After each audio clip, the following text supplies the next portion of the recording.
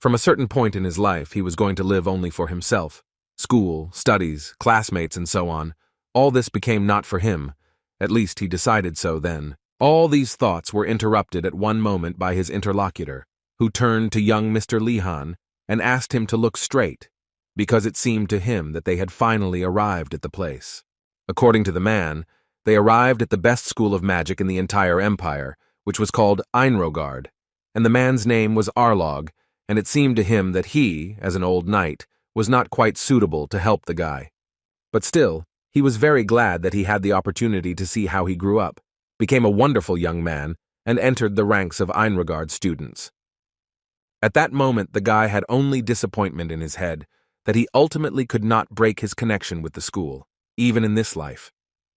His very good friend congratulated him on his graduation.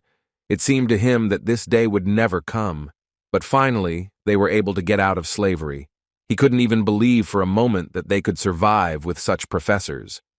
Li Kan completely agreed with him, because one could only remember the incident when he and the professor walked several kilometers and he told him to join the walking club, or when he was assigned to write an essay of several hundred pages and do it all in one night, but he simply could not refuse and again had to stay awake. But now they can finally forget about this place forever, although according to his friend, some of the guys decided to stay to work at the university as graduate students.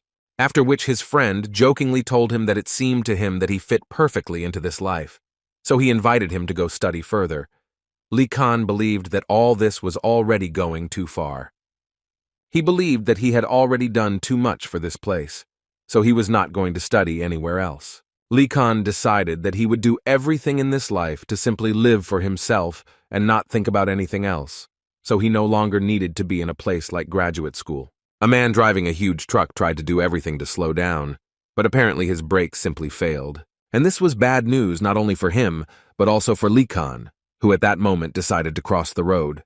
At that moment, his studies and diploma ultimately turned out to be a useless piece of paper, but his intention remained unshakable even after rebirth. After this terrible accident, Li Kan woke up in a new body, but the most important thing was that he remembered every moment of his past life. But in the next life, he became not just a man, but the third son of the strongest magical house in the empire, and he simply could not believe that all this was really true. He was reborn in another world, and also an aristocrat. It really was something out of fantasy. It was impossible to say that he actually liked all this very much, because he became the third son of a rich and powerful family, and it really couldn't have been better. Li Han believed that he was rewarded for attending the university in a previous life, and for studying so hard, and it seemed to him that this was his chance to relax. But a little later it turned out that he was incredibly mistaken. After all, it is worth taking into account only the first rule of the Vardana's house, that the first son inherits everything, but the rest of the sons are obliged to determine their own path. Fortunately, the family supports all educational endeavors, so young Li Kan asked the old knight to teach him fencing because he believed it would be useful to him in the future, and besides, there was no better lesson. Arlog even suggested that he take advantage of this and take the path of the sword, but Linnuk considered this not the best idea, because he believed that he was destined to become a magician, and besides, it seemed to him that this path was more stable than the path of the sword. But then he realized that it would be better if he did not say this, because Arlog is still a knight, and it could sound too offensive and ambitious. Although the man's reaction was incredibly unexpected, because he suddenly bowed his head in front of him and began to say that he was surprised by his intelligence at such a young age. And this was not surprising because, according to him, most noble children have illusions. That is, he wanted to say that they are too ambitious at a young age.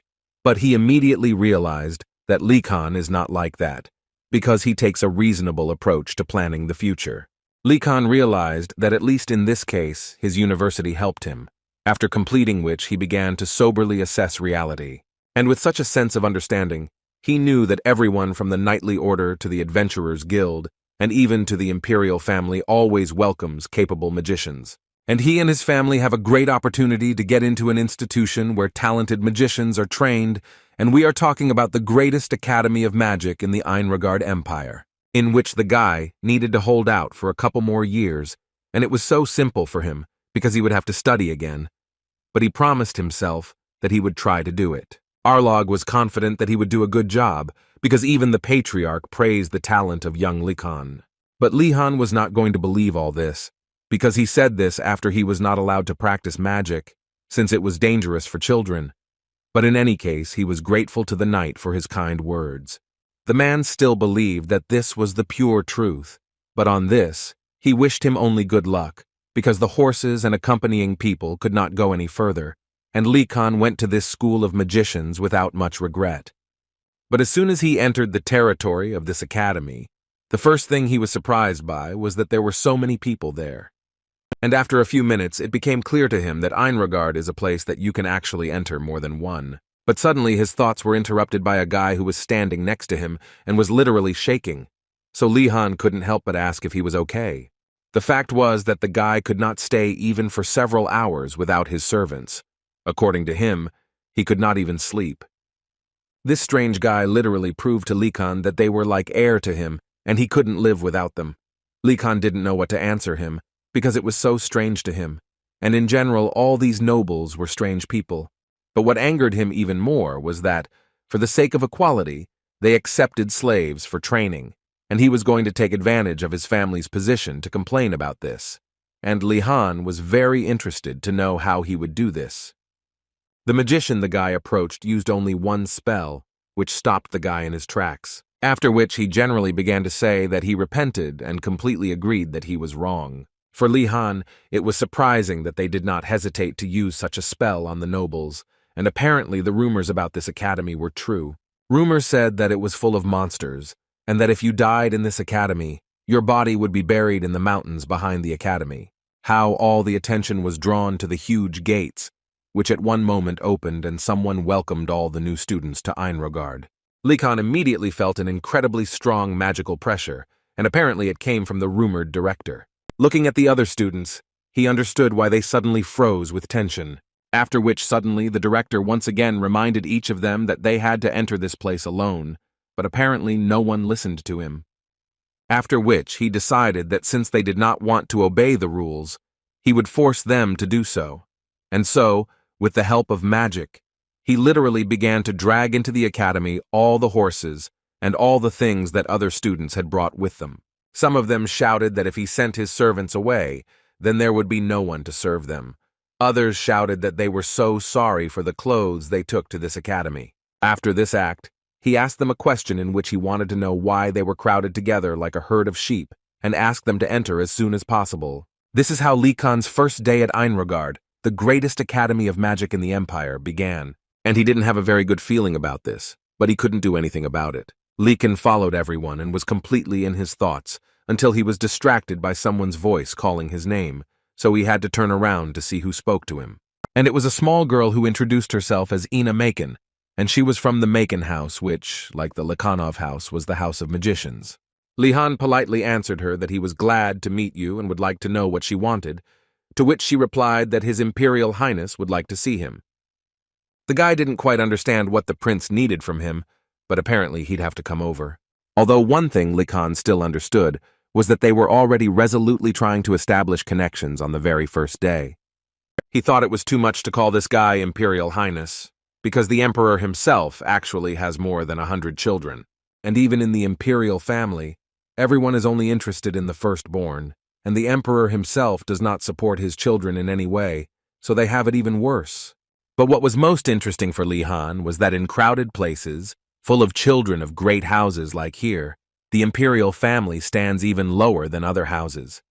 Even below Yena Maken's house, Likan didn't understand why she behaved like this. Lihan meant that he doesn't understand why she is helping some unknown prince, but in any case, it was worth considering that this was much better than making enemies.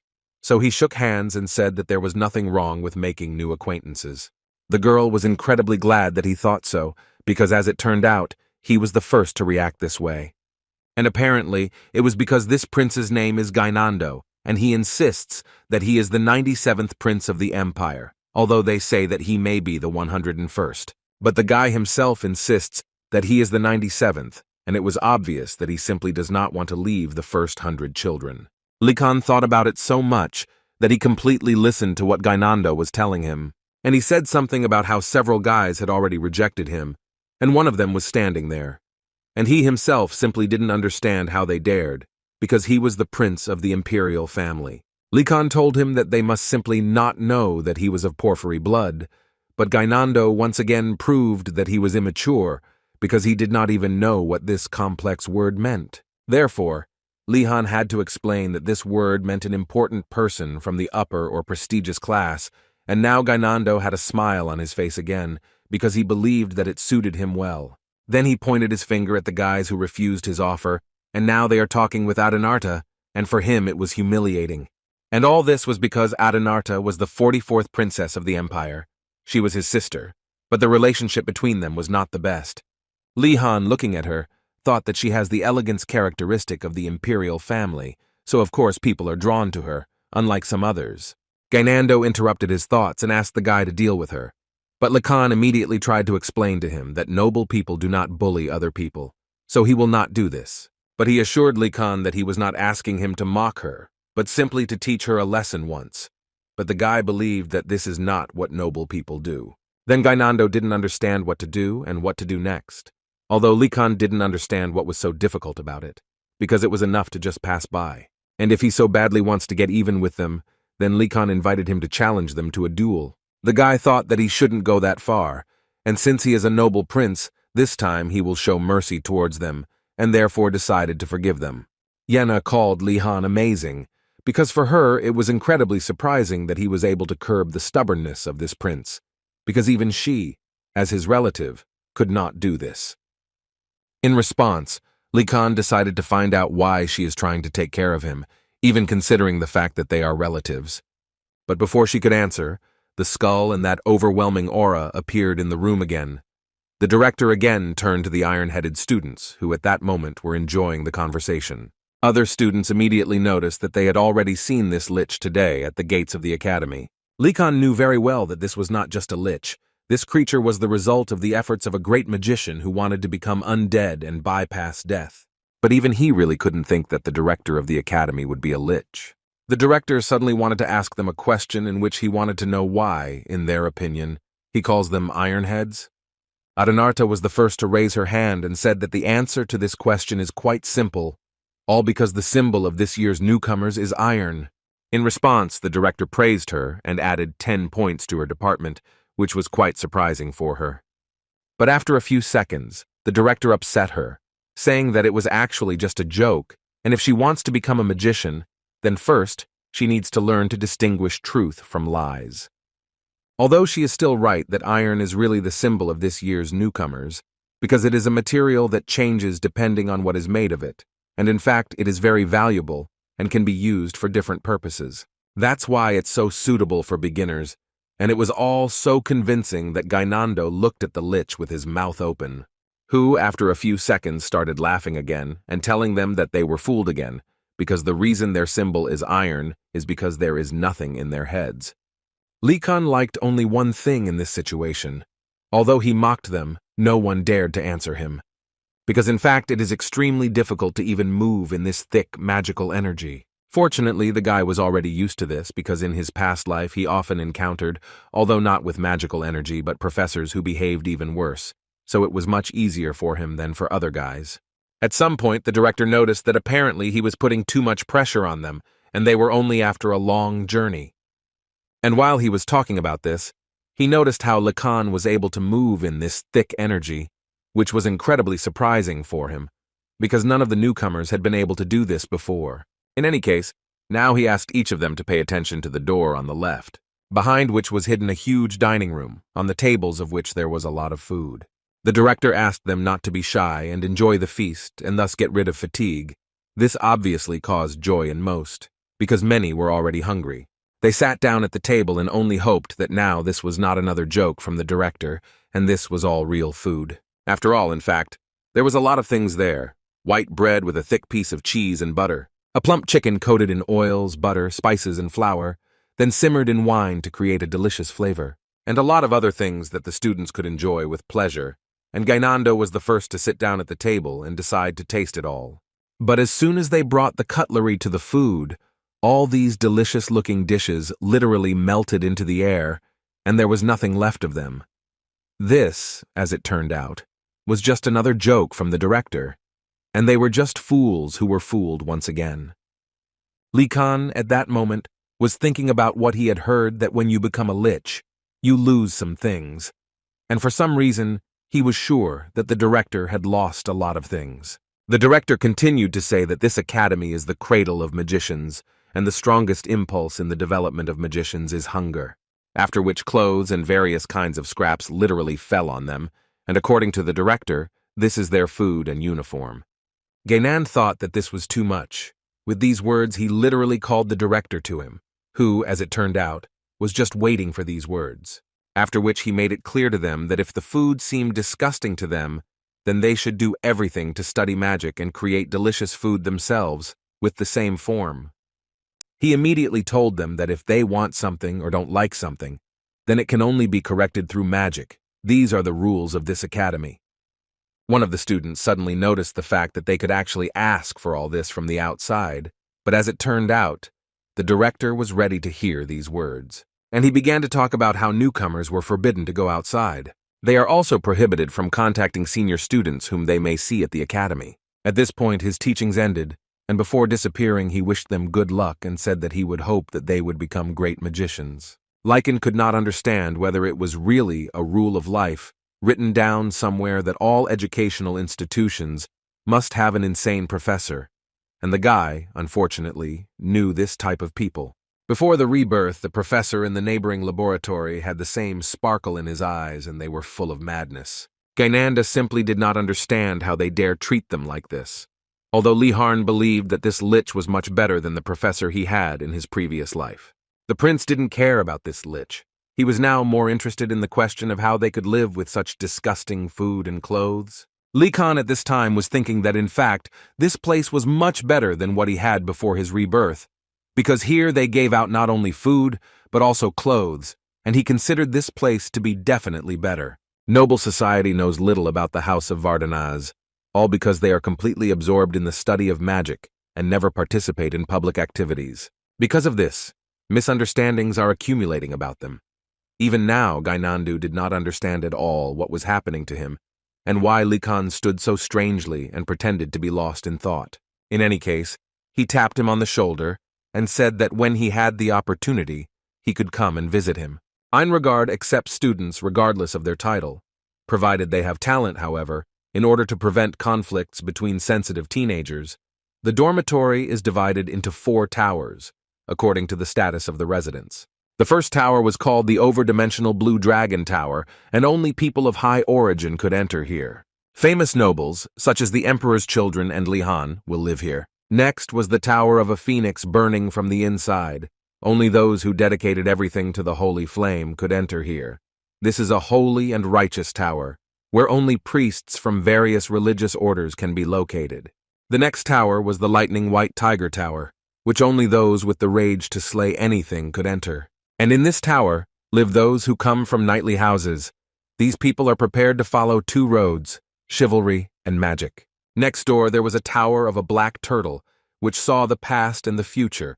Only those with limitless patience could enter this tower. Here there are various people, townspeople, servants, slaves, clowns, beggars, merchants, and new nobles of the lower class. Unlike other dorms, they are simply ignored due to their low status. Therefore, almost all the newcomers who got into this tower were intimidated and no one wanted to talk or communicate with them. However, there is always an exception, and it was Li Khan, in whose eyes they are ideal business partners.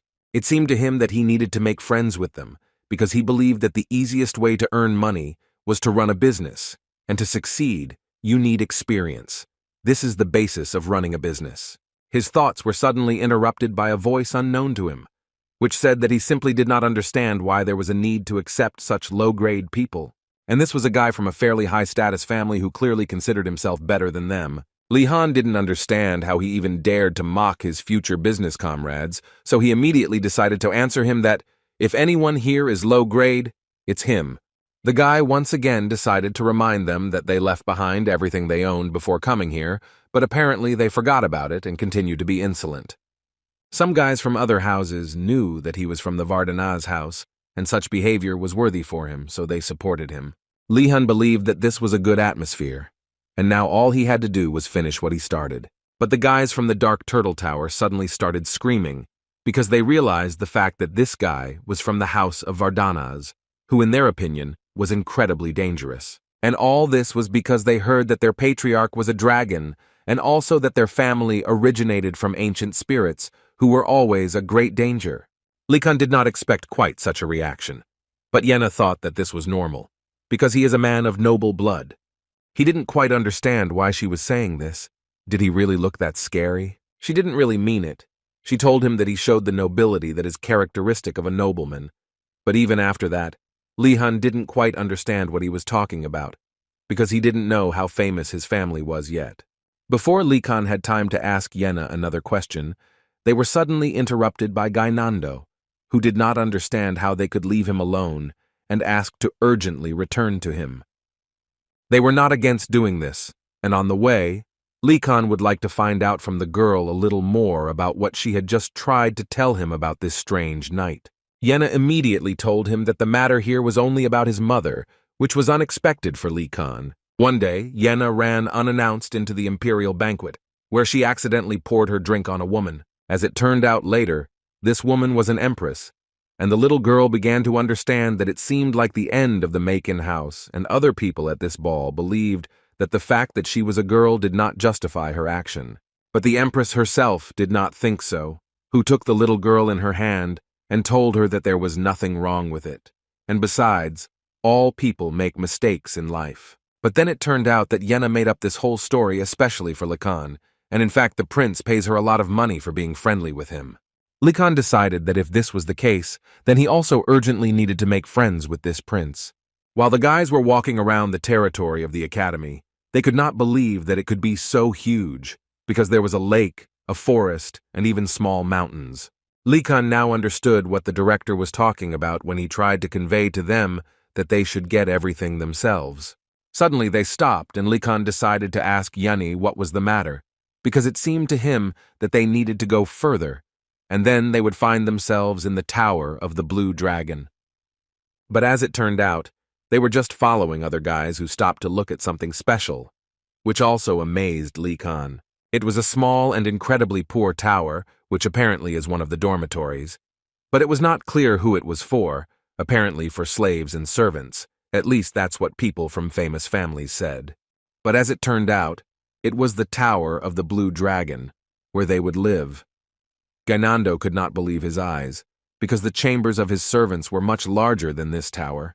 Lee Han was more interested in the fact that it was very small for so many people, so they were unlikely to fit in. But as soon as he stepped into this tower, at some point everything around disappeared, and his body seemed to be transported to some additional space. He didn't fully understand what was going on here until he heard someone's rather strange voice telling him welcome. And then the most interesting thing happened. This strange voice decided to ask Lee Kun where he was going and where did he go. After this question, Lee Kun began to understand what was going on and what was happening. As expected in the Magic Academy, the dormitory is a magic tower, so Lee Han decided to first clarify where he could send him. This magical guide immediately noticed that the guy adapts quite quickly, and it's quite pleasant to watch. In any case, Lee Kun was informed that right now the only places he could go were firstly his room. And the second option is the iron breaking room, exclusive for first years. Lee Kun decided to notice that in the future, there will be other places where you can go. And this strange voice confirmed this information, and also added that for some places you only need to know their name, and for others, you will need to know something that they won't know other. But this voice immediately made him understand that this would not happen for now, if only because the director forbade him to do this, so the guy had to ask to be taken to the room. This magical assistant accepted his wish and carried him into the room, simultaneously saying, "Welcome to the academy, young magician." After some time getting acquainted with the rules of the academy, Lee Har realized that with the exception of key subjects, the rest of the classes can be taken by choice, and they will be given a month of time to decide. He also learned that the director's name was Osu Gonadaltz, and this prompted the guy to think that, in fact, everything here was not so strict. In this academy, it was easier than in the graduate school that was offered to him. Besides, he liked everything here, because at least here the rooms are very spacious, and they have absolutely everything you need. But only Lee Kun thought so, His friends whom he met believed that this was a damned place, and there was absolutely nothing in the rooms that they needed. At this point, the rules were clear to the guy, so he thought about why he shouldn't find out what classes others had signed up for. In the restroom, he met with Yenna, from whom he wanted to find out what she would like to study, to which she confidently answered him that most of all she would like to study alchemy. Since the girl had always been interested in her, and her dream was to establish her own workshop and supply products to the imperial family, for Lihan it sounded quite profitable. As soon as she heard that the guy liked this idea, she immediately invited him to work with her, but according to him, alchemy is a rather difficult business, and he needs to think about it. The alchemy industry in the Empire was highly competitive, from spreading bad rumors about competitors to monopolizing elixir ingredients, with countless guilds fighting for market share. His thoughts were interrupted by a girl who would like to ask him what subject interests him. This question put the guy a little at a dead end, but mentally he always understood that he would choose a subject that would be less in demand and easier to learn. Therefore, his main goal was to become an imperial officer. In other words, a civil servant. The field was not really important to him. Grades and qualifications mattered. He believed that such a passionate girl would be upset if she heard such things, so for now, he did not tell her this. And he decided to say that, for now, he was planning to try everything first, within a month, because he was sure that it was better not to rush with important decisions. And while he was talking about this, Gainando ran out to them, who was literally shouting about that they had big problems. And the thing was that it seemed to him that a thief had been in his room, because everything was gone from there. It was completely empty. But somehow, no one paid attention to his screams, because they all understood that in fact, this was normal. The next day they had their first lesson in basic magic, and Leecher understood perfectly well that this was the main subject in the first year of study. But at that moment he was thinking that everyone in the dorm has their own preference for how to spend their free time. But he still didn't understand what was wrong with all of them. Ina didn't understand why he was so cheerful, because they were all just hungry, and besides, their beds were incredibly uncomfortable, so they didn't get enough sleep. Licker really didn't understand why it was so difficult for them, because compared to their past life, these were flowers. He always remembered the time when he was told that he would have to spend the allotted time for lunch at work, and so that he would not be so sad, he was given an energy bar. Likar didn't really know how to react to this, because it seemed to him that this was already some kind of slavery. Therefore, he actually had something to compare with, and in this place it was several times better. Finally, the guys approached their audience, and they were so grateful to the gods that it was on the first floor. But as soon as they opened the doors, their happy faces immediately changed. They literally began to fall over in shock because of what they saw there. They were sure that this was their audience, but there the troll woman scared them so much. Trolls are fierce and dangerous monsters, notorious even to aristocrats who are very concerned about their safety. And yet, knowing this, Lihar also could not believe that in their audience there was a troll dressed in ordinary clothes, who was also glad to see them, and invited each of them to sit down in their seats. Although they were not sure of their safety, they still occupied all the free seats in this lecture hall. After which this woman introduced herself as Garcia, and she is a half-breed. She also immediately assured them that she understood their fear. But they had nothing to fear, because, according to her, she does not eat people. But then she changed her mind and said that this would happen until she got very hungry. Now Lihar had to tense up a little, because he didn't understand whether she would eat them in the end or not. Of course it was a joke, but she immediately regretted saying it, because the faces of these guys became even paler. In any case, it's time for them to start the lecture, and she started it with the fact that most of them have never used magic before. This is due to the fact that it is extremely dangerous, and therefore only adults are allowed to use it. But she was in a hurry to please them that they were magic seeds that received the title of iron. So the purpose of her lecture was to explain the essence of magic, and also to help them determine what type of magic they were predisposed to. She immediately warned them that the path to magic is very difficult and harsh, but she wants to become a compass for them that will show them the way. Likan was very surprised that not all the professors here looked like the director. Garcia, meanwhile, decided to start from the very beginning, and therefore wanted to find out from them what magic is. One girl decided to answer that this is what magicians use to change the world with their will. Garcia noted that this is a good answer.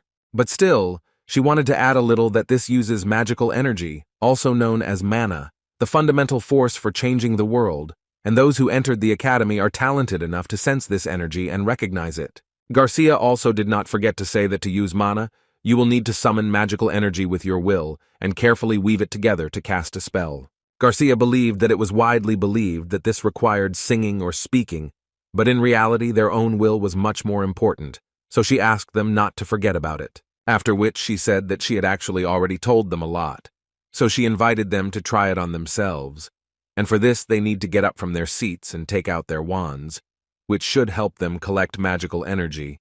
Likan was most of all glad about this, because finally they will be able to use magic. Garcia told them that while they were holding the energy, she wanted them all to imagine light in their heads. For some guys it was too difficult no matter how hard they tried, but it was very difficult to imagine. Yenny actually had the idea in her head that it felt like you were pulling on the reins of a wild, rushing horse, and if you lost concentration, even for a second, it would dissipate. Garcia at that moment continued to say that while they were concentrating on not letting the energy dissipate, she suggested that they cast a spell. The text of the spell contained only one word, light, but after Garcia said it, the entire lecture hall was literally seated. According to the teacher, the spell can be anything that comes to their mind, but she asked them to keep in mind that it is easier to pay attention to a short word. Likan decided to structure this whole process a little in his head, and the first point was that he needed to collect magical energy, the second point was to turn it with his will, and the third point was to cast a spell. Having completed all these points, he succeeded, and his wand literally shone, but Likan still believed that this was not enough. But the other guys' success was far from better. Some had sticks falling out of their hands, others had only some sparks instead of light. In general, Gainando's magical energy acts on its own and he could not control it. Therefore, Garcia decided to help him a little and extinguished his magic, which he no longer controlled. Then she added to him that if he loses control, then the magic can rebel and harm someone. But to prevent this from happening, she is there. So she allowed them to practice and not worry about anything. The second attempt for the guys was no more successful, because they never managed to do anything even close to what Garcia asked of them. Although the woman herself knew very well that the light spell is the simplest, mastering it usually takes more than a month of practice, so she was not surprised that they had no way to do it. But still, she believed that students should cope on their own, so she would not tell them about it. It came to the seventh attempt, where there was only one student left who was still at least somehow trying to do what was asked. And this student was Likan, who raised his hand to ask if he needed to continue, because as you could see, the majority had already given up and he was left alone. Garcia was actually amazed that he was still standing and making his seventh attempt, because she knew very well that even if a first year has a lot of magical energy, they usually only last 5 attempts. In the East, some tribes call magical energy quite unusually. They call it ki. Scientists who like to show off call it ether, and some stubborn priests call it divine energy. This phenomenon, which goes by many names, is essentially the source of the magician's power, since each time they cast a spell, it must be used. It goes without saying that young novice magicians are often faced with a lack of magical energy. However, Garcia could not tell that he looked tired, despite the fact that he was trying for the 7th time, so she asked him to tell him his name, and the guy introduced himself as Lihan, and the fact that he said the first name and not the family name gained the favor of the professor, who I saw a student not trying to stand out. Therefore, with a smile, she asked him to come forward so that she could examine Likan in more detail. As soon as he was next to her, she immediately asked him to give him her hand, which he did without any problems.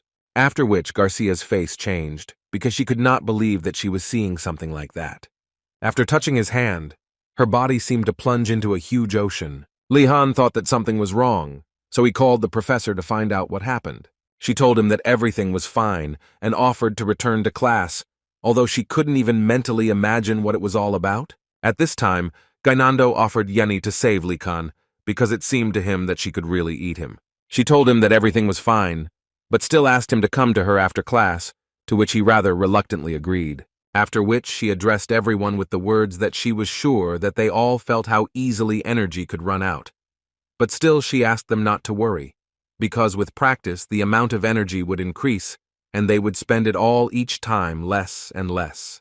She decided that it was necessary to say once again that she does not eat people so that everyone would understand this, after which she notified everyone that the lecture was over for today, and they had all worked hard. After class, Lee Khan, as the professor asked, went into her office and he was immediately interested to know why she called only him. She told him that, to be honest, she heard about him even before the lecture from the director. This surprised the guy very much, because he didn't even think that that lich remembered him. She noticed that he was clearly starting to worry, and Garcia immediately decided to calm him down, saying that he really had nothing to worry about. She also told him that it may seem, of course, that the director has a little problems in his head, but in fact he is very kind. She told him that the students don't know this, but the director has a keen eye for people, and every year he tells the professors about new students. For example, last year he talked about beast people, who in his opinion are more capable than just burning down a dorm at one time, and also about a half-demon, next to whom you need to carefully use holy magic. But this year he talked about Lee Khan, about whom he said that the guy has the qualities of a huge fool. Garcia didn't understand what he was talking about and why he called the guy a huge fool, because she didn't know how to understand it. But as it turned out later, in the East, there is an expression that what seems ignorance can be associated with wisdom, and in fact, he wanted to say that he saw in him the qualities thanks to which Lee Khan would greatly succeed. Therefore, Garcia became interested in finding out what kind of student this was, and she had high expectations about Lee Khan. That's why she called him to her office. But on the other hand, she understood that she couldn't tell him all this. Therefore, she decided to say that she asked him to come in because she saw that he had too much magical energy for a first year. Lee Khan, of course, was happy about this, but he still didn't understand why she called him for a personal conversation, because this could have been discussed in a lecture class. But then she still told him that he didn't just have a little more of her. He had so much of her that even she couldn't imagine where her limit ended. Now Lee Khan understood why she called him straight into the office and didn't say it in front of everyone. The amount of magical energy is a decisive factor for a magician. If there is not enough of it, then one has to use intricate methods to draw out more, and the presence of a large amount of energy, in turn, frees one from such restrictions. In other words, this indicates great talent. Lee Khan at that moment understood that if the professor was telling the truth, then a bright road to the future was prepared for him. But she suddenly stopped his joy and suddenly said that it was such a pity. Lee Khan didn't quite understand what she meant and why she suddenly felt sorry. Was it really a bad thing to have a lot of energy? Garcia, not particularly happy, replied that having a lot of energy is actually not bad, but the guy has too much of it, which worries her a little. Therefore, she decided to explain to him using the example of a glass of water. While the water is contained in the vessel, it is easier to control it. However, if he needs to control an entire sea, then it will be much more difficult. Lee Khan seems to have begun to understand that the complexity of controlling magical energy, which is the basis in his case, is at an unreasonably high level. While he was panicking, Garcia decided to put a bracelet on him, which she said would help with this. According to her, he absorbs magical energy and should help him a little. Lee Khan realized that as long as the bracelet was on him, there should be no problems. But she immediately upset him again, because it would not be entirely logical to call him here if the problem was solved so simply. Garcia told him that the bracelet would help him if he used a lot of spells to drain his energy. And there was good news for him. She allowed him to practice on his own, since nothing would happen if his energy was depleted. But Lee Khan was not entirely happy with such an offer, but still thanked her. After he left her office, the only thought in his head was that now his future looks a little bleak, and from now on he needs to keep all his grades up. Therefore, he decided to ask his friends again if they had decided on any activities. Ina decided that she would attend a course in alchemy and invited them to go with her. Gainando immediately decided to say that alchemy is actually a servant's job, and he doesn't understand what is being taught at all, so it seemed to him that Ina was stupid. Lee Khan immediately realized that the prince had said this in vain, because Yenna had already asked him to move away so that she could get closer to this smart guy. A few seconds later, she dealt him a precise blow right in the face, simultaneously telling him that he would never dare ask her for medicine again if he suddenly ended up in the hospital. Lee Khan knew a little about fighting thanks to Arlog's fencing lessons, and in his humble opinion, it was a 10 out of 10 blow that Gainando will remember for a long time. But still, he was not entirely sure that the prince could be beaten like that. but the girl assured him that in fact, everything was fine. She would only need to ask him for forgiveness the next day. Lee Khan realized that it looked like this. This is not the first time this has happened. Suddenly they stopped, because they saw that in front of them, there were a lot of students from other towers, and especially from the Black Turtle. And it was not entirely clear what they were doing here. Lee Khan, of course, actually didn't care at all, but their views worried him incredibly much. He knew that peasants usually have two ways to react to the appearance of a nobleman. They are either afraid because they do not want to get involved with him, or they demonstrate hostility, as for example they do towards Lee Khan, whom they feared because of his last name. The guy himself was well aware of the fact that if he behaved too friendly, it could backfire on him. But suddenly, his thoughts were interrupted by a rather familiar voice, and it seemed it was the professor. For all the kids at the academy, after the Lich director and the half-troll professor, it wasn't strange to see another quirky professor. But this professor wasn't that special. He was just an ordinary old gnome. His name was Yurgulm Gomdar, but he allows his students to address him as Professor Yurgulm. He was sure that they all had the same thought. They have such a majestic academy. But for some reason they gathered in a clearing where there is not a single desk. Why is that? The princess raised her hand again and decided to say that they did this in order to feel the mana of nature and understand what forces existing in nature are important for the alchemist. Yurgulm looked at her with incomprehension because this was the wrong answer.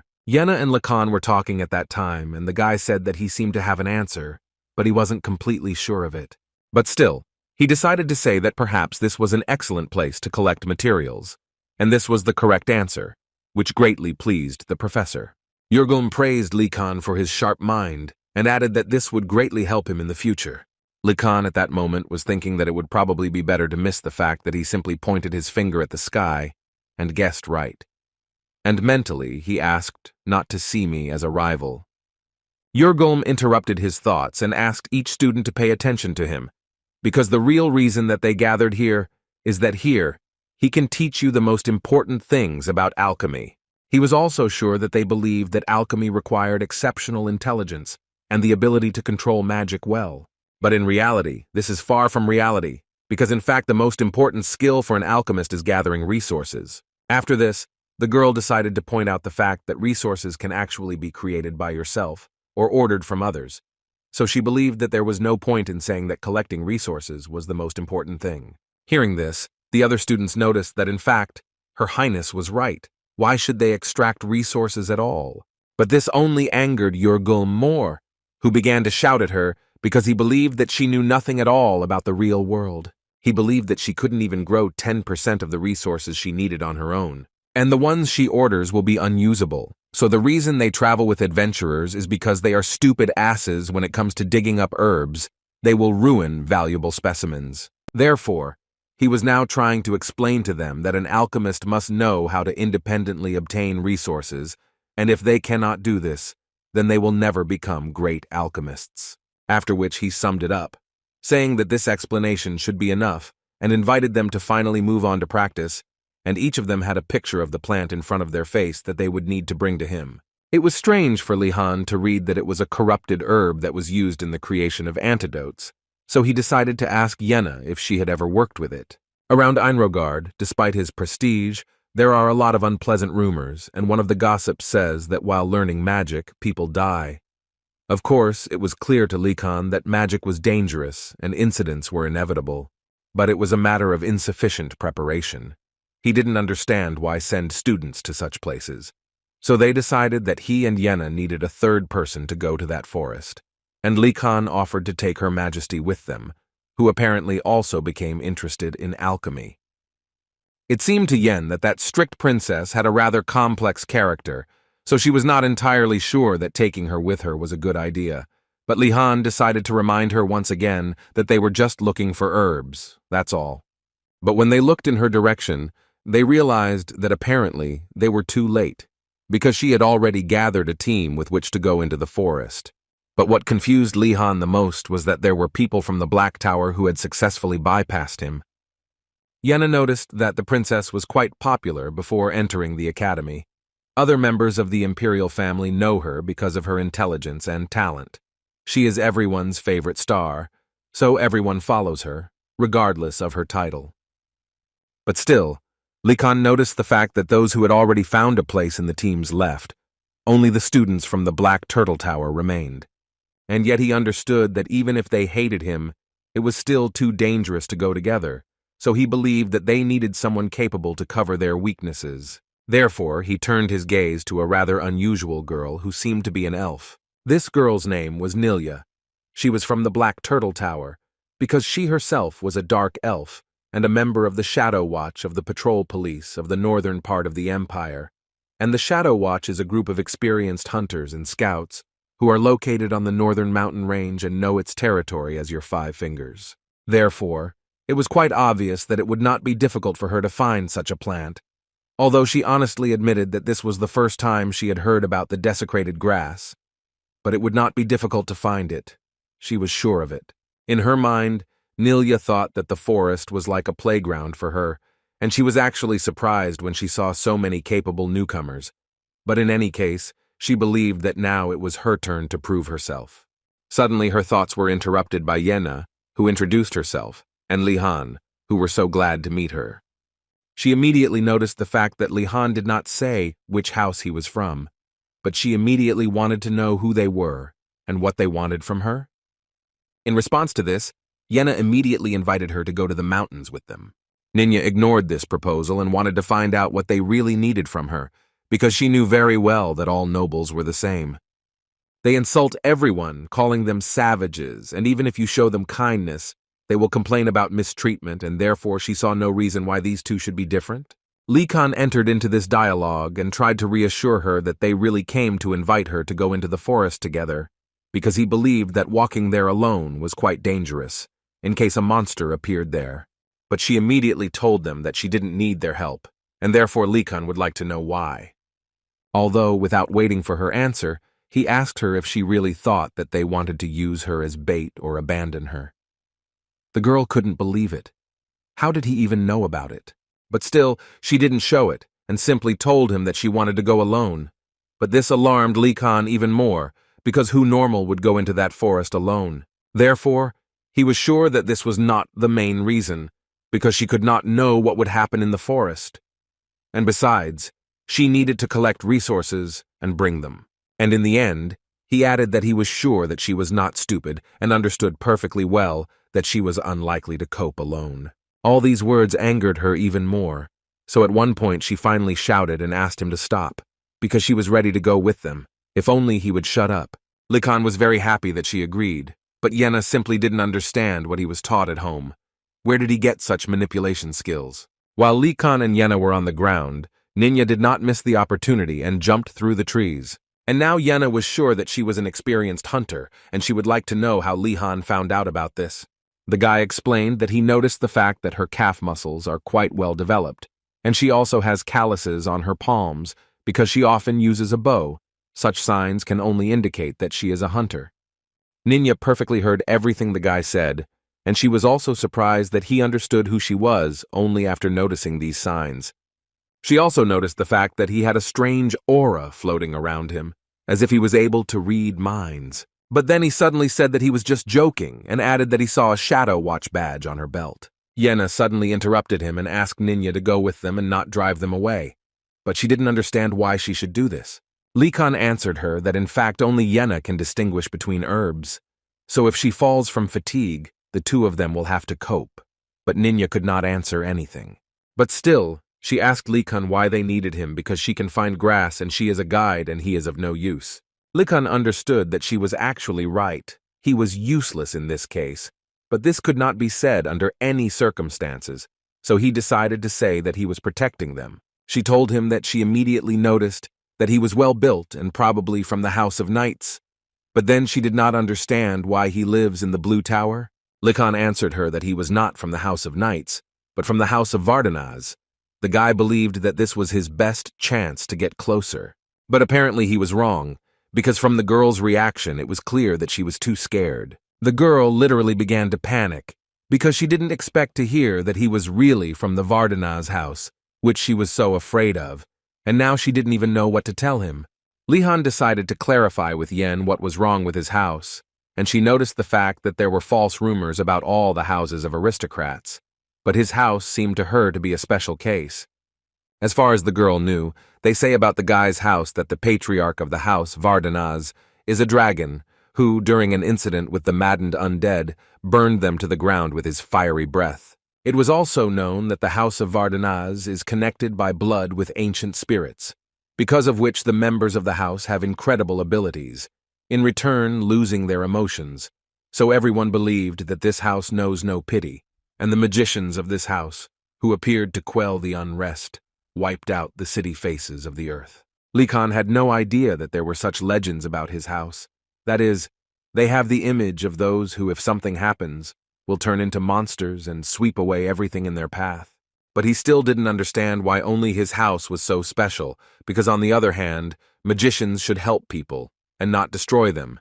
And so Yenna asked him not to dwell on this and move on with his life. Looking at all this, Ninya realized that she certainly doesn't know what about the rest, but the gossip that they have no emotions is definitely false. Therefore, she still continued on her way with them, but only with one condition. She asked him to stop whining, otherwise he would go on alone, and Lee Khan had no choice but to agree with this. After some time of walking through the forest, she suddenly stopped and jumped down to them, simultaneously asking them to stop as well, after which she asked them to pay attention to what was behind the bush. And there one could see quite large traces of some kind of animal, and even worse, a monster. Ninya also did not forget to add that since they are shallow, it seems to her that they were left by an animal that is able to control its strength in order to hide its tracks. But looking at her fellow travelers, she realized that they were actually not interested in this at all, although they were trying to pretend otherwise. And so she realized that she was getting carried away again and should unlearn it for now, because such things are only of interest to the villagers. So she told them that it was really not that important. But before she had time to say this, Lee Khan approached her and asked if she could find out anything else by looking at these traces. It was so unexpected that the girl couldn't even say a word in response to it. She just couldn't believe the fact that he was really curious, so she asked him again. Lee Han didn't quite understand why she was asking this if he had just asked her to do it. Ninya explained to him that he was from a big house, which is why she thought it was so strange. Then she added that when you come across such traces, it is best to be careful. After all, one could notice that this animal not only has large claws, but one can also predict what kind of creature lives here. But it is still very difficult, because as far as Ninya heard, quite a diverse fauna lives around the school. And she was right, because the territory of Einregard is really rich in magical energy, which affects the land, so different types of monsters converge here. Of course, Ninya did not forget to add that there are also monsters created during experiments and monsters that appeared from discarded elixirs, such as strangely shaped slugs. Lee Han, listening to all this, could not help but notice that there were clearly big security problems here. But suddenly, Ninya suggested changing their plan, and instead she wanted to follow these tracks, so she believed that they would have less chance of being ambushed. Lee Khan was not against such an idea, but he also wanted to ask her for something, namely that she would teach him to read the tracks. She immediately answered him that it was actually not as easy as it seemed to him, and most likely he would quickly give up. But he assured her that if she taught him, he would do his best to learn it. Although Ninya was against this idea, she still told him that he could try. After some time, as they walked through this forest, they still managed to find the very grass that the professor asked them to bring. Ina just thought that they were out of luck, because so far they had only been able to find 2 pieces, but she still believed that they could quickly find another one. She was also sure that there was definitely no one else nearby, so they should move on. But no one answered her, so she decided to turn around and ask them what happened and why they were ignoring her. And there she saw a not very pleasant picture. In front of them stood a huge boar, who clearly did not intend to show them where the secret grass was. Lee Khan noticed that, judging by the fact that he felt magical energy in it, this was not an ordinary boar. Ninya could have said without him that it was a monster, and they needed to come up with something urgently. The guy understood that this was too dangerous a situation for them, and so he began to take out his wand because, in fact, he didn't have any other weapon. He decided that this was the perfect moment to use his wand. But since Lee Han was not yet very good at magic, he decided that in this situation it would be best if he changed the size of the wand, which was quite easy to do. Ninya immediately calmed down a little because she remembered that Likan was from the House of Magicians. And this is not to mention the fact that his house is the best in the Empire, so she was sure that he must have learned a couple of spells before entering the academy. But still, she decided to ask him again if he was confident in his actions, but the guy was not quite ready to give her an answer to this question. Ninya turned to him and said that if he was not sure of his actions, then he should take his red-haired girlfriend and run, and she, in turn, would take him away from them. Yenna and Lihan couldn't believe their ears that she was so worried about them, but she believed that only she could do something like that. Likan was very grateful to her, and asked her to take care of him if the situation suddenly got out of control. In the meantime, he decided to try to fight this monster, and Ninya was incredibly interested in finding out what spell Likan uses to defeat this boar. When Lihan was about 10 years old, he was told that the sword may be the king of all weapons, but he should not rely on it alone. He was taught that he must master different weapons in order to be ready for any situation. Only those who have achieved an understanding of the process can learn to pour mana into their weapons. This is called the aura mode. But his teacher then thought that when the boy grows up and learns the truth, he will be disappointed, because only a small number of gifted people can achieve this regime.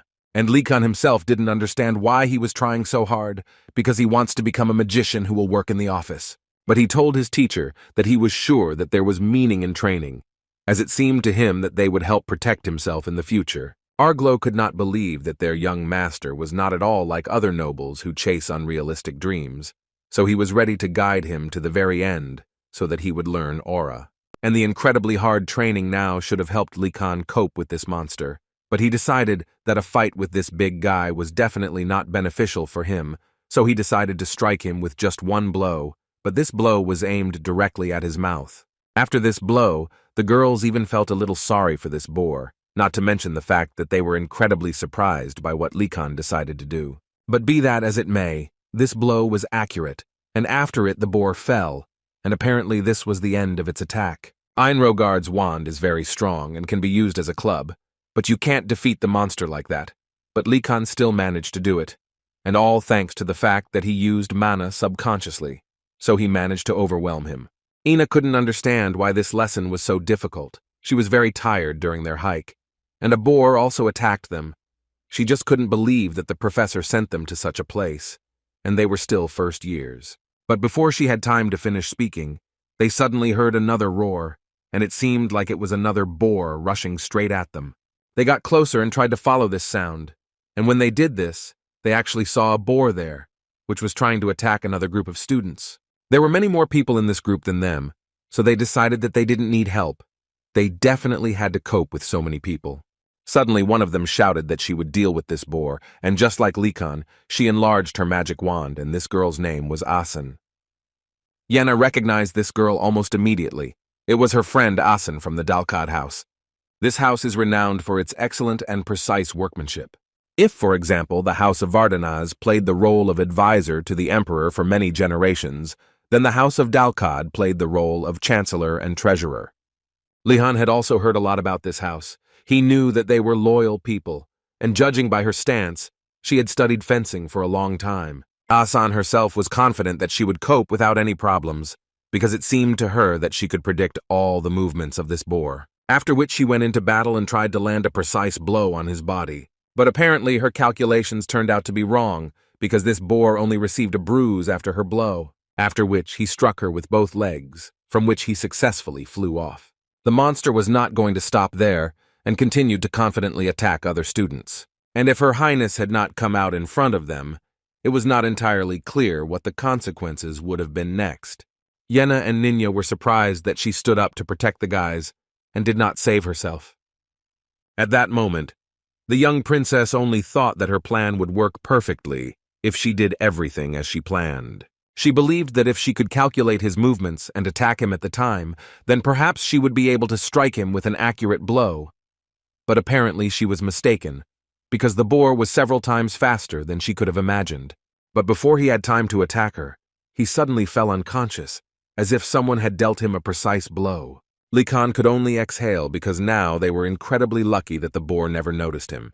Ninya believed that this incident should teach him the importance of approaching from the leeward side, and he, in turn, hoped that she would continue to give him such useful advice. The princess, to put it bluntly, did not expect to see Likan Vardanaz here, but still she did not forget that she should thank him for his help. The guy immediately answered her that she didn't have to thank him, because in his place anyone would do the same. Ninya didn't understand only one thing. Why did they address each other so formally? Isn't familiarity supposed to be the norm between classmates? His Majesty promised Likan that she would definitely repay him. Then Likan decided to immediately ask her for a favor, since she wanted to thank him so much. She did not expect such a turn of events, and did not even guess what he would need from her, but still allowed him to speak. Likan's request was that he asked her to recommend him a subject where it would be easy to get good grades, and he asked her for this not in vain, because he knew very well that she had many connections in the academy. The girl did not expect such a request, and at first did not know how to answer this question. She literally did not understand what he wanted to say by this. She was also confused by the fact that a member of the Vardanaz house was interested in the activity for the sake of grades. Was he really testing her? Suddenly they heard some outside voice that turned to Likan and told him that he knew what item could be ideal for the guy. As soon as he heard this voice, he immediately had a bad feeling. It was a trembling in his body that was so familiar to him, and the atmosphere itself was heating him up. An alchemy teacher suddenly appeared behind him, who frightened him incredibly, and at the same time reminded him that this was an alchemy class. And in the guy's head there were only thoughts that it was as if he had met his professor from a past life. But then he immediately asked himself to calm down and come to his senses, because there was no reason to be so nervous. In addition, he himself has quite a lot of life experience, and he is no longer the immature student he was then. Therefore, he gathered his strength and answered the professor that his occupation seemed good to him if he had enough enthusiasm and dedication. But in response, he received only a malicious answer from the professor, who promised him that the guy would have both enthusiasm and passion. But with this, the professor ended his speech, and with it the lesson itself, so Likan could finally exhale calmly. Although he still did not forget to add that he was sorry that other groups did not meet these guys, Asen could not believe that he sent them to them on purpose. The professor did not understand this question. Did they really think that he only sent them to pluck the grass? According to him, the purpose of the activity was to allow them to encounter different situations while they search for herbs. And it really didn't matter whether they caught the boar, avoided it, ran away or hid. The alchemist must be able to cope with such unexpected circumstances. Ina was a little upset that they didn't need that desecrated grass, because they actually went through a lot to find her, and the three of them did it together, all together. The professor's face immediately changed. He could not believe his eyes that they had actually managed to find this flower, after which he ran up to them and assured them that they had actually pulled out the golden ticket, and it also seemed to him that they had a talent for alchemy. And as soon as the opportunity presented itself, he whispered in Likan's ear that, as he had said, the guy should attend his classes. The guy didn't want to upset the professor, so he told him that he would try to attend all classes because, as it turned out, he had always dreamed of doing alchemy, although mentally he simply resigned himself to reality. The man himself, looking at this guy, still saw something mature in him, because children at his age are usually rebellious, but this guy is completely different. So he told him that since he had defeated the boar and found the corrupted grass, he decided to give him a special privilege. The man began to tell him that he had a hut near the forest, and he allowed him to come there this semester whenever the guy wanted. Likan didn't quite understand why he came to this hut and what kind of work this old man wanted to load him with. Looking at the expression on Likan's face, the professor realized that he probably should explain himself, because some guys might misunderstand him. And for this, he decided to first ask them what they think the first-year students want most. To which they immediately answered that everyone only wanted food, and the man agreed with them, and he also added that because of this, the students looked a little gloomy, and within a week, he assured them that riots would begin. Likan completely agreed with him because no one could survive on such food for a long time. Besides, only nobles live in his tower, and in this regard it is even worse, because none of them are used to starving. And the man was telling all this for a reason, because as it turned out a little later, this hut is full of fresh ingredients for cooking, as well as spices and vegetables that he personally chose. For Likan at that moment, this meant the same thing as a free pass to an unlimited buffet. Therefore, the guy even wanted to shake his hand and say that the man was the best professor in this academy, and the man could not help but praise the guy in response. But most of the guys didn't think so, because at least he sent a boar at them, and therefore they will never return to this activity again, because next time they might die. Although Lee Khan didn't think so, because in fact, it was not as surprising for him as for the others. So for him now, in fact, the main thing was to get food, which is what he and his new team were doing. The guy, of course, knew how to prepare meat for consumption, because his master taught him in childhood. But it would obviously be difficult for him to cope with this boar alone, and he understood this perfectly well. Suddenly, his thoughts were interrupted by Yena, who offered him her help, if he didn't mind, of course. Lee Khan thought that she didn't look well, so he decided to ask her again if she could cope, to which the girl confidently answered him that of course she would do it, if, of course, he then shared food with her. Ninya could not believe that they, as nobles, were going to cut up this boar, because it seemed to her that they would not be able to do it. In response to this, Lee Khan invited her to do the division together, then she would receive her share of the meat from this boar. Without thinking for a long time, she agreed to this, and immediately invited them to show what the huntress was capable of. As it turned out later, Nilya is a professional in this matter, and Yena came from a home where they know how to handle various materials, with which Lee Khan was incredibly lucky. In addition, the professor was not against providing them with his tools, with which they could cut up the body of the boar, for which Lee Khan was incredibly grateful to him. After a few seconds, they laid a blanket and closed the eyes of this animal, and also took the tools in their hands and were ready to start cutting up. Nilya, looking at Lee Khan, thought that he was actually better, she thought. Apparently in Vardhanaz's house they taught him similar things. Lee Khan decided to tell them that after skinning they would cut the meat into pieces, then hang them on branches, and with the help of the intestines, they would make sausages. The guy was mentally thinking that he didn't know how long this damn life would last, so he decided that he needed to take care of long-term supplies. Therefore, they were able to make quite a lot of different preparations, and the professor was even impressed by the fact that the guy decided to process it all with smoke, which most first-year students do not do. In addition, he believed that this was very important, because no matter what the weather, the meat can easily spoil. So smoke treatment is just a great solution. Mentally, the man could not believe that the guy could go so far, although he had only been at school for 3 days, and worked with meat like a real professional. So the professor never ceased to be surprised by him. His thoughts were interrupted by Lee Khan, who was interested to know if the man was hungry, to which he received a small answer. The guy decided to make a small exchange, and therefore asked the man for butter and bread, and they gave him meat in return, which the professor simply could not disagree with. A few minutes later, the table was set and there was a sea of delicious food on it, which each of them missed. There was even jam, which Professor Yurgulma brought as a bonus. Ina decided to be the first to try this jam, and after a few seconds, she simply could not leave it. It was too tasty, which was quite pleasant for the man to hear. Well-cooked meat, sweet jam, rich, buttered bread, a peaceful, calm river, new friends. This is how Lekken's 3rd day at the Magic Academy passed. After they ate, even after processing with smoke, they were left with a lot of unprocessed meat, and they did not fully know what to do with it. A solution to this problem was suggested to them by Nilya, who said that perhaps they should share this meat with other guys at the academy. Lee Khan immediately thought that he could sell them this meat, and it was just a great idea, although this was not what Nilya proposed. The guy immediately began to say that most students from the Blue Tower have a lot of money, and this will not be a problem for them.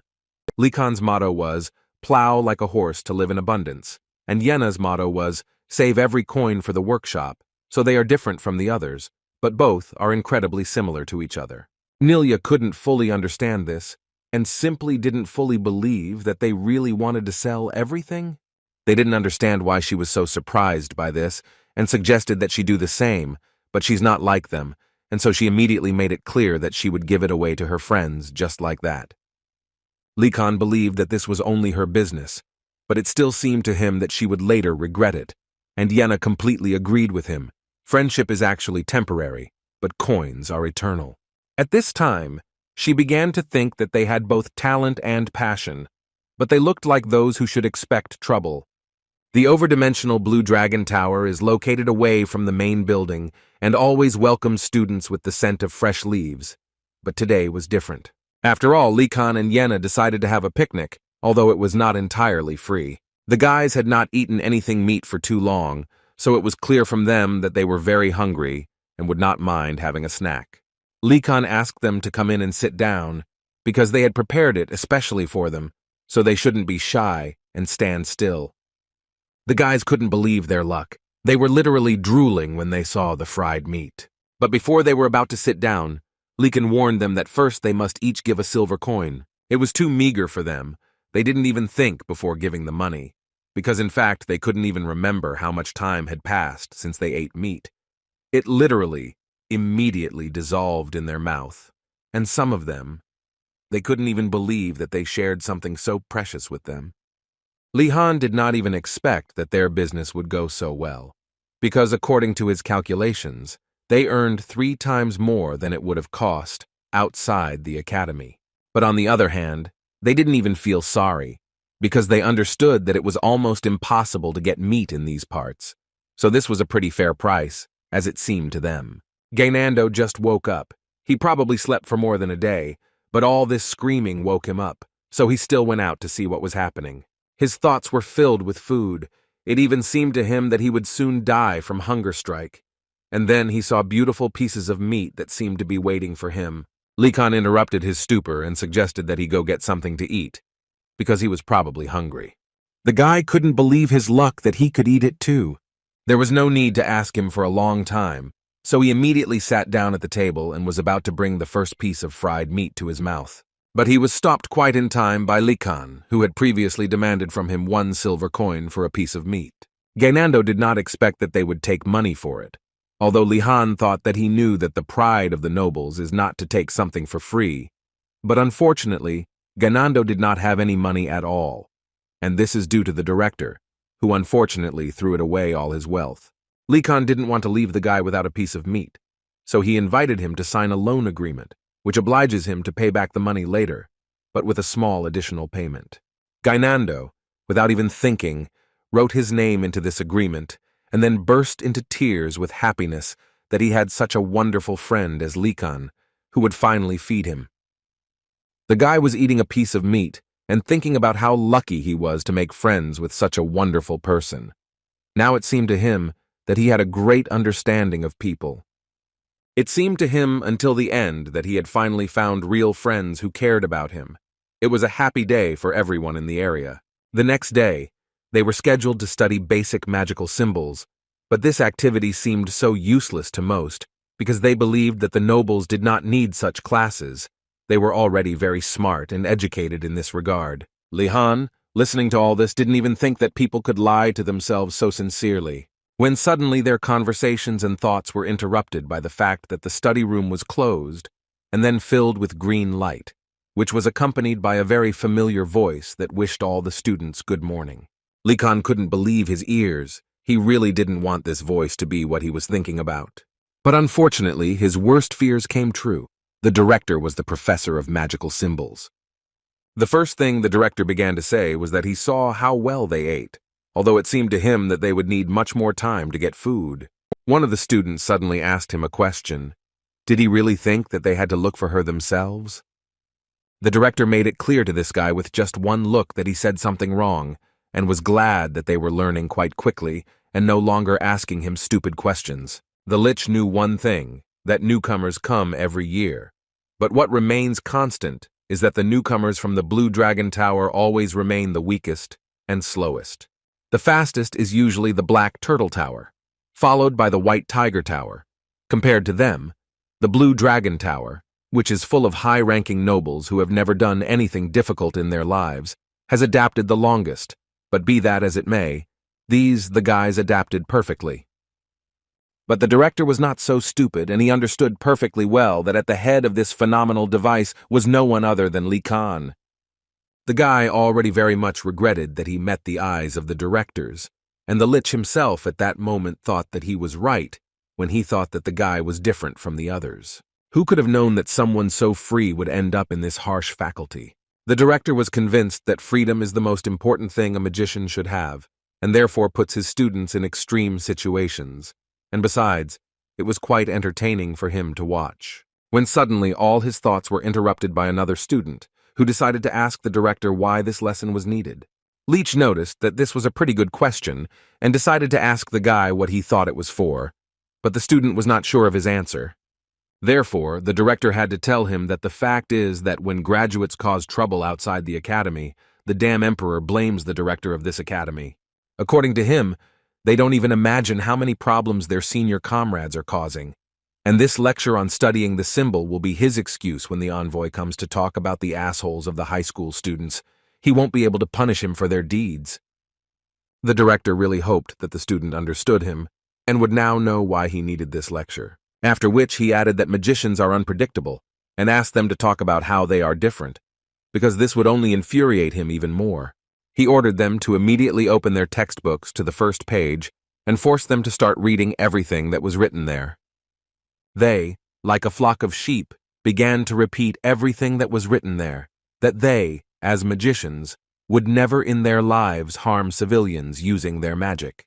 But this was too little for the director, so he ordered them to read it much louder so that other audiences could hear it. Li Han, doing all this, was not particularly happy because he was not entirely sure that it could even work. The director could only hope that today's lecture had stuck in their kind hearts, but in any case it was time to start, and for this he would need 2 assistants.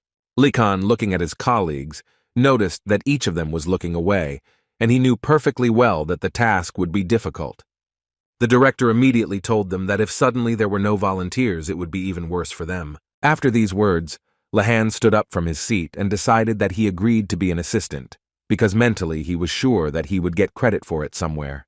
The director immediately came right up to him and asked the guy if he really liked standing out among people so much. Li Han decided to say that he was honored to help the professor whom he respected so much. The way the guy threw around empty compliments infuriated the director. But still, he added that opportunity comes only to those who are ready to take advantage of it. Now, Li Han was sure that the director guessed that the guy volunteered only for profit. When suddenly his thoughts were interrupted by Gainando, who decided to check with Li Han whether he had gone crazy, because the prince believed that no one knew what this madman could do to him. But his words were suddenly interrupted by another guy, who literally forbade Gainando to stop Li Han. Because he had not gone crazy, in his opinion, he sacrificed himself for them. This provoked Gainando to start thinking that he should also get up and help his friend at this difficult moment. But just as he was about to say that he also wanted to be a volunteer, suddenly one of the students had already asked to be the second assistant. It was Asan, who raised his hand right in front of the prince and decided to become the second assistant. The director immediately recognized this guy because he is the Ironhead from the Dalcad house, whose family is good at working with documents. In response, the guy could only thank him for the compliment. Li Han didn't understand why Asan also did this. Is he really also pursuing a similar goal? But apparently the guy was wrong, because Asan turned to Li Han, and in this way he wanted to repay him for his help in the forest. Li Han immediately said that it was not worth going so far for this, but in response he only heard that his family always makes sure that everything is paid. Suddenly, their dialogue was interrupted by the director, who, of course, was pleased to see that they were getting along with each other, but he would like to get to work. Using magic, he created 2 copies of the safety rules and asked the guys to copy them for the next lecture. But not just 1 copy, but 1 for each student. Asan simply could not believe that he was doing such things. He was really angry with every word of this security protocol. But what irritated him most was the fact that the professor forced them to do this nonsense when they could have been doing magic. Li Han, looking at this guy, only hoped that he would not die while writing all this, because the guy actually began to guess what the director was up to, and Li Han was almost sure that he thought something like use magic, if writing all this by hand bothers you so much. But the problem was that they couldn't even use basic spells to create light, let alone writing magic. Therefore, Li Han was sure that if the director had even an ounce of conscience, then he had left a clue for them somewhere. Asan noticed that Li Han was not writing anything, and therefore decided to ask him what he was doing. Li Han explained to him that he was looking for a clue to resolve the situation. Maybe he would find something useful for himself. It seemed to Asan that this could not be done, and it looked more like some kind of theft. Although the guy reminded him that there are no rules that prohibit doing this, besides, this is the director's lecture hall. Asan liked Li Han's way of thinking, so he still agreed with him, and added that sometimes you can actually steal for your own benefit. So he suggested splitting up and searching together. The two of them began to search the director's desk, but so far none of them had seen anything remarkable, but Lee Khan was sure that there must definitely be something. Suddenly, Lee Khan noticed a rather strange bedside table that glowed with a bright light. He immediately asked Asen to come here because he had found a bedside table from which strange, magical energy was emanating. Without thinking for long, they decided to open it and see what was inside. And as soon as they did this, the director climbed out of this box and looked at them. But Lee Khan immediately realized that this was not the real director. It was just an illusion spell that the director left as a hint for them. After which, the director's illusion began to say that the fact that they opened the box meant that they had already finished with the meaningless work and began to use the heads for their intended purpose. He himself hoped that this would happen sooner rather than so late, because the later they discovered it, the worse they would look, having wasted so much time. After which he finally talked about the spell itself, which, according to him, belonged to the first circle, low-level manipulation, and he could advise them to learn it as soon as possible. At this point, his speech ended and he simply disappeared, leaving the guys alone with their guesses. Asan became even angrier because he didn't fully understand why the director decided to teach them a lesson in this way. Therefore, he suggested filing a complaint against him together, because it seemed to him that if they acted together, then even the director would not be able to do anything to them. But Lee Khan didn't seem to listen to him. He read too carefully what the director left for them in that nightstand. After which he suddenly became distracted and immediately told his friend that he could not help him with anything, because it seemed to him that complaints would not work against the insane director. And Asen actually understood this himself, because these were Einregard's rules. Lee Khan suggested that he better practice magic because they had everything they needed, and the ingredients of a good spell included will, gestures, and also a good spell for using low-level manipulation, which they began to do. But so far nothing has worked out for them, and the result they expected did not come to them. After some time and several dozen attempts, Asen ran out of mana and Lee Khan suggested giving him a break. The guy himself understood perfectly well that magic is not a simple thing. It looked like light movements to him, but everyone collects energy differently. At moments it even seemed to him that he was like a clown performing in front of a bunch of people. But now is not the time for this, and he decided to convince himself that now he needed to concentrate and imagine that this was his last chance, as if there was a minute left before completing the task. He repeated in his head, straight as a serene bamboo tree but soft as a feather. Gathering all the strength and energy he controlled, he once again ordered the feather to move. And what a surprise it was when Lee Khan managed to do it, and the feather was in the air at one moment. But this was still not enough, and Lee Khan understood this very well, so he decided that he needed to immediately force the pen to move towards the paper. Although as soon as he moved his hand, the feather shot out of the window like a bullet and broke it. Most likely, he expected to see not such a result. Therefore, he decided to reread the paper on which this spell was described, and after a few minutes, he could notice that there were two difficult points in it. The first of them occurs when, after casting a spell, you need to continue to concentrate and control the object without stopping. But at this stage, he was able to finish the most difficult part of the spell, and now control should be easier. So he decided to try again, but this time with more control. Lee Khan tried to do everything as slowly and unhurriedly as possible, when suddenly the office doors began to open, and it was the director who came in and immediately began to say that if they wrote the norm, then they could be free, because then he would do everything himself, with the help of his magic. With this cry, he knocked down all the guys' concentration, and it turned out that this feather flew away again at the speed of a bullet. But this time it didn't hit the window, but straight into the director's head. The guys understood that this was most likely the end of him, which came so quickly after entering the academy. But instead of being angry, the director said that he thought that it would take them more time to master this technique. But now he can safely admit that Lee Khan is much better than the Ironheads. Lee Khan, of course, was pleased to hear this, but he was almost sure that it would definitely not end just like that. But it looked like the director was in a good mood. And so the guy finally decided to ask him how to become better at control. The director told him that in fact, this is a problem for many newbies, so there's really no need to worry, and Lee Khan was already thinking that it was all about magical energy, but fortunately, he was wrong. But then the director began to laugh, because this was another joke from him, because in fact, everyone has problems with the spell, and it is possible to control it after a couple of attempts. Although nevertheless, The Lich told him that he was the only one who launched the arrow, so he should try to figure out what was going on himself, and then he was sure that the guy would increase his magic. Lee Khan bowed his head in front of him and thanked him for all this, and somehow the director was no longer having any fun mocking him because he was behaving too much like an adult. Therefore, he decided to switch to the guy who was with them, because his reaction was much more interesting. But still, he decided to tell them that magic is such that the more you use it, the better you master it, so there is essentially nothing to be afraid of. And now he asked them to go to dinner. And just as Lee Khan wanted to say goodbye to the director and go to the dining room, he suddenly realized that his body was already there. He couldn't just believe his eyes. Could this really be teleportation? Lee Khan landed on the ground and immediately thought about the fact that the director didn't even lift a finger to transfer them here, but still used the magic of movement. Although he later noticed that Asen was not next to him, as it turned out later, he was sent to the infirmary to restore energy. But what was most offensive was that there was absolutely no one in the dining room, because dinner time had already passed. The food was the same as always, but the guy was glad that he still had smoked meat from last time. But as soon as he sat down at the table to start eating, the princess approached him quite unexpectedly, who apparently had been looking for him for quite some time. He immediately stood up from his seat to ask her what she needed from him, after which she pulled out from behind her robe the list that the guy asked her to make.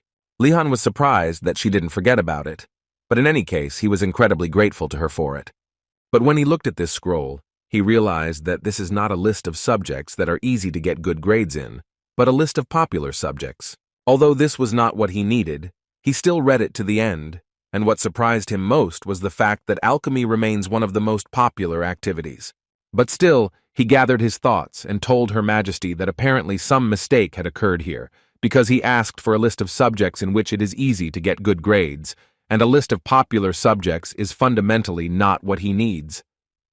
It was immediately clear from the girl's face that she didn't quite understand what the guy was telling her. Lehan had to explain that a popular subject has the peculiarity that it is attended by many skilled students, so it is difficult to get good grades. But with unpopular subjects, everything is exactly the opposite. The competition is lower, and getting good grades is therefore much easier. She couldn't believe that he was really just looking for things where it would be much easier. After all, he is the son of the Vardanaz house, and this is so unlike them, because they have always been hard-working, and looking at the desires of this guy, I just want to say something else. In that forest, it seemed to her that he was more consistent with the title of nobleman, but it seems she was simply mistaken. But in any case, she pulled out a list of items from her pocket that were best avoided. And this is exactly what the guy needed, and now he began to feel the smell of unpopularity that he so needed. The first subject on this list was the basics of fencing. In this subject, it is rare to see a person who made all the way to the School of Magic to study fencing.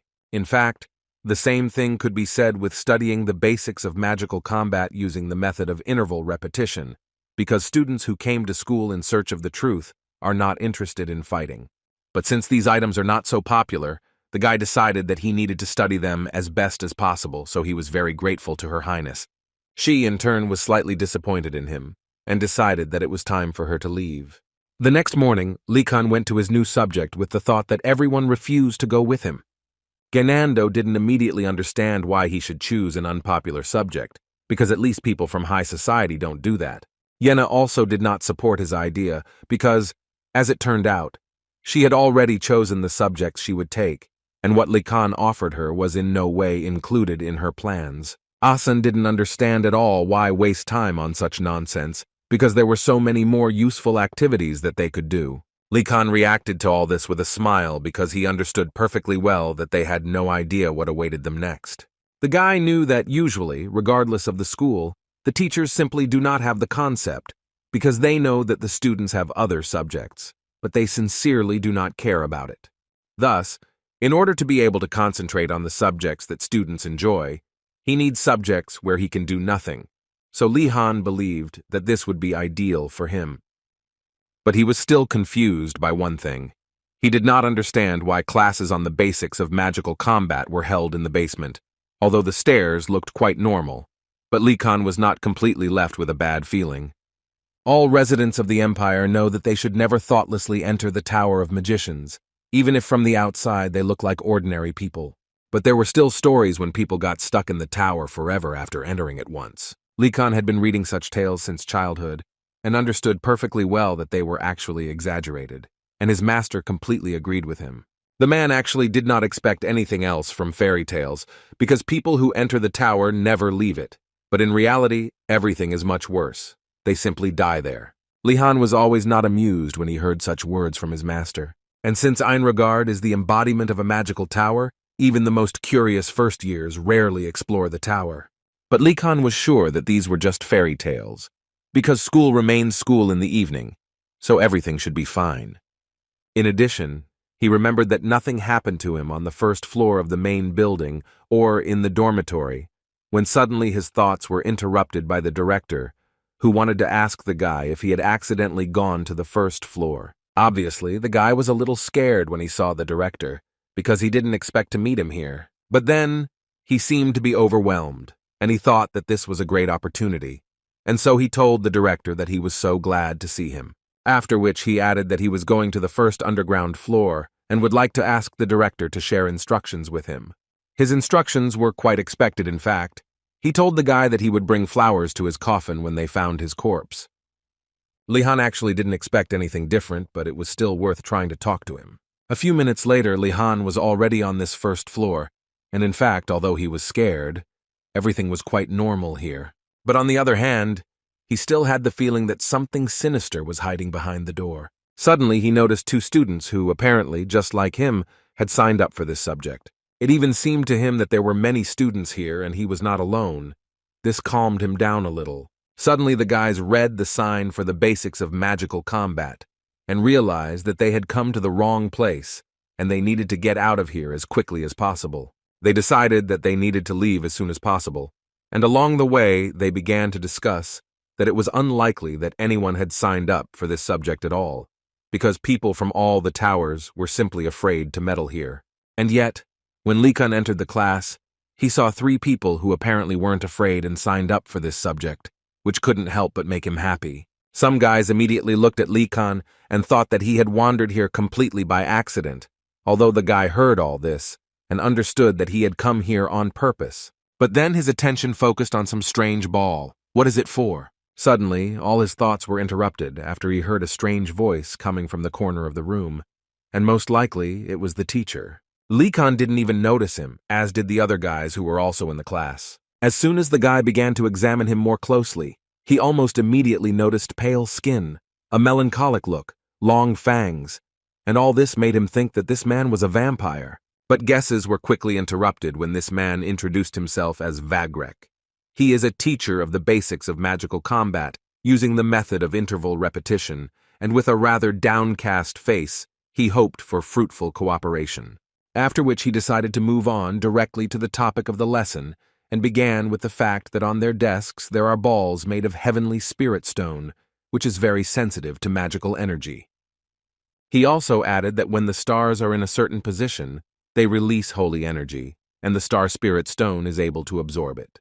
After such a short theoretical course, he immediately invited them to move on to practice, and first of all told them to stand up and pour magical energy into the balls in front of them, although it seemed to Likan that this would not work. And he actually had such thoughts for a reason, because he couldn't even cope with simple spells. But still he overcame himself and tried. Before they had time to touch, suddenly all these balls flew into the air in an instant. Likan understood that he had done nothing for this. Most likely the teacher was to blame for this, but still he could not believe that he could do it so simply. Although later the thought came to him that most likely it was not just a star spirit stone, but an entire artifact. And judging by the initials on these stones, the professor made them himself, which is why he is so capable of manipulating them. The idea immediately arose in his head that well-made artifacts could be sold at a decent price, and this already interested him more than this item as a whole. One of the students went a little overboard with the energy she put into this ball, and it literally flew out of her control, and it seemed like it was going to break through the ceiling. But the professor assured them that the shan is connected to their will, so they can control it, but he also placed a ban on destroying anything in the lecture hall. The girl noticed that this was an incredibly great idea, because any more, and there would have been trouble. She thought too much and forgot about controlling this ball, so she deservedly hit her in the head with it. Vagrek informed them too late that this ban did not apply to them, so they must be extremely careful. Then he decided to continue the lesson and asked them to raise the ball into the air again. And every second Likan became more and more interesting in this lesson. And he liked the professor himself because he was unlike anyone else. Vagrek at one point asked them to make this ball start spinning around itself, and Likan had problems with this, because even when controlling such an artifact, he has some problems and does not move as the guy wants. One of the students managed to do this at one point and the ball began to spin, but the professor remained just as cool-headed and therefore asked him to do it again so that he could see it clearly. Lihan didn't really want to do this all day, so he decided to ask the professor how long they would do this. Vagrek did not understand why this question was asked at all, if the answer is obvious that they will do this until they manage to do it perfectly. After that, some of the guys suddenly wanted to go to the restroom, so they asked the professor about it.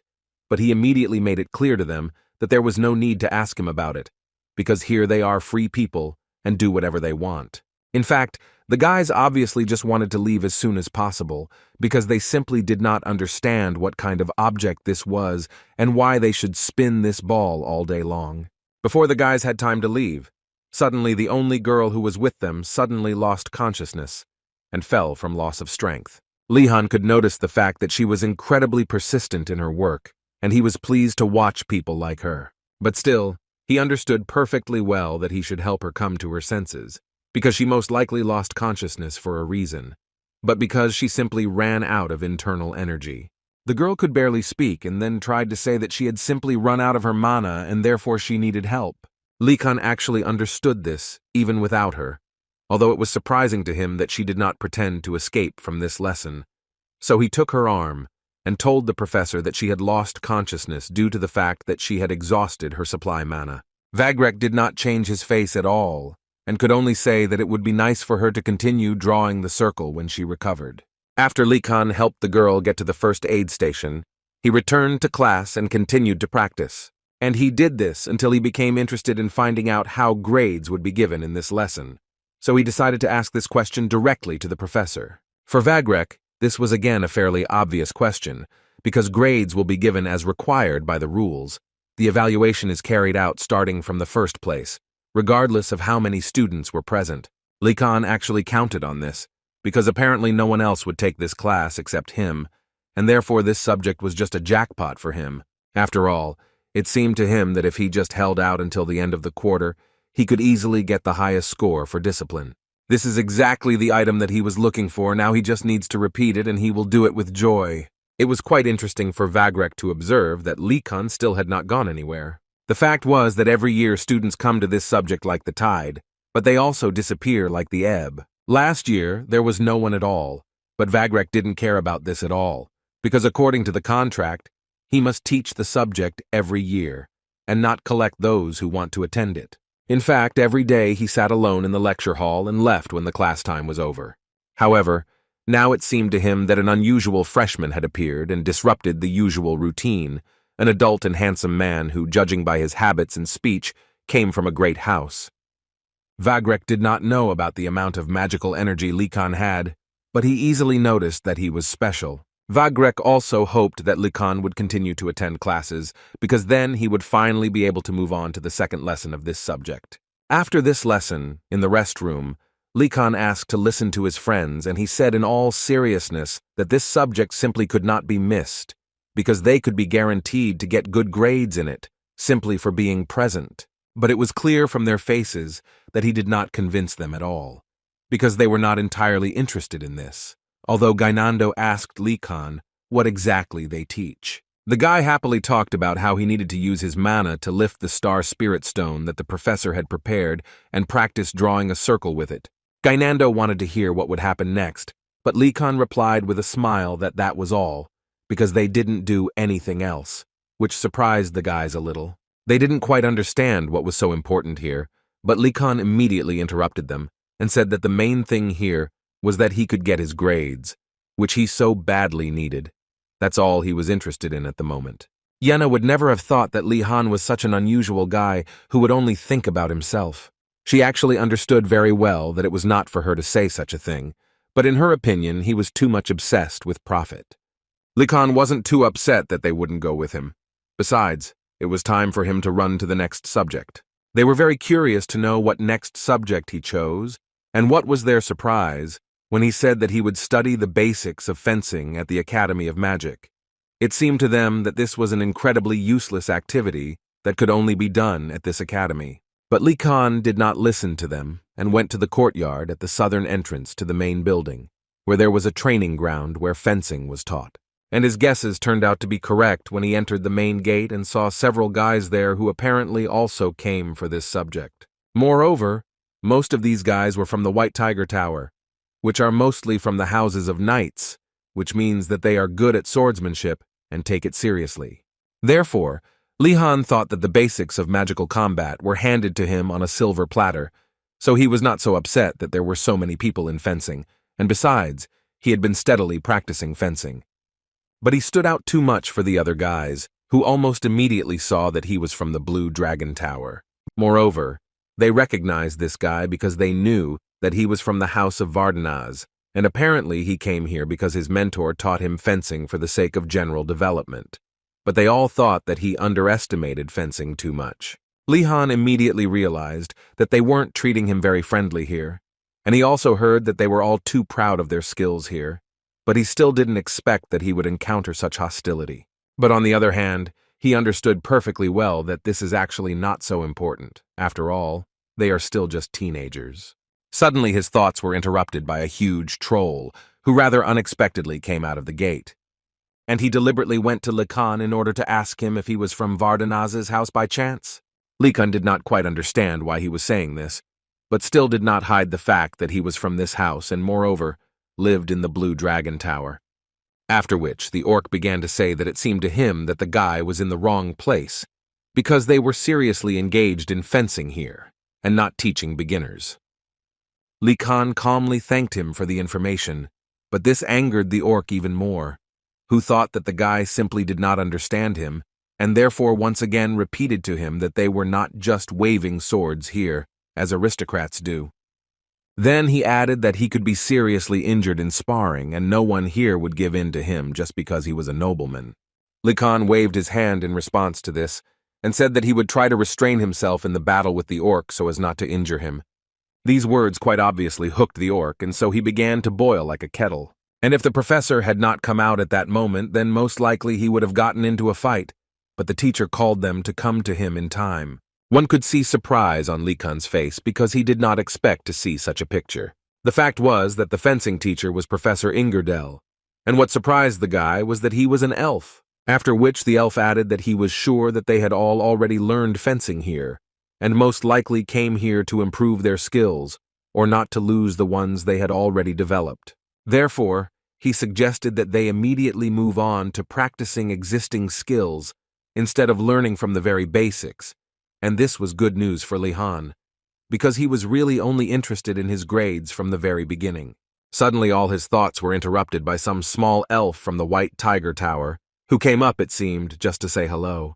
Looking at this elf, Li Kan immediately thought that he looked like an elf who was popular with girls, but his thoughts were suddenly interrupted by the same guy who asked Li Kan, or is he from the House of Vardanaz? After Li Kan's answer, this elf added that he was actually just curious to know why someone from the famous House of Magicians came to learn how to wield a sword. But for Li Kan, this was again very obvious, because he believed that few people would choose this activity, so it would be easier for him to earn good grades. Although in his mind, Li Han thought that if he told the truth, then this guy would hardly understand him correctly, so he decided that it would be easier for both of them if he pretended that he only cared about grades. This elf, as it turned out, is called Giselle, and he is from the House of Murad, but he asked Li Kan to call him Murad. Li Kan immediately turned his attention to his hands, which were calloused, although it was worth noting that outwardly he looked like a sissy, but of course he didn't tell him that, but simply replied that he was pleased to meet you. Although on the other hand, Li Kan understood that there was nothing more to expect from his house, so he simply shook his hand. The Morads strictly adhere to the rules and protect the North. Being in harsh conditions, they are literally ready to resort to any means, methods, and tricks to achieve their goals. At least, that's what Li Han thought until he met Murad, who is completely different from them. But he remembered how people reacted to him, and realized that rumors are actually not always true, so you shouldn't listen to them blindly. The art of the sword is a blue stone. It was taught to Likan by Arlog, and based on the name, one can guess that it is effective and easy to use. But the training was so difficult that the nobles did not really take up them. But Likan still managed to master them, because he believed that if you convince yourself that you can handle it, then it will be so, when suddenly his thoughts were interrupted by the master, because he became interested in knowing whether Likan uses the art of the blue stone. The professor immediately noticed that he had a well-developed background, and therefore began to think that most likely the guy was from some house where fencing was valued. But his face immediately changed to surprise after he heard that the guy was from Vardanaz's house. The master simply could not believe it, because the guy was able to master the basics, even being in a house where magic is more valued. Therefore, he first decided to clarify with the guy himself why he decided to study fencing, to which he received an answer from Likan that he was convinced that this was a vital skill for an aristocrat. But it was impossible to say from the master's face that he believed him. But in any case, Likan understood that the most important thing now is grades, and if he says something wrong now, then most likely he can say goodbye to good grades. Likan decided to say something that would raise him in the eyes of the teacher, so he said that he thought so before. But as he progressed in his study, he realized that he could not help but come here. From the expression on the master's face, it immediately became clear that he liked this answer quite a lot, because he changed his face and showed a characteristic hand gesture. But then the professor still asked the guy for forgiveness, and added that he actually accidentally voiced what he was thinking. Looking at Li Han, he now understood that with his background in magic, he would make a serious swordsman, because he takes fencing more seriously than the students from the Tiger Tower. Therefore, the man could not help but say that thanks to Likan, he understood something, and that was that he would also be as serious as possible with him. After which he asked the guy to immediately take out his wooden sword, and they would begin the lesson immediately. But Likan did not expect this, and it seemed to him that this should not be the case. After some time, Likan was completely beaten and lying on the ground. Apparently they took him too seriously. The master, who was probably his opponent, stood over him and told the guy that the art of blue stone is like a boulder, and he thought so because his strong point is that he will not waver, no matter what happens. The master only asked him not to forget about it, but for today he suggested finishing the lesson, and from Likan's state it was clear that he didn't mind. For Likan, today the lesson was completed, and he could go to rest. Although in his mind he was thinking about how much his body hurt, it seemed to him that he had been hit more than 1,000 times in every point of his body. It was only worth noting how the master took advantage of his weak points and gaps in defense, which is probably why Likan was there until the end of the battle. Although Likan realized that the professor was taking him too seriously, because in the future it would be the White Tiger guys who would become real knights, but he treated them much easier than he treated Likan. If Arlog is like an unshakable stone, then Ingardel is like a stream of water, despite his prosthetic arms and legs. And while Lena was thinking about this, Ingardel was telling his subordinates that if they use the cloud art, then they need to alternate hands more, because the difficulty of two swords is that they are difficult to master, so he asked them to be more thoughtful when they use them. What about the art of the top of the moon? He could say that it is a fast and sharp art in which one must use the body to strike. Lihan really enjoyed watching how this professor treated each student, because not only does he know absolutely every martial art, but he also gives each student personal advice. But even in this case, Likan could not understand why he could not leave the feeling that he had been beaten more than anyone. When suddenly his thoughts were interrupted by Ingardel, who rather unexpectedly asked Likan to come to him.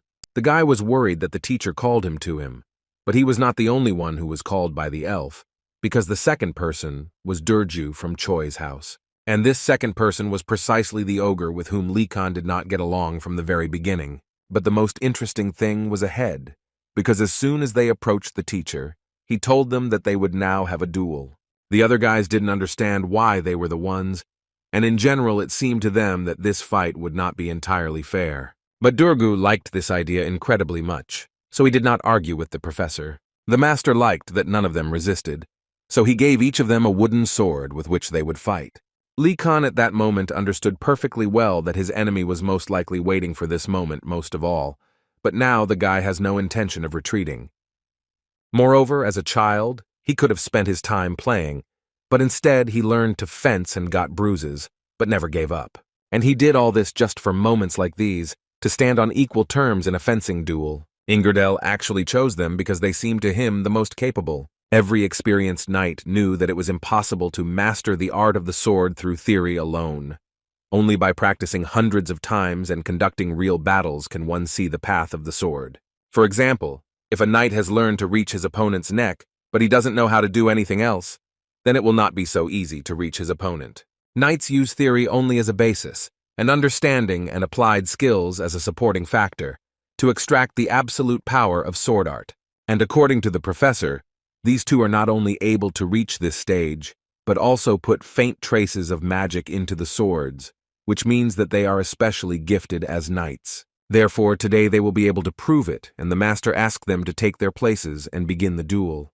Looking at Li Han, the teacher thought that he had a good level of swordsmanship, no matter what house he came from. In addition, he was almost sure that the guy had experienced enormous pressure from his home since childhood, but he was very serious about this. Therefore, it seemed to him that Lacan was a very capable student, whom he would lead along the path of the sword, no matter what the cost, and then gave the order to start the battle. In fact, he is expecting a lot from this fight, because he thinks that they are both pretty good with a sword, so the fight should be quite interesting. Choi House's Moontop art is fast and furious, as opposed to Li Han's who uses bluestone art, which is strong and thorough. Ingardell thought that since they were absolute opposites, they would have something to learn from each other. He believed that this was what opponents were for. The orc decided that since Li Kan was standing and not attacking, he would do it first. The guy barely managed to dodge this blow, which flew incredibly close to his face. In response to this, Li Kan decided to act a little dishonestly and threw sand at the orc, which blinded him for a while. Other students tried to tell the professor that this was dishonest, but the man was shocked by such an act. In his opinion, Li Han was using everything she could, and that was right. Because in his head, first of all, it was a fight for life, and it didn't matter how to defeat the enemy. And in his opinion, Li Kan understands the meaning of these words with precision, so he has nothing to say to him. But Ingardell also understood other students who saw this as foul play, and therefore believed that they simply needed more time to understand this. And all because they were born in houses where honor is respected, so perhaps they will never be able to learn such things. Moreover, he is able to ignore the words of other people in order to win. This is why the teacher likes Li Kan, because only a true swordsman does this. At that moment, the orc only thought that Li Kan had acted incredibly low, but on the other hand, it helped him weaken his defense. Li Kan, at this time, was not going to stop there and continued to attack, because he was sure that the orc still could not think clearly, and would most likely miss the blow again. Therefore, without thinking for a long time, he continued to advance, and it could not be said that his actions were unsuccessful. Li Kan actually didn't waste time while he sat and rested from the battle. He carefully watched his opponent, and when he saw his movements, he immediately realized that the orc was a pretty capable guy who should not be underestimated. But this still won't help him. At least that's what Li Kan himself thought, who did everything to create a scenario thanks to which he could win this battle. At some point, this began to bother Duru, and since his opponent had gone so far, he decided to answer him in kind. Therefore, he decided to pretend that Li Kan hit him incredibly hard with his sword, and because of this, he was injured. The guy didn't understand how it happened at all. It seemed to him that he didn't hit the orc at all, so why did he suddenly end up on the ground? Duru lay and thought only that there was no need to think about how he looked now. The main thing was to win this battle. The teacher liked all this incredibly much, so he clapped his hands until his students behind him did not understand at all what was happening.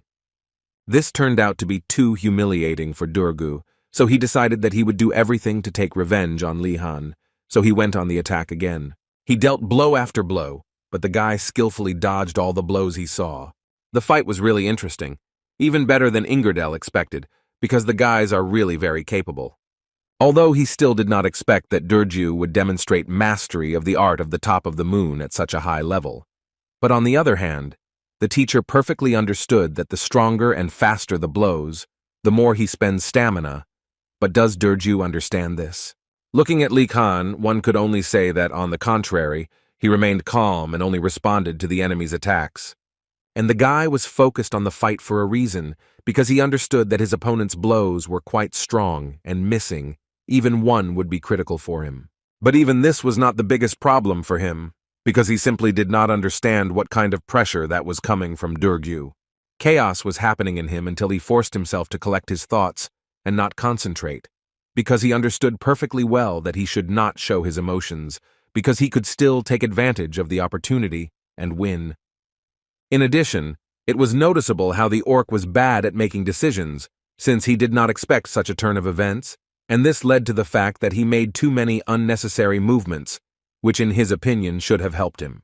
Moreover, judging by the mana in his sword, it is obvious that he is approaching the limit of his physical abilities. Lee Khan, in turn, does not get tired at all using a small amount of mana. Therefore, in his opinion, the guy's victory is only a matter of time, but by this point, you still need to hold out, because blocking every attack of this guy is not so easy. Duru at that moment simply could not understand what was happening and why he could not defeat this guy. Was he really not putting in enough strength? And looking at Lee Khan, he didn't understand at all why the guy didn't get tired, and it felt like he just didn't show his emotions.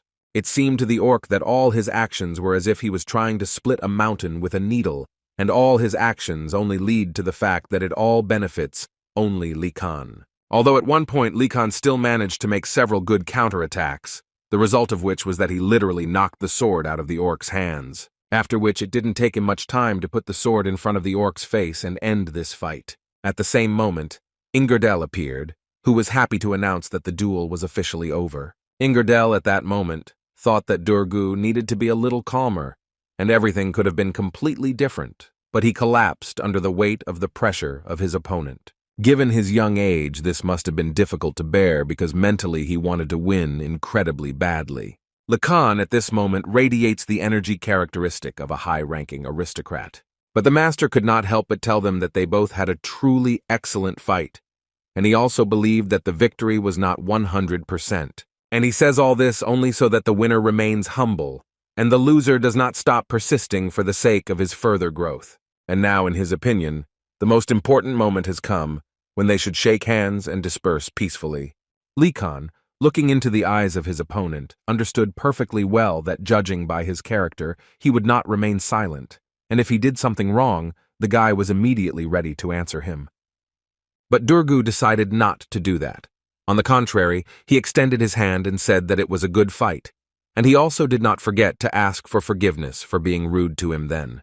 After which he added that Lee Khan is actually more than competent to attend these classes, which the guy simply did not expect.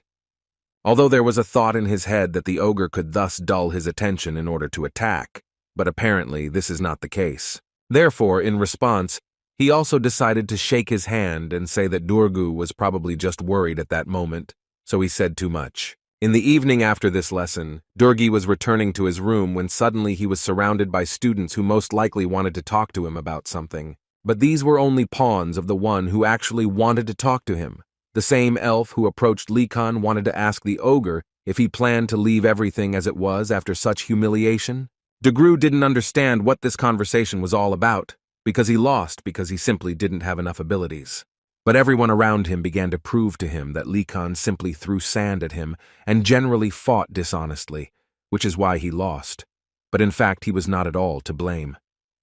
The elf who stood behind everyone suddenly began to say that in fact, in this situation, something completely different is important, namely, that the honor and pride of their tower was trampled on because of him. And therefore he believed that Duru should suffer his well-deserved punishment for this. The ogre understood perfectly well that the Morad house ruled everything among the knightly houses, so this situation bothered him a little. Morad added that the punishment would actually be simple. The little elf believed that if Duru could not defeat him personally, then he would need to do it with numbers. It seemed to the ogre that the knights should be ashamed to even think about this, let alone act like this. Morad believed that he was wrong, and only losers said such stupidity. Some guys who were also there did not understand why they were doing this, because it seemed to them that it was too much. Morad was annoyed by the fact that they were all talking behind his back, so he invited everyone who was not happy with something to tell him about it personally. But in response to these words, all they did was fall silent. Only Duru found the courage to say that he is against such things, so he is not going to take revenge on anyone, especially in this way. For some reason, this amused Murad, after which he called the guy a coward and told him that he would apparently have to find a replacement for him. And looking at the crowd of people who stood next to them, it became clear that many were not against doing this instead of the ogre. At that moment, Duru thought that Likan is certainly a capable guy, but it is very dangerous to fight alone against 3, not to mention the fact that they are members of the houses of knights who train every day. Therefore, he decided that he could not simply close his eyes to this, because this is not how a knight should behave, and it does not matter what consequences his actions would entail. And he decided that the best decision in this situation would be to take Likan's side, and for this he immediately went to help him. But as soon as he reached his destination, he realized that Likan was apparently capable of handling everything on his own, because at least he was able to put one of them to bed. And he did it for a reason, but with the help of magic, which he already mastered much better than all of them combined. Some time ago in the forest, several guys from the White Tiger Tower finally waited for Likan, to whom they wanted to explain that he could not even think about the fact that they would just let that situation go, as he ruined a fair duel, and they were going to make sure that he no longer will be able to take this subject. Likan at that moment was not sure that the reason really was what happened in the duel. But in any case, something needs to be done. And therefore, to begin with, he decided to scare them a little. So he turned around and asked them just one question. Are they really so stupid that they do this, knowing what kind of family he comes from? This angered them even more, because it seemed to them that it was quite mean to try to intimidate them with this. But they immediately told him that they were not going to retreat for this reason alone. Likan just wanted to look at their reaction, and judging by it, these guys have something that they incredibly strongly believe in, or someone who is imposing this belief on them. It immediately seemed to him that someone was behind them, and they believed that if they did something, they would still be taken care of. But with all this, he just wanted to say that if they had at least half of their brain, they would not have gotten involved in something like this to begin with. Therefore, he decided to ask them directly who sent them. Is this some kind of great house? Why is it difficult to ignore the order? One of them immediately started shouting at Likan and asked him to shut his mouth for now, after which they decided to surround him and thus prevent him from escaping. Likan himself understood perfectly well that no matter how stupid they were, 3 against 1 is still too dishonest. At that moment, he remembered the words of his teacher who told him to run away if something like this happened. But the problem was that the path to retreat was closed and now he didn't even know what to do. Although then he looked below him and discovered a small number of small stones that he thought he could use. He thought so because their size was almost that of a feather, with which he did a great job. Full of confidence, he lifted these stones into the air and ordered them to move, after which he directed them at the guys who wanted to teach him a lesson, and they, in turn, now began to understand why the Vardana's house is different from other people. Likan was so glad that it worked, it seemed to him that this would be enough to scare them. But he also knew very well that he did not need to slow down to get out of here, after which he struck one of them on the head with a small stone, and said that if they did not get out of the way, then the same thing would happen to the other 2. Although he didn't actually plan to hit this guy that hard, it was an accident, and now he understands more than ever how important practice is. The 2 guys who remained began to talk about how their opponent was able to throw a stone so quickly that it was impossible to react. Even though Vardanaz, they still could not believe that he already possessed such strong magic. Likan was still thinking that he didn't plan to get to this point, but still he had to tell them that if they wanted to die, they could come closer and not be shy, while he maintained a calm appearance, as if he was really ready to destroy them. The ogre simply couldn't believe his eyes. What did he just see? Likan didn't even notice how Duru approached, but still decided to check with him. Or did he also not come to fight with him? The ogre immediately told him that he had come to help him, and Likan simply could not believe his ears. Did Giselle really treat him like that? The thing was that the White Tiger Tower is different from his Blue Dragon Tower, because all the houses in their tower are quite powerful, so living there is more like a social event. But what confused Lihan most of all was that a certain hierarchy had already been established in the White Tiger Tower so early on. While Likan was thinking about this, Duru drew him the same Giselle they were talking about, so that the guy would roughly understand who they were talking about. Likan couldn't quite believe that this was the same guy he saw at the fencing lesson. From the first meeting, It seemed to him that this was a good-natured guy, but now he understands perfectly well that appearance can be deceiving, and the ogre could not help but add that in the case of Giselle, appearance and character are not connected at all. Although the ogre still didn't understand why Lee Khan even calls Giselle a guy. Lee Khan at that moment continued to think about his own things, and it seemed to him that he had found the reason why he was treated this way. It was strange for him that they reacted to the duel like that, but the ogre only confirmed that the duel was actually just an excuse, but there were many reasons why they did so. And the very first and probably the most important is that Lee Khan from the house of Vardanaz and the ogre believed that this was why they started hunting him. After all, if Lee Khan, a native of the great house, could be defeated, then the authority among the first years would greatly increase. Now the guy understands that Giselle essentially just considered him a trophy with which to raise his authority. Duju suddenly decided to say that what really bothered him the most was that Li Han would most likely continue to show his good side, and then the students from his tower would feel hostility towards him. And people like Giselle know how to kindle such emotions in such people. At least, that's what the ogre thought, who told Li Han all this with the idea that he would just know this and be careful if he still decided to continue attending fencing. While Leacock was walking home after this hard day, he couldn't get out of his head the thought of how Dyudgu told him that he needed to try to avoid the subjects that White Tiger students attended. Then Giselle would not be able to do anything to him. Li Han, of course, was not going to argue that this was a good proposal, but he already knew that he would not even think about following it. And the first reason was that it is quite difficult to find a good subject in Li Khan's understanding, and the second reason was his pride, because he did not understand at all how they dare to play political games with him. Therefore, without thinking for a long time, he decided to answer them in kind, so he entered the restroom and told the guys that he was attacked by students from the White Tiger Tower. And according to him, they did this only because he was from the Blue Dragon. Mentally, Li Khan was proud of himself, and he wanted to see how they would react to this. His friends couldn't even believe it. It seemed to them that these guys were completely out of their minds, because there was simply no other reason why they did this. One of them even suggested that everyone should not sit here just like that, but call everyone upstairs, because it seemed to him that this was no longer a joke. It would be nice if they raised their hand against Ganando, but they must avenge Li Khan. Ganando didn't understand at all what he had to do with it, and why wouldn't anyone marry him like that? Li Khan couldn't even imagine that they would be so angry. It's even more than he thought. This even crossed some normal boundaries, because they were going to contact the others and even some offered to find weapons. Apparently now Li Khan will have to calm them down, if of course he manages to do this. But they didn't seem to listen to him at all, because they believed that they all owed him here and should do everything to help Li Khan.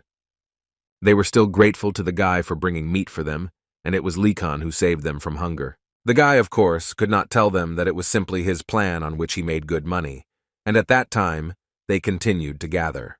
Now that there were enough of them, they were ready to go and kill these arrogant students from the Tiger Tower. Li Han at this time could not believe that he had made such a mistake in his calculations, and underestimated how much the Blue Dragon Tower hated the White Tiger Tower. Although, on the other hand, there was nothing unusual in this, and it is quite natural to hate someone in whom you increasingly notice your equal.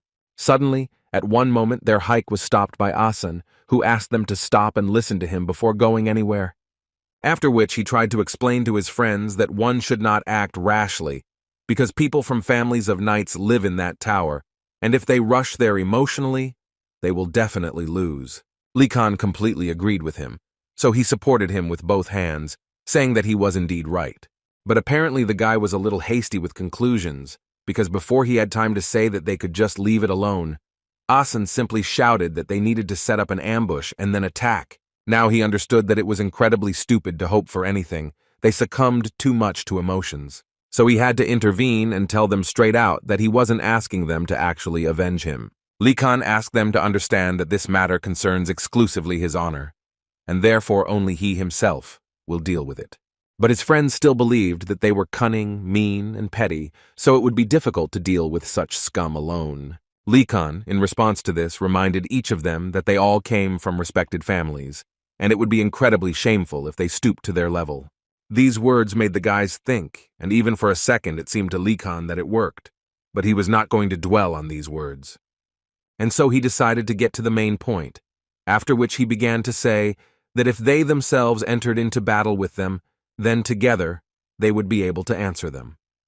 Likan believed that they were all just cowards, so they would probably attack as a group. They fully supported him and believed that he was right, so they decided that they would stick together and be vigilant.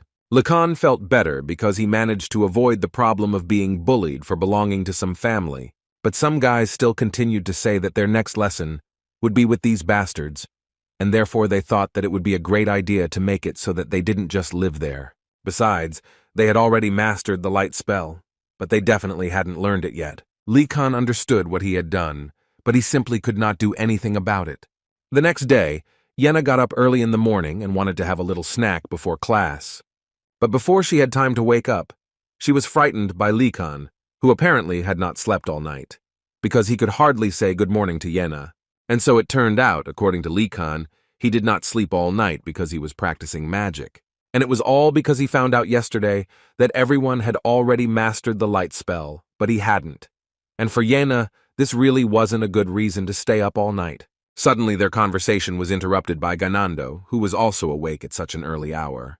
But before they had time to call him to them, the guy suddenly pulled out various kinds of food from under his cloak, which was strung on a stick, which he wanted to fry a little over the fire and then successfully eat. Likan decided to approach him carefully and scare him a little, and he managed to do it quite well. Gainando immediately wanted to know when they even arrived, to which Likan told him that they were already here when he took out his sausages. But the guy continued to prove that this did not happen, and it just seemed to them that instead of answering, Likan asked Gainando to remove his sausages from the fire, otherwise they would burn. Although what bothered him most now was the fact that everyone had gathered around rather unexpectedly, and they were all so strange. Yenna believed that they were simply all hungry, and if they had not sold them meat then, it would have been even worse now. Likan thought about trying to make provisions, but the problem was that they had very little food left. And they also understood perfectly well that Professor Yurgolm is quite stingy, and even if they try to take some ingredients from his house, he will be, to put it mildly, evil. They both understood that it would not be possible to endure it on the sly, and it was also impossible to come up with a way to do it. Professor Garcia takes an interest in her students, so she immediately noticed the unusual changes that occurred in them. Firstly, it was noticeable to the naked eye that a week after admission, they were too hungry. Secondly, there was tension in the relationship between the towers. She, of course, understood that everyone had different backgrounds, so the competition was fierce, but the tension between the blue dragon and the white tiger was even stronger than usual. But on the other hand, she did not forget that the director always said that the more they compete, the stronger they will become. Although she could not completely agree with him on this matter, it was also difficult to say something to the director. She would really like them all to get along with each other, because then it will be much easier for her to talk to them. Garcia began by saying that last time they studied the light, and therefore she would like to clarify whether someone had mastered it, and Likan raised his hand without hesitation, although he did not even look at who was raising it with him. At that moment, he thought that after spending the whole night studying it, he somehow succeeded, because he did not want to lag behind the others, but it took all his strength. But at some point, his thoughts were interrupted by the realization that except for him in the entire lecture hall, no one else was holding his hand. He didn't understand what was happening because it seemed to him that they had all already mastered the light, as they said, but they only admired his talent. Likan immediately leaned towards the same guy who had boasted to him that he had already learned the light. This guy answered him with a smile that so far he had only understood the basic principle, but had not yet mastered the spell itself. But he believed that he too would soon succeed. Likan now understood what was happening, and he did not understand how he could fall for this, because aristocrats always do this. They would like to show off once again. Apparently he tried in vain, although Garcia didn't think so, because she was pleasantly surprised that at least someone managed to master this spell. But as it turned out, not one person from the Blue Dragon Tower was able to cope with this, but two, and the second was the princess, and it seemed to Likan that he again had a chance to get closer to the princess. Although from his gaze it seemed to the guy that he had done something wrong again. Suddenly Asen called Likan to tell him that it seemed the princess believed a strange gossip about him. If you believe Asen's words, then the essence of the gossip is that they claim that he is only interested in grades, not knowledge. Likan pretended to be surprised, although he perfectly understood that this was not gossip, because he was really only interested in grades, not knowledge. He understood that this was true, and he actually had nothing to say. Although looking at Asen, who was clearly furious, he understood that he clearly needed to justify himself. Asan, in turn, was disappointed in the princess, because the problem is not who spread this rumor, but that the princess managed to buy into such an implausible lie. Although Likan didn't understand him, because here it's really up to everyone to believe it or not. These words once again proved to him that Likan is incredibly friendly. Now he believed that their tower was full of children of great families, but Lihan, for him, was the most noble. Asan mentally asked for forgiveness from his family for not wanting to go to the academy, but now he understands perfectly well why he is here, to find friends like Lian. In any case, the time has come to show them how they mastered the light, and the first was Likan, who did quite well. Next was the princess, who did not lag behind, and she also managed to do it perfectly. Garcia could not even expect such an excellent result, because she, like no one, knew that students rarely master this spell in the first week, so she is incredibly glad that she was able to meet such talented students. However, now she would like to appeal to others, who, according to her, should not be discouraged, and this should only serve as motivation for them to work further. Light magic is the basis of everything.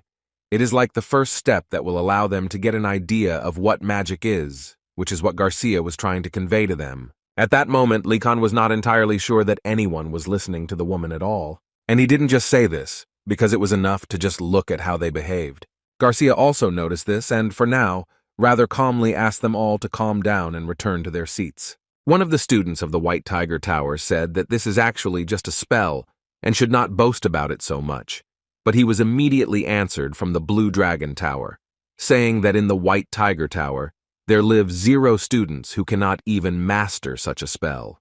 Garcia heard all this and asked them not to be upset, because this semester they will only study elementary magic, so each of them still has a lot to learn. This pleased the guys not only from the Blue Dragon, but also the students from the White Tiger. Garcia also made sure to add that once they mastered the light, they would unknowingly figure out how to master it along the way. According to her, elemental magic consists of simple elements: water, fire, earth, air, and darkness. And it also includes complex attributes, such as gravitational magic, such as summoning spirits and even assigning their attributes to artifacts. This is similar to learning the 4 basic math operations and using them in your high school classes. Moreover, even after learning basic elementary magic, they will be treated everywhere as a very important person. But it was too early to go that far, so she suggested that for now they take a test that would help them determine their basic element, since only one is suitable for each person. Without hesitation, Garcia hit her stick on the floor and ordered each of them to now use the knowledge they had acquired from the last lesson. After these words, the fire in front of each of them burned even stronger, and it seemed that they would need to defend themselves from it. And only after that, Garcia told them that this time they would need to create not light, but fire. So she asked them to be extremely careful, because unlike light, fire can burn them very badly.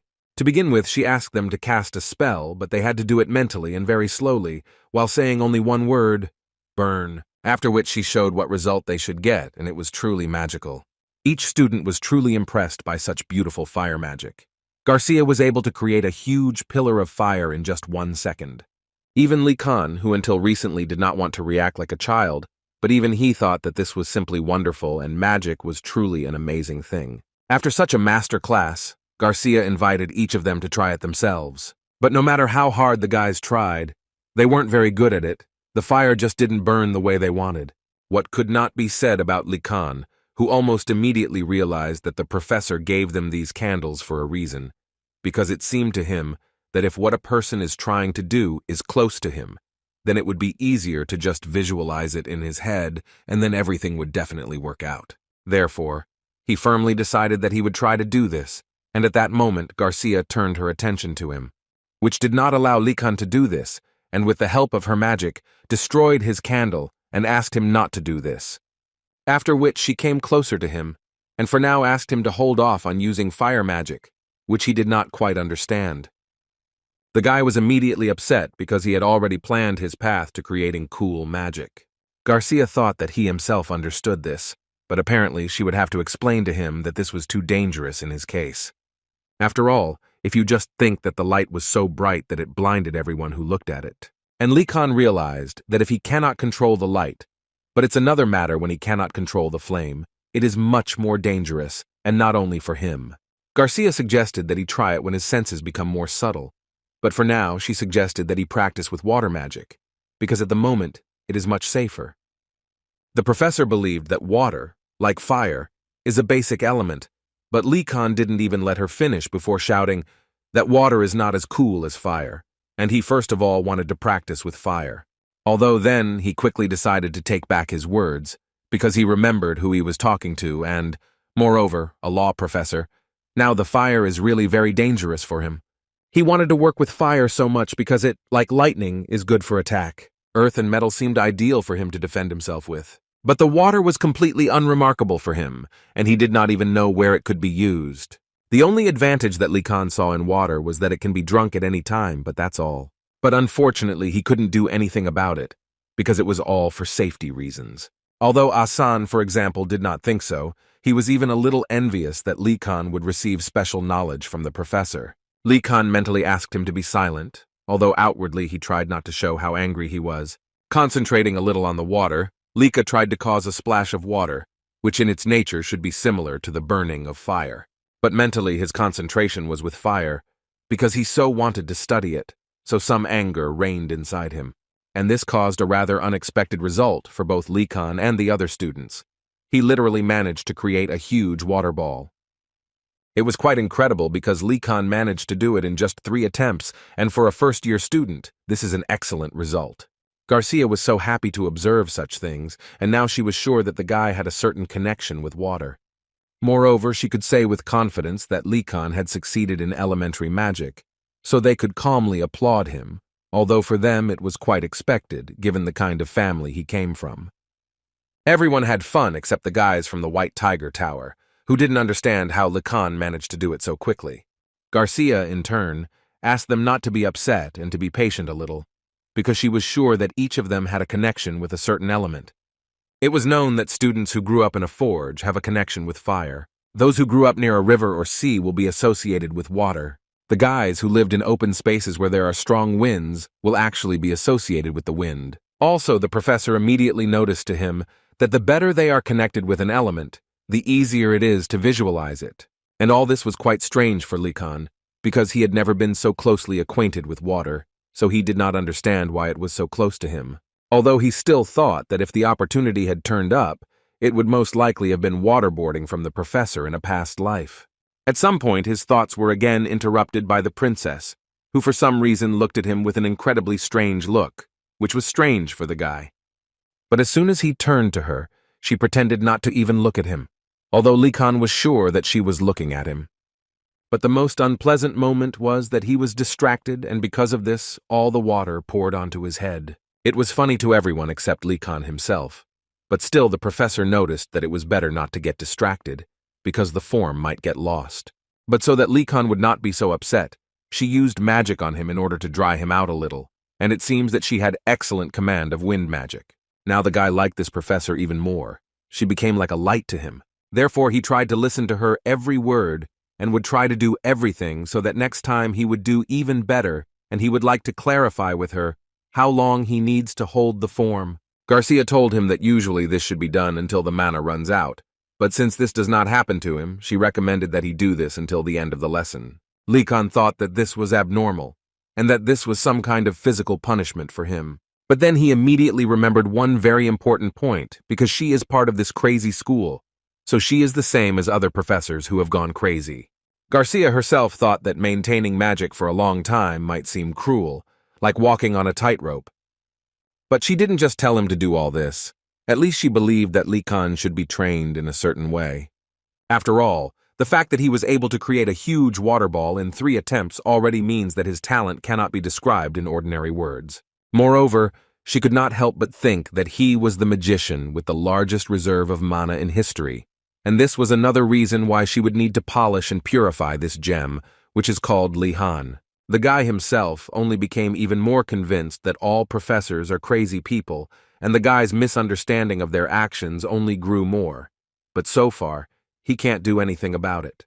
At the next lesson, Likan tried to prove to the professor that all this was too much and asked him to finally listen. But the alchemy professor didn't seem to listen to him at all and didn't fully understand why the guy was even telling him about all this. Although Lihan still continued to say that the princess had succeeded in manifesting fire, his friend Yenna was happy when she realized that she had a connection with the wind. Only Gainando almost burned his wand, but on the other hand, he also has some connection with fire. But what's most important is that he just spent the whole lesson staring at his water and did nothing else. The alchemist suggested that perhaps Professor Garcia simply liked the guy, and so she decided to help the guy with his training. Likan decided to point out that this was probably the same reason why he was spending his precious Friday in this city. The professor didn't understand why he was so unhappy, because as far as he remembers, the guy himself offered to help him.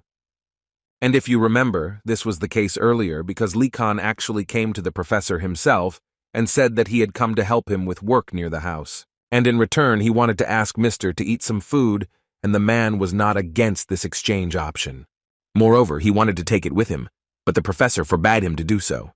While Likan was working, the professor drank tea and thought that Likan was a rather unusual guy, because he simply didn't understand how someone like him could come from the Vardanaz family. In any case, he decided to talk a little with the guy, and therefore asked him if he had any conflicts, for example, with the guys from the White Tiger. Likan couldn't even imagine how this old beetle could have found out. But still he tried to smooth out all the corners and said that everything was fine in principle, but with the White Tiger, not everything was as smooth as he wanted. And apparently the professor asked this for a reason, because according to him, there have always been such problems with the White Tiger. Every year they arrange something with other towers. Likan told him that he immediately understood that there was a strained relationship between the towers, but he still wanted to know if it was okay to have fights at school when they already had a lot to do at the academy. The professor could only laugh, because it was actually obvious to him that this was not normal, and he immediately advised him to simply ignore them if they tried to start a fight again. It was better, in his opinion, to spend his time practicing magic. Likan didn't want to upset him, but he had already fought with them, which literally shocked the man. This was strange for the man, because it seemed to him that fights usually do not start from the first week, so he was interested to know how this happened. According to Likan, they started this because he attends fencing classes, and it seemed to him that it was too cruel. The professor even choked at these words, and Likan even had to come up to find out if everything was really okay. The thing was that the man didn't understand why he went to fencing in the first place. It's the same thing as invading their territory, so it's not strange that they decided to attack him. Likan still thought that this was complete nonsense, because everyone can choose any additional subjects they want, and if he wanted fencing, then he would go to fencing. The man wasn't really going to argue with him and said that what happened happened. The most important thing is that everything is fine with the guy. But he also did not forget to say that he was not sure about magic, but these guys were definitely good in battle. Likan couldn't help but agree with him, although he still thought that attacking with 3 of them was quite unfair, because it was a little difficult for him to deal with them. The alchemist could not believe his ears that he was even hearing something like that, because he did not understand how Likan managed to remain unharmed. This story made him get up from his seat and tell the guy that there was enough work for today, and now he would go cook lahana. The professor made this decision because he realized that he needed to be extremely careful with this guy, because if he didn't like something, he would come with a sword and kill him. After Likan had a hearty snack, he decided to ask the professor one question, in which he was interested to know whether he himself cares about this place. Did no one else help him? The man answered him that they were all slackers without motivation, so they ran away, but it seemed to him that these were basic skills for an alchemist. In his head, Likan didn't understand what he meant by the word basic. Is it really for him to sweep away all the dust in the hut, clean the cauldron and check the ingredients? All these are basic alchemy skills. But he couldn't disagree with the professor, so he just smiled and told him that he completely agrees with him.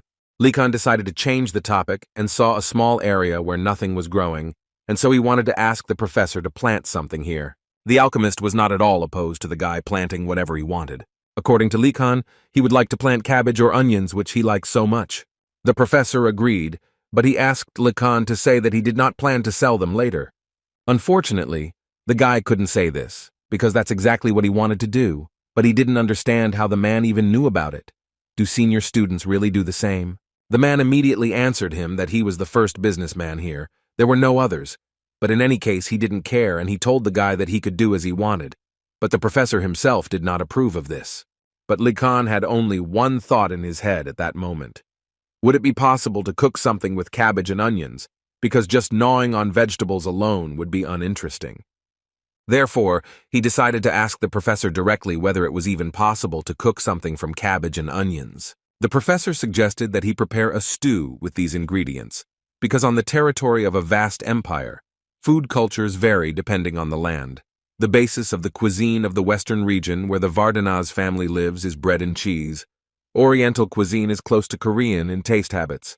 Lacan already knew this. He was more interested in asking the man whether he liked the stew, to which the professor replied that he liked it very much, but he tried not to eat it. This was quite strange for the guy, so he decided to find out what the reason was. The professor told him that this is Oriental cuisine, and he does not like Oriental gnomes. The guy continued to ask him questions. He was interested to know what happened between him and these Eastern gnomes. The man explained to him that the fact is that his distant relatives live there, who always find fault with him when they meet and often do this for no particular reason.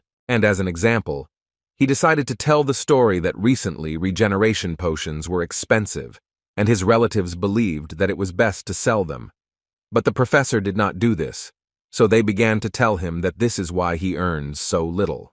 Lacan realized that it was better to continue this topic, although in his mind he thought that the people of the East were quite strict people, but he did not expect that they were so strict. When suddenly his thoughts were interrupted by a question from a man who wanted to ask the guy what his plans were for this weekend. The guy understood why the man was asking him this question, and most likely the professor wants the guy to come work on weekends as well.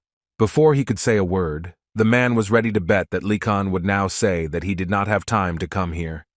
But before the guy gives his answer, the professor asked him to think about what will happen to the starving students in a couple of days, although later he still added that there was really no point in worrying about this, because he believed that the student would always find a way to survive. For example, natives of the Black Turtle, in his opinion, will find fruit to snack on. Students from White Tiger Tower will hunt and feed themselves meat. But he wasn't sure about the Blue Tower. It seemed to him that they were thinking too long. But on the other hand, we shouldn't forget that very talented people usually live in this tower, so most likely in just a couple of days they will find a good solution. Lacan noticed that the professor forgot to tell him about the Phoenix Tower. What will happen to them? The man believed that this did not apply to them, because they are the kind of people who are not so easily intimidated by hunger, and most likely they simply will not solve this problem. Because in the Phoenix Tower live followers of the Order, who trained to live modestly in the temple, and when things got hard, they just prayed. Lacan knew only one thing. He would not want to live like this. This faith is too amazing for him. But for himself, Lacan decided that on the weekend he would go hunting and get into a fight again. Then he would try to make sure that there were more friends than opponents. After such an answer, the man believed that he simply did not have the option of not encountering them, but he assumed that perhaps he would not stumble upon them, and perhaps they would also choose a different path. But Lacan did not quite understand what he was talking about. What kind of path? The professor, after thinking for a while, finally said that they always have one backup option, which is to simply run away. The School of Magic is an impenetrable fortress, surrounded by walls and enchanted. But despite this, every year someone tries to get out. And so Lacan thought that if you think about what you can get outside the academy, it becomes clear why students have thoughts of escaping. New clothes and shoes, bread, butter, cheese, and jam, and other essential items that provoke students to escape. Suddenly, all his thoughts were interrupted by the professor, who noticed that the guy had that strange expression on his face again, and it seemed to him that Lacan was again thinking about something suspicious. But he immediately asked him to wake up, because the reason why tigers always try to run first is that they are very frivolous. Lacan wanted to clarify from all this said, or did someone manage to escape? The professor thought about the fact that in fact, some managed to do this, but everything did not go as planned, however. He understood that Lacan was unlikely to listen to his advice, so he just turned around and told Lacan to forget about everything they had just discussed and asked his boyfriend to do whatever he wanted. Besides, he believed that it was much easier for young people to overcome difficulties. But Likan understood why the professor reacted so sharply, so he decided to tell him that he actually did not plan to run away. But the man was not going to believe him, because he believed that it was written all over his face. Duju, meanwhile, stood in a rather strange room, and listened as these strange priests told him that he had better concentrate and cooperate with them. But the ogre cannot be deceived so easily, so he asked Likan not to go that far. The guy immediately took off his hood, and he was actually not surprised that they failed to scare the ogre. Gainando couldn't believe that they knew each other because he so wanted to scare Choi Duju, but they didn't succeed because of Lihan. The ogre in turn answered them that it was a very bad attempt, if only because for him they were just small squirrels, whom he was never afraid of. This angered Gainando even more, because he was actually very upset to hear such things. Likan, while opening the curtains, asked Gainando to calm down and not make a scene out of it. At that moment, Yena suddenly began to say that she had been curious for a long time why Lihan suddenly decided to go so far. The guy explained to them that the point was that the other tigers would misunderstand Choi if he suddenly made friends with the students from the Blue Tower, and in general, it seemed to him that Duju was already in bad standing with them.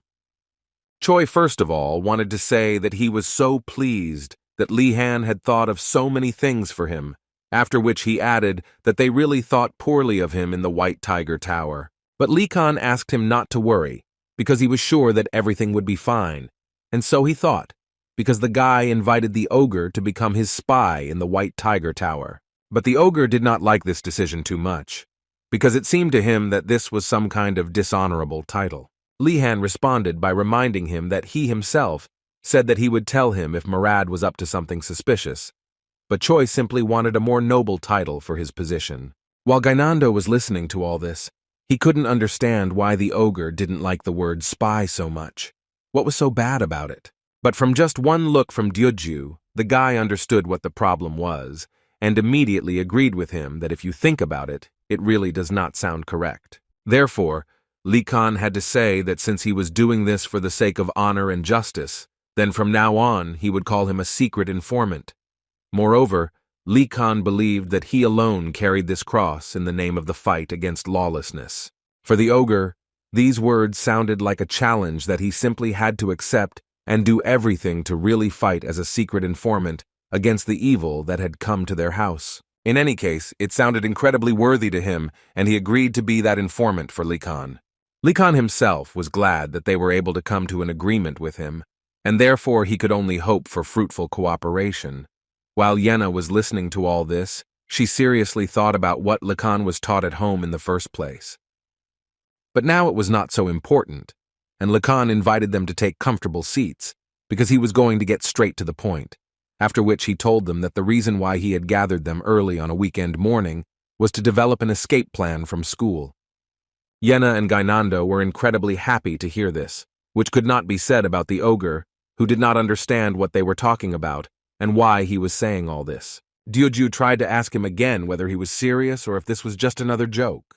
Likan knew that the ogre would be against it, so he prepared 10 reasons in advance that would convince him. But as it turned out a few seconds later, Duju also really wanted to get out of this prison, and he was shocked that Likan also wanted this. The guy understood perfectly well that even though they were knights, aristocratic habits could not be eradicated. The students from the Tiger Tower never knew what hunger was, so it was much more difficult for them to survive it. It was for this reason that they decided that this could not continue, and they needed to go hunting. Besides, the guys from the Blue Dragon succeeded, so they can too. In addition, they really wanted to wipe these bastards' noses, otherwise they were very proud of the fact that they were good at using magic. But this riot was interrupted at one point by Giselle, who for now quite politely asked them to calm down.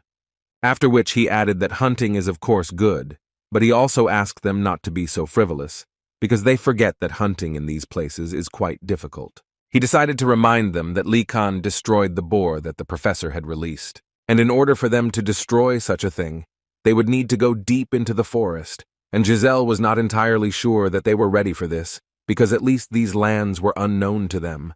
Therefore, one of them at one point decided to ask if he had any ideas then, because they simply had nothing to eat. Giselle answered him with a smile that he had one very interesting idea that they would most likely like, after which he invited them to leave school. But first of all, he wanted to make sure that they would stop even thinking about buying meat from those bastards from the Blue Tower. Still, they believed that this was not entirely possible, so they doubted his plan.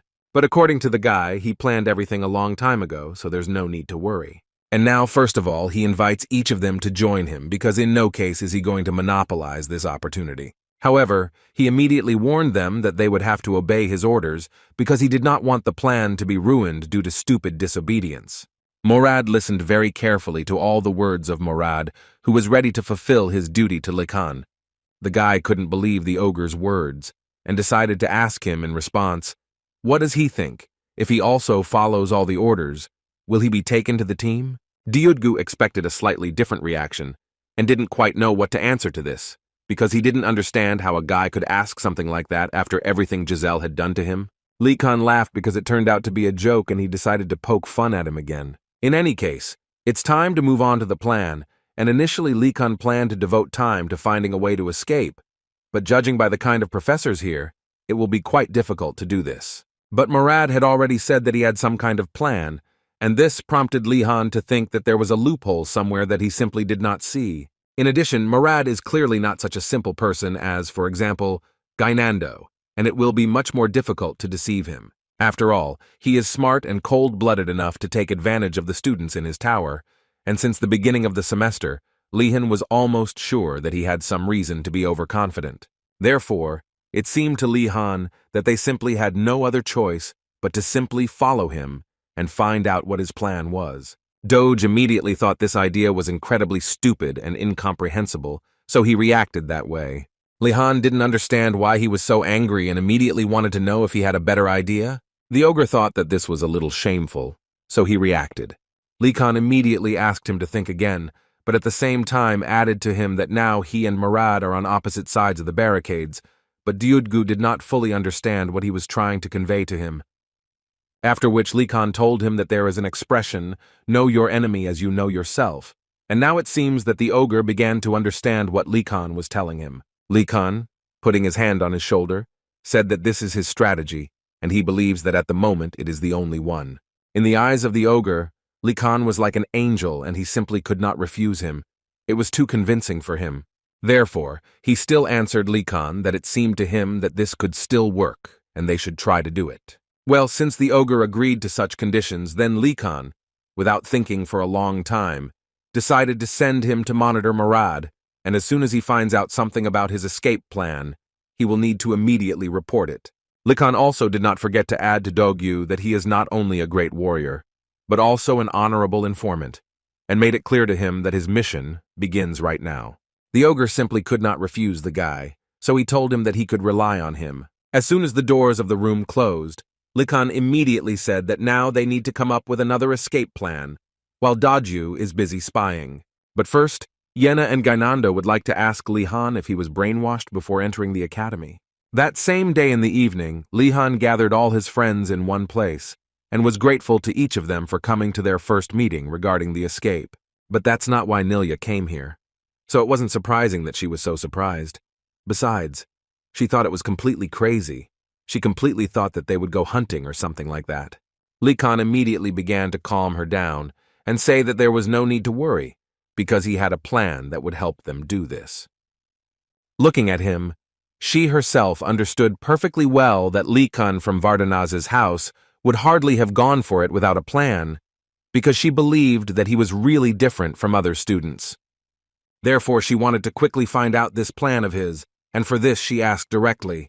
Lihan began to talk about how there is a student from Tiger Tower who knows how to escape, so they will follow him and steal his plan. Although Nilya put on a joyful face, she mentally couldn't believe what was happening here. Was this really Likan's plan? Yena noticed a drop of doubt in Nilya's face, so she decided to pointedly ask Likan if it was possible to carry out his plan without Nilya's participation. Likan immediately changed his face and began to say that without the girl's participation, everything would go wrong for them. So they need her more than ever. He also added that their strategy is based on the ability to track and the instincts of a hunter, and the only person who has this skill is Nilya. But Yana made it clear to her that they couldn't force her or anything like that, and she could decide for herself. But they would be so sorry if she didn't agree. This was the simplest manipulation technique that Yana managed to learn from Li Kan. And this simple technique worked perfectly. The girl agreed without any problems, because she considered herself very important in this regard, and since they cannot cope without her, then she simply has no other choice. Murad, meanwhile, in the dark forest, turned to his allies and friends who had gathered here and swore to carry out his orders, and was glad to announce that today they would leave this place. They were so happy to hear this, so they fully supported him and were ready to follow him. Well, since they were ready to do this, Murad saw no reason not to hit the road, and he was so confident in his success only because he had this map with him, which would help him not to go astray at one fine moment. Giselle, a month before entering the academy, sitting in his palace, forced his courtiers to bring him something more useful, because there was simply no benefit from what they brought to him. His servants immediately turned around and went to carry out his order, simultaneously asking him for forgiveness for what they had done. While he was waiting for them, he decided to delve into the books that they had already brought him, and at some point found a piece of paper, on which it was written that this is a map that will help escape from Einregard Academy, and there was also a message from the first owner, who wrote that the one indicated on this map is the only way. This is the best road that he and his friends found and used to escape.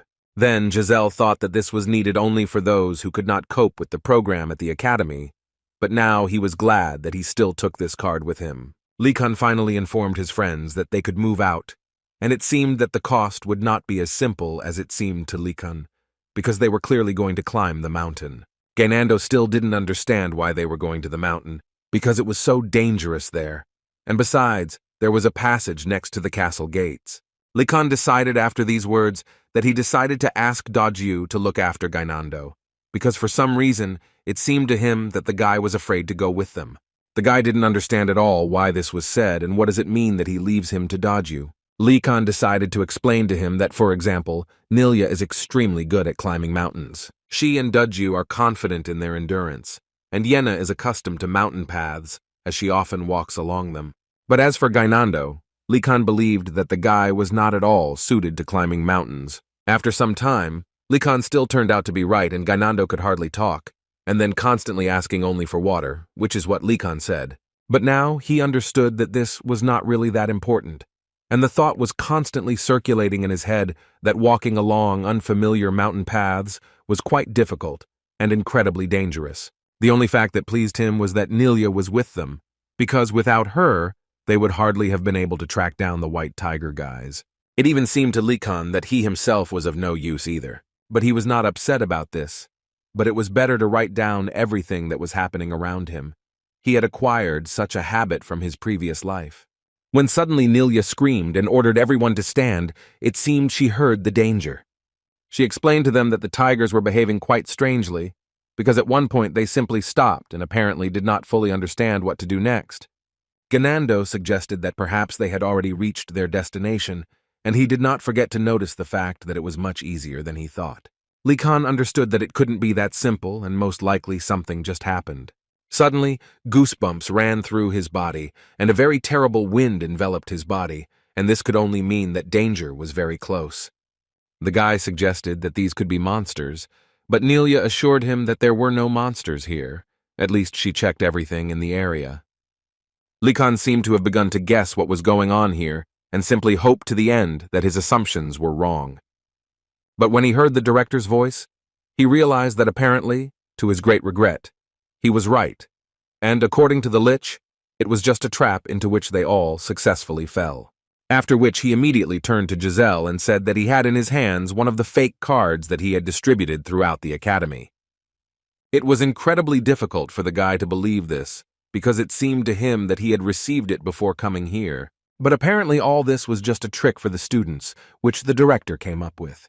And today, for this mistake, they will all receive a life lesson that they will not forget for the rest of their lives. But first, the director decided to tell them that in the future, they should never trust cards of unknown origin, because you never know whether it is a treasure map or a trap set, for example, by an evil lich. Li Kan, who carefully watched all this, understood perfectly well that in fact the director did not care at all about training. He was just a crazy person who enjoyed punishing people. But the director was not going to stop there and said that now it was time for them to return to the academy. Although they won't be able to do it just like that, and he guarantees it to them, after which he ordered them to avoid their pursuers, who will hinder them as much as possible from getting to the academy safe and sound. The director allowed them to use any methods that would help them defeat the ghosts, if of course they could do it. But he also immediately warned them that if they were caught, they would be found guilty and receive their well-deserved punishment. And if they don't catch them, the director promised to pretend that he didn't even see them here, so everything is in their hands. First of all, the guys chose the option of escaping because they believed that there was no point in fighting these monsters because they were too weak. Lee Khan's squad also decided that it would be best to run away too, although Lee Khan was a little confused about what was happening. But it seemed so only at first glance. He grabbed Nilya's hand and asked her to be quiet, because that way they could be heard. She didn't understand how he could be so calm, because it seemed to her that if they were caught, then it would be the end for them. Lee Khan believed that in fact everything was fine, because it seemed to him that they didn't even notice them, and if they caught them, then in the worst case, they would just have to stay in the punishment room. This is a room with instruments of torture, from which it is impossible to choose. Well, at least that's how Nilya imagined this room. But Ina calmed her down, saying that she actually has a very wild imagination, and this room, according to her, is not as scary as its name. Lee Khan at that moment was standing behind a tree and looking at these demons. He tried to come up with an option that would help them get out of here, but so far nothing had come to his mind. Suddenly he heard a voice that suggested getting into formation, because this is the only way they can destroy them if they suddenly want to get closer. And this was the voice of the guys from the White Tiger, who realized that simply running away was not an option, and therefore decided that they should try to fight them. The viewing of this strange picture was suddenly interrupted by Doju, who approached Lee Khan with the words that he actually saw only one way how they could get out of here. And to do this, they will need to close their eyes to all differences and rally forces for their common goal. Lee Khan actually completely agreed with him, and could not help but tell the ogre that this was a rather deep and correct thought. After which Lee Khan added that as long as they bought time for them, they would be able to fulfill their part with the escape. They were all in favor, except for Doju, who did not mean this at all, but simply could not say anything against it. Lee Khan believed that first they needed to break through the weakest part of the encirclement, and fortunately the tigers bought them time. But the problem was that the director did not stop and continued to summon monsters, and there were too many of them. The guy thought that this was some kind of test, since they wouldn't be blamed if they didn't get caught. But it seems that the director initially had no plans to let someone get away, and he would do everything to make sure they fell into the trap. Although Lee Khan still harbored hopes that the director simply thought that this level of difficulty was just right for them, so he continued to summon monsters. His thoughts were literally torn between trying to escape again or just going to surrender, because those who split up or tried to escape had already been caught a long time ago, and it was unlikely that they would be able to do anything about it either. After some time of observation, Lee Khan noticed one very important thing, namely, that the pursuers were not interested in this direction, but he did not understand why. And one of the reasons for this behavior may be that the director simply did not notice them, and then they have a greater chance of getting out of here unnoticed. There was complete chaos going on in Lee Khan's head, until the thought came to his mind that the director was not actually here, just like when he and Asen climbed into his nightstand, and his clone or illusion appeared. And if Lee Khan is right, then they will only have to run in the opposite direction to the White Tigers to remain unpunished. In any case, he understood that in fact they had no other option, so the first thing he decided to do was tell his friends that he had figured out how they could get out of this trap, which at first made them very happy. But they had such a positive mood exactly until he said that they needed to climb further into the mountains. Half an hour later, they continued to walk high into the mountains, which seemed quite strange to them, but they had no other choice but to listen to Lee Khan. Nilya continued to do her work, and once again reported to Lee Khan that there should be no monsters ahead, so you can continue walking. They walked a little further, and Lee Khan decided to arrange a short halt so that everyone could rest and recuperate. Yenna was still a little nervous that skeletons might follow them, but Nilya calmed her down, saying that she had already checked several times and there should be no pursuit of them. Dudgu intervened in this dialogue, and it seemed to him that the main problem was that it was unclear how long the director would call them, so it was not entirely clear how long they would have to sit here. And it even seemed to him that perhaps he should have broken through them in order to divert their attention in this way. Lacan, in response to this, immediately told him that even in this case, they would hardly have managed it, because there were too many of them. And now he suggested not to think about it, but rather to eat a little, and Gainando was the first to support him in this. Nilya, for example, wanted to drink more water, but to her great regret there was no more water. But Lacan didn't think so, who used magic to create a small tide that filled her water bag. Nilya couldn't quite believe that he used water magic. She had only heard about it, but in life it was even more beautiful than she could have imagined. Now the girl would also like to take possession of it, because this way it could be useful to her on the hunt. Suddenly her surprise was interrupted by Yena, who asked someone to light a fire because she was incredibly cold. And Nilya, who had only recently mastered the magic of fire, coped with this task perfectly. But even in this case, the first time she managed to create a fire, next to which they can now warm up a little, after which she told Likan that she was a little jealous of him, that he possessed water magic, and she would also like to learn more about this magic than fire magic. Lihan didn't expect to hear something like this, so he even cried a little about it. He did not explain the reason why he was crying. Lihan simply told the girl to be grateful for the magic that she possesses. Having warmed up a little near the fire, Likan and Nilya decided to go away to see if the director was still calling monsters, and what was Likan's surprise that this psychopath was still calling them. But Nilya was only worried at that moment that the guy was calling the director names, and it seemed to her that you definitely shouldn't do that. Likan turned to her and said that she must understand one very important thing, namely that magic comes from a free mind. So he asked her to never restrain herself in expressing herself. These words made her stop being afraid of the director, so she, without much fear, shouted that the director was an evil person whom the world had not seen, and she also believed that this crazy skeleton would be eaten by wolves. But at some point she was frightened by a voice, and she immediately fell into Likan's arms with the words that she was very sorry for saying that. She convinced everyone around that it was said solely on emotions. Likan couldn't believe his eyes at that moment, and neither could Giselle. They both didn't expect to see each other here. After a short conversation, Likan invited them to go to their small hut so that they could rest. Gainando was the only one who did not understand why these people were allowed to come to them, since they already had little food. Although Dudju asked Gainando to be quieter with such expressions, he himself mentally thought that Likan had the right to ignore them because of what happened. But even in this case, he treated them well, for which the ogre had great respect for him, because he himself would hardly have been able to do this. Giselle decided to accept this help, but until the very end he was haunted by the question of how could the dragons end up here. He assumed that they could have the same map as his, although he does not even consider the option that they could follow him.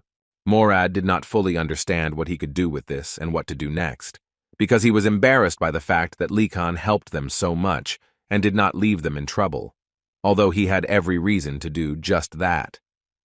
But even taking all this into account, he still remembered the words of his father, who told him that their family always remembers all the grievances, so it seemed to him that Lihan simply had an ulterior motive to do this. Although, on the other hand, his father also always told him that they pay for kindness only when they remember it. Based on this, Morad decided to establish a good relationship with the guy, after which he could take a little time to decide what to do next. But before he had time to ask what happened and how they ended up here, suddenly one of the White Tiger's guys fell unconscious.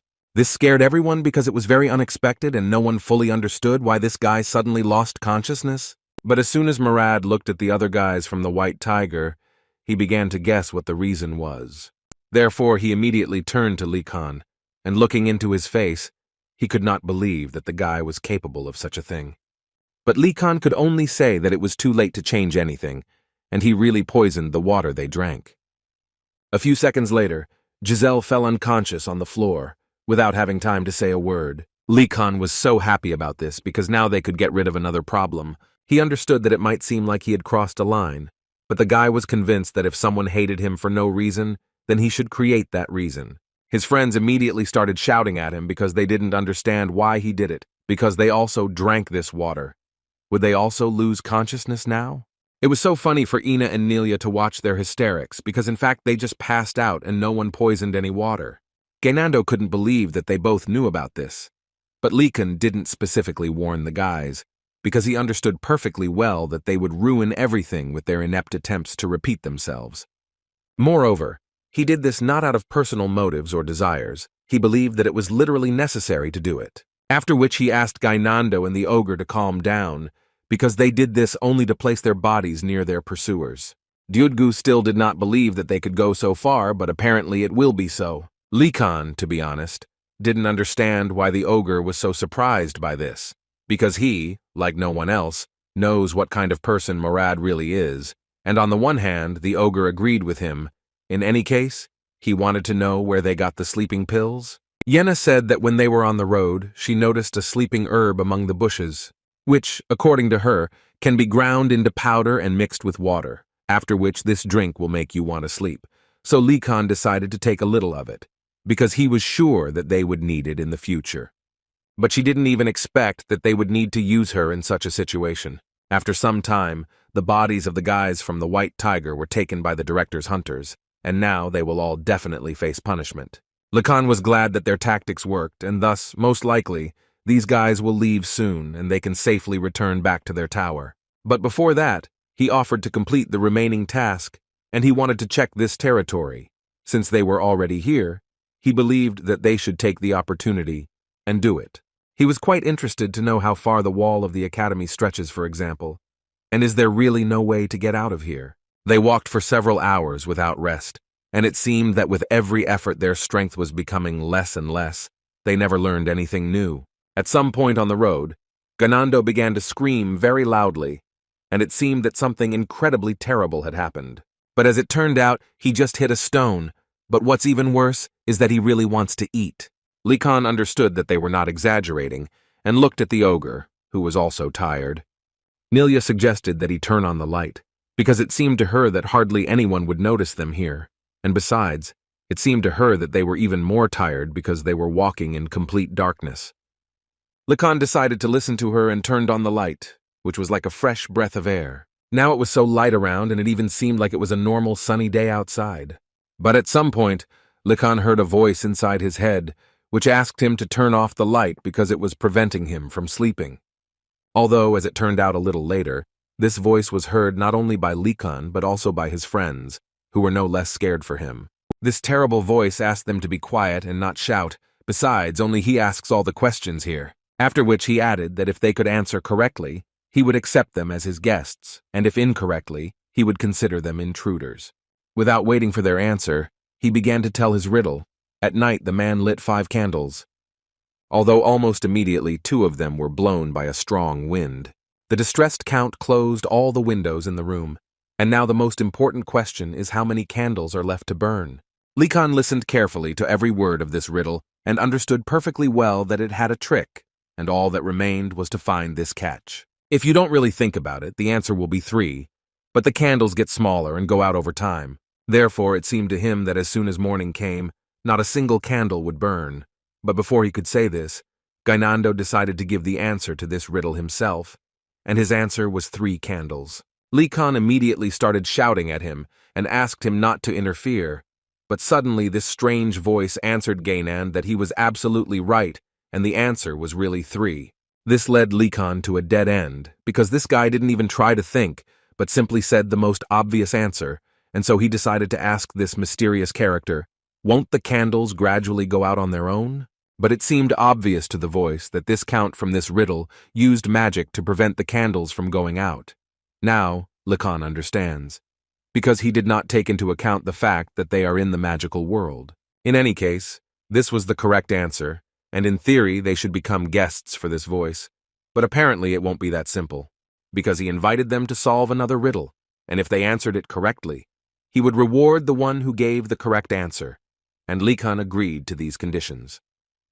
Gainando and Yenna also did not mind taking part in this, and the voice happily began to tell the next riddle. It was that there is a man in the world. In the morning he is big, in the evening he becomes small, and at sunset he grows again. But at night he disappears completely. Who is he? This riddle was several times more difficult than the previous one, and the answer had to wait longer. Likan, after thinking for a while, said that the correct answer could be a shadow. And this turned out to be a completely correct answer. The guys could not believe that Likan was able to guess so quickly. In fact, this riddle was not new to Likan, and in his past life he often heard it. Moreover, it was probably the most popular of all. When he was studying history, he read that the riddle of the Sphinx that King Oedipus answered was a little similar to this one, but the answer was not much different from a person. But now it doesn't really matter because the answer was absolutely correct, and the magic tree finally decided to welcome smart guys like them. And a few seconds later, magical butterflies flew around them, emitting such a pleasant light. And the tree also realized that they were most likely all out of the way, and they were probably thirsty, so it invited them to drink a special cocktail, which did not look as attractive as they would like. Likan, of course, was grateful for such a drink, but for some reason he suddenly lost the desire to drink. Although he did it anyway, and the first sip radically changed his opinion about this drink. After all, his body was immediately visited by a feeling of such freedom. The pain in his muscles immediately began to recede, like a glass of clean cold water that you drink after a run on a hot summer day. The other guys didn't quite understand how Likan could easily drink it, because for them it was very disgusting. According to the magic tree, it was tree sap, which Likan liked very much. He even asked for another mug. But before that, the tree asked the guy to introduce himself because he still doesn't know his name. The guy was gladly ready to do this, and the first thing he said was his name, but this was not enough, and the tree asked him to say which guy is at home. But when he said that his home was Vardinas, the calm atmosphere immediately changed to alarming for reasons that were understandable to Likan. Although this was only for one moment, then the tree added to the guy that judging by the fact that he said his first name before his last name, it means that he will definitely become an excellent magician. Now the tree would like to know from them what brought them here in the middle of the night, to which Likan, without much regret, lied that they were just enjoying a night walk, and Yenna simply did not understand how he could lie so easily. But apparently it's not easy to deceive the tree, and it immediately decided to clarify why they decided to escape from the academy a week later. Likan realized that there was no point in continuing to lie, so he decided to say that something just happened, and then he decided to ask this tree for advice. The tree understood what Likan was asking him for, and decided without thinking for a long time to answer him that in fact, there is one way to get out. But for beginners, it is almost impossible, so his advice was not to try to do it. Then, Likan became interested in finding out from him how far the walls of the academy extend. And if you believe the tree, then this is also not something they can find out. Moreover, the tree told them that the walls are enchanted, and they will immediately regret it as soon as they touch them. Now the guy understands perfectly well that escaping through the hole in the fence will be simply unrealistic. His thoughts were interrupted by a tree that asked the guys not to run away from the academy, especially not to do it thoughtlessly. And he thought so, because for now the forest is calm, but in a few weeks it will awaken, and monsters will appear in it.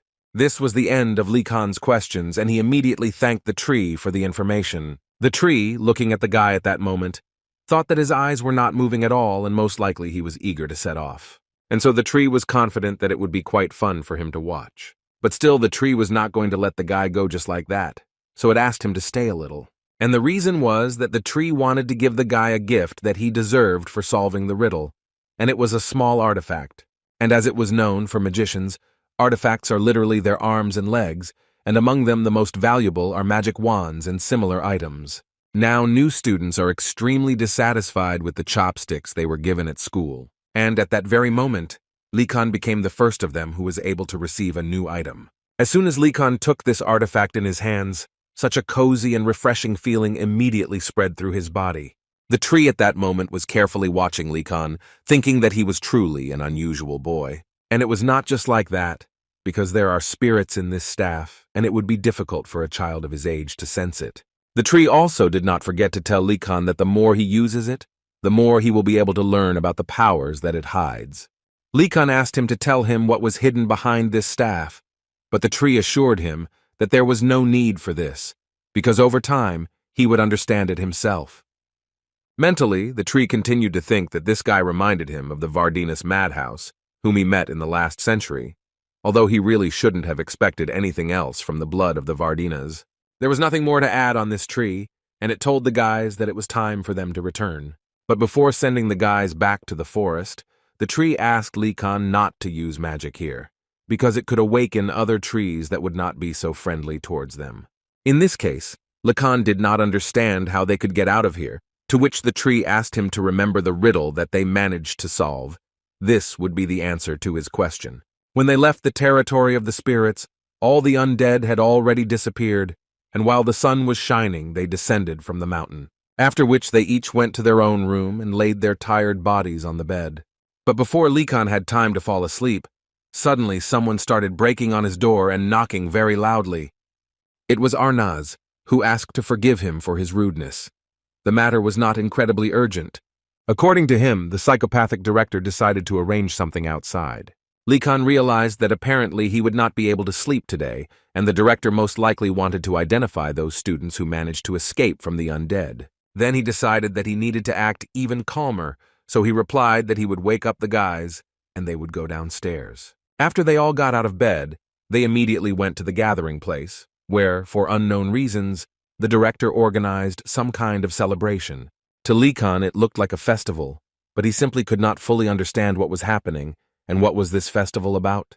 It didn't look like the director was simply trying to discover them, but then the open question remained, what was he up to? Suddenly Likan's thoughts, and in principle the attention of all people, were attracted by the director, who asked them for a little attention.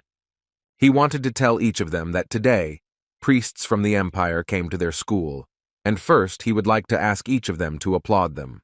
Likan, of course, clapped these people without any problems, but he didn't understand why the director greeted these people so warmly. One of them thanked Director Osu for such a warm welcome, and she was also incredibly grateful to him that, despite being busy training these young talents, he was able to devote time to them.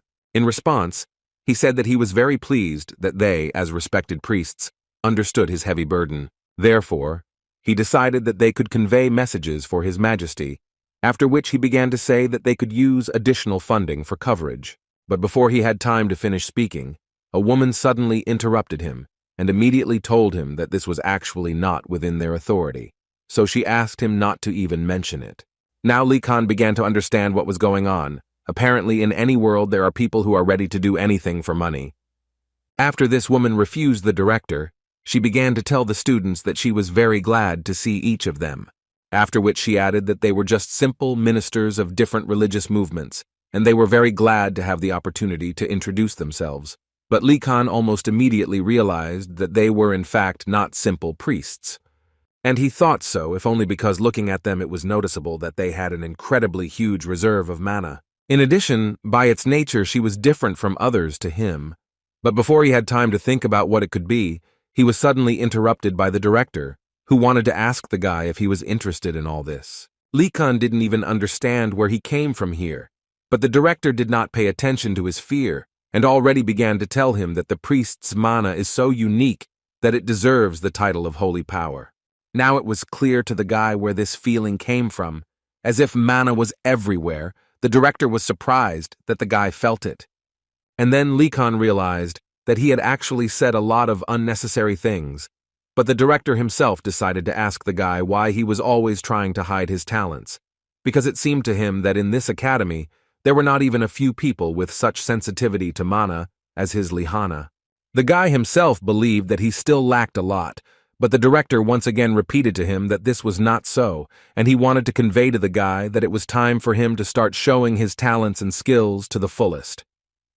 Likan at that moment did not understand at all what this old lich was saying, and what did he want to say by this. Therefore, the guy decided to change the topic a little, and for this, he said that he was seeing priests for the first time. This was not surprising for the director, because he is from the Varnadaz clan, and therefore it was not surprising for him that he had no experience of communicating with them at all. And he explained all this by saying that they are too smart with him, and therefore they have no faith in fate. In simple words, they are too smart to believe in the gods. Likan at that moment remembered that his father really compared the sacred power with the result of an empty, fanatical faith, and taking into account all the rumors that were circulating about them, the guy was sure that they were also talking about how they put the priests outside the gates. Now he has even more I didn't want to reveal my last name to these people.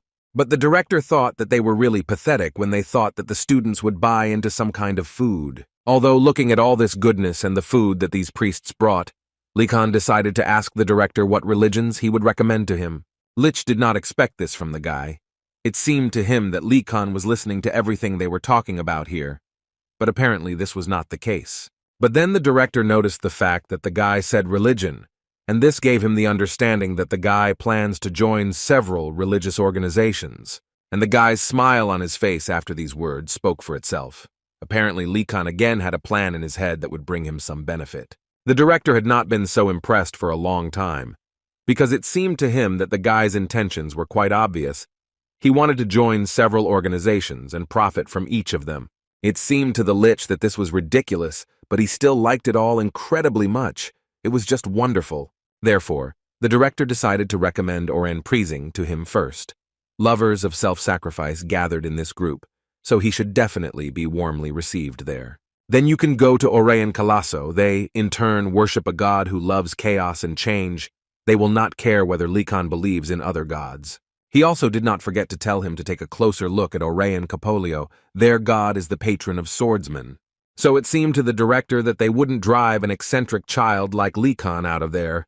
While the guy was writing all this down, he couldn't believe that the director found out that he was taking a swordsman's course, although on the other hand, he is the director, and most likely he knows everything and about everything. In any case, Li Kan understood that in this case things would not go well for him, because in his experience, special attention from teachers had never ended well for him. At this point, his thoughts were interrupted when the director decided to leave, and therefore said goodbye to Li Kan, and the guy in turn could thank him in return. The director also added that he needed to check on the students in the punishment room, and therefore he hoped that Li Kan would make the right choice. In response to this, the guy wished him a good journey, but only after the director disappeared did Li Han realize what the director said, and apparently he was talking about the guys from the White Tiger class, so he decided that he should be even more careful. When suddenly his thoughts were interrupted by Yena, who approached him and wanted to know where he was going to go. Li Kan confidently told her that he was thinking about visiting the Order of Pretzing. This surprised the girl quite a lot, because she didn't even know that he was so interested in church affairs. But he interrupted her surprise to add that then he would go to Calasso and Capolio. Now she understood what he was talking about and what he was really interested in, but she never had time to tell him about it, because Li Kan decided to ask what was in her basket. Instead of answering, she decided to just show him, and so she took out a piece of cake, which she offered him to eat. Li Han was shocked when he saw this treasure and wanted to know where the girl got such a treasure, so she had to tell him that it was from the Flemish order, who worship god Alchemy. Yena also said that her family had been providing them with financial support for a long time, so they recognized her immediately. It was a little strange for Li Han because this was the first time he had heard of such a relationship between families and the church. But on the other hand, he was offended that his family did not donate money to some order. At this point, Li Kan decided to say goodbye to her and went to his destination, where he would like to receive the blessing of Lord Prising. Those who met him were so shocked that he himself came to them, so they were incredibly happy about it. Other students were surprised when they saw Li Han join one of these orders, given the rumors about how his family treated priests. But the guy at that moment said that he had actually been interested in their teaching for a long time. They were very happy to hear this, so they did not detain him, and immediately invited him to enter their hut. But what surprised the guy most of all was that one of the priests asked for help from a girl who looked like a half-breed demon. And this was the rarest race among half-bloods. If among a person's ancestors there was someone who entered into a contract with a demon, then there is a possibility that one of his descendants may be affected by a special effect. Usually people judge half-demons for their appearance, but they usually do not reciprocate and simply tolerate insults directed at them. The priest decided to introduce this girl to Li Han, and her name was Digiling, and she was a new student of the Burning Phoenix Tower. Also, the woman could not help but add that she did not suspect that there would be another believer besides Digiling. In response to this, Li Han stated that it is simply impossible not to believe in Lord Prising if you know about his great will. Although the only thing in the guy's head was that there are two most important points when joining the order, and this is what he can get from it. And what will he need to do for this? At first glance, Li Kan, this order may not look very good. but he was interested in the fact that they have a bunch of artifacts from which he feels mana, and they could be useful to him in the future. Therefore, a question arose in his head in which he was interested to know whether the Order of Pretzing was related to the creation of artifacts.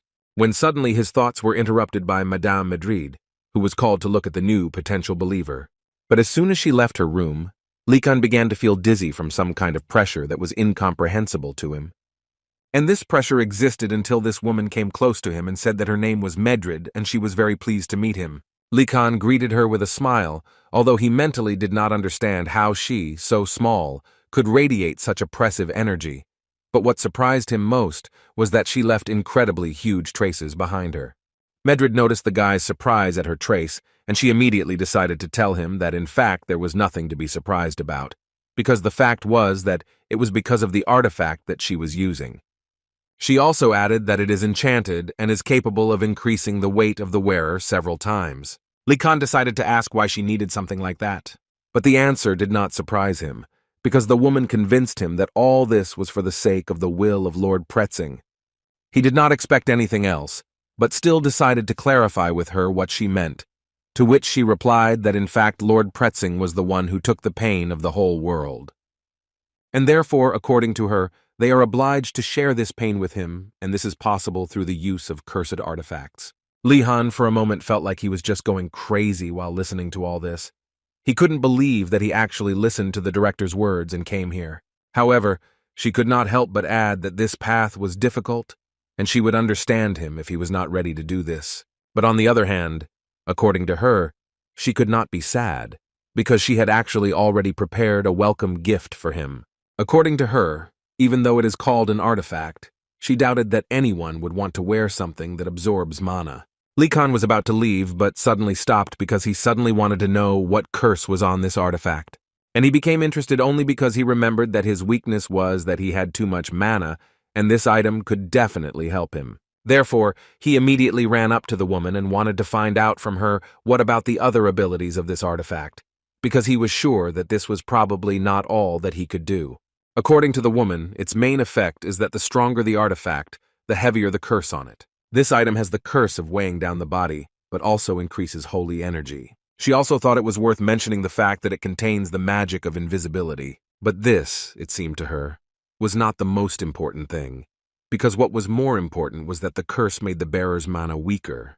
As soon as Likan heard this, he didn't even let her finish, and said that he was aware of everything, and was completely ready for this test. The woman could not believe that he agreed, because she was practically sure that as soon as she told everything about this subject, he would definitely refuse. Now she was even a little ashamed, because how could she not recognize sincere faith in him? She almost cried, and therefore asked him to accept this artifact, and she also added that they would always be glad to see such a wonderful brother in their church. And this artifact turned out to be a belt for those who honor Lord Pretzing, and it is this belt that imposes the effect of invisibility. As soon as Likan took this chest, 2 priests approached him, who mentally thought that new followers always suffer from the consequences of curses, and this time, it seemed to them that it would be the same, so they understood that they needed to be more careful. But what was their surprise when Likan put on this belt without much doubt, and immediately wanted to know how to activate its ability? 2 assistants immediately wanted to ask him how he felt.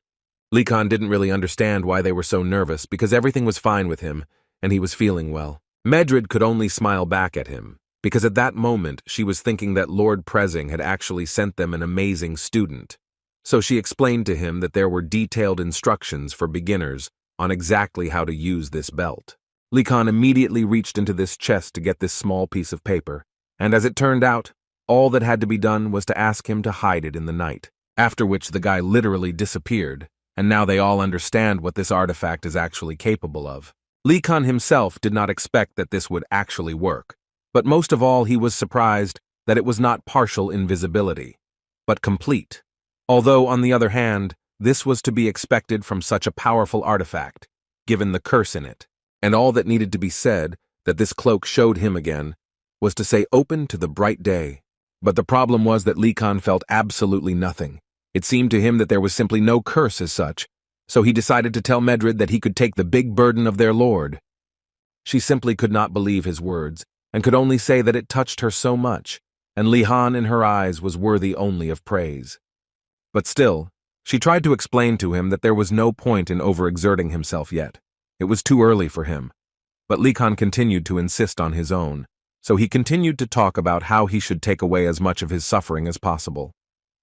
As a result of these long disputes, Li Han was unable to achieve anything and was allowed to take only one belt. But on the other hand, he understood that even this artifact would be very useful during the escape. When suddenly his thoughts were interrupted by a phrase from Medrid, who seemed to have finished telling how Lord Pretzing's church was born, after which she added that this should be enough for today. And although Li Han did not listen to anything and did not understand anything, he still had to say that he really liked the lesson. Looking at this board, he thought that in the end everything was going as usual, and all he could do was simply wear the curse of this belt and thereby help himself. But before leaving, Medrid decided to stop him and asked him to take a small gift from them, in honor of his courage. And this gift was a small basket, which contained quite a lot of different good products that the guy would definitely need. Now in his mind, Li Han believed that coming here was still a good decision. He also felt a warmth in his heart, which he had not had for a long time. But apparently this was not all that they wanted to give him, because at some point a half-breed demon patted him on the back and asked him to take this basket of food as a gift. Li Han didn't understand why she was giving it to him, because it seemed to him that it was digiling food. But according to her, she is only a servant of Lord Pretzing and she does not need such wealth, after which she simply turned around and began to leave without adding another word. On the other hand, Li Han understood that nothing else should have been expected from the Phoenix Tower. After all, they are very different from the others. The other 3 towers were doing something, but nothing was heard about this tower at all. As soon as Li Han was about to leave, Medrid suddenly turned to him again and asked him for a small favor. This favor was that she would like to ask him to take care of Digiling, because it was immediately noticeable that this child was too cruel to herself. Li Han did not quite understand the meaning of this request, because he was at least from another tower. But after the woman gave him another basket of food, he immediately changed his mind, and began to think that in fact there was no difference. After that, Li Han went outside and caught up with Digiling, whom he wanted to talk to. And most of all, he was interested in the question of what it was like to study in the Phoenix Tower, because as everyone knows, they don't really communicate with the other guys, and they are very interested in what they do in their free time. But the answer was too boring because the girl said that they pray in their rooms in the morning, evening, and even sometimes at night. According to her observations, some guys even go to the forest or mountains to pray for the whole night. As far as Li Han knew, there was a curfew on weekdays, and it was a little surprising to him that they were allowed such outings. Digiling told him that in fact their tower almost immediately received special permission for such events. This made the guy smile because he realized that believers don't care about the curfew, and this could be played for his own personal gain, and Li Han understood this very well. He even thought that if he put on a robe, he would have several times more time for activity. Therefore, he decided not to wait long and immediately decided to ask the girl if he could get clothes for believers. She didn't quite understand why he needed it, because his curse was unlikely to be alleviated by wearing such clothes. Li Han immediately made it clear to her that he did not need her for this. As it turned out, he just wanted to better understand the teachings of their Lord. Digiling told him that since he was so inspired, she would have no problem preparing everything for their next meeting. The guy hugged her lightly and wanted to thank her in this way, although the only thoughts in the guy's head were that his escape was getting closer and closer, and soon he would be able to be the first student who could do this. He also decided to ask the girl how they were doing with food lately. Without much doubt, she immediately answered him that she was completely satisfied with what she had now and she would not want to change anything. But Li Han reminded her that Sister Medrid was worried about her and that she needed to think about herself at least sometimes. The guy even decided to tell her that Medrid asked him to look after her. These words made the girl a little upset. In any case, Li Han had one very interesting proposal for her. He suggested that she eat together at least once, and it seemed to him that this would be quite enough to calm her sister down. Besides, he didn't understand how he could just let go of the person who brought him such a precious gift. So he decided that as soon as they shared the meal, Digiling would feel all the grandmother's care for her grandchildren on Thanksgiving Day. Meanwhile, in the professor's office, the alchemist drank tea and enjoyed the taste, because today it was much tastier than usual. But still, he would like to know why the director gathered them today. Garcia immediately assumed that we would be talking about basic horse riding training. In addition, she herself was interested in the question. Did the director find a teacher for this? The alchemist always thought that this basic training was conducted by Professor Bendosol. Garcia realized that apparently he was not aware, and immediately decided to tell him that Professor Benzol had disappeared while going in search of a unicorn. And judging by the fact that there is still no news from him, Garcia is starting to think about a rather bad outcome. But the director asked them not to worry, because he actually found a teacher for this course. At such moments, each of the professors assured the man that he was indeed the director of the academy. But the alchemist was more interested in finding out who would teach this subject, because it seemed to him that it must be someone very capable, since he would be entrusted with one of the main courses. The director once again assured them that there was no reason to worry, because this person would be the thunderous step of Choi Dar. Garcia was glad to hear this, because she believed that she really could be trusted. She was a fairly experienced magician. They also knew that she was a fairly famous explorer, and if they were not mistaken, it was she who discovered many territories both inside and outside the empire. But not everyone was happy with this decision, so at one point the alchemist still couldn't stand it and started screaming, because he sincerely didn't understand why her. And the reason was that it was Professor Urgalm's aunt, and he didn't love her too much, just like she didn't love him. And all because her whining is so disgusting that even the Eastern gnomes hate her. The director began to say that apart from this story, the only thing he did was hire an excellent professor, so he believed that they just had to take note of this, after which they could all be free. The next day, the students went outside to finally enjoy the new subjects at the academy. Each of them had been waiting for this for so long, because they had heard that basic training in horse riding was simply flawless. Li Han was also among these students, but he didn't understand why they were so lively. Well, he understood that of course there was a reason, because it seemed to him that there would be no problems in this subject, because this is what they were accustomed to since childhood, because horse riding is the basis of every nobleman, and most likely their classes will be even too easy. Suddenly their joy was interrupted by some incredibly vile sound, which at first was coming from nowhere. But as soon as they raised their heads, they saw a huge bird flying straight at them. Although it seems that she found a target for herself that she wants to take with her, and that target turned out to be Gainando, who was screaming and still trying to escape. But all this was useless, because this bird was still able to grab him and take him with him. While everyone was panicking because of this, Li Kan asked them to calm down and bend down, because as far as he knew, they should not be seen by this bird, so it was better not to even move. Which they did, although mentally Li Kan still couldn't believe that such things no longer surprised him. But even so, she would like to know where this bird even came from. When suddenly he heard one of the White Tiger students screaming about where the director was and why he wasn't protecting them. Weren't they in the academy, which was completely protected? They immediately tried to calm her down, but she clearly said that they had better let her go, because she was already tired of this school. But apparently her friend was absolutely right when he told her that it was better to calm down now, because the bird's next target was this girl. Today this girl is very lucky that she has such a friend who stood up for her, and it was him who was taken away. Li Kan at that moment was thinking that this is why he asked them to be quieter, but as usual, they did not listen to him. But still, it was still strange to him that this bird still left the one who made the noise, although then it finally dawned on him what the matter was. Apparently, it was all about the hair. Therefore, Li Kan immediately asked them all to cover their hair with robes, because he was almost sure that the bird was taking away those with shiny hair. As soon as Li Kan said this, he immediately heard a voice behind him, which told him that the guy was truly amazing, and his prudence and quick decision-making were simply divine, and this was a student from the White Tiger Tower.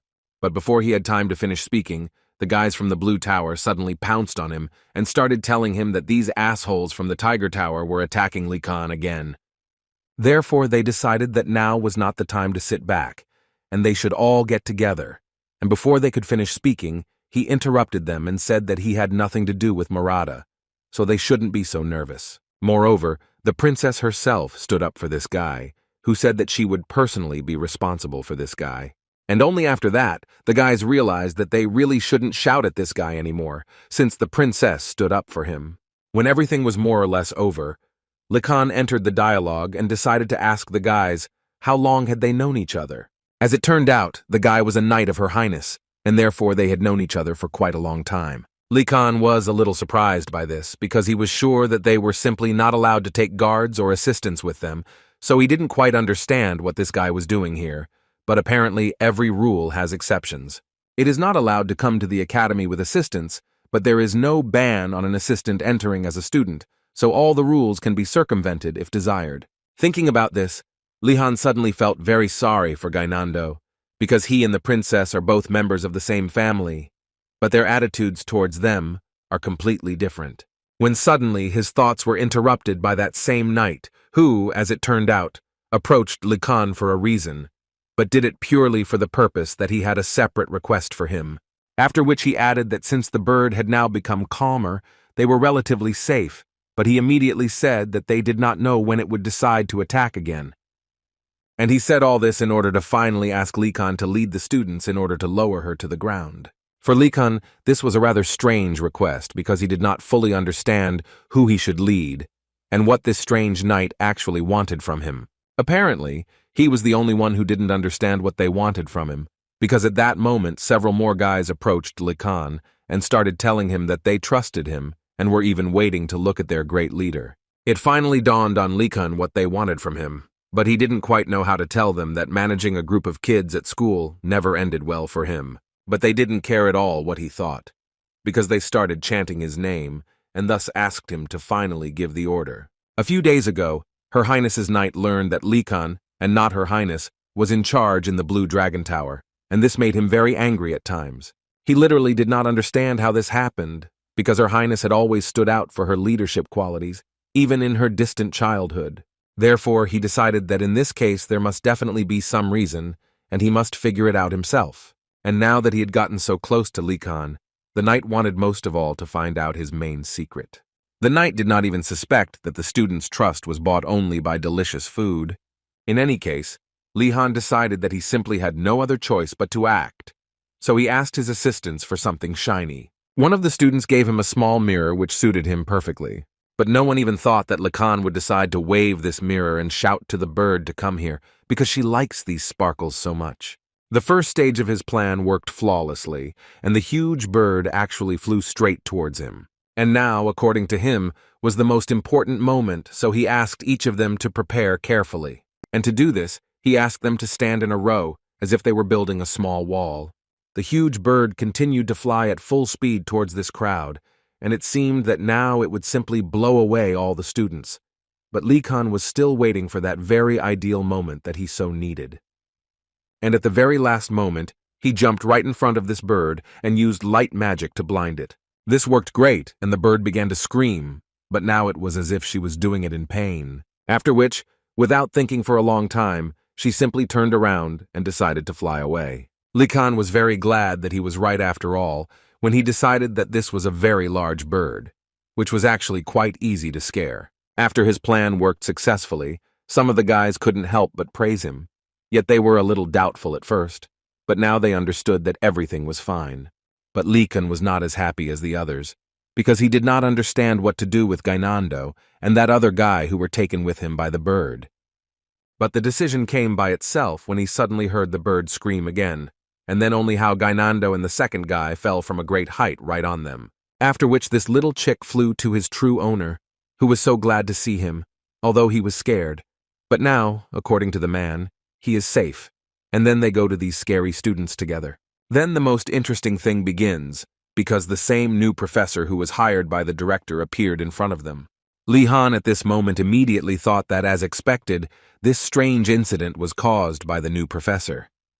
But for some reason, she looked so familiar to him, and it immediately seemed to him that she was somehow connected with Professor Urgalm, or that these were just stereotypes. When suddenly his thoughts were interrupted by the same woman who put her hand on his shoulder and declared that he was really good. At that moment, the guy felt déjà vu, because the alchemy professor behaved exactly the same way in the first lesson. All the guys around were quite surprised that this was their new professor. Likan immediately understood this, so he decided to ask a question in which he was quite interested in finding out whether Professor Urgalm was her relative. This question made her laugh quite a lot, because she didn't fully understand how he guessed, because in fact, she was his aunt. This was quite unexpected for Likan, But then he decided to calm himself down and reassure himself that he simply couldn't attract the attention of professors anymore. But apparently other guys will do it instead of him, who at that moment approached him and began to tell the professor that he is the best student of Professor Urgom. The man simply adores him, even often invites him to his place. Likan immediately turned around and tried to say that this should not have been said, but apparently it was already too late. As expected, these words interested the professor quite a lot, so she immediately decided that she would need to turn her attention to this guy. After these words, Likan decided to turn around and look at the professor's reaction, and he immediately realized that apparently it was too late to change anything. Therefore, he decided that since the cards lay this way, it would be better for him to make a good impression on her. But before he could say a word, she suddenly began talking about how she was known as a thunderstep. Then she added that this course was supposed to be taught by Professor Benzadal, but he disappeared while going in search of the unicorn, which incredibly shocked the guys. But then they realized that she was the same thunderous step, the great explorer, the same woman who conquered the demon Begaman and opened the crater of spirits. Likan at this time did not understand why none of them was even embarrassed by the fact that someone had disappeared at all. They only noticed the fact that there was a thunderous step in front of them. She thought that all this was not important, because first she would like to know, or has anyone already guessed why she came to them today with this baby? Li Han, looking at this bird, guessed that the massive body and aggressive maneuverability are abnormal for ordinary birds. In addition, they are able to control thunder, lightning, and tornadoes. Thunderbirds are fearless monsters.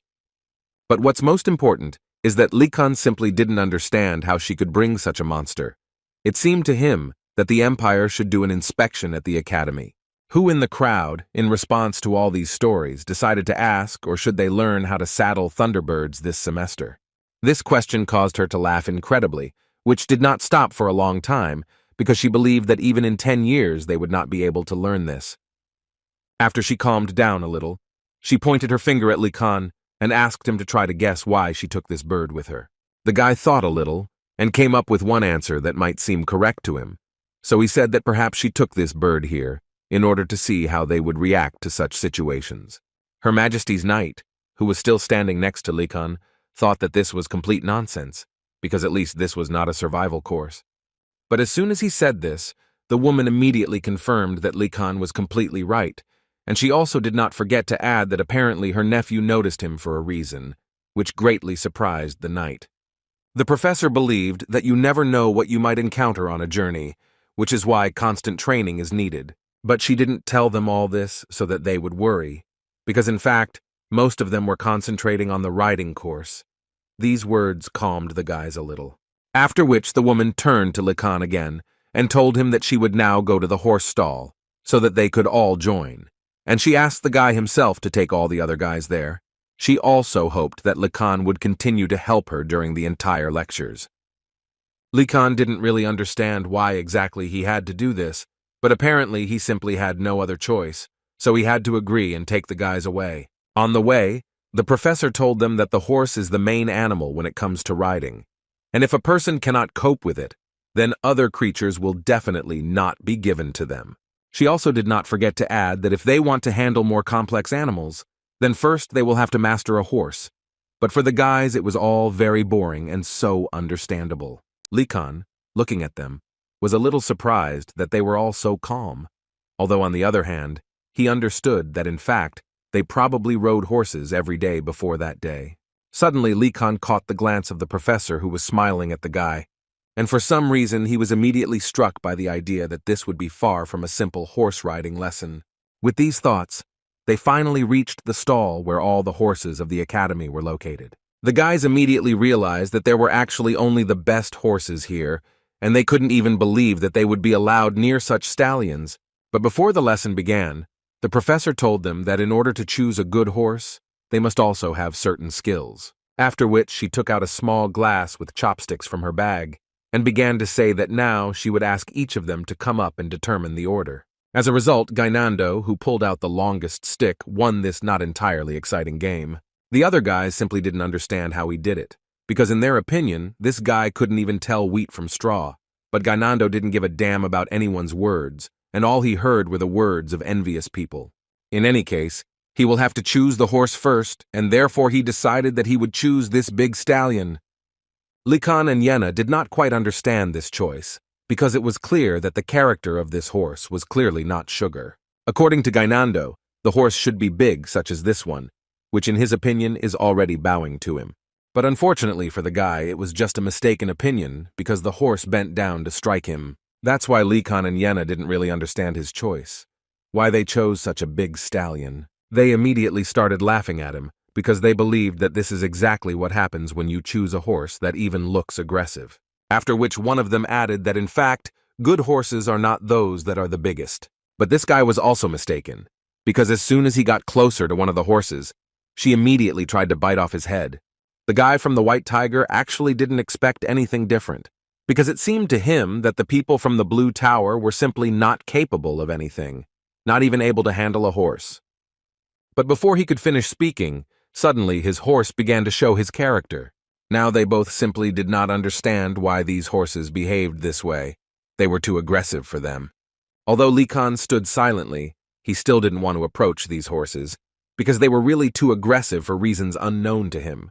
But suddenly he heard the professor laugh, who began to tell them that she had already told them that they would study on horses everywhere, and now each of them will receive their first task, the essence of which was that she wanted them to get closer to all these guys.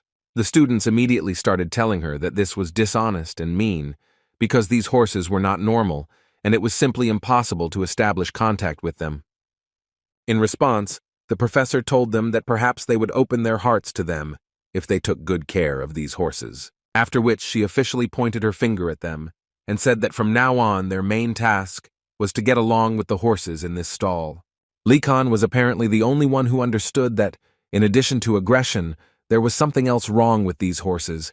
He was almost sure that the professor was simply not telling them something, so he wanted to start by choosing the calmest-looking one. But before he had time to do this, the professor approached him again, who ordered him to follow her. Without much joy, Likan still followed her, expecting some kind of complication of this task.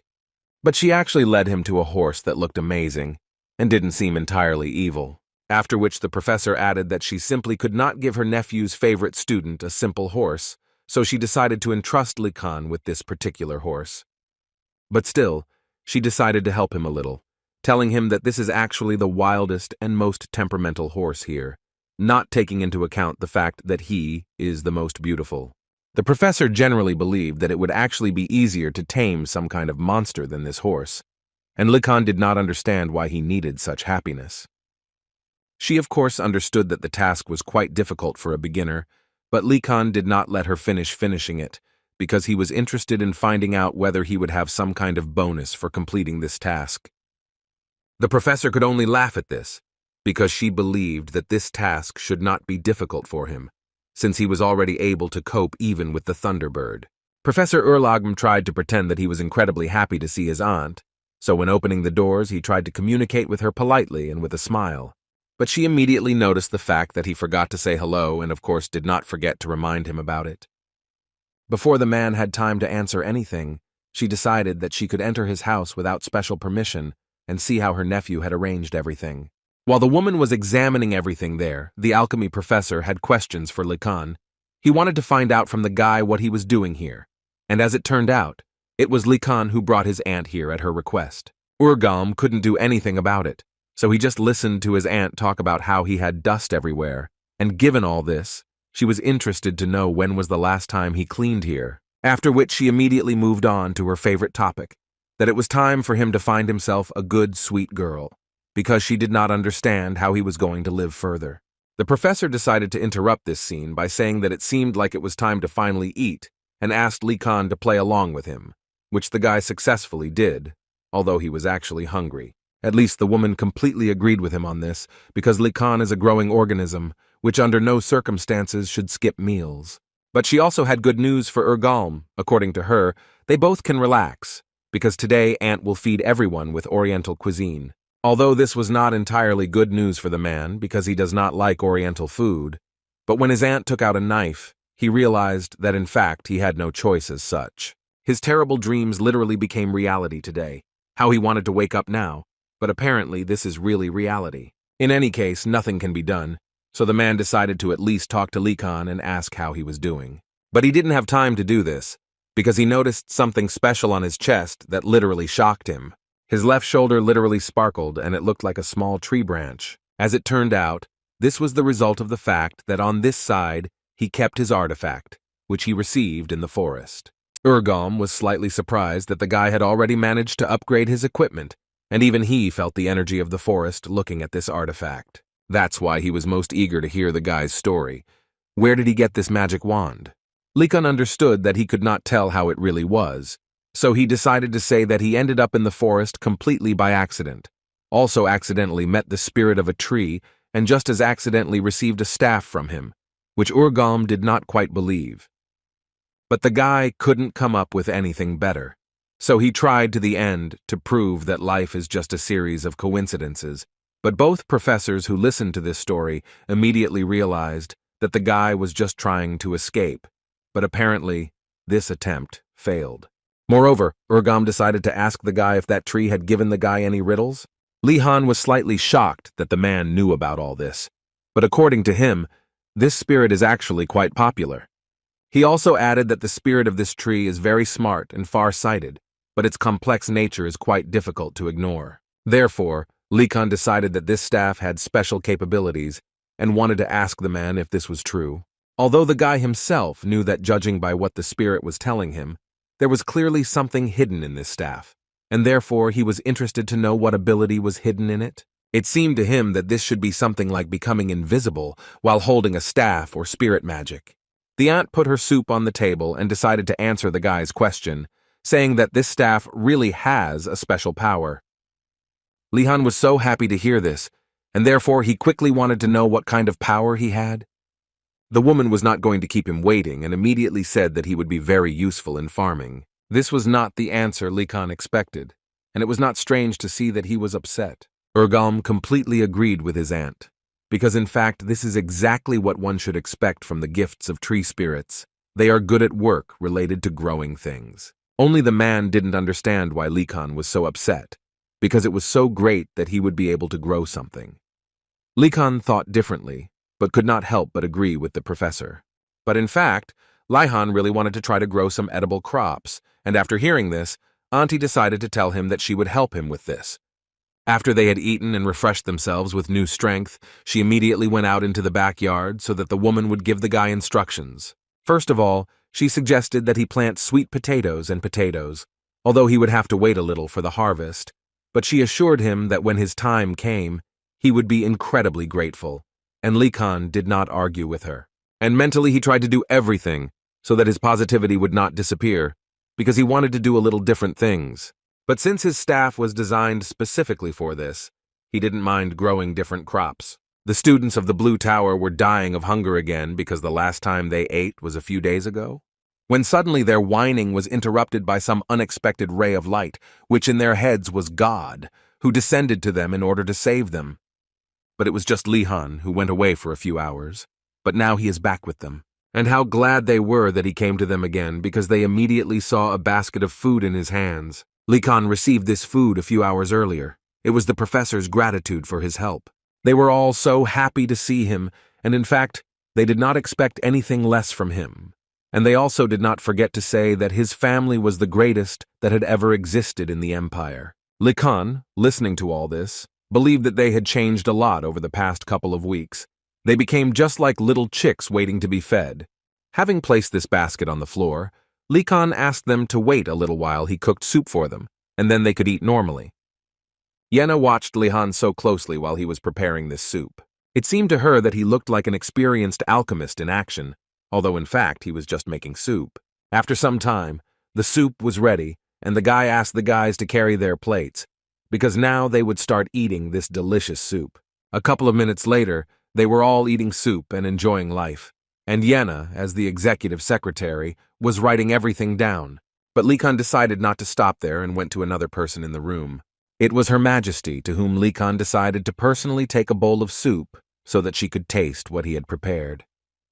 Li Han also did not forget to add that everyone had already received their portion, so she could eat without worry. The girl was not entirely sure that she needed to eat this at all, but she still decided, and did it. after which she is unlikely to regret it, because this soup was the best work of art she had eaten in a long time. Likan was glad that she liked it so much, so he decided not to disturb her and thought about letting her stay in the room and finish her meal here. The girl politely thanked the guy for such a gift and added that she would definitely repay him in kind. As it turned out, it was not exactly Likan's idea, but the princess's friends, who asked him to do so, and they were very happy when they heard from the guy something that she really liked. After hearing this, the princess's friend also decided to ask Likan to do this more often, and for this he promised to pay him double in silver. Likan did not see the point in this until he heard the word doubly, and as soon as the guy said this, Likan immediately agreed and said that it was an honor for him to serve the imperial family. Although he still didn't fully understand why they cared so much about her, perhaps because the princess was such an important person, although probably everyone in the imperial family was important except Gainando. After lunch and rest, Likan went to evening magic classes, and this time he was completely alone in the class. At that moment, the teacher, looking at Likan, thought that in fact it was not his responsibility to supervise the students. But when he saw the amount of mana that came from Likan, he simply could not be distracted. The man believed that he would definitely regret it in the future if he now lost touch with such a talent. Therefore, he decided to talk a little with Likan, and at that moment the guy thought that the teacher realized that he was messing around. And so that it wouldn't seem that way, Likan decided to ask the teacher why this training was even needed. The man did not expect such a question from the guy because it seemed to him that everything was written in the lecture notes, except that Likan simply did not read it. Likan immediately blushed, because in fact he didn't even hold the notes in his hands.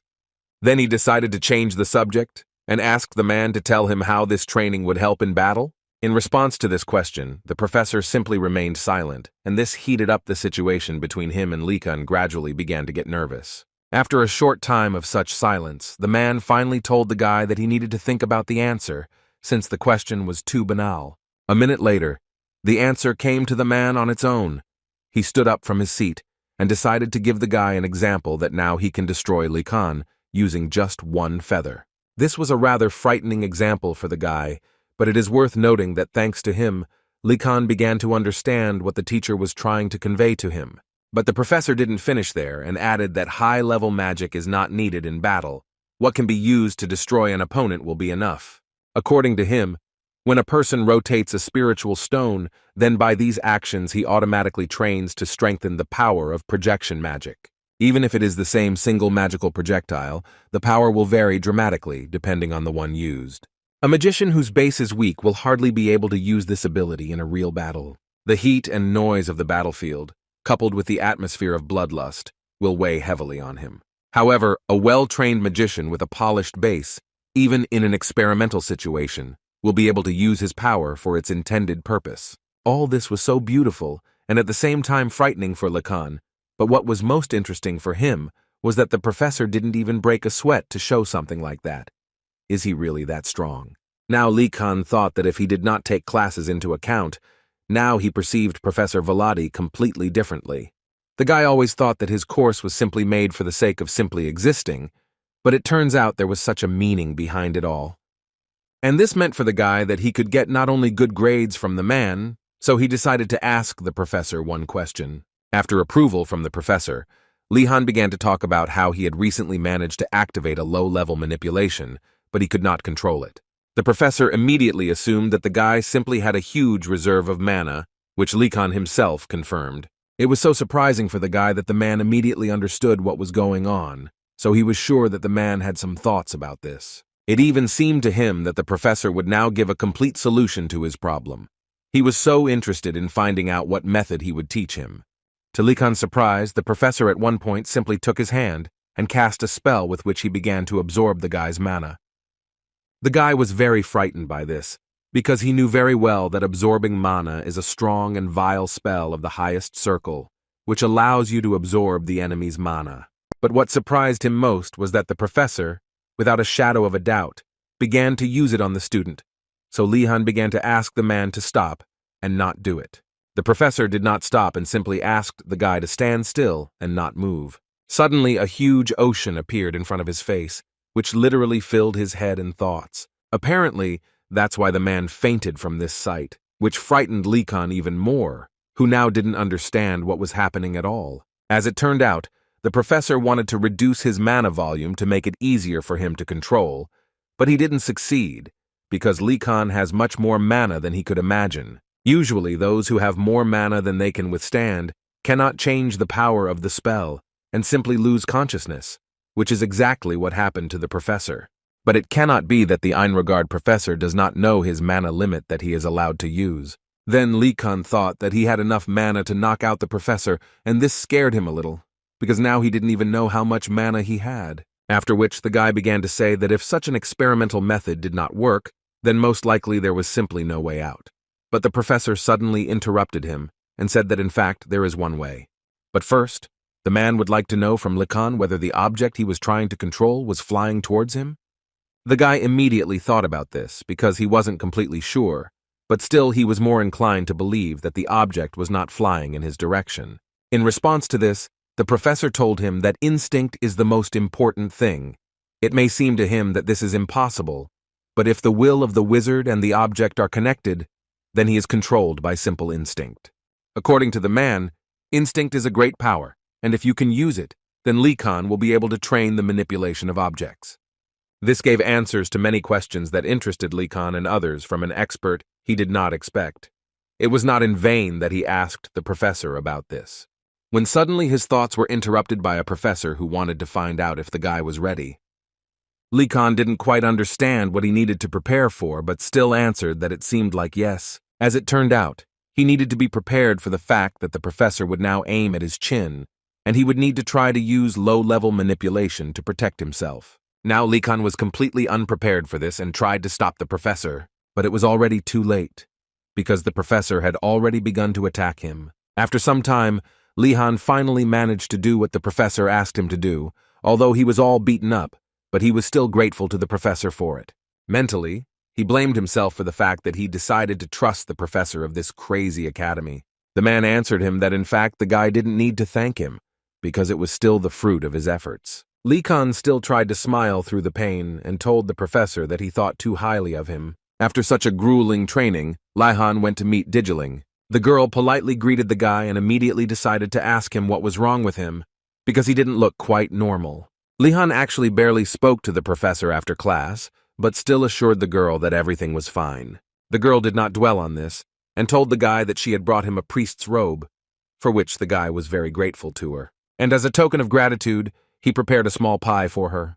But the girl immediately began to refuse this, and assured him that she did not need it, because she was still sure that Mr. Pressing was suffering, and it seemed to her that it would be dishonest for her to enjoy such excellent food. Now Likan was beginning to gradually regret that he had agreed to help his sister Merid with this girl, because it was not so easy to convince her. No matter how Likan tried to persuade her, she still continued to repeat that she did not need it, and continued to invite him to give it to someone who needed it more. She thought that tea would be more than enough for her. Then Likan decided to invite her to prepare this tea. She was a little unsure about this, but the guy assured her that everything would be fine, because he was really into teas. Lihan knew that most priests preferred bitter drinks such as green tea or coffee, so he was sure that she thought he would prepare something like that. But the guy had something more insidious in mind and was going to cook something that would awaken her taste buds. She noticed something was wrong, and reminded him that he told her that he would make tea. But he turned to her with a serious face and wanted to know what was the matter, because as it turned out, this is how they prepare tea in his family. The girl realized that apparently she had said too much, so Digilin immediately asked him to continue. She just wanted to say that he puts too much sugar, to which Likan answered her that she really wanted to say that his family's way of preparing tea was so bad, it hurt him to the very heart. But the girl tried to immediately convince him that that's not what she really meant. And to prove this to him, she still decided to drink this tea, which was just what Likan was waiting for. After a short amount of time, Lihan put the tea on her table and only added that it was a special milk tea, which he advised her to try. Until the last moment she doubted drinking this, but still she had to take at least one sip. And in fact, after the first sip of this tea, she realized that it was not so bad and it was actually really tasty. At the top of the faint sweetness spreading across the tongue, the girl quite clearly felt the sharp, refreshing notes. It reminded her of some kind of tsunami of new, wonderful tastes. This is what Li Kan actually wanted to achieve.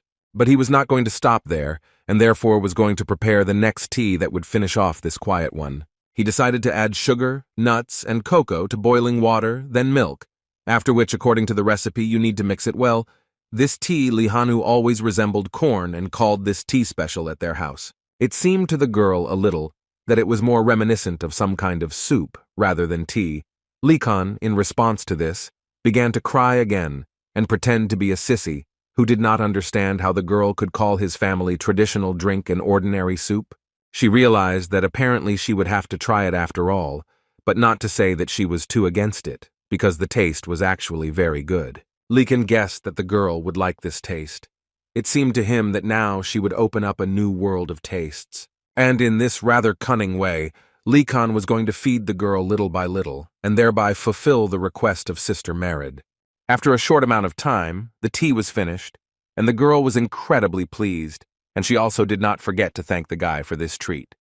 After which Li Kan came closer to her and began to say that now that she knows that it's delicious, next time she won't even think of refusing, because now he would like her to come to this place again and again.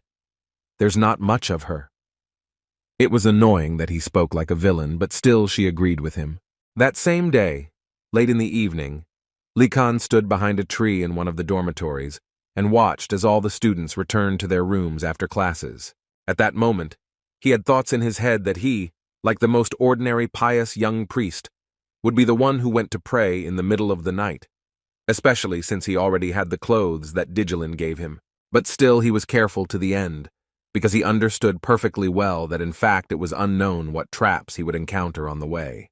Fortunately, he passed the first floor without any problems, and this was actually expected for him, by the way. This is the first time he has been walking through these huge halls since his arrival. Therefore, he decided that first it would be a good idea for him to explore these places, but at some point he noticed a student who was standing not far from him, although he was not sure that it was a student. But after a few minutes of observing this character, Li Kan realized that this was really a student. But what was most interesting was that he was from the Black Turtle Tower. Li Kan watched him carefully for some time, and what was most surprising was that this guy walked simply silently, as if he had been training this gait all his life. For some reason, Li Kan remembered that mouse beastmen were not particularly welcome in the Empire, and all this was due to the stereotype that they were either thieves or vagabonds. Li Kan, of course, did not want to be biased, but his intentions were immediately visible to the guy, and since their intentions are similar, Li Kan decided to talk a little with this swindler, so the first one came up, but immediately warned the Black Turtle guy that if he made even one sound, his body would be found dead tomorrow. The beastman was frightened by such an unexpected appearance of Li Kan, because he thought that it could be a professor, but now he can exhale, because in front of him is the same student. Li Kan asked him for forgiveness for this and offered to meet him, so he asked him what his name was. This guy's name was Ratford. He was a professional thief who belongs to the Black Sheep group. The student does not openly ignore him, but he still feels outside the group. Therefore, he decided to prove himself to his peers in the tower, and for this he began to look for a place where essential things were stored, after conducting a thorough search. As a result, he was able to find a door that possibly leads to the vault. He was able to make the key to this door without any difficulty thanks to his talent. Lehane was impressed by his abilities and, according to Ratford, he spent all his free time making this key. While the guy was looking at this key, Ratford asked who he was and decided to assume that, judging by his physique and actions, he was from the Tiger Tower. This assumption made the guy laugh a little, so he decided to introduce himself as Li Kan Vardanaz from the Dragon Tower. This surname obviously frightened Ratford very much because he, like no one else, knew how dangerous this family was. Li Kan noticed his reaction and asked his interlocutor not to be so surprised, because he believed that in fact there was nothing like that here. Moreover, Lehane suggested that Ratford act together, because he believed that this was in any case better than alone.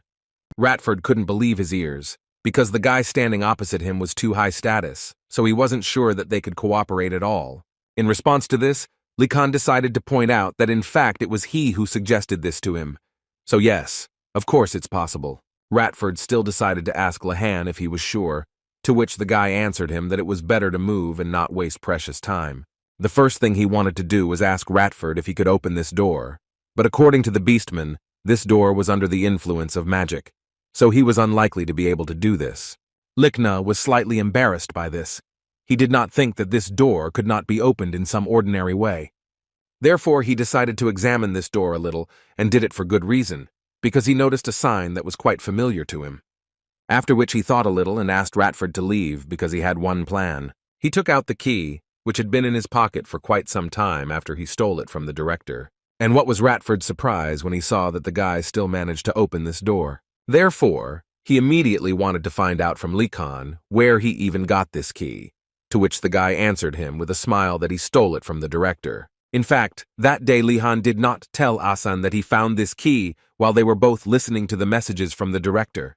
Although this key came to the guy by accident, he never imagined that he would ever need it. In any case, he understood that behind this door, there was a trap waiting for them, so they definitely had to be extremely careful. And as soon as they opened the door, the first thing they saw was a staircase that led down. Likan did not have time to invite his new friend to go down these stairs when Ratford simply fell to the floor and seemed to begin to listen to external noises. His ears played a big role in his life because he heard much better than everyone else, and today, with the help of this hearing, he heard someone talking below. This made Lihan so happy because he was actually always very interested in knowing whether external supplies were coming into their academy, and if they did, they must surely use some kind of underground route. If it happened after curfew, the students would have no way of knowing about it, so he was pretty sure the provisions were downstairs, although Ratford didn't quite like the idea of going down there. But still, they began to descend, and the first thing worth noticing was that they had not descended very far, and there was absolutely no light here. Therefore, Ratford suggested that Lihan use the magic of light to somehow illuminate his path. But before the beastman could reach for his wand, Likan stopped his hand, who explained to him that he shouldn't do such stupid things, because the director was definitely hiding this place, so he would hardly have made it easy to navigate. Ratford agreed with him. Lihan was indeed right, and he just didn't think about it. Although mentally at that moment he still didn't understand who Likan was, because the further they move, the more it seemed to him that he was used to such situations, and felt like a fish in water in them. He even had thoughts that perhaps he shouldn't even say his name, because as far as the rumors are true, even the prince and princess cannot breathe calmly in his presence. And in general, according to his information, Likan was able to subdue even a thunderbird with just one spell. Ratford couldn't even mentally believe that this could be true, but apparently it is. Suddenly all his thoughts were interrupted by Likan, who did not understand what Ratford was doing at all, because they seemed to have arrived. Likan and Ratford hid carefully near the wall, and after looking around, they realized that most likely this was the very vault. The guys decided that they could carefully enter there, but as soon as they stepped one step further than allowed, a fire broke out in front of them. But Likan didn't understand what suddenly happened, because in fact they didn't even try to walk. They just took one step, after which all the lamps miraculously lit up. Suddenly his thoughts were interrupted by some stomping. Apparently someone was walking along the corridor. And the guy was absolutely right because it was the warehouse keeper, or so it seemed to him. They became quiet and decided to listen to what he was saying, and this keeper began to count the food: 8 circles of cheese, 5 bottles of maple syrup. Likan understood that this was apparently a daily inventory count, but he didn't even think that there were so many products in this warehouse. But what surprised him most was the fact how responsibly they took the storage of all these products. In any case, Likan decided that there was nothing more for them to do here, and it was time to leave. But before he had time to say a word to Ratford, a voice sounded behind him, who would very much like to know who they even are and what they are doing here. Lihan asked himself to mentally do everything not to start panicking, and this calmness led him to the idea that he could use light magic to blind him. But this idea quickly disappeared from him because Likan drew attention to his face, on which there were only bandages and no eyes were visible. They say that when a person loses one of the senses, the others begin to improve to compensate for the loss. But Likan was still sure that even if this was true, this creature still would not have been able to find them so easily, because they did not make a sound, and their smell was interrupted by tons of others. Although all this was good, the question of how he was able to find them remains open. Meanwhile, the Guardian, looking at Likan, noticed a huge energy inside the guy inside his body, which later created just a huge ocean in his head, and this could only mean one thing, that in front of him was a very powerful magician. Therefore, this creature decided to show respect and bow to Likan, which was quite unexpected for the guy. After which, it added that judging by the huge amount of mana, he must be the director, and this provoked him to ask for forgiveness for his discourtesy, but he promised that he would immediately return to work. Lihan couldn't believe his eyes. Would this guard really just leave right now, and that would be the end of it all? Although the fact that he confused them with the director meant something to the guy, although he did not fully understand how this was even possible. In any case, what was much more important was the phrase that he had a huge amount of mana, and it turns out that they were spotted precisely because of it. The guy, of course, guessed that it wouldn't be entirely easy, but he didn't even suspect that it would be so easy. Although in any case, he tried to calm Ratford as much as possible and told him that everything had been resolved and they could calmly continue on their way. And Likan also believed that they would have to leave all the food in place, since there are those who count it. He suggested that it would be better to look for the passage through which it is delivered here. Suddenly, Lahane's speech was interrupted by Ratford, who began to run away, because he heard too many steps in that direction, and they were approaching very quickly. They made an immediate decision to run away, and Likan could not help but notice that Ratford knew his way around here perfectly, although this was his first time here. Now Lahane didn't understand at all why Ratford was so nervous before this, if he knew his way around the area perfectly. But after a few minutes, Likan will apparently have to take back his words, because they reached a dead end and there was no further passage. Ratford simply did not understand how this was possible, because they had come not just to a dead end, but to the very place from which they had started to flee. Lihan, after standing and thinking for a while, realized one thing that was causing them such a problem.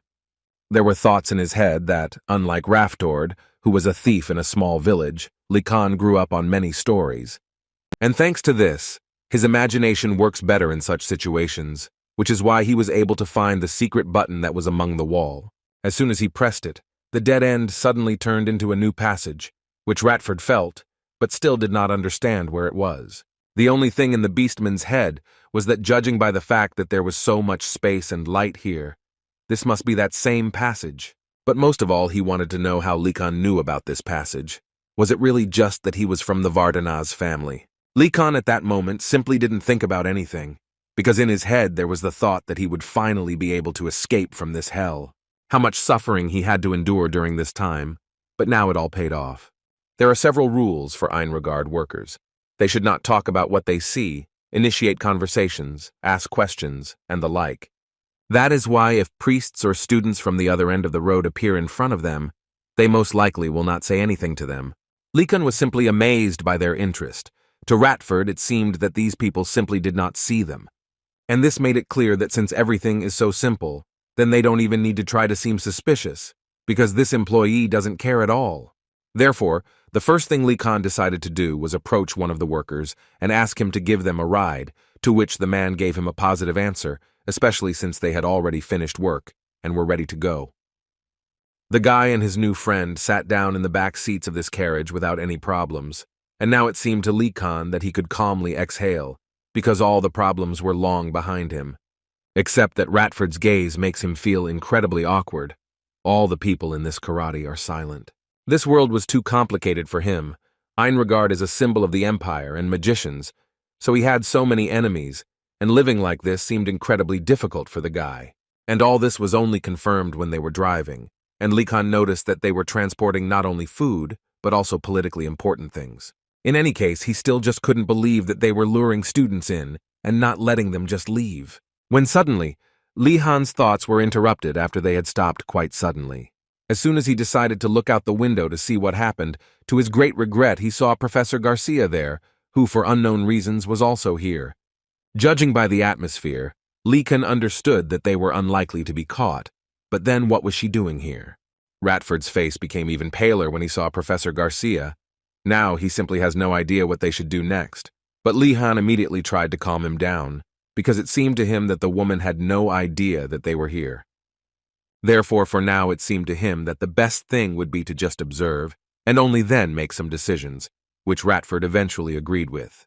And after he managed to calm his friend down, he decided to think about what brought Garcia here. Garcia, at this moment, was thinking about the words of the director, who told her that people from the families of the Imperial Inner Circle would be waiting outside the school, and therefore he would like her to deliver this small package to them, and it was quite inconvenient for her to deliver artifacts every month. In addition, her traveling companions were usually workers who were frightened even by Garcia's smile.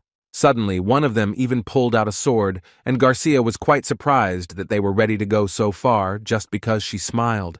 But as it turned out, the matter was not about her at all. One of the workers told her that the head was sounding the alarm, which meant that some kind of incident had occurred.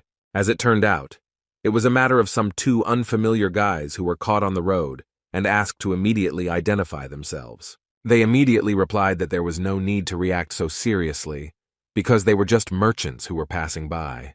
This answer caused them incredible laughter, because everyone noticed that they had weapons behind their backs. These guys realized that there was no point in hiding. Apparently, even the porters at this school were unusual. One of the main workers immediately ordered everyone to line up, because he immediately realized that these were either mercenaries or ordinary soldiers. They decided that there was no point in playing children's games, so they immediately prepared their crossbows and fired. In response, the mercenaries immediately told them that this was all just nonsense and not an attack, because they came here for a reason, but prepared before it. The workers realized that these were far from ordinary guys, and they immediately wanted to know who they were. But instead of answering this question, one of the mercenaries could only say that they had come to fight the magicians who were eating up the empire. Although they were still not so sharp in their movements and asked the workers to drop their weapons and surrender, this was the only way they would not get hurt. One of the employees realized that these were most likely ordinary anti-magicians who came here to destroy them. These unknown guys realized that no one here was listening to them, so after the last warning, they went into battle with the words that they would destroy them for the glory of the Twilight Team. But before they got too close, someone suddenly used magic, specifically the Order Curtain spell, and the one who joined this battle in time enough was Garcia, who was able to repel their blows with a barrier in time. Although in any case, she perfectly understood that in fact the situation was still not the best, because her enemies are people from the Twilight Team who destroyed countless magicians, and as a not-quite-combat magician, it will be quite difficult for her to resist them. Therefore, she decided that all she could do now was to send a request to the school for help and hold out until help from the principal arrived. But these guys weren't going to just stand there and wait for someone to come to this woman's aid. So they prepared a very strange weapon in the form of a huge ball, which literally sucked up all the energy. Garcia began to realize that her mana was simply dissipating, and without mana, she definitely wouldn't last long. One of the workers immediately ran up to her and wanted to know what was happening, to which she said in a rather sad voice that magicians are not omnipotent. Then she added that there are many ways to neutralize the spell, for example objects like this, which disperse mana over a large area, and most likely it was just an ancient relic that occasionally appears in ruins and dungeons. But the most amazing thing is that no one even approximately understood how these guys even managed to get it. Now this was actually not the main question, because she perfectly understood that since her mana was absorbed every time she tried to use it, then in this way, she simply would not be able to hold the spell, and frankly, she simply did not understand what to do next. Before she had time to think anything, an anti-mage suddenly appeared behind her, who was going to do everything to make her finally feel retribution. But at some point, this warrior simply fell unconscious on the floor, and it was so surprising for Garcia, because what could have happened? Because she was absolutely sure that there was no one here. 10 minutes ago, Lehane and Ratford were carefully watching what was happening, and for some reason the guy was sure that this was just one of the director's traps. But still, he decided to do something, and asked his friend to hide here and not stick his head out anywhere. Lekan himself had heard a lot about the Twilight Team, and if the guy was not mistaken, then it was a group of anti-magicians, and most likely the situation would worsen if he did not stand in their way. But he also cannot reveal himself, so he decided to use his spell, which was called Hiding in the Night, which helped him become invisible. Although after that blow from which one of the anti-mages fell unconscious, Lekan still decided to open himself and tell Professor Garcia that it was him. But at that moment he never lifted his spell, which helped him remain invisible, and the woman at that moment simply did not understand where he was and, most importantly, what had he forgotten in this forest. Lekan answered her that this was the magic of invisibility, and also advised her to first give orders to the others, and only then continue the dialogue with him. She agreed with him, because in fact they really didn't have much time, so she asked everyone who could fight to take a weapon and hold out for a while, because she had already sent a request for help to the school, and people should arrive here soon. Until then, she asked Lee Kan to remain invisible so that he would not get hurt. Although, watching who they had to fight, Lee Kan realized that they were all experts in martial arts, and most likely they would not be able to defeat them without his help. But first, he would like to know from Garcia why she doesn't use magic, to which she told him that they use an ancient relic that absorbs all the magic. And at that moment she suddenly realized that Lee Kan still remained invisible, although this artifact should also affect him. Although then she remembered that this guy simply has an unlimited amount of mana, and apparently even such ancient artifacts are not a hindrance for him.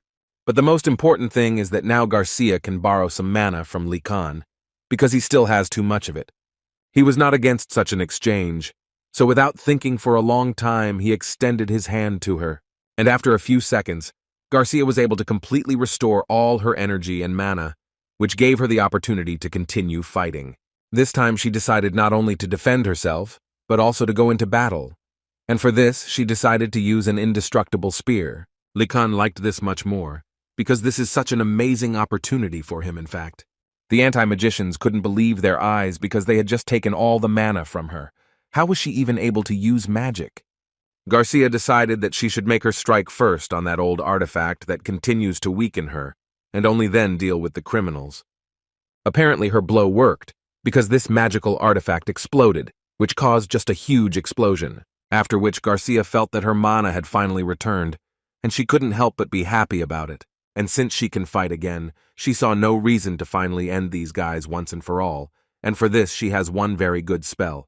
The anti-mages realized that they most likely lost this battle, so they decided that the best option in this case would be to simply run away. Although this was good news, Lee Kan still couldn't rejoice, because he felt that the professor's mana was still going somewhere, even though it was not much. After a short inspection of the area, he noticed that that ball was still intact, and apparently it continued to suck out mana. Without thinking for long, he informed the professor that the relic was still functioning and needed to be destroyed as soon as possible. But she didn't have any time for this, because at that moment, 4 anti-mages decided to start attacking her at once. Therefore, Lee Kan had to join the battle, and in time he was able to repel one of the attacks of the anti-magicians. These guys simply did not understand what was happening here, why their second partner also fell unconscious, because they were sure that there was no one here. One of them was apparently the smartest, because he began to calm them down and talk about what was actually obvious to him. There is clearly another magician here who uses invisibility. Lee Han couldn't believe that they were able to react to an invisible person so quickly. But what interested him most was the aura of the person who was fighting against them, because it was definitely different from the others. Although Lee Kan understood for sure that he simply could not let this person near the professor. Therefore, he uttered the cherished words that revealed his identity, and now he was visible to everyone. That same guy immediately stated that he did not expect that the boy would deceive them, but now he was going to do everything to make the guy pay for everything he did. Lee Kan was not going to bend under the words of this villain, so he asked him just not to think that he was a fool, because this was far from the case. After all, he at least did not understand why he should fight with them at all. If he could destroy the relic, and that would be the end of the battle, so he ran straight to her. But he was well aware that it would actually be quite dangerous to face them directly, so he used his invisibility again. The head of the anti-magicians ordered his guys to stop, after which he added that he would deal with this guy himself and let them deal with the woman. In this case, Lee Kan prepared another plan that was supposed to help him, and its essence was to use the very balls that helped him train magic. This rather unexpected decision surprised the anti-magicians, so these balls flew straight to the target. After several accurate blows, they all decided that the boy was not simple, and most likely he knew how to fight, so they should be more careful. At that moment, Lee Kan noticed to himself that the sensations he was feeling right now were very different from what he had in class. It was as if his brain was on fire, but in any case, he decided that he needed to concentrate now, because if he exposed himself even a little, he could die quite easily. No matter how hard he tried, his strength was too little to concentrate only on attacks. From such an overstrain in his head, he even began to bleed. Lee Kan simply couldn't believe that he had run out of mana, and that's why he started bleeding. But looking at his belt, which was still working, he realized that he still had a lot of mana. But then what was wrong with it? There were few options. For some reason, it seemed to him that perhaps he had concentrated too much, and that's why he started bleeding. In any case, he understood that there was no way to delay this battle. In addition, the relic, which he never destroyed, was activated again and will now be even heavier. But Lee Khan understood that in any case, he first needed to leave his pursuers, and only then deal with the artifact. Apparently, everything won't be as simple as he would like, because the main anti-mage was literally able to cut one of the guy's balls with just one blow. Lee Khan still had a little time left to finally get to his treasured relic, but apparently he won't be able to do it, because these guys can smell the blood that comes from Lee Khan very well. Therefore, he decided that since this was the case, he should strike first, so that they would begin to fear him. Immediately after he struck one of them, the head realized that these wounds were from a sword, and as a result, he decided that the guy had changed his weapon. But it also gave him a clue that the guy was apparently somewhere nearby, so he ordered his men to throw some dust of light towards the relic, which one of them did without any problems and practically hit Lee Khan. But the dust, unfortunately, got into the drops of blood that flowed from Lee Khan. At this moment, Lee Khan decided that he would apparently have to abandon the idea of destroying the relic. After all, these mercenaries at one moment began to literally shout to their leader that they saw the blood of this boy. But this was still not enough for him, and he ordered them to immediately calm down and continue to follow his scent. Although after this phrase he realized that in fact he no longer distinguishes smells, because they are all mixed up. This was too bad news for them, but in any case, no one was going to give up. So the leader ordered each of them to be on alert and not let this vile magician attack them from behind the scenes. Before he had time to finish this, suddenly two of his people literally fell unconscious at the same time. At that moment, the man finally understood everything, and even he decided to admit that this was quite an excellent decision. But he still believed that the guy could not defeat him. As soon as they surrounded him, Lee Khan decided that the best option would be to hide among the wounded, and as you can see, this decision has brought good results so far. This made the man admit that the guy was a very strong opponent, and so he took off his mask and introduced himself as Garax, and from that moment, he assured Lee Khan that he would fight with his full strength. After which he attacked the guy with the words that if he hid his smell, this does not mean that he hid perfectly thanks to his poetic spell. Although Lee Khan was able to block his blow, the guy did not fully understand how the man managed to do it. Garax at this time began to say that the guy was actually very easy to catch because he could very clearly hear his trembling breathing.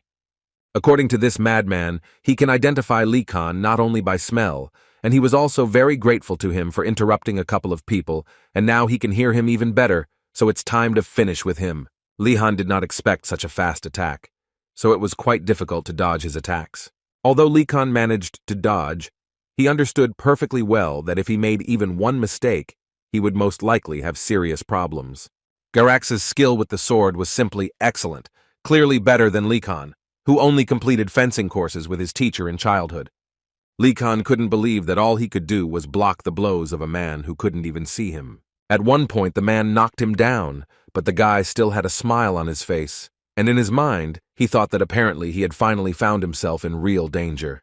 Garax slowly but confidently approached the guy, as if he saw him and knew exactly where he needed to go, simultaneously saying that the guy's breathing betrayed his fear.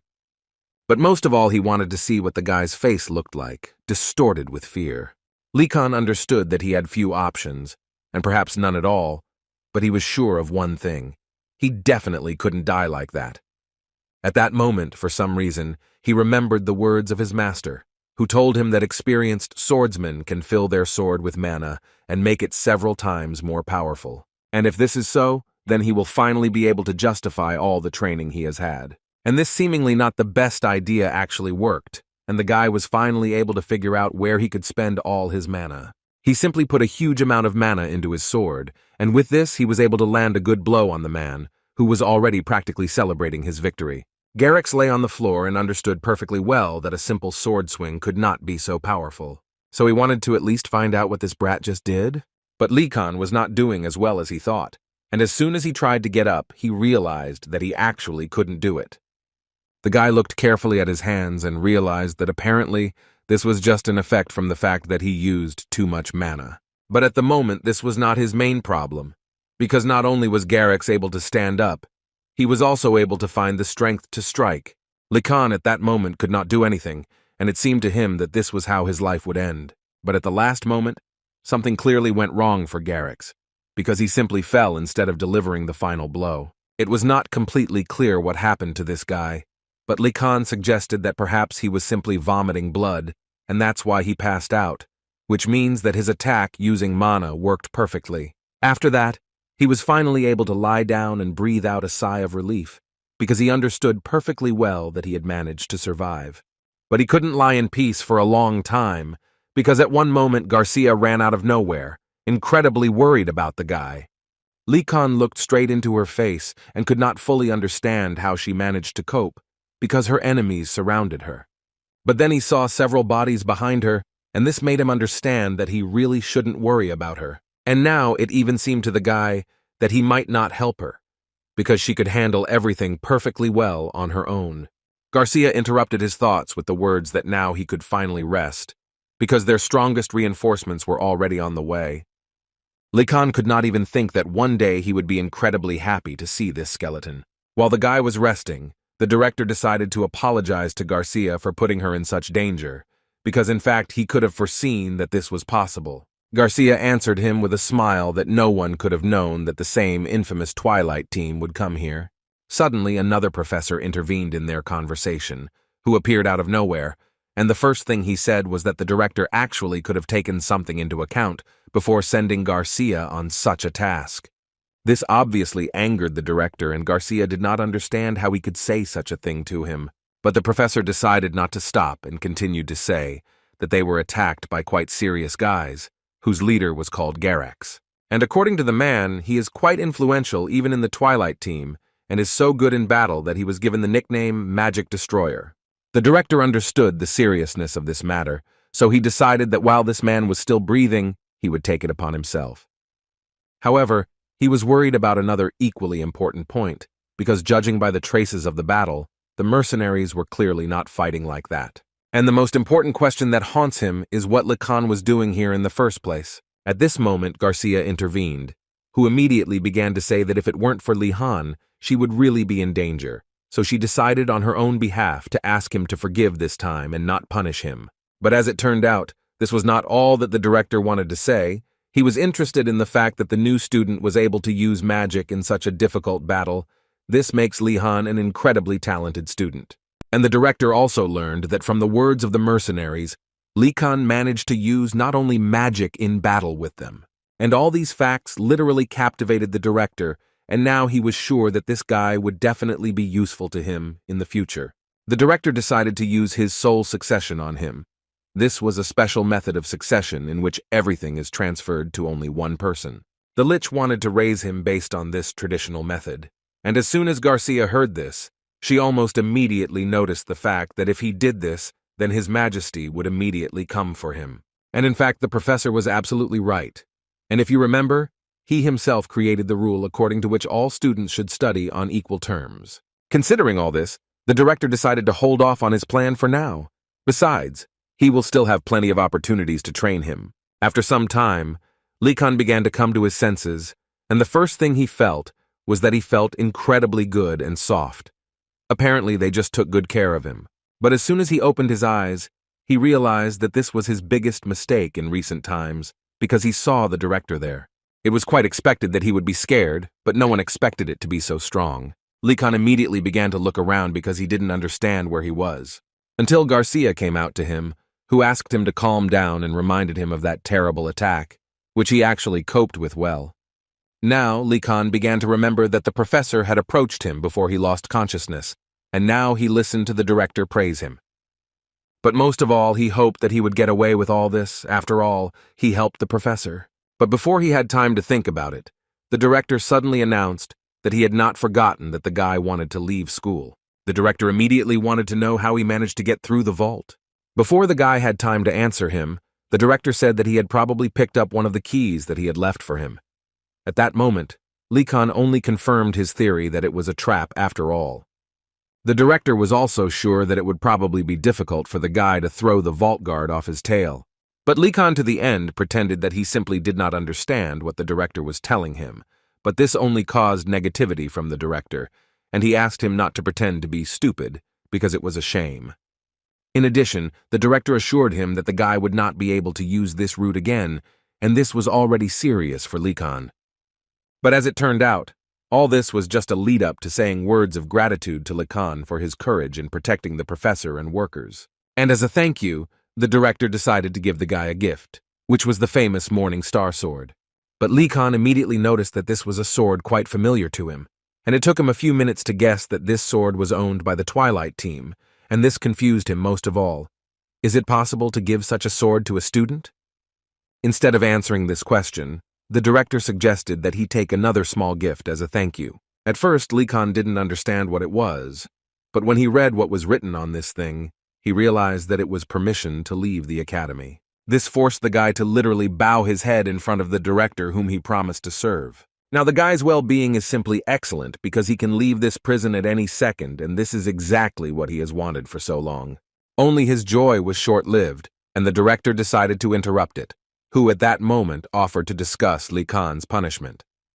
The director asked him not to look at him with those puppy dog eyes because he was feeling embarrassed. But as it turns out, the director wants to punish the guy not for trying to escape, but for getting caught trying to escape. This made Likan smile, although mentally, in fact, he immediately realized that he just had to keep his head down and then he would not have received any punishment. And Likan will begin to carry out his punishment at dawn. From that moment, the director ordered the guy to think about a new way to escape, and he will do it in one of the separate rooms of the academy, if it could be called a room. After the director left, the guy immediately decided to check whether the director really closed him, and as it turned out, he really did it, which seemed a little strange for the guy. But in fact, it seemed to him that this room was completely no different from the dorm, so this punishment was not that serious. He even felt comfortable after he carefully lay down on the bed. It seemed to him that this room was much more comfortable than he had been after graduation in his previous life. Suddenly, his calm was interrupted by a knock on the door, and the one who did it wanted to immediately see Likan from the Vardanaz family. The guy was a little scared, but after a few minutes he realized that everything was fine, and it was just one of the director's skeletons who brought him food. Although it was still worth being surprised, because in this basket there were so many different types of food that Likan loved so much. He couldn't even believe that food for the punished was so good, but he was immediately upset, because in fact it was not food for prisoners. Lihan was simply lucky that Professor Garcia decided to thank him in this way, for which the guy was actually very grateful to her. There were many more different products in this basket than might seem at first glance, but this only made Likan happy. Likan began his meal, and in his head there were thoughts that it was a fierce battle, and now he remembers and realizes that he barely managed to actually survive. He understood that if he had not gone to combat classes, then perhaps he would no longer be on this planet. But all this is in the past, and now Likan has finally learned to describe a perfect circle with the help of a metal ball. There is definitely progress. Likan realized that then the professor did not lie to him, that staying in extreme situations is the shortest path to progress. Although there was still one drawback. If Likan decided to pump up his abilities like this again, then most likely he would simply die. Therefore, he decided that he would never put mana into objects again, because this time he survived purely by luck. At the very least, he wouldn't want to end up on the pages of an imperial newspaper by doing something hasty. At this point, he decided to complete his introspection and do the only thing that was possible in this place. Before entering the testing room, the director handed the guy this book so that Likan could do at least something while he was sitting there. But Likan delayed until the end so as not to read this book, because in his head there was the thought that perhaps this was just another trap that the director was using. Likan's inner demon told him that this was probably not a trap, but rather a reward, because the director was also once a man, and he clearly felt sorry for the guy. But on the other hand, his guardian angel did not stop talking, who until the last believed that this was a trap, because the director would never have felt sorry for him. And in general, it seemed to him that he should not forget that he was a flying skull, and not a man. This provoked Likan to decide not to open this book, and not to read it under any circumstances, but he managed to do nothing when suddenly this book opened by itself. No matter how strange it was for Likan, the words literally tied him up and began to climb right into the guy's head. Apparently he was right after all. This is indeed a trap into which he safely fell. The knowledge from this book literally filled all the free space in his head, and he did not fully understand what was happening and how to get out. Likan understood that this book was not here by chance, and now he would like to know what the director wants to teach him. Suddenly, he heard the director's voice, who asked him a question in which he wanted to know the name of the spell that was spinning in Likan's head. Lihan apparently had no idea what kind of spell he was talking about because he had never actually studied or heard of it. But still, even he had some thoughts in his head, and without thinking for a long time, he decided to say them out loud, and he spoke about the deceptive act of gonadalts. At first, this made the director laugh, and then he disappeared from sight altogether. The book closed automatically in the same way, and Likan fell to the floor in order to at least recover a little from the horror that he had just experienced. The guy simply didn't understand what had just happened. It seemed to him that perhaps the director had cast a spell on this book. In any case, there were thoughts in his head that he could not foresee anything more, but the spell called the deceptive step of gonadalts was clearly imprinted in his head. It was obvious to him that he was unlikely to be able to use it, but he was surprised that it was possible to learn the spell this way. Although, on the other hand, in fact, nothing else should have been expected from the insane skeleton who put the guy in this room, he mentally was even ready to argue that he did not have any special reasons for this. Likan did not yet know that the director desperately wanted to teach someone one-on-one, but he restrained himself because other professors, to his great regret, were against such training. The guy's thoughts were interrupted at one point when he heard some sound, so he stood up. At first it seemed to him that perhaps he had heard something, and in fact he had not heard anything. But then he realized that he could clearly hear someone knocking behind the wall. Was there really someone else who was punished by the director? Likan came closer and heard a question addressed to him, in which his interlocutor would like to know what course the guy is in. For the guy it was really so straightforward, but he didn't mind talking, so he answered that he was a first year. The man behind him answered that it is always difficult for first-year students to get into this place, and this is not his first time here because he is a gold head. Likan was aware that gold is essentially a title given to senior students. Now the guy was much more interested in talking, because he was a senior student who should know a lot of interesting things about this academy. But suddenly one question appeared in his head, in which he became interested in knowing why the senior student was in the punishment room, because only first-year students were forbidden to leave the campus. Although, on the other hand, Likan understood that it was not for him to condemn him, because he himself was caught for escaping, and then for fighting with a group of bandits. At this moment, the interlocutor decided to find out why Likan was punished, to which he answered without any problems, and decided in response to find out why the senior student was punished. First of all, the man behind him asked Likan to address him on a personal level, because in any case, they would all become the same magicians after graduation. He said all this because mentally he was surprised that the first year was conducting a dialogue with him without any hesitation, so he became interested in finding out what kind of person the guy was. Therefore, he also decided to talk about how he was punished for failing his experiment, which actually surprised Lihan. The guy simply didn't understand why he was sent here, because it was such a trifle, but for a senior student it wasn't surprising at all because, according to him, this often happens.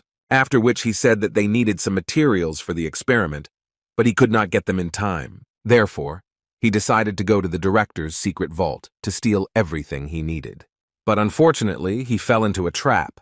Now Likan understood why he was put here. It was just ordinary theft. Therefore, he decided that he would not ask further questions, because it seemed to him that everyone in this place had already forgotten about sanity. What was more important for Likan was that he would never want to find himself here again.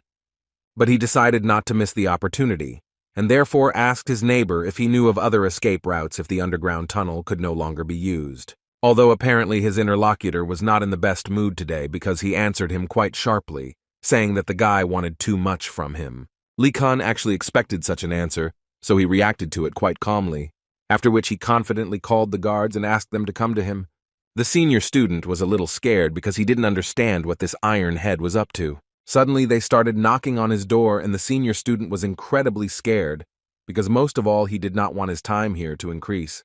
But as soon as he approached the door, the guards began to hand him food, which, according to them, was given to him by a prisoner from the next cell. The senior student didn't quite expect this, and therefore didn't fully understand what all this could mean. But most of all, he wanted to know where the Ironhead got so many products in the punishment room, to which Likan replied that he was just given a gift, that's all. For a very long time, it was surprising for the senior student that he managed to get such food in the punishment room. But most of all, he now wanted to know who he actually was, since he could afford so much. All these thoughts literally made him agree to tell Likan what he really wanted to hear, and the guy was so happy to hear it, although he was once again convinced of the power of gifts. But first, the freshman asked the guy to clarify one thing, after which he began to say that he had heard about this method from his senior students, but had never used it himself. All these words once again told Likan that all this information was not verified. However, he perfectly understood that he was now in no position to choose, so he answered his interlocutor that he would make a decision himself when he heard its contents. The next day, Likan had already left his cell and was already walking in an unknown direction with Yena, who only approximately knew about what had happened. The girl at that moment was only thinking that she simply couldn't believe that Likan would do chores right after what happened to him, and she also caught herself thinking that he sometimes frightens her incredibly. And as a result, they came to the stable to fulfill the first part of Likan's obligations. And it was not by chance that they came here, because the senior student whom Likan met told him rumors about the tallest spire of the main building. Some guys in their senior years believed that there was a stable on the roof of this building that no one knew about, and therefore they assumed that it was for winged animals that professors ride on. Likan also learned that this is a resting place for the Imperial Eagle Carrier. These animals were known to receive a special blessing, which allows them to calmly overcome the school barrier. But even if all this is true, the guy understood perfectly well that in any case, he would not be able to ride them, because this is a special place. Although opening the doors of this stable, he still believed that they had a small chance of success, and while he had it, Likan decided that he definitely needed to try. As soon as the guy entered this stable, he was immediately greeted by the frightened faces of other students who could not believe that they were seeing Likan himself, who came from the Vardanaz family. In response to this, Likan could only tell them that it was time to stop judging others only by what family they were from. But apparently only Yena understood that they were behaving this way because of rumors about Likan himself, and not about to his family. Suddenly his words were interrupted by Ratford, who greeted Lahan and did it in a rather unusual way. Likan immediately approached him to tell Ratford that there was no need to speak to him so formally and asked him to address him as before. Ratford himself believed that he could not do this because it would be too impolite towards him. According to him, this was solely his desire. Likan understood that despite all this, the other guys would most likely misunderstand him, and this would only raise misunderstandings, which did not exactly play into Likan's hands. Still, he decided to ask Ratford what he wanted to tell him.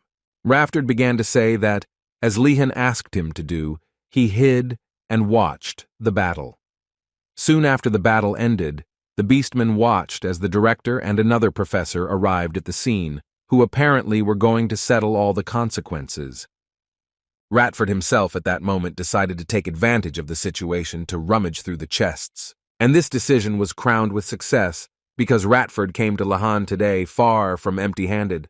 Likan did not expect to see anything like this, and Ratford himself assured him that he was only able to bring small ones because he had to hide it all in his pockets.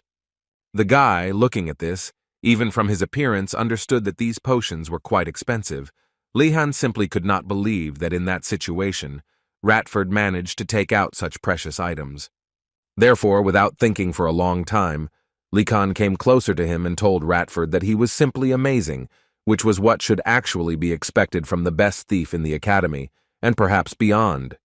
The Beastman did not like this compliment too much, but still he thanked Lian for these words. Although Likan understood that these were quite expensive items, he did not know how to use them. Ina tried to help him, but all she could find out was that one of the bottles contained alcohol, most likely ordinary wine. In any case, Lahain was incredibly grateful to Ratford for such a wonderful gift, and it was a great honor for the creature himself to give such a gift to his master. While they were discussing all this, Nelia returned to them quite unexpectedly, but no one paid attention to her, and Likan continued to talk with Ratford, whom he offered to take care of the horse together, which he agreed to without any problems.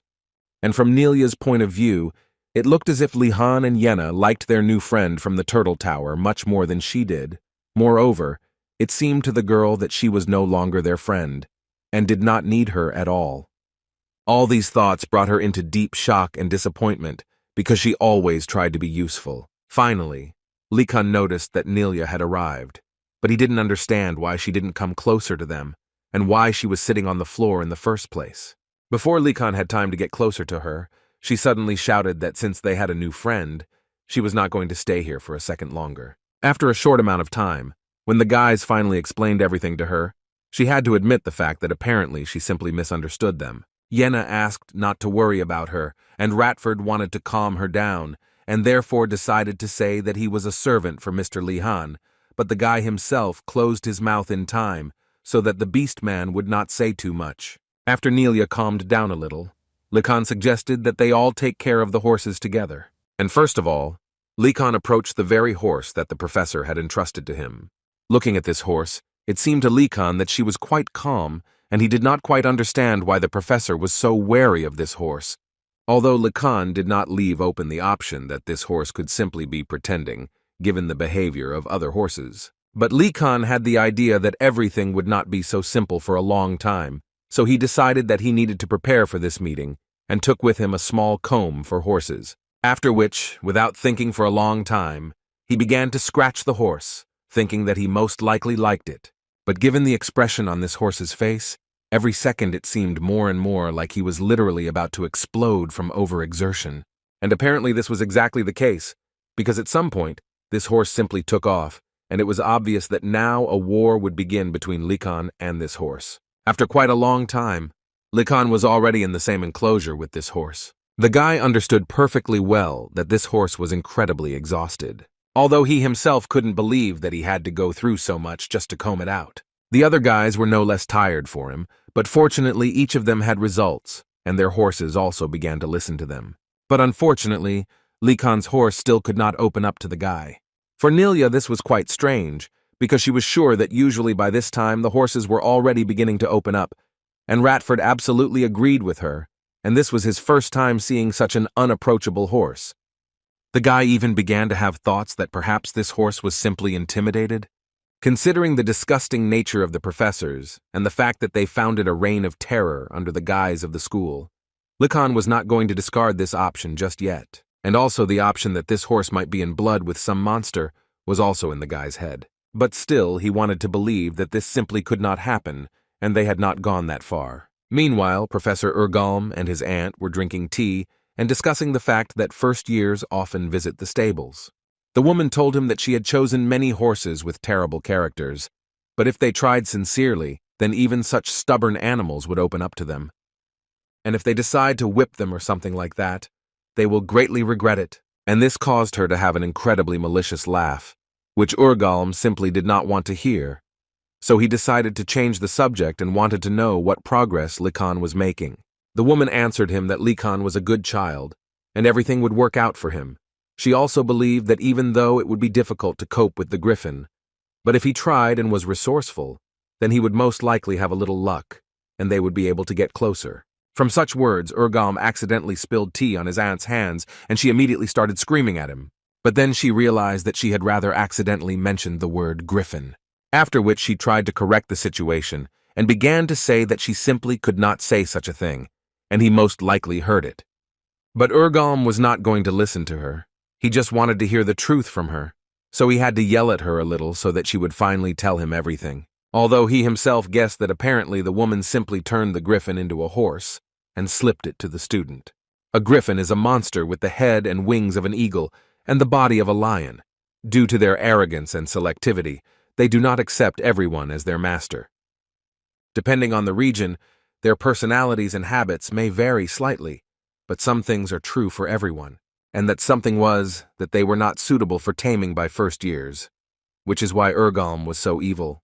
Moreover, according to his information, Likan asked for a day off due to injuries, and therefore he simply did not understand why she was forcing him to do such madness. She was tired of enduring his screams, and decided to remind her nephew that he needed to think about what he was saying to his aunt. But the man was not going to back down, because he believed that there were boundaries that should not be crossed, and turning a griffin into a horse is one of those borders. Likan, meanwhile, still found a way with which he made the horse now happen to him, and finally they became a little friends with it. The guy was sure that his horse itself did not like these useless skirmishes, Likan thought that judging by the fact that the horse was fine after he put this collar on it, apparently he had a lot more mana than Likan himself suspected. So now the guy didn't even think about discarding the option of what's in the blood. There's a real monster living in this horse. Well, or simply the level of mana absorption for this beast is too low. Likan still did not fully understand what exactly the problem was. At some point, Likan suggested that the horse stand and rest for a while. And when he suggested this, he caught himself thinking that he would never have thought that they would one day come to conversations when it all began with attempts to tear his small pieces. Now it really seemed to Likan that they were getting closer. He even offered him sugar in honor of their reconciliation. The white horse itself hated to admit that it was becoming more and more subservient to this guy. Although the griffin himself in this body was not against eating sugar, which he had never tasted in the wild. But at one moment he changed his mind again and decided that he should not be given any slack, because the ancient wild blood in him does not allow him to forget about pride. At that moment, Likan was thinking that although they had become closer, he was still thinking about how to increase the rate of mana absorption by objects. The next day, the guys had a morning lesson on basic alchemy, which apparently today will not take place on the street as usual. But what confused them most was that today this lesson would be held in the White Horn building, which is located away from the entire academy. They no longer felt comfortable because this building was somehow cozy and warm. They believed that they couldn't let themselves be deceived, because the professor could easily hide a couple of monsters in the classroom. Therefore, some of them decided to stand close in order to repel the attack of the monsters if anything happened. It was really funny for Likan to actually watch this. Everyone was so alarmist. Suddenly, Professor Urgom appeared in the class, who did not understand what they were doing here, and immediately asked them to take their seats. After these words, one of the students immediately ran up to him, who wanted to know why their class was not on the street today. After all, it seemed to him that last time he told them that they should look for the ingredients themselves. The professor looked at him, and at one point asked the guy if he could create medicine on the street. After which he added that he knew perfectly well what they were thinking, but immediately decided to tell them that there was no need to worry, because, unlike studying on the street, he assured them that it would be safe and easy here. The students immediately thought that he was simply lying, because in this academy nothing happens that easily. No matter how they thought, Urgom decided that it was time for them to start, and to begin with, he asked each of them to pour water into their cauldron, and added to this that alchemy is a complex art, and there are no unnecessary stages. He immediately warned them that if they missed anything, they would never become excellent alchemists, and now they would prepare a low-level regeneration potion with them. Lihan opened the book on alchemy and immediately realized that it would be quite difficult for them to prepare this today, even considering the fact that it was just a low-level potion.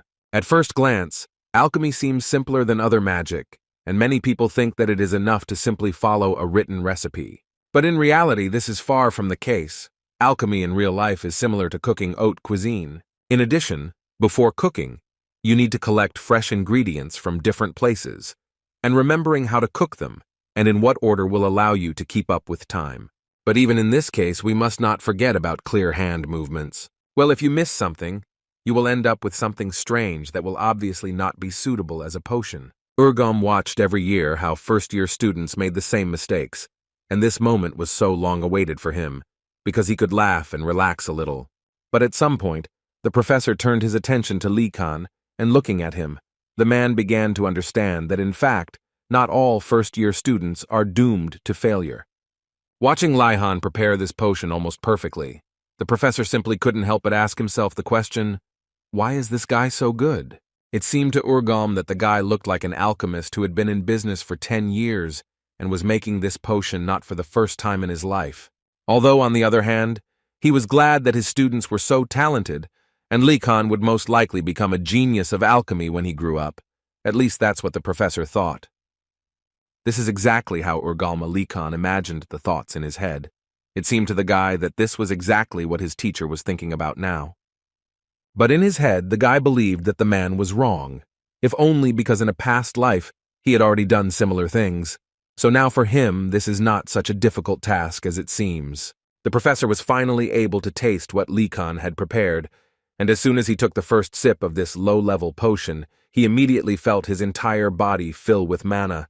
This greatly refreshed his body. He was pleased to realize that the guy had prepared a simply wonderful potion. The man also added that at first he did not believe that Lacan really understood how to brew this potion correctly. But now he is happy to report that he was mistaken, and one of them managed to brew the perfect potion. Most of the guys weren't really surprised by this, although it was still unexpected that Lacan would perform well here too.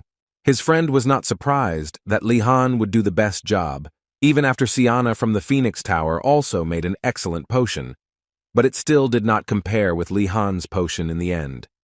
As soon as the guy looked at this girl, he immediately realized that she was from the Snake People and apparently a member of the Freemeng Church. Ina once told him that in their religion they worship alchemy, which is why this church is called Manga, and all the members of this church are, unsurprisingly, experienced alchemists, so Siana is also good at this.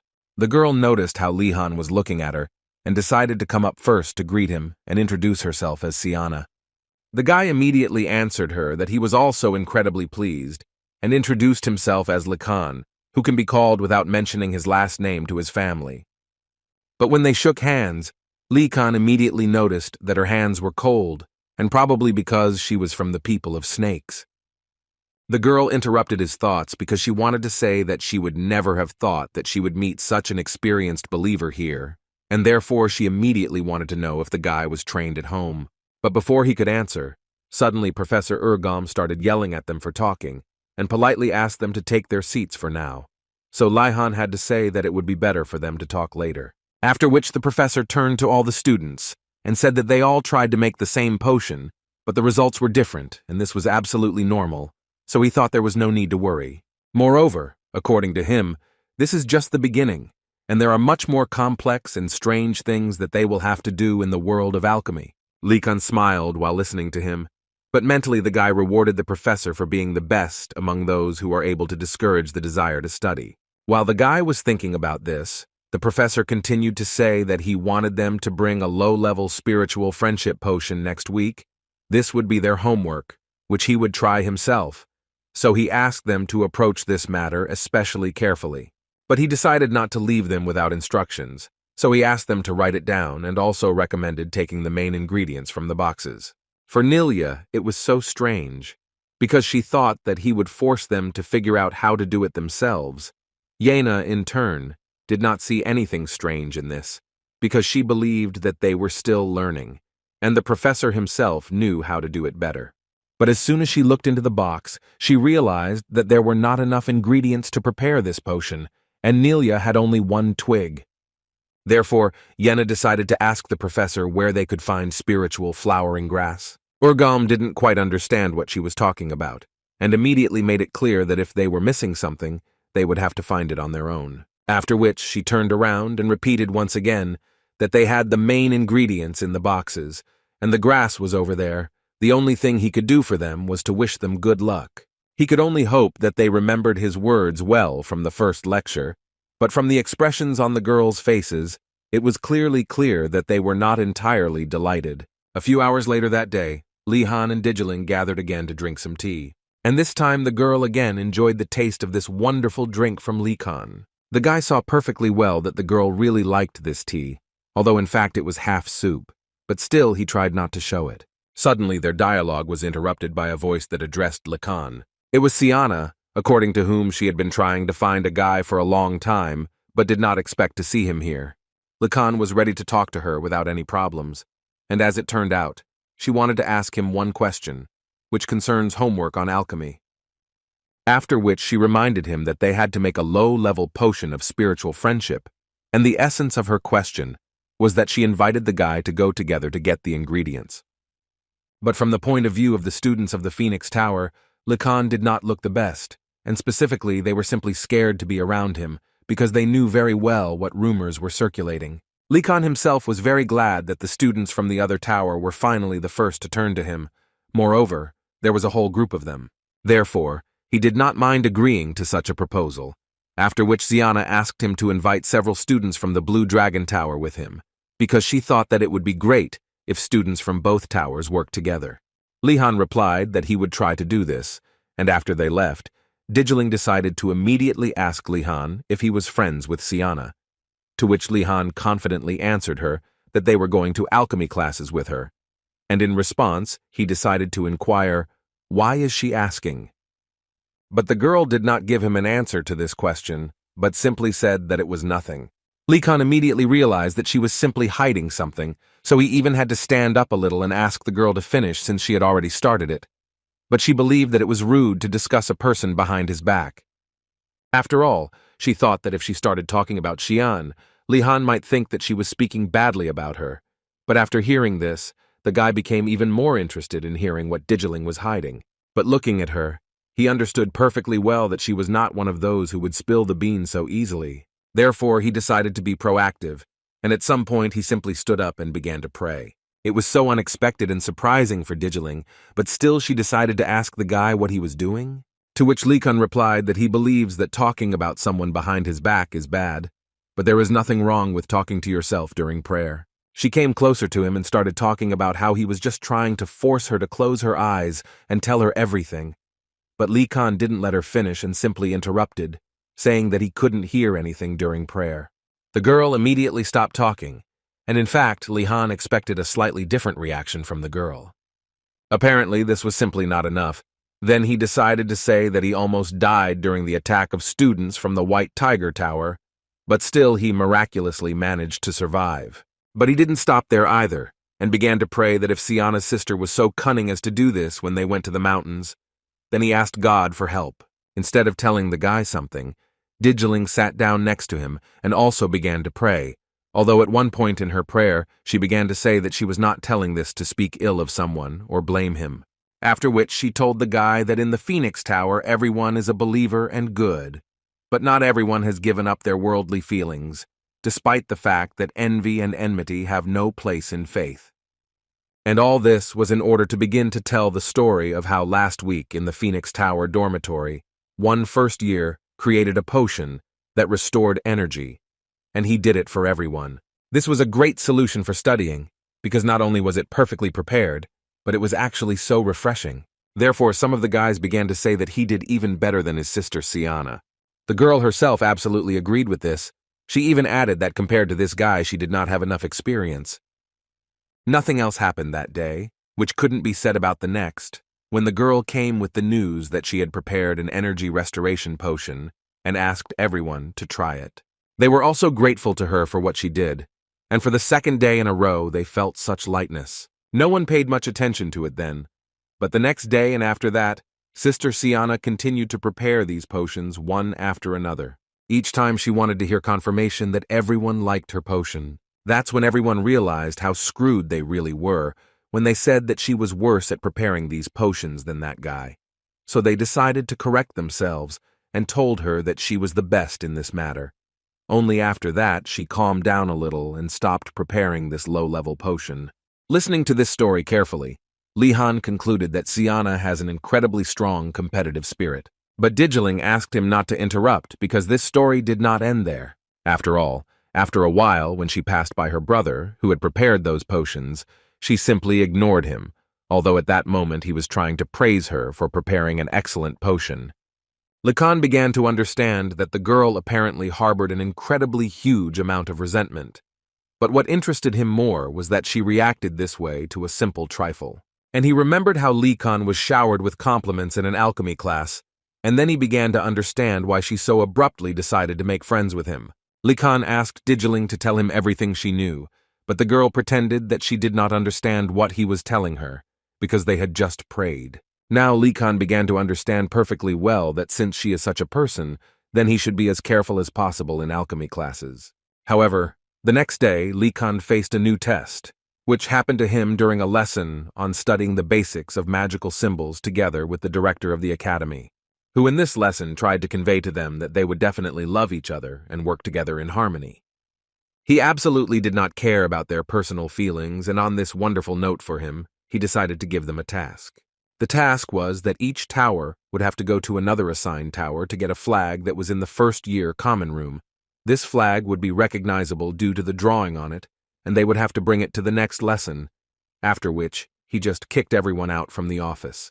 The students simply did not understand how this was supposed to help them in learning symbols at all, because it seemed to them that the director was simply trying to set them against each other. But what was most offensive for the Blue Dragon was that they got the White Tiger Tower, and now they believed that they would definitely not be able to come to an agreement with them, which means that they would not be able to take this flag. Although the biggest problem was that the Blue Dragon's flag had already gone to the White Tigers, and they, in turn, were unlikely to give up theirs, because these barbarians were not familiar with the concept of honor. At least that's what the Blue Dragon students thought.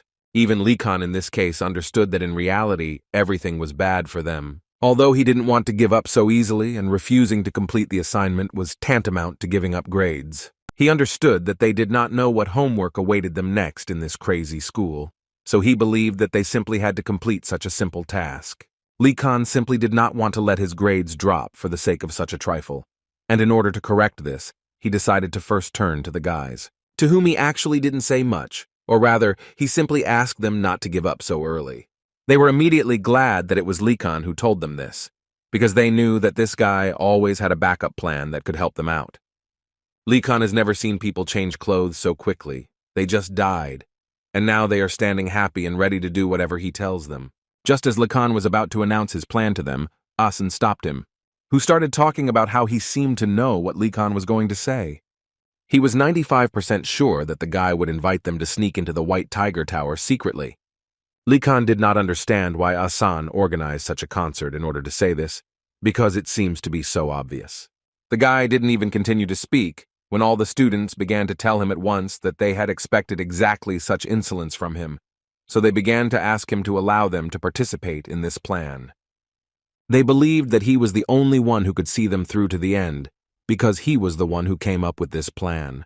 Lekon did not refuse anyone, because he perfectly understood that no one wanted to think for themselves, and apparently he would have to do it all for them again. The next day, Lekon went to another lesson in combat magic, and looking at the sun rising, he thought that he was actually quite pressed for deadlines, because he needed to steal the flag from the White Tiger Tower, and, on top of all this, complete the professor's task, Urgulma.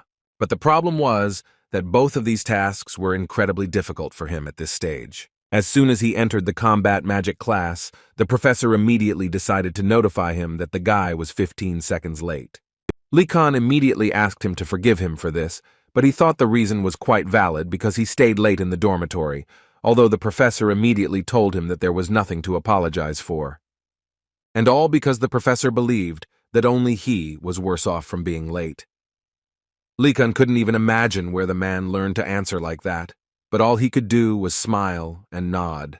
In any case, it was time to end the talking time, and the teacher asked the guy to draw a circle with a metal ball. Lekon was 100% ready for this task, so without thinking for a long time, he took out this ball and showed the professor everything he had learned. Looking at this, the man thought that it seemed that the last battle had awakened something in him, because his control had become much better, but the professor still did not show it, and simply said that Lekon was doing well now, but still asked him to sit on own place. It was quite unexpected for Lekon to hear this, because it was not bad to hear from such a professor. It was actually worth a lot. This is a rather rare compliment. After the guy took his seat, the professor began to talk about how he heard that Lekon had learned how to create water, so he asked him to do it. Lekon did not quite understand why the professor needed this, but still created a water balloon without any problems. After which the professor asked him to reduce this water ball to the size of this magic ball with which they are training. This task was no longer as easy as the first one, and caused the guy some difficulties in completing it. While Lekon was trying to make the same ball out of water, the guy noticed how the teacher at one moment approached the balls and took it in his hands. The guy, without realizing it, began to worry because strange thoughts were creeping into his head. And unfortunately, these thoughts came true, and the professor began to attack Lekon with the help of these balls. The guy was too focused on creating a water ball that he simply didn't know how to parry this blow. At the last moment, he was able to direct this water ball against the ball that the professor launched at him. And it actually worked, and Lekon was still able to repel this blow, although not without problems. But apparently this was only the beginning, because the professor immediately began to reach for the second ball, no matter how Lekon asked him to stop. The guy simply didn't understand why he was doing this, and besides, he believed that all this was too dangerous for him. But the professor believed that in this case the main advantage is that it is quite effective, but whether it is dangerous or not is a completely different question. After which he decided to add that he was almost sure that the guy experienced something similar in the battle with anti-magicians. He believed that in moments of danger, his concentration and instincts sharpened, while increasing his control over mana. Therefore, he simply did not understand why Lee Kun was even trying to take the long route when the answer was right in front of his nose. Lee Kun did not want to believe that the professor was telling him all this in all seriousness, because he almost died then. In any case, the professor believed that the guy understood his intentions, so he invited him to continue the lesson. Lee Han realized that in this lesson, arguing was just a waste of energy, so he simply began to create a water ball. And at this moment, Lee Han thought that unlike the Star Spirit Stone and the metal ball, his water ball simply does not have a fixed shape, which is why he has to concentrate more, and also needs to pay attention to maintaining its size.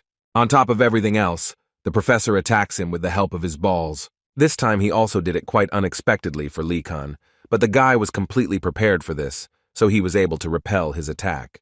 At least that's what it seemed to Lee Kun himself, who couldn't even think that this ball would work like a boomerang, which, without much difficulty, will hit the guy right in the back and deal him a pretty strong blow. After such a rather vile blow, Lee Kun had to stand for a while to recover. And while he was doing this, the professor once again asked him to do everything so that he could concentrate to the maximum. Lee Han couldn't breathe normally, and now he learned one very interesting thing, that in classes where they assign a lot of homework, it is much better than this. The next day, during a lesson on basic magic, one of the students started talking about how she had heard that her friend would have to go to the mountains again to get herbs for his alchemy homework. The answer surprised her a little, because the guy told her that this time, Professor Ingardel agreed to go with students from another tower. And this meant only one thing for them, that he would go there with Vardanaz. Lee Kun simply looked at them with a tired look, and thought that they wanted to make friends with him as soon as possible, since they were not looking at him so intently. Professor Garcia entered the class and was glad to see all her students, so she happily greeted them. Then she added that today they would study something else, and not elementary magic, and as they might have guessed, it would not be her who would teach. But for this she brought a professor who is an expert in this field. Some students immediately began discussing what they wanted to see now. Some wanted to study the magic of spirits now, and some were not against learning the magic of healing. But as soon as that same professor entered the class, everyone suddenly lost their mood and each of them felt some strange trembling throughout their body.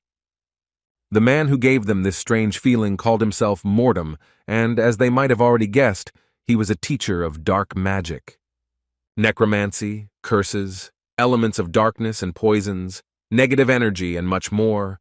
All this is what people study in a dark magic lesson. But many people are disturbed by dark magic, so they try not to get close to it. In his head, Lee Kun imagined dark magic with one very interesting example, when a couple walks through the forest, who, unfortunately for them, got lost. And at some point they stumble upon some person, whom they, of course, were incredibly scared of. But then they see that he uses light magic, and this gives them the understanding that he is a magician, so they decide to ask him if he knows how to get out of the forest. To which the wizard tells them that he is a little busy to accompany them personally. Therefore he asked them to follow his friend, after which a skeleton appeared behind this magician's back. What scares the guys even more, and they literally faint from fear. Something like this is how Lee Kun imagined dark magic.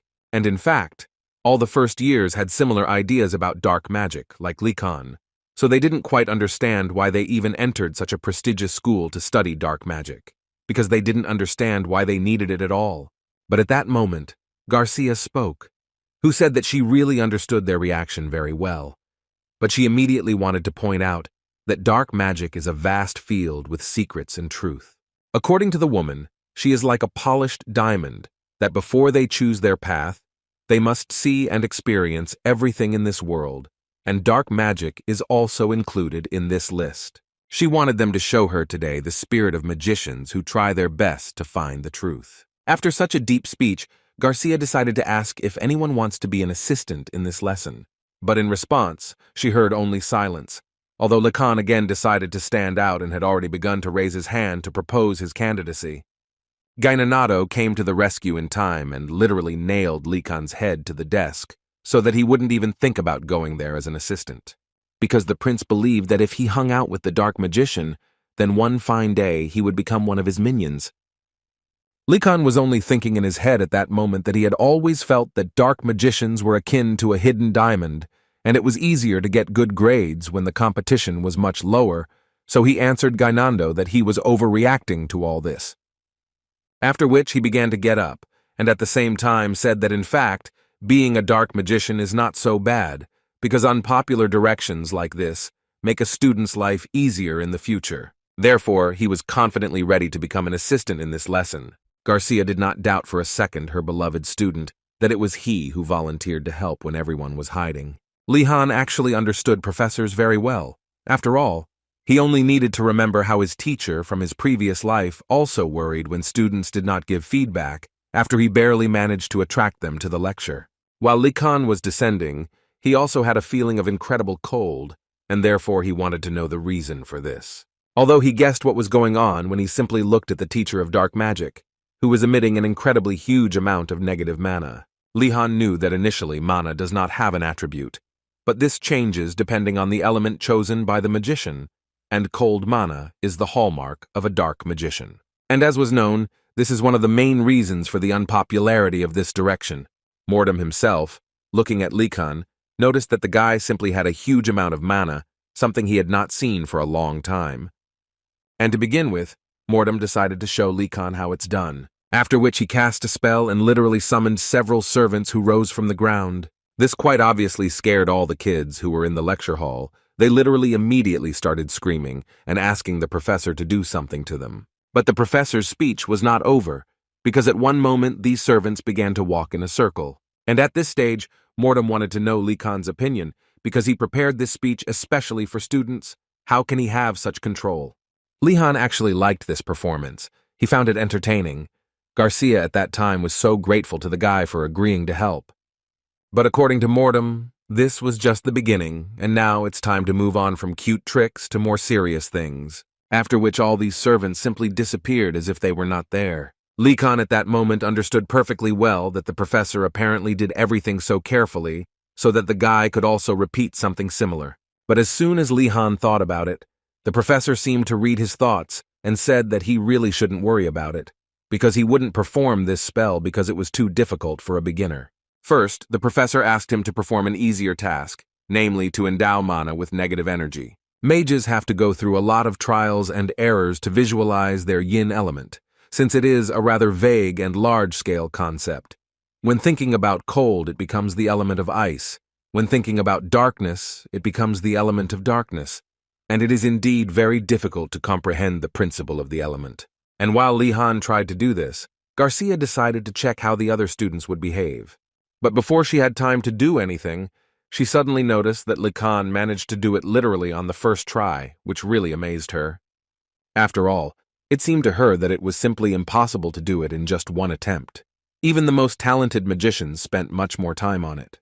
Likan himself understood perfectly well that all this was only due to the fact that he was living his second life, because it was enough for him to think about strange mathematical constructions to evoke this kind of energy. Mordem himself did not expect that someone would do it so well, but still he asked Likan to repeat it again, which the guy dealt with very easily and was again able to create dark energy without any problems. Even Garcia, who knew Likan's capabilities very well, was surprised by his abilities, and this actually began to worry her a little, because it seemed to her that he was simply too good. And this feeling quickly grew into her fear that the guy might switch to black magic because of this, and she under no circumstances could allow this, because the primary fear of every professor is losing a talented student, even though Garcia was thinking at that moment and not really about that.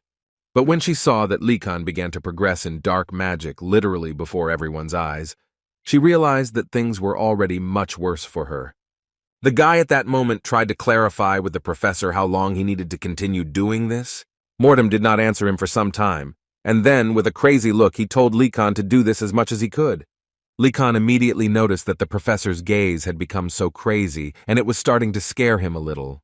Garcia also carefully watched Professor Mordem, who was too happy, and she did not expect to see this, because it seemed to her that he would simply show the basic techniques of dark magic, and that would be the end of it. But apparently everything had gone too far.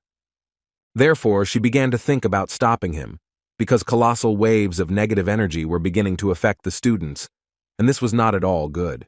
But first, she would like to know from Professor Mortem what the next task will be. Mortem told her that he was actually much more interested in seeing what this guy's limit was, but Garcia immediately suggested that he find out another time. The man wanted to turn around and say that it would be better to do it now, but Garcia came closer to him and politely hinted that it would be better to do it next time, after which he had no more questions. At this time, Likan again turned to the professor with a question in which he would like to find out what he should do with this mana. The professor immediately gave him an answer, in which he asked Likan to wave his wand and say the word paralysis. Mortem wanted Likan to use a low-level paralysis curse, which is a basic dark magic ability that creates a numb sensation in an arm or leg, causing it to become slightly numb.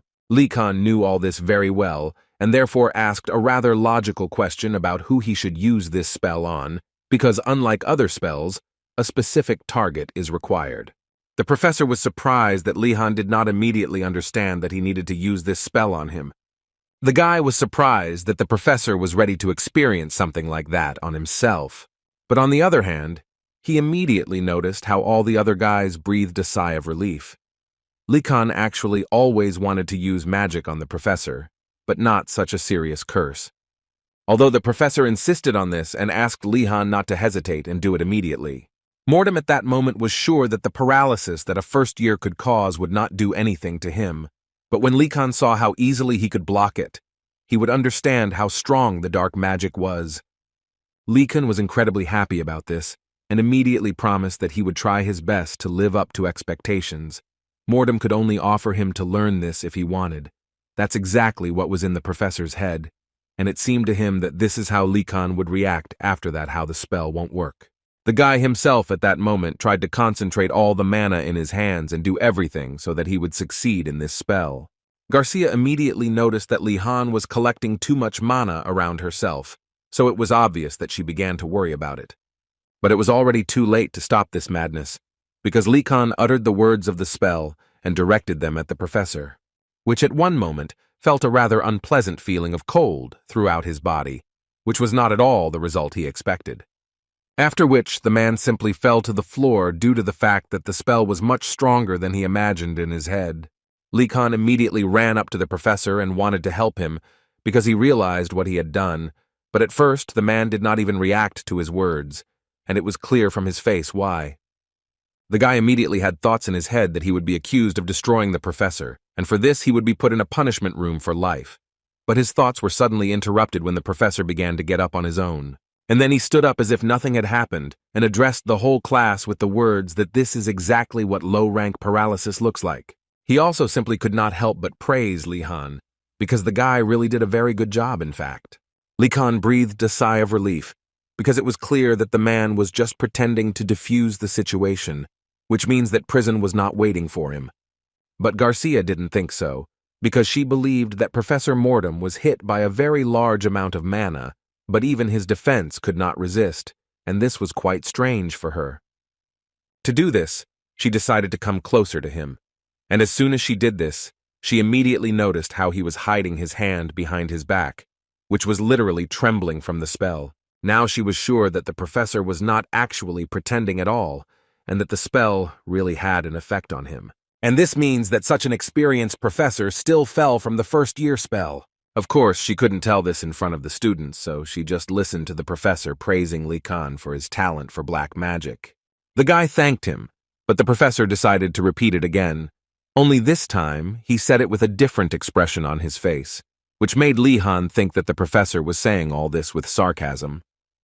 Likan even thought for a moment that he was too bad, but the professor couldn't tell him that in front of all the students. His thoughts did not end there, and continued to think that if he were really good, he would hardly have been accepted into the first year, so most likely the professor is right, and he is just a non-entity.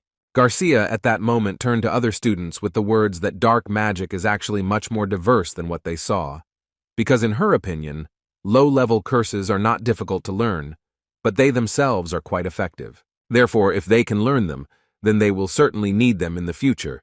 But first of all, she asked them to think that they will need them not for intimidation, but for protection. She also did not forget to add that the best way to understand how to counter any kind of magic is to study it yourself. So she tried to convey to them that they should study different types of magic, which they completely agreed with her. Well, now that they understood everything, Garcia decided to perform a mass teleportation spell. The guys didn't even have time to blink an eye when they found themselves in a completely different place, where it seemed they had already been before. As it turned out, it was a training ground where Garcia successfully transported them, after which she teleported herself. And as soon as she did this, she immediately began to talk about how they would now train with each other, so she decided to move them to where there was more space to make it more convenient for them to train. This was actually good news for the guys, and they were ready to begin this test. Likan also noticed that the atmosphere became livelier and the students more proactive than at the beginning of the lesson. And of course, Professor Garcia was to blame for all this. For a guy at that moment, she was simply amazing.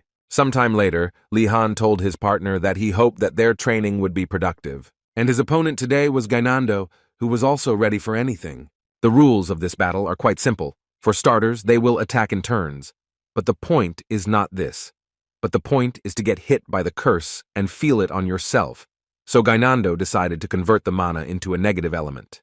Likan was surprised that Gainando coped with this task so quickly, because one could remember what problems he had with other elements. It was strange to think about it, but it seemed to Lihan that Gainando had a talent for dark magic. Well, or there was actually a second option, that this magic was too simple, but Likan doubted this more. Professor Morum paid most attention to the couple Likan and Gainando. And what was his surprise when he saw that Gainando also has talent in dark magic? Are two students really that capable in this class? Finally, Gainando gathered all the mana into his hands and cast the cherished spell, which he directed directly at Likan. The guy felt the same chill throughout his body as the professor, and now Likan roughly understands what this feeling is like. Gainando was incredibly happy that he was able to do it, and on the first try. But then he noticed that Lihan looked as usual, and so he would like to know from him where he felt the numbness. Likan wasn't sure, but it didn't seem like he was paralyzed anywhere. Gainando was upset because of this. It seemed to him that the problem was in his magic. Apparently he still failed to do it.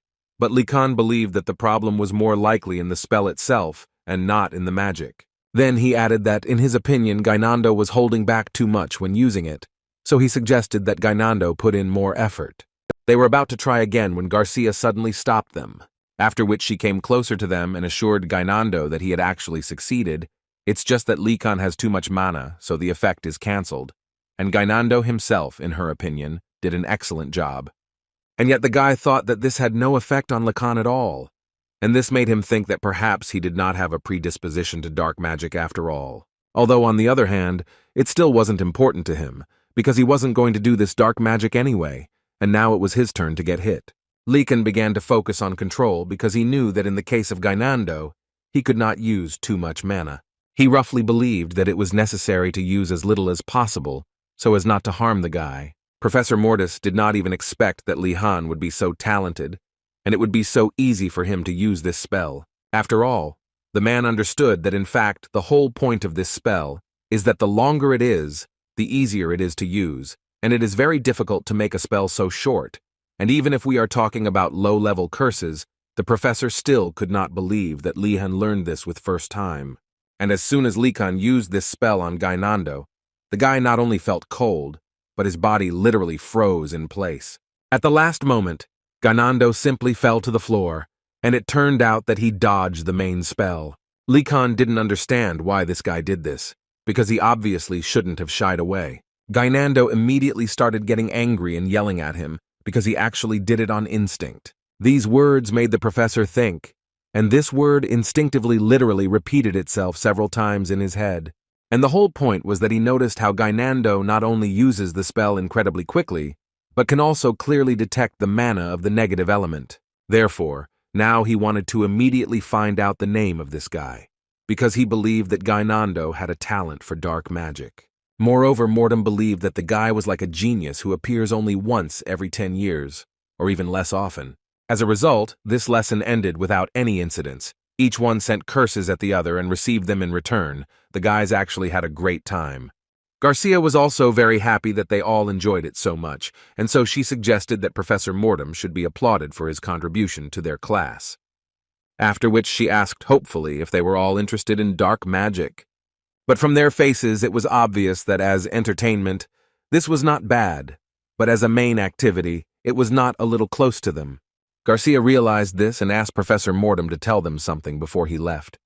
The man actually wanted to say that he believed that today they had mastered the spells of dark magic, and it seemed that some students had already shown interest in it, or so it seemed to him.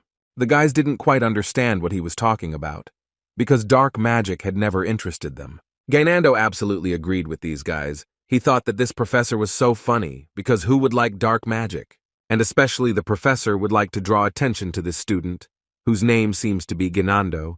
He would like to ask him to visit his workshop. Gainando clearly did not expect such a turn of events, and therefore did not know how to respond to something like that. But still he found the courage and asked the professor what did he do wrong? The professor did not answer this question, but simply pointed his finger at Likan and asked the guy to also come to his workshop. Likan himself was not entirely against this, because he understood that it was important for him to get grades now, and dark magic was good for this, so he happily agreed to it. The magician's workshop is similar to a research laboratory, where students conduct research on topics in which the professors are interested without any rest. At home, Likan heard many similar stories, and it seemed to him that such hell did not exist on Earth and that these were all just fairy tales. But today he realized that in fact he was mistaken, and apparently he would have to visit such a place, although he still hoped that this was just time for a consultation. And with such hopes they came to Professor Mortem's workshop, which was located in a black stone tower. The guys only needed one glance to understand that they were studying here at all, because there were skeletons and graves everywhere. Gainando was still worried that he had done something wrong, since the professor called him to his place, but Likan tried to calm him down and tell him that perhaps it was not that he had done something wrong.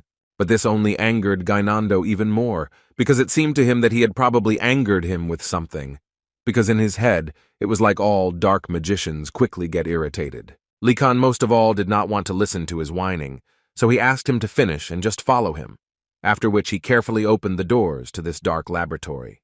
They entered the building after the doors literally opened on their own, and this already scared Gainando incredibly. Likan was absolutely calm. All that bothered him was that he simply couldn't see anything because of the smoke, and therefore, for quite a long time, they could not find the professor himself to talk to him. The man, meanwhile, was sitting in his office and immediately heard that the guys had finally arrived. Therefore, he decided to send Dayret for them and bring them here. But the assistant was against this idea, because he knew very well that the director forbade the man to get close to new students. Mortem completely forgot about it, but today he didn't care too much about it, and so he decided that it would be best to keep it all a secret. But this only displeased his assistant even more, who decided to remind the man that he had just left from a prison cell. The professor reminded him that this was not a prison cell at all, but a punishment room. In any case, he understood Dareth and ordered him to return, and he could handle the guys himself. After one wave of the magic wand, a bright light suddenly appeared in front of the guys, which the professor created to make it much easier for them to get to him. A few seconds later, all this fog and darkness suddenly disappeared, and Likan noticed that now this place looks much better. But still he was embarrassed by one fact that all the furniture that was there was made of bones, which was still a little scary. For dark magicians who can control summoned skeletons, furniture made from bones is the most desirable thing after objects. In any case, all these thoughts had to be interrupted after the professor greeted them.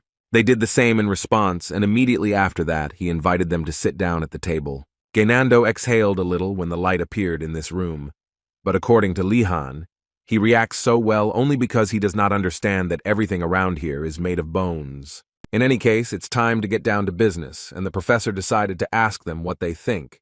Why did he call them here in the first place? Gainando decided that he knew the answer to this question, so he decided to say himself that the professor called them here because the guy did something wrong in class. But this answer was completely wrong, because in fact the man called them because they both have a talent for dark magic, which made Gainando very happy. Although now the professor would like to ask again that Gainando just told him something, what he did there in class. But the guy asked him to forgive him. It came out by accident. Now Gainando had strange thoughts in his head because he had never in his life heard that he had talent for something. He decided to ask Likan, or did he also hear the professor tell him that the guy had exceptional talent? But Li Kan immediately told him that the professor didn't say anything about exceptional talent. In any case, Gainando now doesn't know what to do next, because dark magic doesn't interest him at all, but he's very talented at it. To soften the tense situation a little, the man offered them some sweets. And then he added again that they both have talent in dark magic. So he invited them to talk about it, because black magic is much more interesting than it might seem to them at first glance. And of this, he was 100% sure. For Li Kan, such phrases were quite typical, and they were used wherever people wanted to attract at least some attention to themselves and their business. The guy knew very well that there are professors in popular fields, and they are so proud of it that they don't even want to teach students until they reach a certain level of knowledge. But then it's worth thinking about how to be unpopular with professors who would like at least someone to come to their classes. And at the moment, Li Han actually felt this way, because he could feel the professor's despair that the subject was not popular. But Gainando didn't even think about this, who still couldn't believe that he was a sought-after genius who didn't even know what to do next. Li Kan at that moment was thinking about what they should do with those bones that the professor gave them, because he not only didn't tell them what to do with them, he also asked them to keep this strange gift until they came to their rooms. No matter how Li Kan tried to ask the professor what it was, no one gave him an answer. The guy thought that these bones that they were holding in their hands could be similar to the book that the director slipped him. Although he did not rule out the possibility that the man wanted to get closer to them and therefore gave them an unknown artifact. This is something like surprises in a relationship. This analogy, which Li Kan came up with himself, immediately became incredibly terrible to him, but he simply did not see any other option. Suddenly his thoughts were interrupted by Gainando, who asked Li Kan not to say anything to Yena. Li Kan understood that Gainando was probably worried that people might start teasing him for his words about how only servants do such things. Therefore, he promised Gainando that he would remain silent, because they were still friends after all, although in his mind he thought that first of all he would tell Yena everything, because they were also good friends with him. During a fencing lesson, the professor forced all the kids to run until they fell from fatigue. He believed that only in this way could one train sufficiently good endurance, and he also asked them not to forget to inhale mana. The man made it clear to them that their main goal was to increase their physical abilities to the maximum while continuously circulating mana. There are countless ways to use mana. One of them is to circulate it throughout the body to make it stronger and more resilient. However, this is too advanced a technique for guys who have not previously prepared their body for such loads. While they were running, Li Kan decided to ask one question to the professor, who was ready to listen to him. Li Kan told him that he had something important to do in the mountains, and he would like to ask the man to give him some advice. Should he go there, and how dangerous is it? The man, without thinking for a long time, immediately began to tell him that there were not only many dangerous monsters there, but also other unknown dangers that even the professors did not know about. Therefore, he believes that it would be quite unwise to go into the mountains. Only a fool, knowing this, would go there. Li Kan, in response to this, said that he would not go there of his own free will.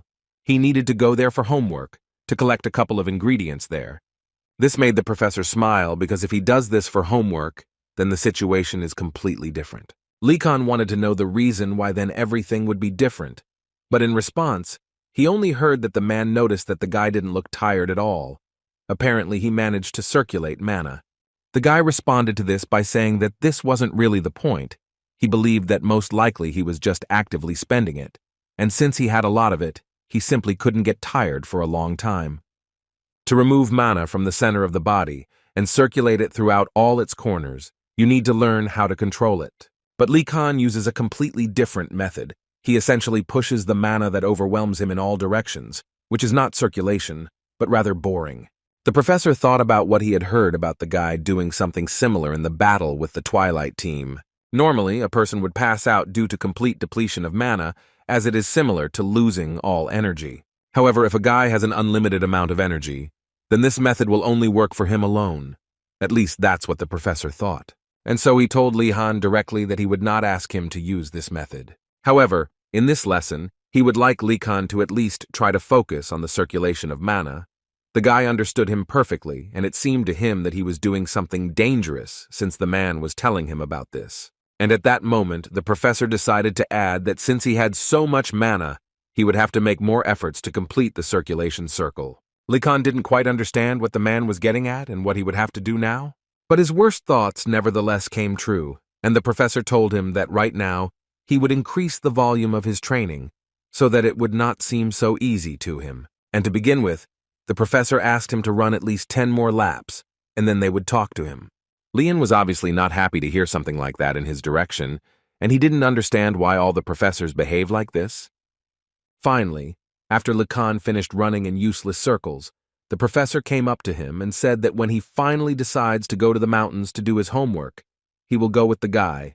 This surprised Likan quite a lot, because according to him, it's safe there if it's homework. The man did not deny what was said, but still assured him that he just liked to walk there. That's why he wanted to walk with Likan, although in his mind he thought that something unexpected could happen there, so he should still go together with the guy. Yena carefully read the letter from Professor Urgulm, in which the man wrote that he needed to go away on business, so while he was away, he allowed him to take everything he needed. Now the girl understood why Likan asked her to come here, because there are a lot of chemical things here. Likan completely agreed with her, but most of all, he wanted to check the benefits of the potions that he had. And since Ina understands much more about alchemy, he decided to ask her to help with this matter, and the girl actually didn't mind helping, because she was also interested in seeing what would come of it.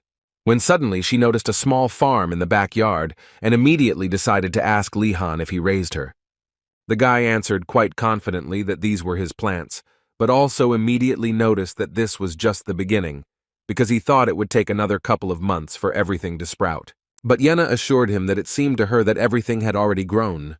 Likan didn't quite understand what she was talking about, so he went to the window to look, and saw that everything had really already grown there, and it was literally a ready-made harvest.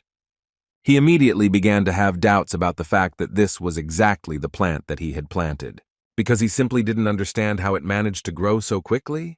Likan decided to tell Yena that most likely the professor added a growth accelerator to the watering can, because he is such an impatient man. Although in fact he had a good idea that the reason was completely different, but Likan still didn't know about it for sure. In any case, the guys decided that since it had grown, they could collect it, and Yena asked to leave this task to her. After the two took the food and alchemical equipment they needed, they set off on the road, leaving a note in which they thanked Professor Urgulm, who in turn would only find out over time how much the guys actually took with them.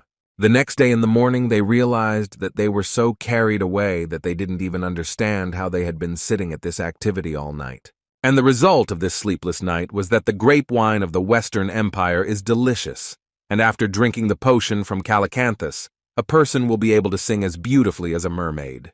That's all, they were able to deal with only these 2 items in the whole night. Yena was upset that they were only able to identify 2 of them, but Lihan still thought that this was a good result. Suddenly their conversation was interrupted by Asan, who appeared out of nowhere and wished them good morning. He was in a great mood because today they could finally go get the ingredients. Looking at Likan, it was impossible to say that they were ready, but still he replied that they could move forward. The thing was that they agreed on this weekend, that they would finish it on Saturday and return with the rest of the students. And on Sunday he uses this card to finally get out. But for now, he could not rejoice as he wanted, because inside he was still worried about the traps that were already waiting for him. Suddenly Asan approached him, who suggested that Likan look at the black market before going into the forest, and in fact the guy was interested in this offer. A few minutes later they were already on the territory of this market, and for Likan it was surprising that it really existed, because in what school could one find a black market? Although it is still similar in size to the one that opens during the 5-day festival in the village. Suddenly among all these people who were in this market, Likan saw a rather familiar face. It was Ratford who invited everyone to play a game in which they had to find the Emperor among 3 cards, and if they could do this, he would double their bet. But as soon as he saw Likan, he immediately jumped up from his seat to approach him. Other students who heard that Likan Vardanaz was here immediately ran away in which direction, although the guy himself mentally asked them not to be afraid of him, because he was not going to do anything bad to them. In any case, he decided to talk to Ratford and ask him what he was doing. In response, he said that he was collecting bread.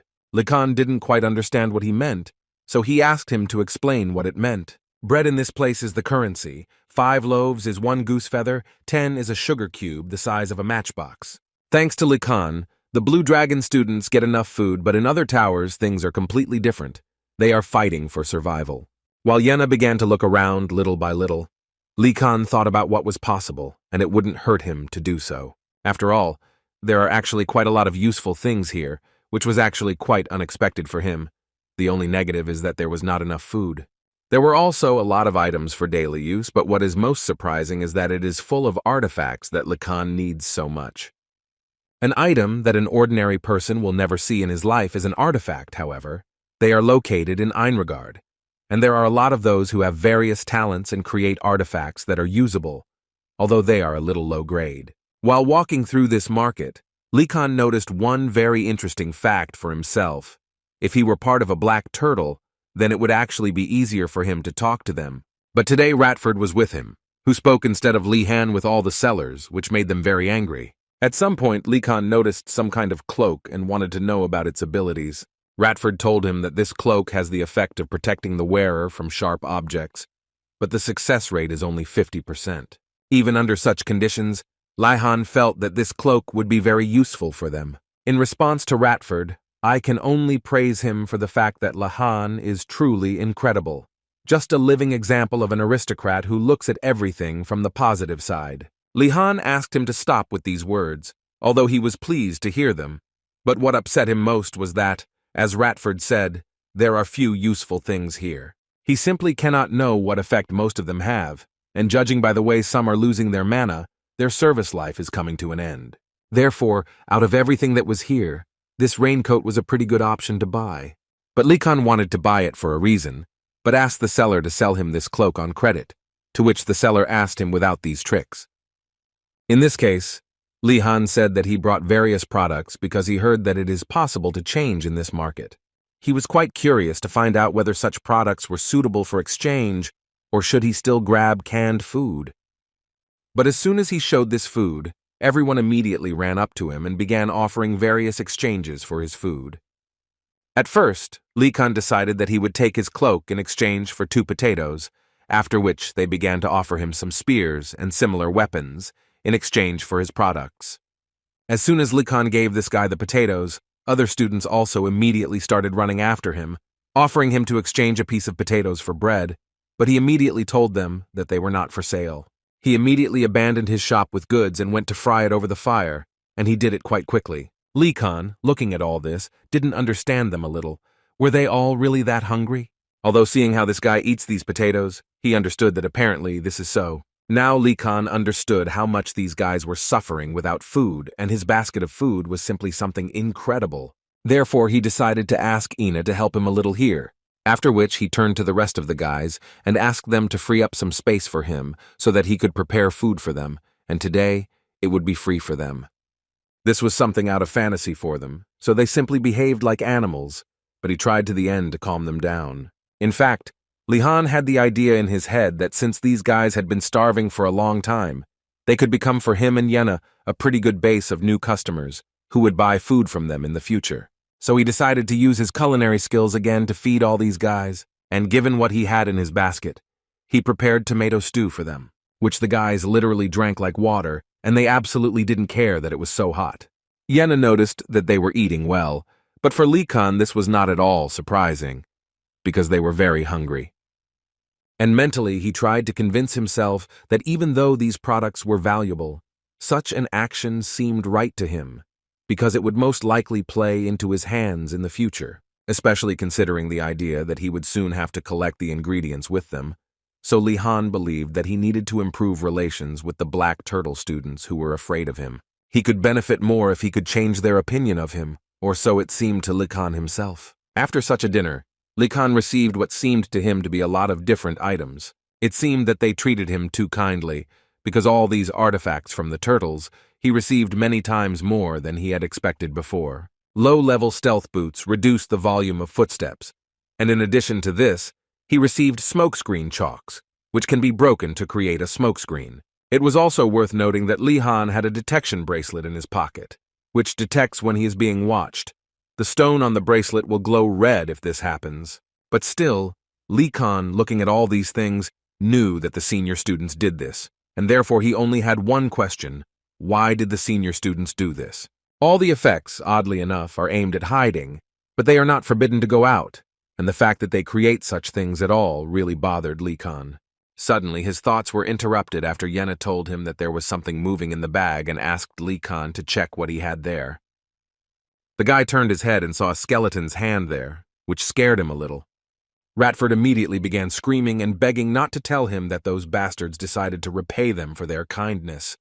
Lee Khan was about to throw this bag off of him, but suddenly he noticed the very bone that Professor Mortem had given him coming out of his pocket.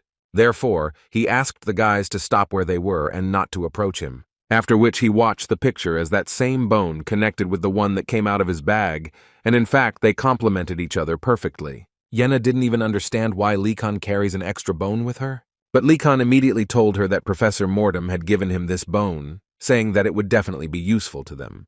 Before the guy could finish speaking, this bone flew closer to him and literally pierced his skin to get to his blood. The guy didn't understand what was happening, but even considering that he was in incredible pain, he still didn't run away and behaved quite calmly. At that moment, Lee Khan had a rather strange feeling as if this hand should obey him, and as soon as he decided to test this theory, he immediately realized that he was right, because these bones did absolutely everything that he told them.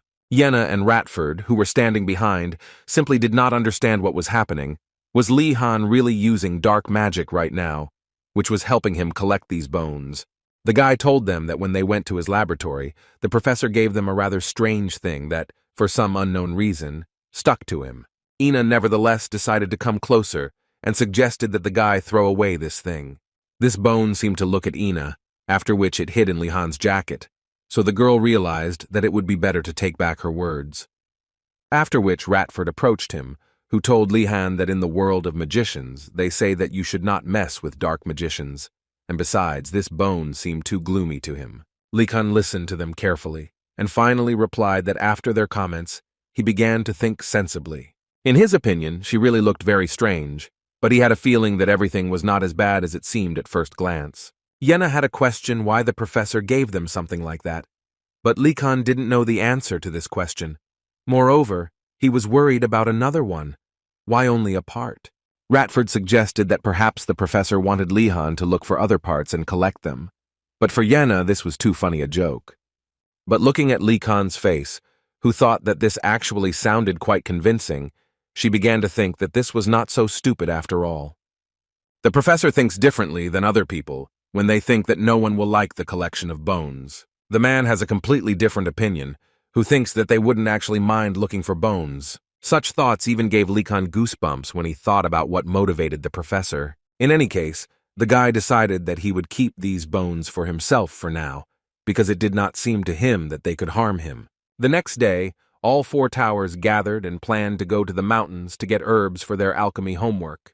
And before setting off, the fencing professor gave instructions in which he said that the first and second priority is safety, because in these mountains there are dangers unknown to them.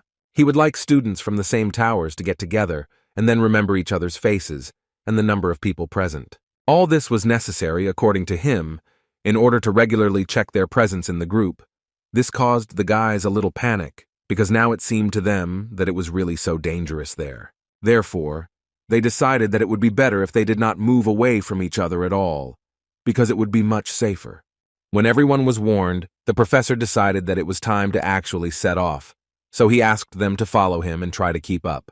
After some time, they arrived at a place that, as it seemed to the professor, would be ideal for them to collect the herbs they needed, which they began to do. At that moment, he himself thought that everything seemed to be going well, so he decided that they would continue in the same spirit until they got out of here. Suddenly, he heard a strange sound, and when he turned around, he saw the huge hands of the Lich, which closed the professor inside before he had time to say even one word. After which he magically simply disappeared from this field. One of the students decided to ask the professor a question, and when she turned around to do so, she noticed that he had disappeared somewhere. Moreover, there were absolutely no traces left of him, which instantly caused the girl to panic, after which she immediately began shouting to the other guys that the professor had simply disappeared and was no longer there. They all got together and tried to figure out what happened and where did he go. Lee Khan at that moment was thinking about how this could happen and how afraid he was of it. After all, looking at the other guys, they immediately began to panic, because they simply did not know what to do in this situation. He had to immediately ask them to calm down first and not fuss too much, because it might be that the professor just walked away, although he himself understood perfectly well that this was definitely not the case, and the professor most likely really disappeared, but he somehow needed to console them. Besides, on the other side they weren't lost, and there were no monsters visible, so he didn't see any particular reason to panic. They just needed to go back. But as soon as he suggested this to them, at that very second it began to rain, which turned into a heavy downpour. And how good it was for Lee Khan to think that he had taken various things for unforeseen situations, although even he could not think that Professor Ingordel could disappear. When suddenly his thoughts were interrupted by the same Knight of Her Highness, who approached Lee Khan to thank his help. And he was also quite interested to know if the story that Lee Khan cooked the legendary stew in the Turtle Tower was true. Lee Khan pretended that he didn't understand what he was talking about, although in his mind he couldn't believe that the guys from the Turtle Tower had made his stew into a legendary dish in their gossip. The guy did not ask Lee Khan any more about this, but simply went back to the princess to inform her that all this was just baseless gossip. But their conversation did not end there, because Her Highness's knight again ran up to Lee Khan with the words that Her Highness wanted to help him. But the guy did not understand why she herself could not tell him this, but still did not refuse her help. First of all, Lee Khan needed someone to light a fire, and so he asked this messenger to convey this to Her Highness. At that very second, he approached the princess and told her about it. She agreed to help without any problems, so in a matter of minutes she prepared to make a fire, and after a few seconds, it was already burning. Lee Khan didn't expect that the princess had advanced so much in magic. Could she really be using spirits in her magic? And the guy was not the only one who was so surprised. The other guys were also surprised, because they had not yet learned to summon spirits. Had she really learned this herself? At that moment, Lee Khan thought that if he had called on his bones, they would have reacted differently. In any case, the main thing was that the princess was able to light a fire, and now they are much warmer and more comfortable here. But before they had time to warm up properly, they all suddenly heard a very strange sound. Lee Khan immediately realized that this was clearly some kind of danger that was approaching right towards them, so he jumped up from his seat. And as soon as he turned around, he saw just a huge monster peeking out at them from behind the trees. Before Lee Khan had time to say anything, suddenly a Knight of Her Highness shouted among them all, who immediately said that they could not move, because golems follow the rules, and if they do not attack first, he will not touch them. Golems are creatures artificially created by magicians, which are not similar to natural monsters. They are creatures molded from certain materials in which a magical core is built in. Problems begin when the core is damaged or destroyed, and then combined with other items, because it can become a golem that does not obey orders. But fortunately, even the damaged golem follows the rules, although Lee Khan still did everything to prepare for battle. After all, the rule may turn out to be something like, destroy all the students who are currently in the forest. Suddenly, this golem stopped in place and decided to draw a line. The guys did not understand what he was doing at the moment, but they guessed that perhaps he was telling them not to cross it. Everyone stood straight and tried not to move, but Lee Khan decided that he needed to check what would happen if he crossed this line, so Asen immediately tried to stop him, who literally begged him not to do this. But the guy asked his friend to calm down, because he didn't say that he was going to do it on his own, after which he carefully took out the bones that he managed to collect from his inner pocket. Asan immediately wanted to know what kind of horror this was, to which Lee Khan confidently replied that it was a summoned monster that accidentally fell into his hands. Lee Khan put the bones on the floor and immediately ordered them to cross the line that the golem had drawn. As soon as the bones carried out Lee Khan's order, the golem immediately struck a blow that literally crushed them. But now Lee Khan and the others know perfectly well what will happen if you cross this line. The golem will simply attack. The guy felt a little sorry for his bones, but they turned out to be capable of fairly rapid regeneration, and after a few minutes they were absolutely like new. Then Lee Khan called them back to him and did not forget to praise them for a job well done. The princess's knight still couldn't understand what had just happened. Could the summoned monster be able to recover so quickly? But what surprised him most was that resummoning a monster required a colossal amount of mana and time. His thoughts were suddenly interrupted by someone's scream.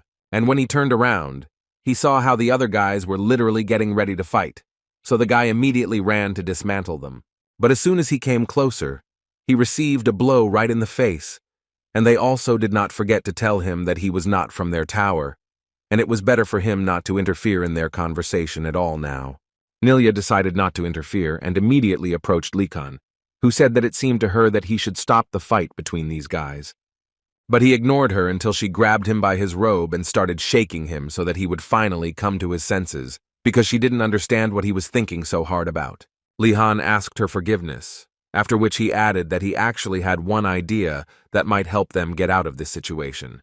As soon as the guys heard this, they were immediately happy and stopped fighting, although on the other hand, according to them, they had no doubt that he would save them. After all these useless praises, Likan told them that it seemed to him that all this was just a trap of the professor who was in cahoots with the director. They definitely didn't expect this, and it was quite clearly visible on their faces.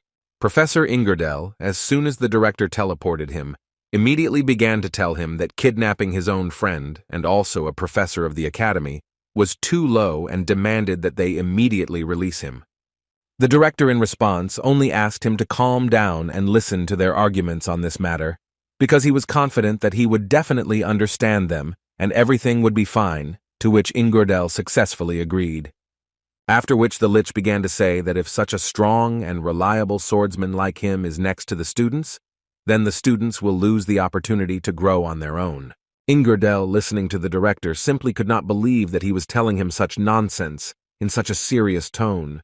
But the director did not listen to him and simply continued to talk further until he got to the point where he asked the professor to believe him, because one day it seemed to him that he would understand why he did this. Ingardell, in fact, already understood everything perfectly well, but he would even more like to know from the director what he would do if something unexpected happened.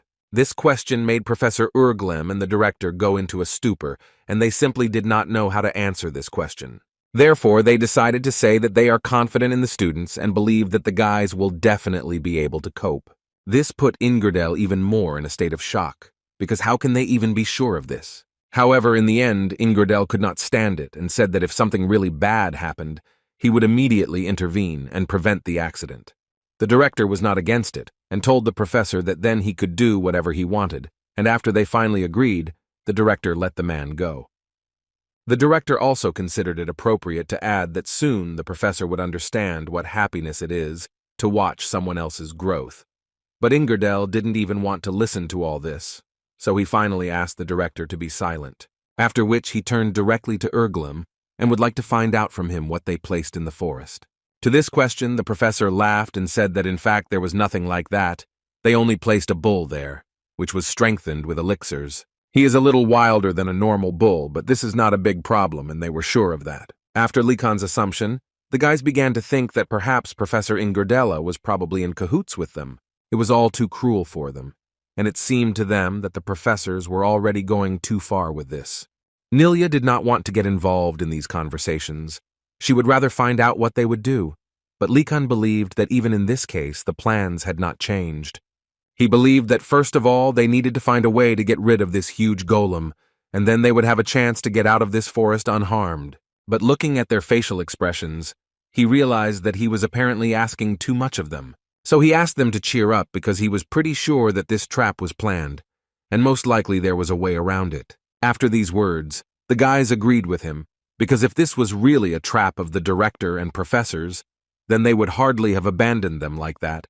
They had not planned anything before, and in fact, Likan already had one idea that he would like to test, and perhaps this would be the solution to this problem. Some time passed, and the guys spent quite a long time discussing possible options that would help them get out of this situation. Nilya decided to ask Likan what he came up with and how he would solve this problem. But as soon as she turned in his direction, she realized that the guy had simply disappeared. And now even Nilya began to panic, so she decided to call the guys and tell them about it. They immediately decided that it had also been stolen, and some of them immediately decided that they needed to go through the golem and find it. Yenna asked them to calm down and look carefully towards the golem, where Likan stood, who was gradually approaching the golem. Asen immediately started shouting at Likan to get out of there quickly, because if he stood there for too long, something bad might happen. But then they noticed that the golem didn't care at all about the guy and didn't react to him at all, as if Likan didn't exist at all. Asan and Yena tried to ask him what happened and, most importantly, how did he end up there? Likan explained to them that he did it quite easily. He simply used the magic of invisibility. While the other students were confused, he decided to do a simple experiment. He wanted to see how the golem would react when it was invisible.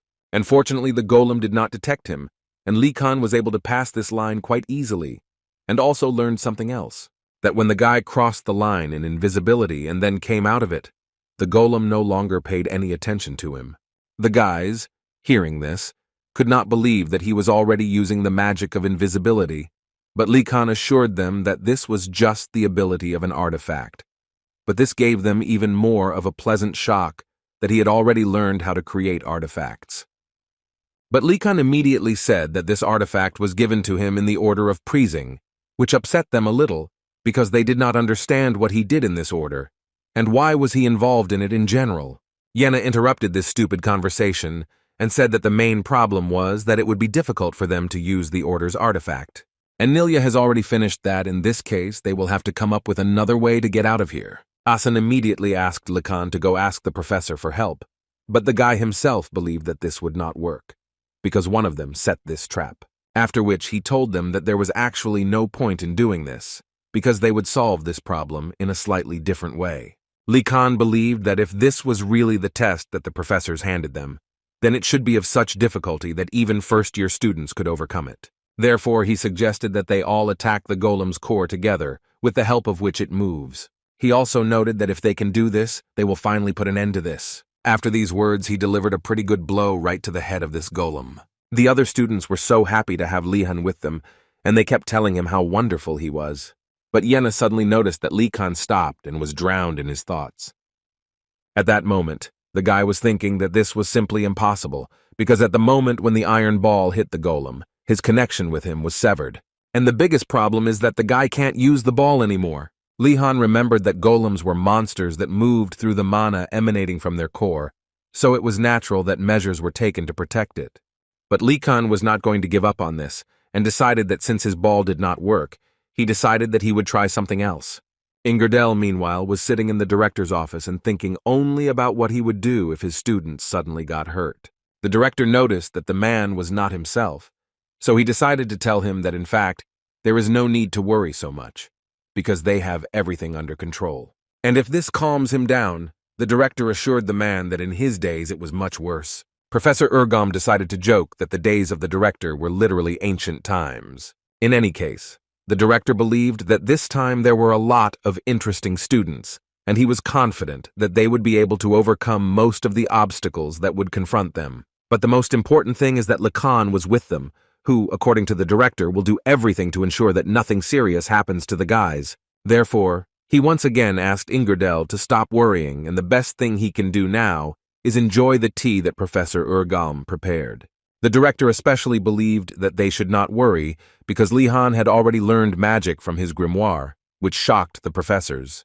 Ingardel couldn't just believe it, so he asked the director to repeat it again. The Lich didn't quite understand why they were so surprised by this, because in fact, he studied not only his grimoire, but Professor Vagrek also gives him personal lessons in combat magic, so everything will definitely be fine with this guy, and with him with everyone else.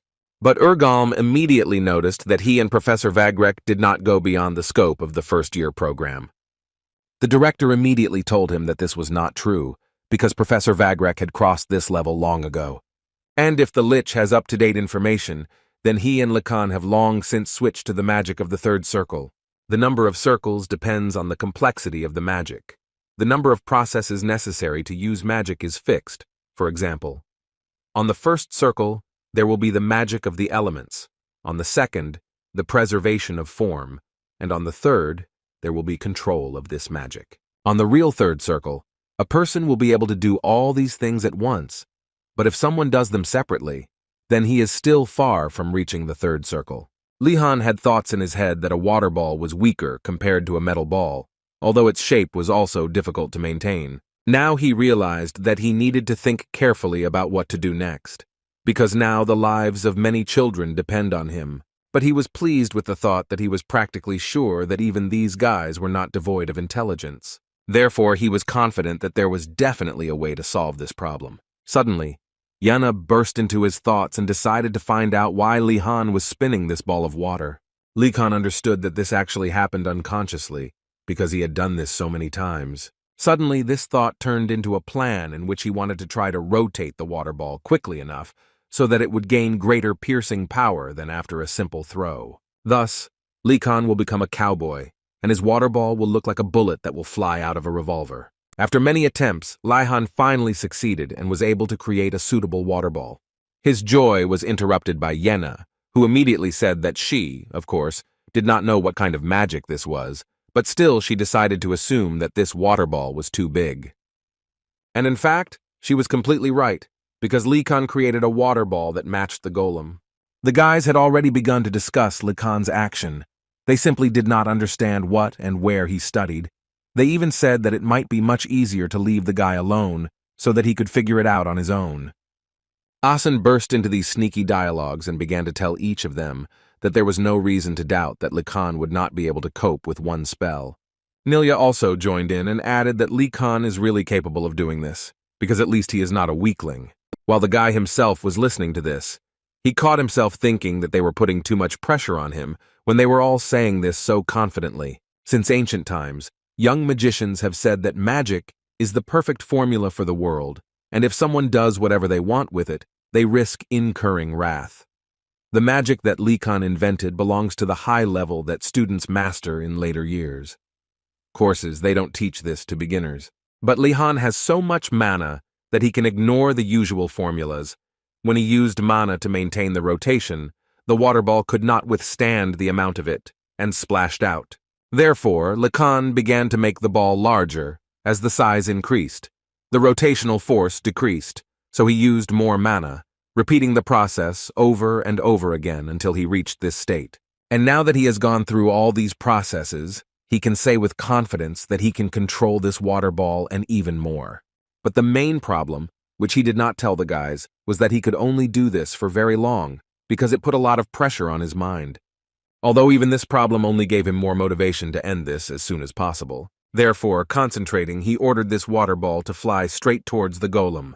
As soon as she launched this ball, she realized that she slightly missed where she wanted it, because this ball was definitely flying straight into the golem's shoulder, and if it didn't hit, the guy was unlikely to be able to create another one like it.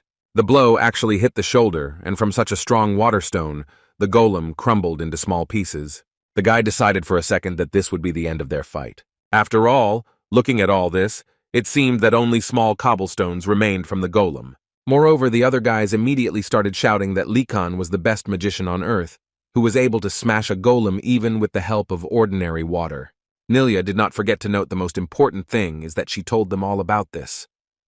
Li Han wasn't as happy as the guys, because he actually didn't fully understand whether the blow was so powerful or whether the golem itself was simply too weak. But in any case, he decided that, be that as it may, Professor Varnady's lessons were clearly beneficial for him. Although the consequences did not make the guy wait long, and after a few seconds his head began to spin, which meant that he had lost a lot of his strength, so the guys offered him help. The guy was all in his thoughts that since Professor Ingerdell did not return at that moment, then it was definitely a trap. The guy's bones suddenly came out of his robe and began to tremble, as if they were afraid of something, and Li Han didn't understand why they suddenly decided to behave this way. But when he turned back because he heard someone's screams, he understood why the bones were behaving this way, because a new golem was running towards the guys. This was already so funny for Li Han because they are of no use at all, they just run and scream. Nilya thought that now was not the best time to sigh and suggested that they split up, so they could distract him and buy some time. They didn't mind and thought it was a really good idea, so they decided to quickly run away. But Li Han didn't have time to run far because he was caught by Her Majesty's knight, who asked him to use the magic that he had just used. He even called this blow Eumidijuce's water bullet. Li Han did not understand who he was talking about, and according to the knight, that was the name of the imperial magician, famous for the fact that he controlled water all his life. But Li Han still did not understand why the guy named his magic in honor of this emperor. In any case, Likan immediately made him understand that this water ball would take too long to create. So he asked the knight to quickly run away from here. And Likan himself was going to disappear into the night and destroy another golem. After which he took out from his hiding place the very chalk that is capable of creating a smoke screen and how he didn't want to use it right now. But the guy understood perfectly well that in fact he simply had no choice, so he did it without much thought. After the golem lost sight of him, Likan took out his sword, with which he was ready to deliver the final blow. Likan immediately decided that after he had blinded him, the best option would be to aim for his legs. After all, it was obvious, at least for Likan, that the golem would not be able to maintain balance with such a huge weight. Suddenly, after such another blow, Likan noticed a body jumping out from the area of the golem's head. And literally a second later, a man landed next to him, who also turned out to be a student at the academy, and it was obvious from his face that he was very scared. Not even a few seconds had passed before this frightened guy jumped into Likan's arms, although he didn't see Likan himself, so he became even more scared, because he didn't understand where this voice was coming from. Likan decided to let this guy go, and he rather unexpectedly asked into the void, or whether Vardanaz had just held him, which surprised Likan, because he didn't even know how this guy guessed about it. But this student replied that it was actually quite obvious because the only one who can fight the golem is Vardanaz. In any case, he was quite grateful to Likan for his help. Before he could finish these words of gratitude, the golem woke up again and tried to strike, but Likan reacted quite in time. There wasn't much time, so Likan immediately began asking the guy about how he ended up here in the first place, because the golem was too dense to break through.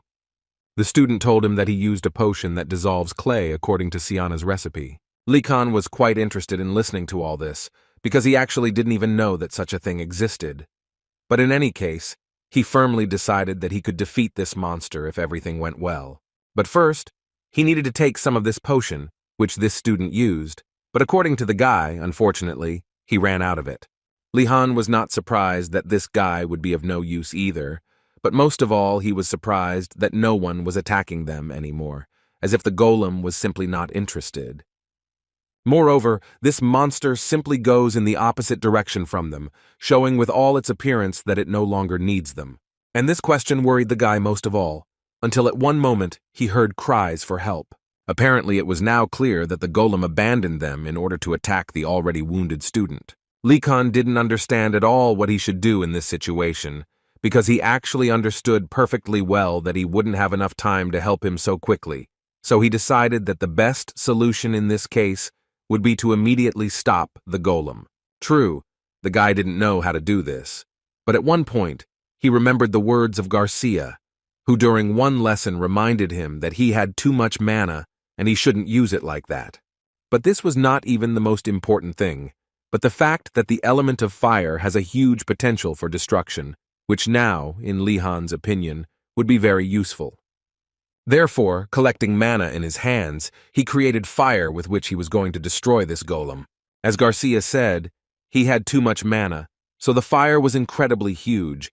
The guy himself did not expect that the blow would be so strong. But in any case, now this is only beneficial, because he was finally able to destroy this monster, which in no way succumbed to ordinary magic.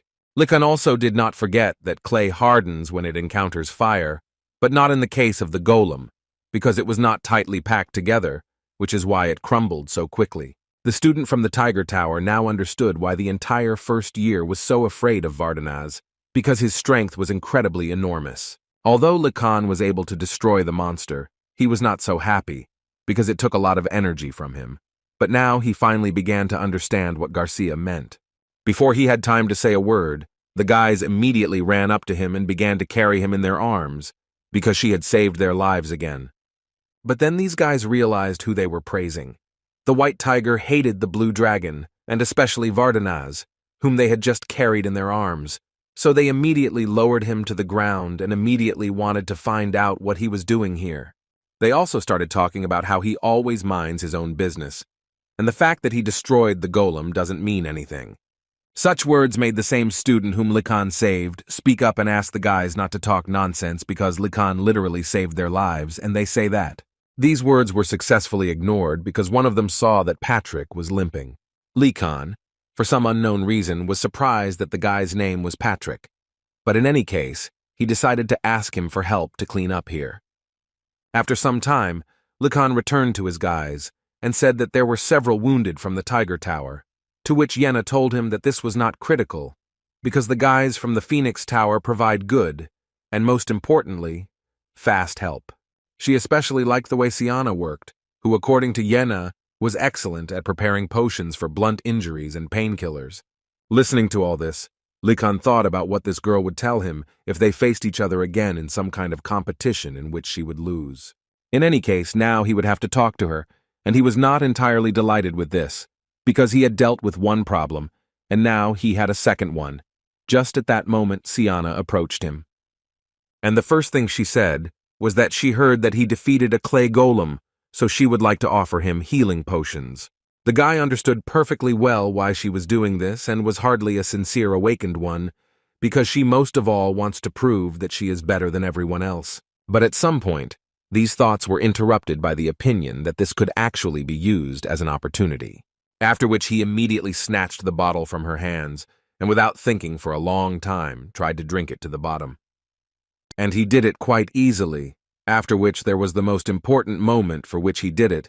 He told Siana that this was the best potion he had ever tried in his life, but Likan didn't stop there and decided to back it all up with the fact that he simply couldn't believe that she had prepared it herself, although he was mentally thinking that he had learned to suck up just perfectly in his past life. So now it wasn't special problem for him. As expected for a guy, Siana believed it, so she immediately broke into a smile, after which she added that he was actually too kind to her, and she actually had room to grow, and she also decided to invite him to take all the bottles for himself. Likan was expecting exactly this kind of reaction, so it seemed to him that this should be enough for this girl to no longer pester him with this rather useless competition of which of the two is better. As soon as Siana left Lihan, she immediately began to tell her friends that he was so polite and had a keen eye. It was clear that he was from a famous family, and not just from a village. Likan was actually very tired of all this, but he was very pleased with the fact that this trick still worked. Moreover, it already seemed to him that he was able to earn the sympathy of not only Siana, but also all of the Phoenix Towers. But this was not understood at all by Yenna, who decided to ask Likan why he was behaving this way. Did he really owe her something if he behaved this way? To which he immediately told her that this was complete nonsense, and instead of this dialogue, he offered her set out on the road. After some time on the way, the guys met two professors on their way who were apparently going to meet them. Suddenly, Ingordel jumped up and started running towards the students, because he really wanted to find out from them if everything was fine with them. But Urglam apparently wasn't quite. But apparently the students were not too happy to see them, and this was immediately clear from their reaction. Moreover, some of them immediately began to say that when they become great magicians, the first thing they will do is trample them first. Ingordel, until the end, pretended that he did not understand why they had such evil intentions. Professor Urglma, on the contrary, was very happy about this, because he believed that their views showed that they had definitely learned something. He believed that this was exactly how their school worked, but at that moment it seemed that every word he said was clearly unnecessary. But apparently he didn't care, because he continued to talk about how from now on they must always remain on guard, because danger could sneak up on them at any moment. Although the students listened to him attentively, they still continued to think that it might be good to take revenge on him right now. Suddenly, Ingordel began to say that from the very beginning he intended to stay with them, but the director literally forced him to abandon this idea. But it was quite obvious to see how the guys simply didn't believe him and said that they were all the same. The professor still tried to prove to them that he was right, but all he heard in response was that they simply would no longer trust either him or Urgalm. This upset the man very much. He was literally ready to cry because he had lost touch with his students, who were connected to him spiritually through fencing. While Likan was watching everything that was happening, he caught himself thinking that he really liked watching such things, because the guys finally stopped trusting the teachers, which makes them a little more mature. Although, judging by the reaction of Professor Ingordel, he is speaking the absolute truth, but even in this case, no one wants to hear him. On the other hand, he also understood the students, because for them the story that the man was kidnapped by the director seems too fantastic, because from the very beginning they simply did not see any sense in it. But how wrong they were in Lahan's opinion, because he knew very well that this skull was really capable of this, and most likely that's exactly what happened. And besides, for one moment he noticed that Professor Urglma was worried about Professor Ingardell. Therefore, all these thoughts led Likan to Professor Ingardell and literally forced him to say that he believed the professor. These words finished off the man and he still began to cry, which was so unusual for some reason, after which he decided to hug the guy, and Professor Urglma, who was carefully watching all this, thought that Likan was still a smart bastard and knew how to find an approach. In any case, now he was more interested in how they were able to deal with the problem, or rather with the test. Asen immediately assured him that in fact everything went more than successfully, after which he said that Likan used an emerald water bomb to destroy a clay golem and completely burned the second one with just one blow. This is not what the professor really wanted to hear, so he asked them to immediately stop with all this. And for starters, he wanted to know what a clay golem meant, because he sent a bull to them, so he was wondering where it went. Moreover, he assured them that besides this bull, he had not prepared anything else for them, and from their facial expressions, he immediately understood that they had not even seen him. But all these words again made them think that he was trying to justify himself to them. But this only buried him even more, so they asked him to stop as soon as possible. Now Professor Urglma, like Ingardell, tried to prove to them that he was talking to them seriously, but they did not believe him that it was a simple accident, and the golem was not there on purpose. Listening to all this, Urglma saw in front of him a wall of mistrust that had appeared so unexpectedly for him. But now he most of all wanted to find out from Likan whether what the guys were telling him was true. Was there really a clay golem instead of a bull? Likan didn't understand why he was making such a surprised face and simply answered him that it was so. At that moment, Ingardell approached them, who immediately wanted to ask Urglum how to understand this. Where is the bull then? The professor immediately began to make excuses and say that it was just some kind of misunderstanding, because in fact he had really prepared both the bull and the golems, but the bull seemed to have simply run away somewhere. But no one believed him, so Ingard decided to personally ask Likan about what he had prepared for the golems, which Urglum really didn't like. Likan, apparently, did not intend to answer these questions, so while the professors were figuring out who was right and who was wrong, Likan simply disappeared. And this did not stop Ingardell from continuing the interrogation of Urgalaem, who hoped that the man would leave him alone. In the evening of the same day, the guys gathered in the library to somehow do their homework, and each of them was very angry because they, as aristocrats, simply did not understand why they needed to know so much useless information. They didn't even want to find out how much it costs to create a magic seal, because in their opinion, they could buy it all with their parents' money. At the same moment, each of them bought various kinds of products at a fairly high price, and none of them even thought that it might be too expensive. But Likan, who created his first automatic store, only made money from this. Moreover, Likan was too lazy to do this, but it worked much better than he expected. Suddenly, one guy started laughing from each of them, who told them that it was funny for him to watch them whine about how this homework was too difficult for them, because it seemed to him that alchemy assignments were much more difficult, and this already like dessert. But the most interesting thing is that this guy decided to make fun of them that they saw a huge golem in the forest.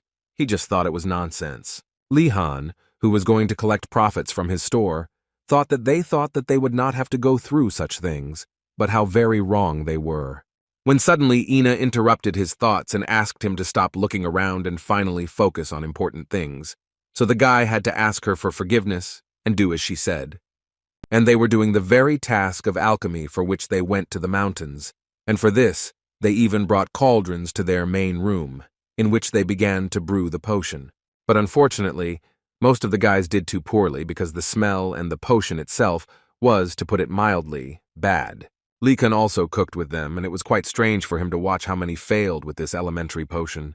Without a doubt, Lihan was confident that alchemy was very precise, so the slightest inconsistency would lead to an error. However, the fact was that absolutely all the students failed, and this prompted Likan to think that the recipe might simply be incorrect from the very beginning, and the problem had nothing to do with the students. Yenna noticed that something was wrong with Likan, so she decided to ask him what happened. After which the guy began to say that it seemed to him that Professor Urglma had simply given them the wrong recipe from the very beginning, suggesting that they themselves would have to figure it out. Some guys laughed and immediately said that it was simply impossible.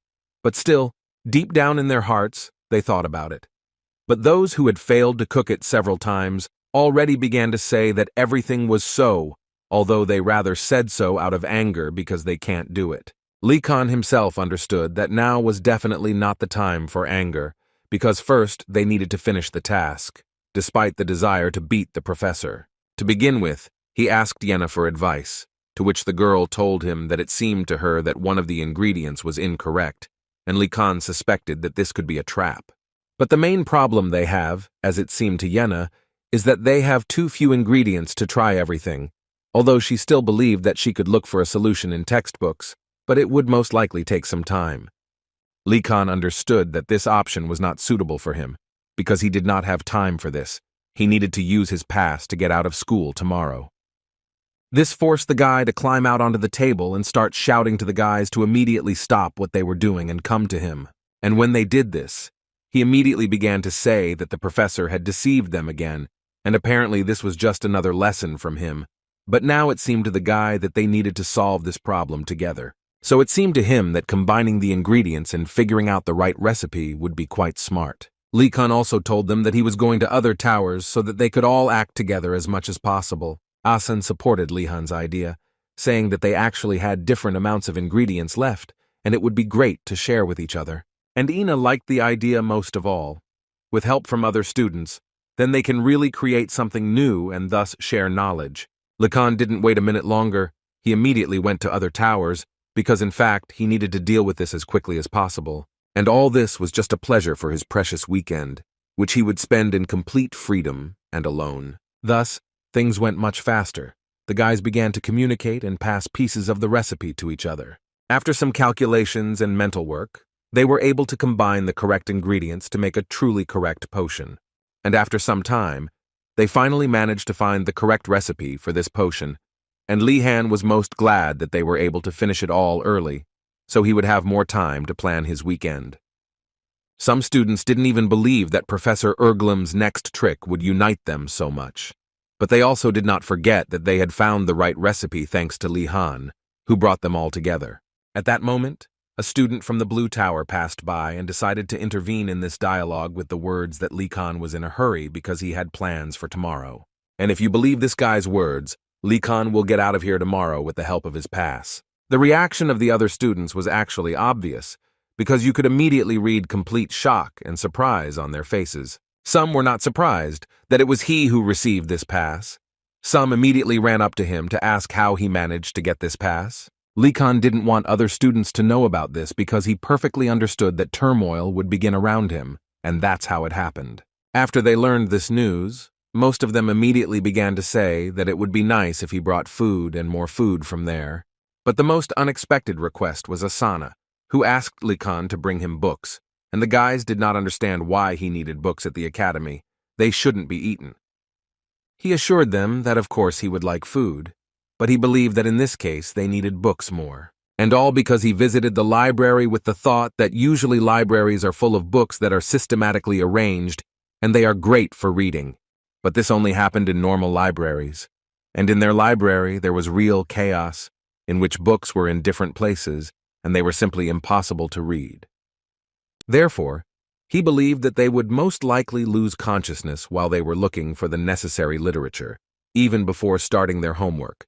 So it seemed to him that he needed to stock up on the necessary books in advance. Gaynando sincerely did not understand why everyone around him suddenly began to think about it so much.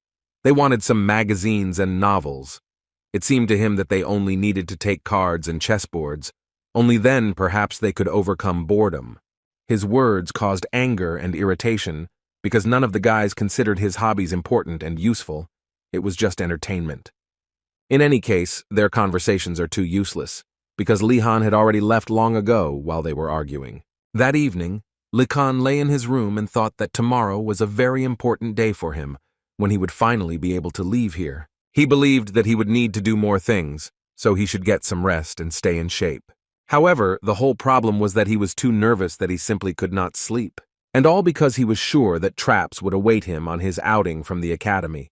something like a limit on the items he could bring, or a limit on their weight or size. From time to time, he was tormented by the thought that he would have to move quite far from the academy, for example, a village to which he would have to go for more than one day. It seemed to him that anything was possible when the director intervened, so he wanted to learn a spell that would help him move much faster. As soon as he thought about this, some book from his shelf simply fell onto the floor. It was a book that the director gave to Li Han, so he suddenly became interested in knowing why it suddenly fell.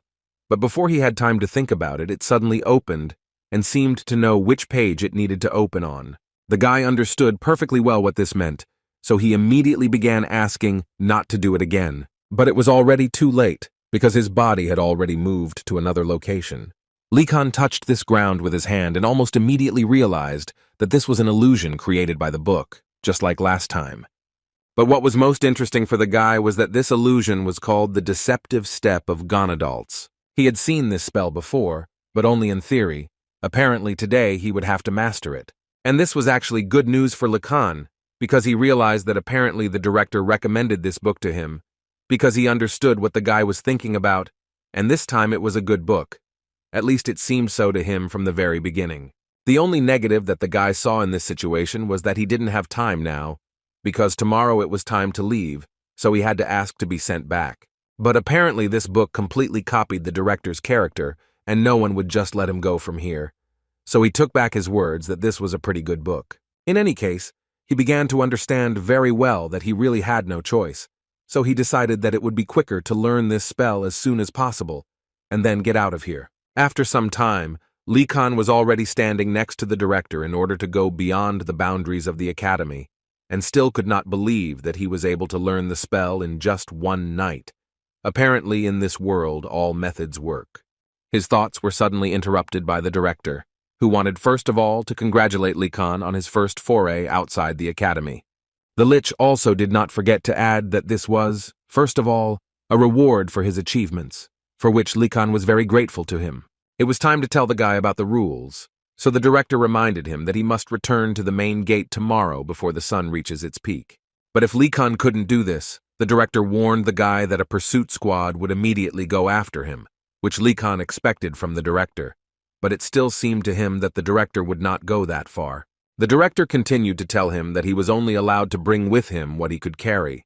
He could not take things like a carriage, a horse, or anything that he could ride on, and this was actually quite expected for Li Han.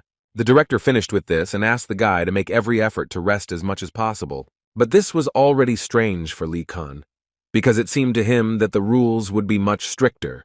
At least he expected that there would be restrictions on the bringing in of items. Although this was not entirely important now, what was much more interesting was that he was finally able to choose from the academy. Li Han went to the nearest village, which is located not far from the academy, in which he wanted to find out where all the nobles were, and as a local resident told him, they moved their estates at the request of the academy, and the nearest estate is a few days' ride away on horseback. Now, Li Han began to understand perfectly why the rules are so simple, because as it turned out, the director blocked all ways to get money from the very beginning. The powerful nobles of the empire do not need to lend money, because they have plenty of merchants who are willing to give up their wealth in order to build good relations with them. Anyone who grew up in such an environment is not even familiar with the concept of borrowing. That's why this nobleman was so surprised when Li Han Vardanaz asked to borrow money from him, because he knew that the guy's family was incredibly rich, and he was just the head of a branch of the Klako merchants. Philan was a village that was actually quite small in size, but it was still incredibly rich. And all this is thanks only to the magic school, because not only is there a huge amount of natural mana in itself, but the school also needs various ingredients for experiments. It offers attractive rewards to hired adventurers to find the ingredients that joyful magicians use to create whatever they want, and then the cycle simply repeats. The financial officer would go crazy if he saw the bills, except for a few. Everyone is in the circle of happiness that is formed here. But this does not mean that luck is on Li Han's side, because he can get everything he wants if he gets money, which is why he wanted to borrow money from the nobleman, who at that time himself understood perfectly well that he would actually benefit if he agreed to this proposal. He simply did not expect that he would have the opportunity to build relationships with the great Vardanaz family. But he is still worried that he might ask for a huge amount that his merchants simply cannot allocate right now. So his tongue barely turned to ask the guy how much he needs. Li Kan did not immediately answer this question, because in fact he himself did not understand exactly how much money he needed. But the nobleman had already become worried about this, because he immediately began to think that this meant that it was so large that it was difficult to even name it. Although, on the other hand, his eyes lit up with this deal, and he firmly decided that even if he had to empty his personal savings, he would use this chance anyway. Suddenly, Li Han interrupted him and said that he only needed 20 silver coins. This was even more unexpected than the guy asking for a huge amount, so the nobleman had to ask again how much he needed. In response to this, Li Kan said that if they couldn't give him 20, then 15 would also do. And then the nobleman realized that apparently the guy just needed money for groceries. Li Kan didn't understand why the man opposite him was silent, so he started talking about how he could give him 12. If that's so much for them, the nobleman at one point interrupted him and asked him to stop reducing the amount, because they could give him and 20. After which he also added that if the guy wants to buy a couple of things, he would be happy to show Li Kan the village where all this could be done. In response to this, the guy said that he would be very grateful to him. Li Kan got up from the table and began to leave, and the nobleman noticed that Li Kan simply ate all the treats that were on the table, which also seemed strange to him. In any case, Arian thought of a plan for interacting with the young nobleman, even if he is a student at the School of Magic, but still a first year, and now that he has a chance to shop, he will probably spend a lot of money on all kinds of goods. And when he wants to buy something, Arian will take the initiative with a cool look. The man with horns thought that this was just a great plan to impress the nobleman. However, Li Kan chose a slightly different strategy and asked the seller to give them something that would be easy to store, such as canned food and something small. In his opinion, he also simply did not need clothes. He preferred to look for durable and thick fabric. In the next shop, he actually asked the seller to fold him some cheap paper that would be difficult to tear. And he also wanted to know if they had books on illusion magic that could deceive the eyes of professors. After all these purchases, Arian knew perfectly well that his plan had completely failed, and at this rate, he would only become an amazing porter. But in any case, he admired Li Han because despite the fact that he comes from a family of aristocrats, he has extraordinary bargaining abilities. At this point, his thoughts were interrupted by Li Kan, who said that it seemed he had already bought everything he needed, and now he would like to know where the stable is. This question put Arian in difficulty, because as far as he knows, you simply can't drive near the school, but Li Kan asked him not to worry about this.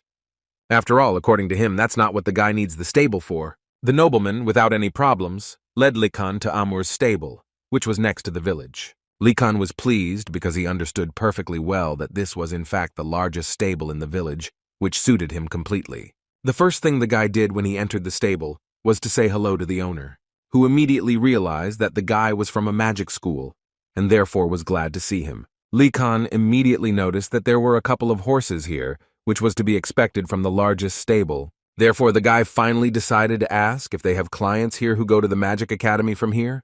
The owner's face immediately changed when he heard this question, because he didn't understand at all how the guy knew this. After which, he still said that they had merchants and adventurers who had entered into a contract with the school, and His Majesty's envoy was also using this place. But now the owner of the stable was wondering why the guy was even asking him about this.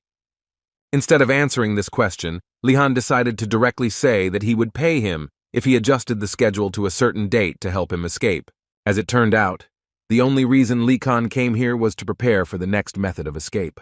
In response to this, the owner of the stable told him that he looked like a first-year student, but he was making quite serious plans. Even in the tribes living in the most difficult places of the empire, there were few such brave men as the guy. Such was the man's opinion. And that's the only reason he wanted to help Li Kan. The guy was glad that he agreed to his proposal. But the man immediately asked him not to rejoice ahead of time, because he believed that doing such things would be incredibly difficult. The fact was that the man somehow helped several guests get into the school and saw how strictly they were checking there.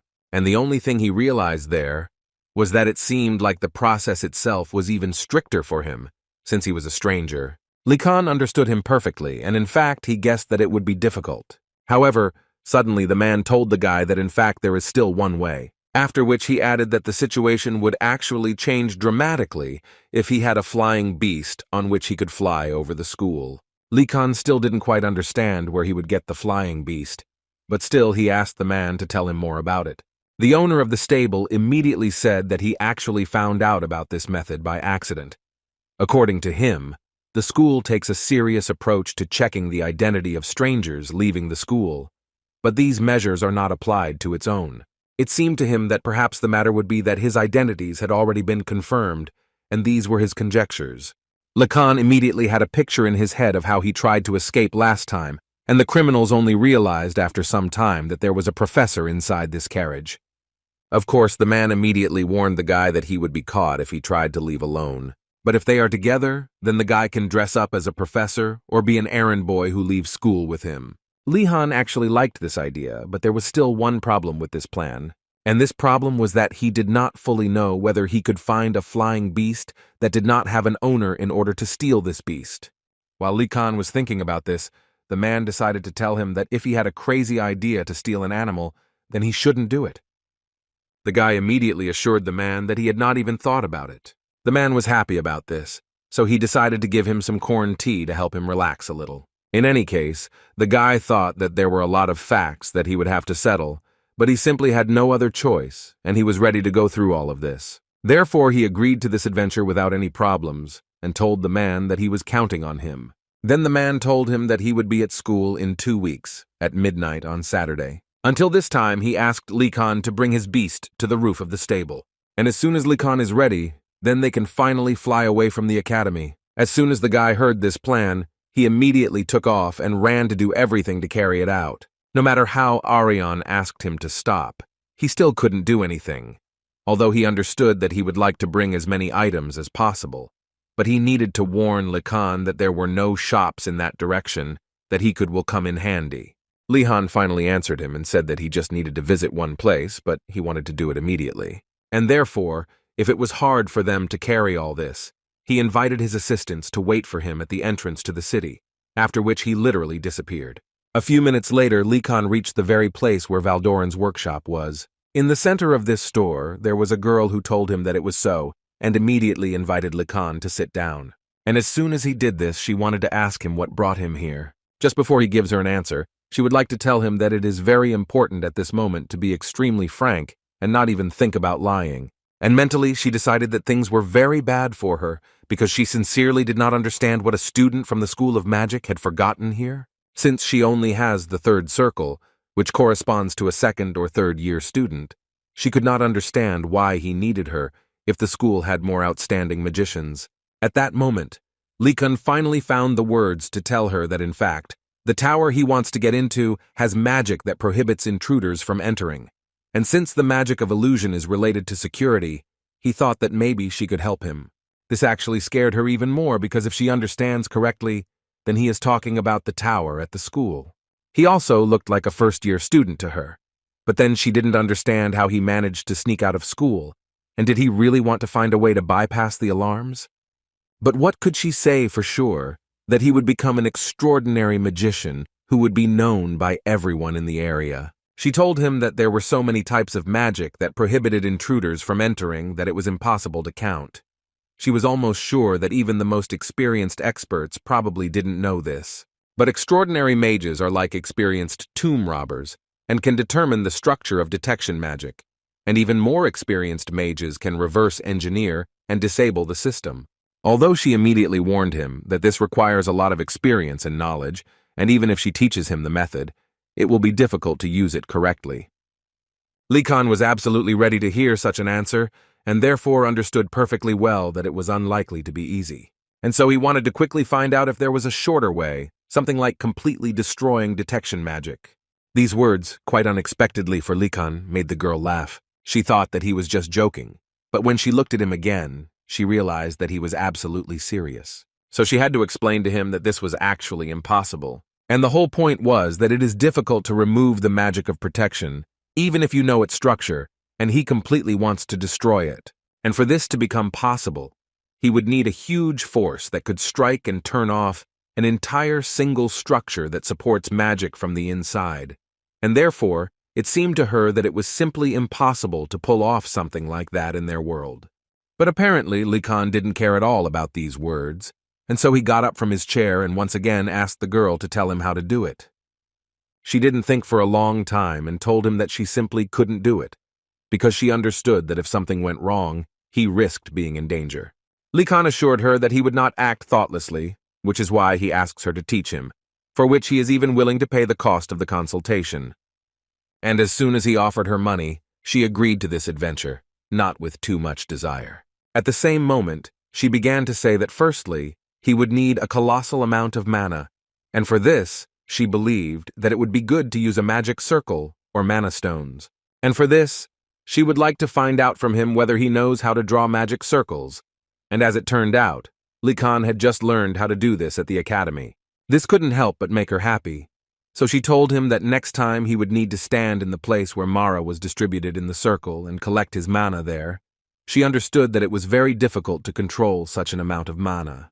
But she immediately assured him that this was not even the main problem, but that then it would have to be directed in the desired direction. And according to her, it is not enough just to send your mana, like the flow of a river. The pressure must be powerful, as if it were a wave that broke the dam. All these words were too incomprehensible for him, but he still continued to listen to her as carefully as possible. And only after her question, Li Kan told her that in fact, it seemed to him that everything would be much simpler than she said. This was quite expected for her. Even after her warning, he did not change his mind. But on the other hand, she understood that if he was accepted into the academy, then he was outstanding in his family. However, the world doesn't care that you are so talented. Arrogance is dangerous for a young and talented person, or so it seemed to the girl. In any case, the guy did not give up his idea, and she began to perform the spell. As soon as she began to say the spell, it immediately began to work, and Li Han's spirit seemed to leave his body. The guy just didn't understand what was happening, and why suddenly the distance between the two of them suddenly became so huge. Although he understood that they were in the same places, it still seemed to him that she was far from him. Could it really be magic? In addition, he felt something strange in front of him. It seemed to him that if he slipped and fell here, he would be in big trouble. The girl at that moment was thinking that even if she had prepared this magic against an ambush, it would probably serve as a good warning. So she asked Li Kan not to move, and she also warned him that she could show that nothing had changed. In response to this, he immediately wanted to know if he would end up in the maze if he lost his balance. This question made the girl think that the guy had a pretty good instinct for a first year, but she still believed that there must be a reason why he was so confident in this. Therefore, she once again decided to check with him whether he still wants to continue, because even though this is low-level magic, it is still very dangerous and quite frightening. Li Kan at that moment thought that she was teaching him in a kind manner and was not even in a hurry, and in this aspect, he liked her more than many professors at the academy. But now he most of all wanted to finally experience what he had just been taught. So without thinking for a long time, he stood up from his seat and was ready to start practicing. While he was trying to use this magic, he tried to concentrate on the fact that it should be like a stream of water that provokes a dam to break. The girl was shocked by how easily Li Han managed this spell, so she could only watch him. After such magic, the girl could only sit in shock, which is basically what she did.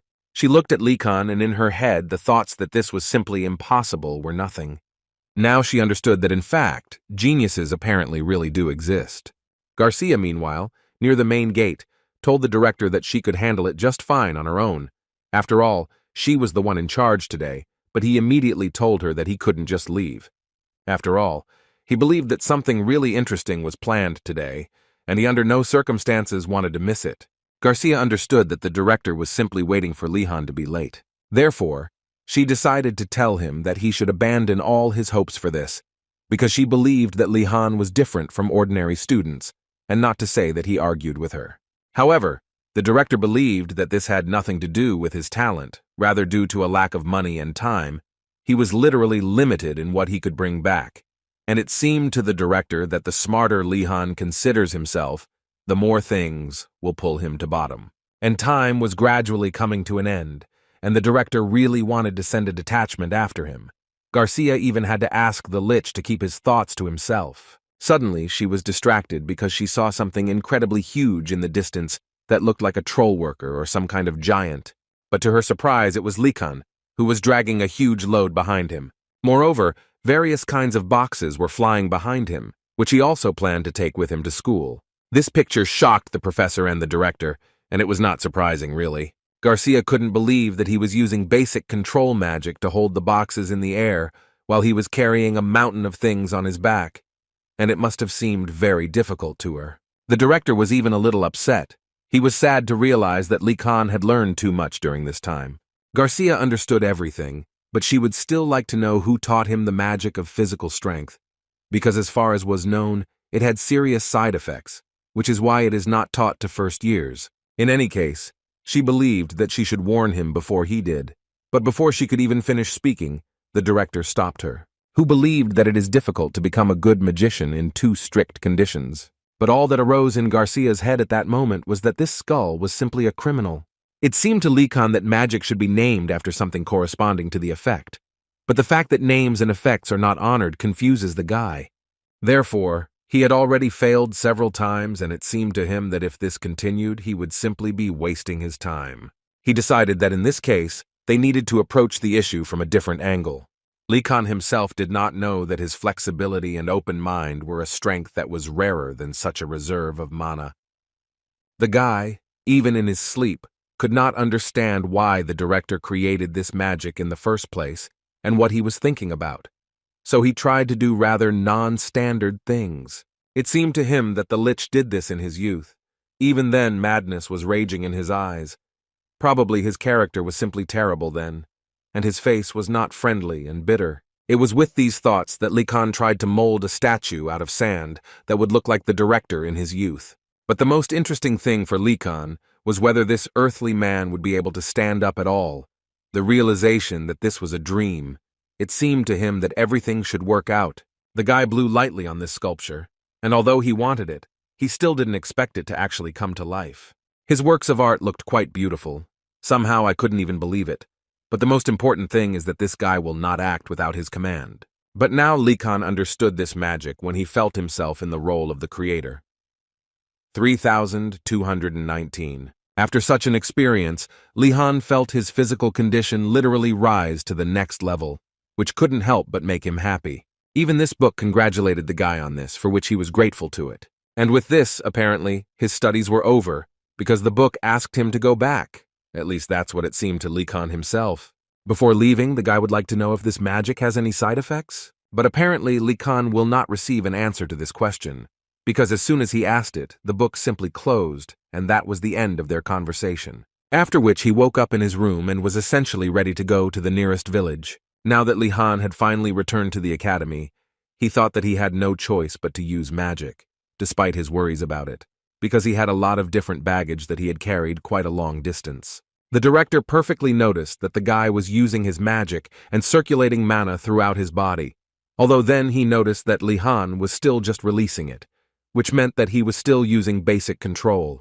This would be a big problem for an ordinary person who would obviously pass out from mana depletion, but since Lihan has a huge reserve of mana, he can do such things. Finally, Likan came closer to the professor and said that he had returned at the indicated time and was not late. The director greeted the guy and said that he was glad to see him again, although Lihan still thought that the Lich looked rather disappointed. Garcia intervened in their conversation and asked Lihan to go drink a potion, relieve fatigue, and rest a little. The guy at that moment thought that he had prepared for this, but he still gets very scared when she says that, so he had to agree with her. When the guy had already left, the director suddenly wanted to know where Likan got the money from. That same day, after Likan had gotten some sleep, he went down to the rest of the guys, who immediately ran up to him to ask him if he was hurt and how did it all go.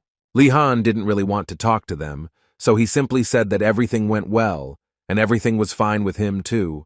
They don't have to worry about him. At that moment, he was haunted by the thought that the pain would not leave him for several days. But everything went away after he got some sleep.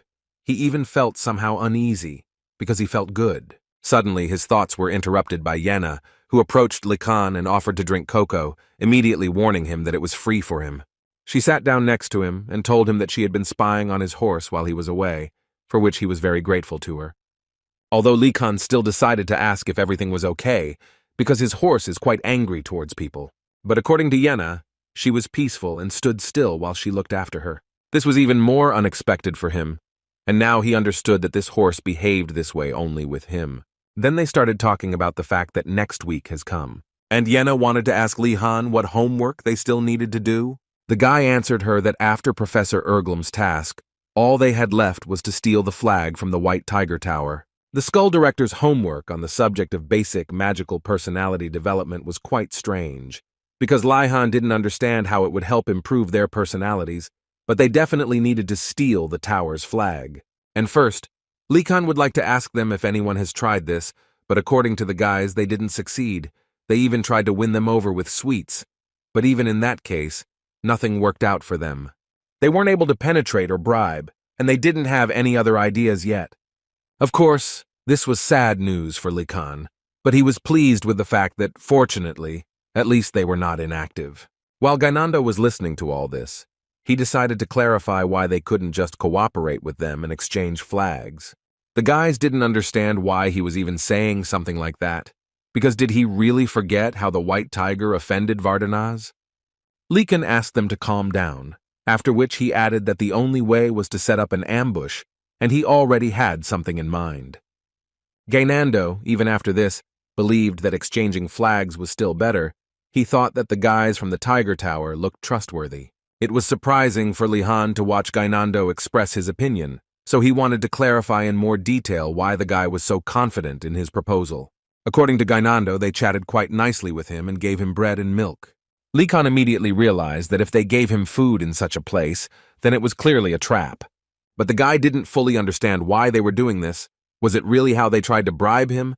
Well, if so, then they chose the right goal. Although at some point Li-Han began to think, and it seemed to him that his idea might work. So he came closer to Gainando and said in his ear what he was thinking. In response to this, the guy was incredibly happy, and did not forget to say that he knew that Li-Han would understand him, after which he said that he would be back soon and ran away.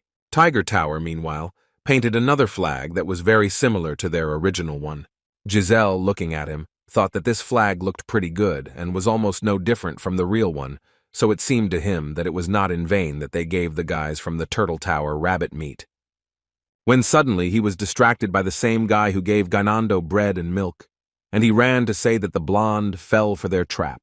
Moreover, they agreed to meet him tomorrow at midnight, opposite the school. Murad was not entirely sure of this, although it seemed like the news was good. And the thing was that it seemed to him that the blonde couldn't just be trusted. He agreed to such things too abruptly. But the strangest thing is that they agreed to the deal after a conversation with Li-Han. He couldn't believe that Vardanaz just agreed. The guys still continued to prove him wrong, and tried to convince him that Anrago had done it this time, and that he just needed to deceive the blonde. Despite how they tried to persuade him, he still thought that they were too stupid to talk to them about such things. Although, on the other hand, he understood that for now it was even to his advantage. As they say, sometimes it is useful to feed hamsters with carrots so that they obey better. So she told them that they were great fellows and did a really good job. He agreed so quickly only because he understood that even if they made a mistake, they would most likely only lose the false flag, and there was nothing to worry about. Closer to night, Li-Han and his friends approached the White Tiger Tower for a small task. Ratford told Li-Han that it was a great honor for him to be here with him, and Li-Han himself was very glad that Ratford was with them, because they really needed the look of a professional thief. Yenna suddenly sighed and said that they needed to call Nilia, because she might be offended again. In her head, Li-Han had already imagined this picture of Nilia telling them that they went together on this mission, and at the same time, they did not invite her with them. It seemed to the guy that her reaction would be obvious, and the girl would simply run away in tears because they didn't want to communicate with her. Li-Han knew that they would most likely have problems with this, so he decided that they would need to explain everything to her later. In the meantime, he decided that they needed to concentrate on this task, so he reminded the guys that Gainando had lulled their vigilance when he agreed to this exchange, and then they would proceed according to plan. In general, this was not much of a plan, but still, the first point would be for Li-Han and Ratford to penetrate the White Tiger Tower.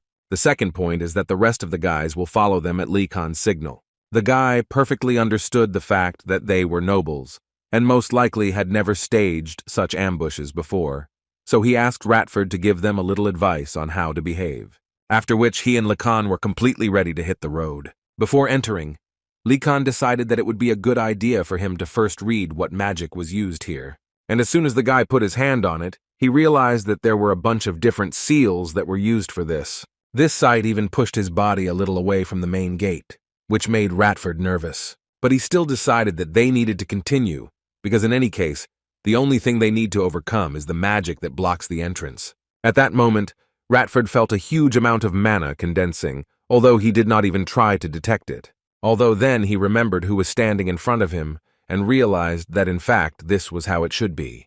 The director felt a rather strange feeling in his office, and almost immediately he realized that the protective magic of the White Tiger Tower was not working. He immediately thought that the anti-magicians had returned, but his skeleton assistant immediately tried to calm him down, because in fact this was not the case. After which he added that the actions of the tower's protective magic were interrupted by the first years. The director realized that apparently the whole point was in his homework, which he gave them. And the one who can stop the effect of protective magic, even for a short while, is most likely Lacan, or so it seemed to the director. But he was now more interested in another question. The director knew that there were other protective spells at the entrance, so he wanted to know what happened to them. The assistant told him that the work of most of the defense spells had been interrupted. The director simply couldn't believe that there were so many of them, but Lacan was still able to deal with them. It seemed to him that the guy hit them incredibly hard. As soon as Lacan was able to stop the protective magic, he immediately ordered the guys to go inside. But the main problem was that he noticed how the spell was slowly recovering. He had an understanding that this spell was quite strong, so he understood that if it did recover, then they would be in huge trouble. But apparently it was too late to think about it, because as soon as Lacan thought about it, at that moment, Gainando was grabbed by a huge white tiger, which literally took him far into the darkness, leaving the other guys untouched. Apparently Gainando stumbled upon a trap, so the tiger grabbed him and threw him out of the tower, or so it seemed to the guys. Therefore, Lehan had to tell his comrades that they needed to hurry, because all the traps were restored too quickly, and it would be much more difficult for them when this happened. Ratford ran into the White Tiger's lounge with great joy and believed that they were finally able to cope. The guys were in this hall for the first time, so they were quite surprised by what they saw, because their hall is not like that at all. Lehan reminded them that they were not here to admire their recreation hall, so he asked them to immediately take the flag and run away from here. And he considered separation to be the best way to find the flag, so he asked them to scatter to different places and search. Fortunately, Leon exhaled after realizing that there was no one in this room. Otherwise, they would have ended up in a stalemate, or so he thought until he heard a voice behind him. Was it Durgu, who didn't even understand what they were doing here? He came because he heard a noise here, and now he was most interested in how they were able to get here in the first place. Lehan did not give him any answer to his questions. Instead, he shouted and asked the guy to stand still and turn around.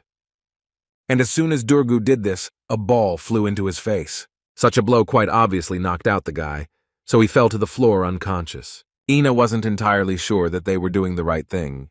Lacan believed that it would be better for Durgu, because he could have problems if others found out that he was involved in this. And when they see him unconscious, there will be no misunderstanding. Lacan did not want Durgu to become a loner like Nelia. Yenna didn't even think about it, but now she completely agreed with Lehan and fully supported him. Suddenly, their dialogue was interrupted by someone's voice, who shouted that he had finally found this flag. And Ratford, who found the flag, shouted, but the problem was that there were too many of these flags. Lekan understood that these were all fakes, but that wasn't even the problem. It was that it was too dark in this room to identify the real one. Therefore, the decision came on its own, and Lekan invited them to take all these flags with them, which they agreed with. And as soon as they agreed on what they would do next, the light suddenly turned on, and Lekan's first thought was that this could be an ordinary trap. But it turned out that the protective spell had already worked, and the tiger began to little by little throw the students of the Blue Tower out of its territory. Ratford was not distracted at this time and took absolutely all the flags and was ready to leave this place. Lekan in turn saw no reason to stay here, so he shouted to everyone else to run away immediately. From such screams and such movement, Other guys from the Tiger Tower also woke up, who believed that the sounds were unlikely to come from their tower because it was literally impossible.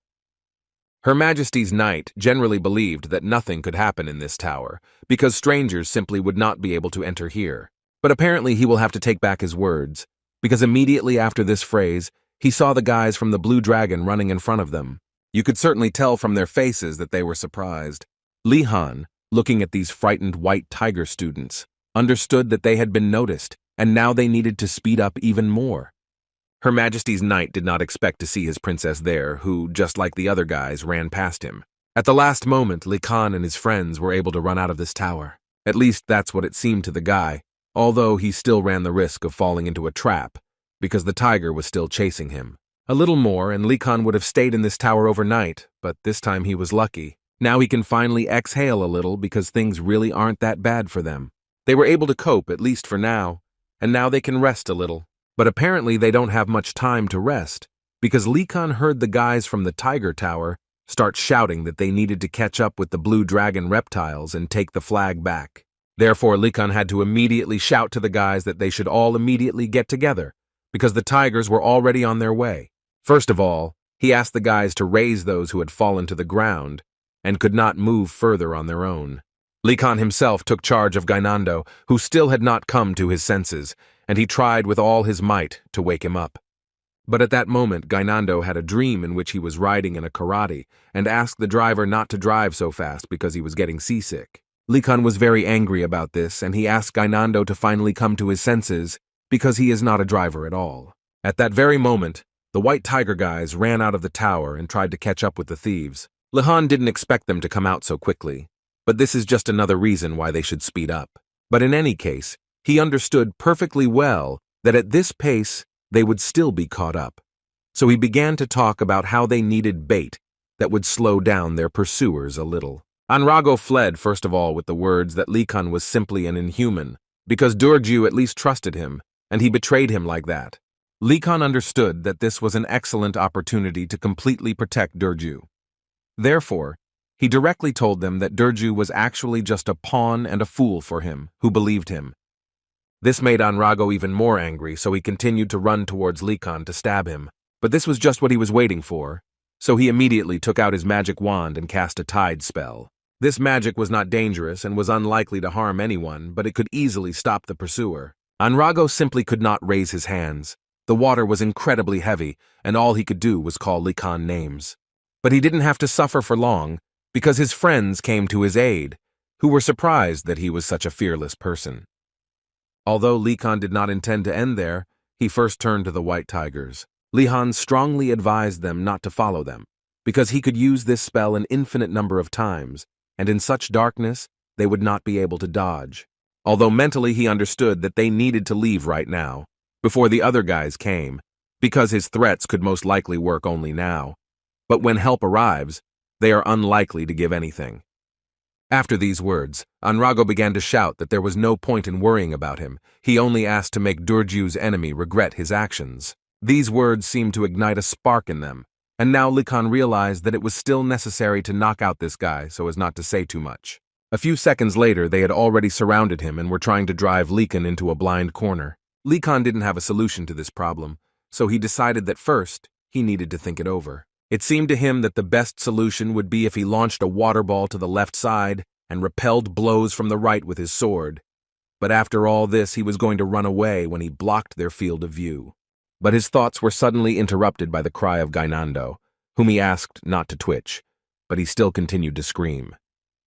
The guys from Tiger Tower also thought that they were not stupid enough to believe such a stupid trick. But this laughter continued, until one of the guys was simply grabbed by a huge tree wind. After some time, a hologram appeared in the sky, with which the director came out and began to say that the summoned monster had escaped from the greenhouse, after which he added that he didn't know anything, but he should be immediately put in the punishment room. But it felt like the Lich was not talking to the students. Li Khan understood that things were not going well for him, but he also clearly understood that now was not the time for emotions, but he could not fight while Gainando was lying on him. The branches of this tree were already aimed at Li Khan, and the guy tried his best to repel this attack, but it didn't work out too well, until a few more blows from the side came to his aid. And it was Garcia who arrived on time to help her beloved student, so she immediately asked him to stand behind her. She couldn't believe that another monster had escaped, and she also perfectly understood that this week would be difficult for the new students. But Lihan was confused by the word "one more." But then I caught myself thinking that now was not the time to think about it at all, and so I told the professor that this great monster had taken his friend. Garcia heard him and realized that things were bad here, so she began preparing for a special spell.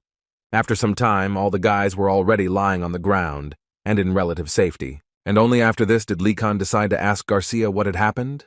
The woman began to tell him that although this school was almost perfectly protected from external invaders, then with what was happening inside, things were different, since there was little they could do about the incidents that occurred during the training of magic. This summoned monster is one of those cases, and it looks like the students failed one of their experiments. But this made her laugh because, as it turned out, such things happen here periodically, so she was no longer surprised by this. It seemed to Likan that this was far from a reason to laugh, because the academy students were attacked, but he decided to just thank her for telling him all this. Then he added that he had heard that there were other escaped monsters, and he wanted to believe that the problem would be solved soon. She responded with a smile, and assured him that they would all be caught within a month. It was too long for Lihan, but what was most surprising to him was that Garcia simply told them that they should be careful. A few days later, on every corner, a hologram of the director said that since summoned monsters were freely moving around the academy, students should be especially careful. Some guys even began to suspect that they had released these monsters on purpose, because they simply did not understand why the director and professors could not immediately grab them. Likan, listening to all this, thought that the professors were actually just too lazy to do anything. After all, it was obvious that there were many strong magicians in this academy, and the guy was sure that if they involved all the professors, they would most likely be able to defeat even a dragon. They are the kind of people who force their students to correct mistakes, and what they do when students make these mistakes is right, force them to correct them. Therefore, it seemed to Likan that it would be better if everyone forgot about this, so he suggested that the guys finish these conversations, and it would be better to start breakfast, which he will now prepare. Lihan was sure that they were probably tired after what happened last night, so he thought it would be a good idea to have something to eat. It was pretty obvious that the guys would react quite positively to this proposal. After a while, they were already eating the food that Likan had prepared and listening to Gainando talk about how there are positive aspects in today. He said that he felt so good when he saw the panic of these tiger students, and Yenna completely agreed with him. It seemed to her that it was quite cool when they all worked together. But most of all, according to her, she likes to have lunch together, and therefore she hopes that their life will continue in the same way. When suddenly she stopped and decided to ask Lihan if he thought the morning classes would go well. At first, the guy didn't quite understand what she was telling him, but then he remembered that he had a fencing class, which would probably have a huge number of white tiger students, but he still thought that the class would go well, although when he finally came to class, the energy there was not entirely favorable, so now he was not entirely sure that the class would be successful. But before he could enter, Dugdu called him to him, who wanted to talk to Likan. First of all, Durgyu began to tell Likan that if he was trying to take care of him, then there was no need for it.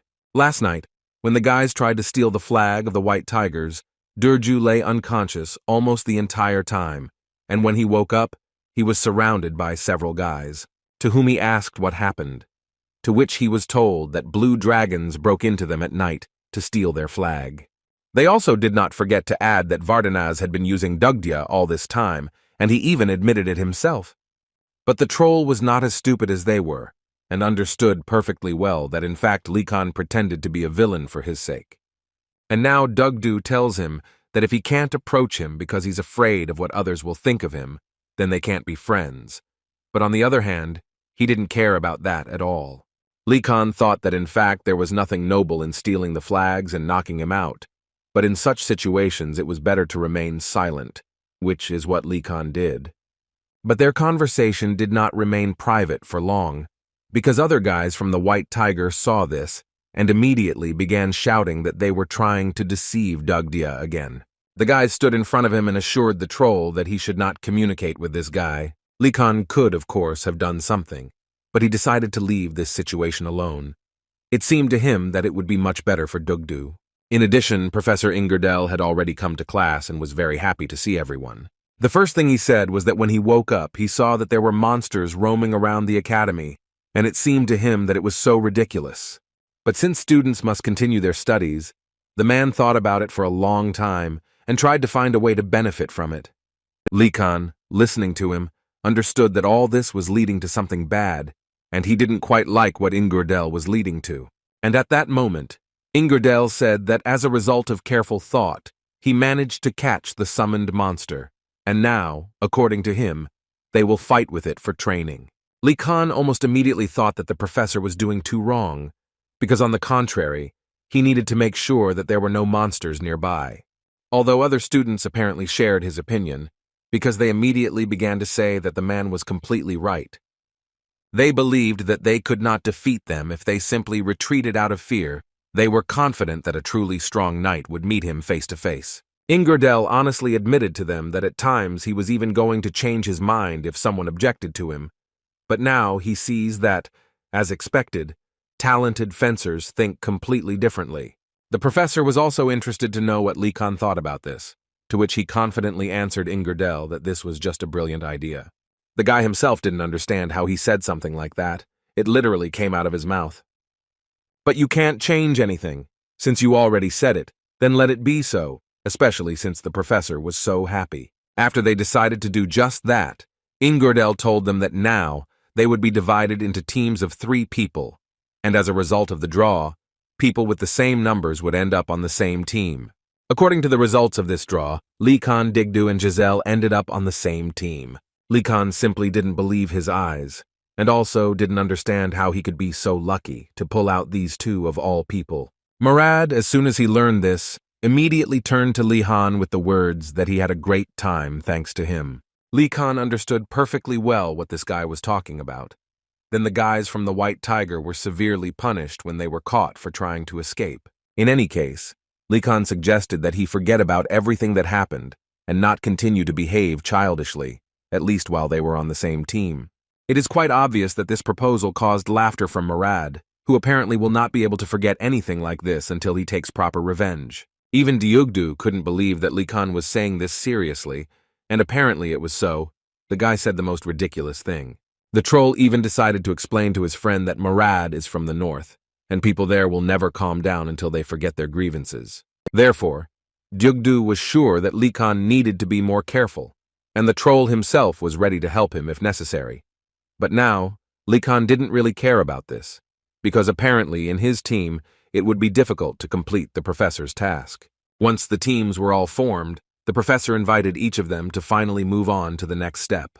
Ingardell announced that each team would need a leader, and he prepared something for his selection, after which he took out a small piece of paper and said that the leader would be a man with a red dot in the corner of his lot.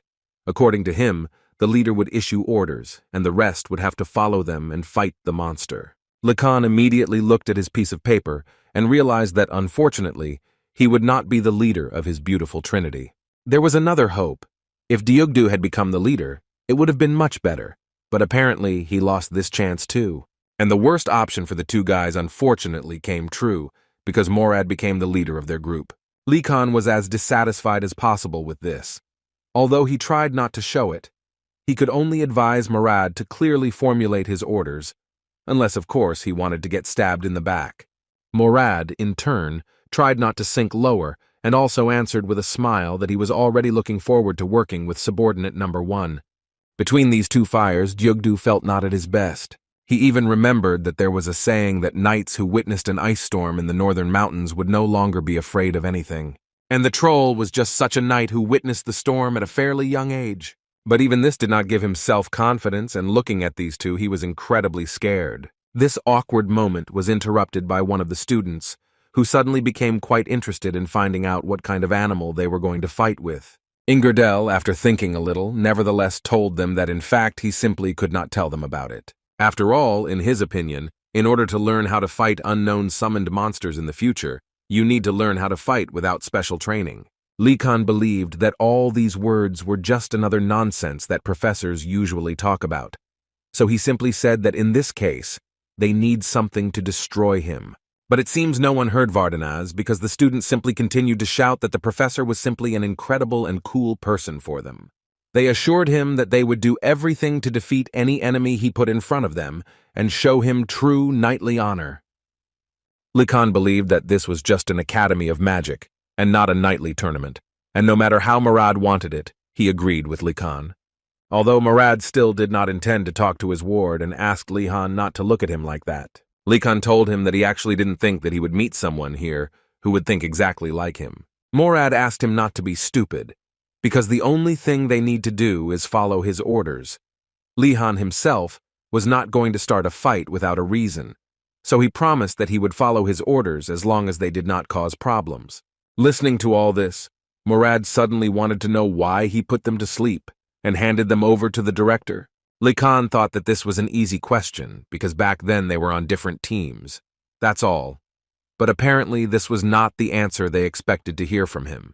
Dyugdu tried to tell Likan that it was better not to say this now, but Likan didn't understand why, because now he was trying to eliminate this misunderstanding. The troll was trying to tell him that there are misunderstandings that cannot be resolved.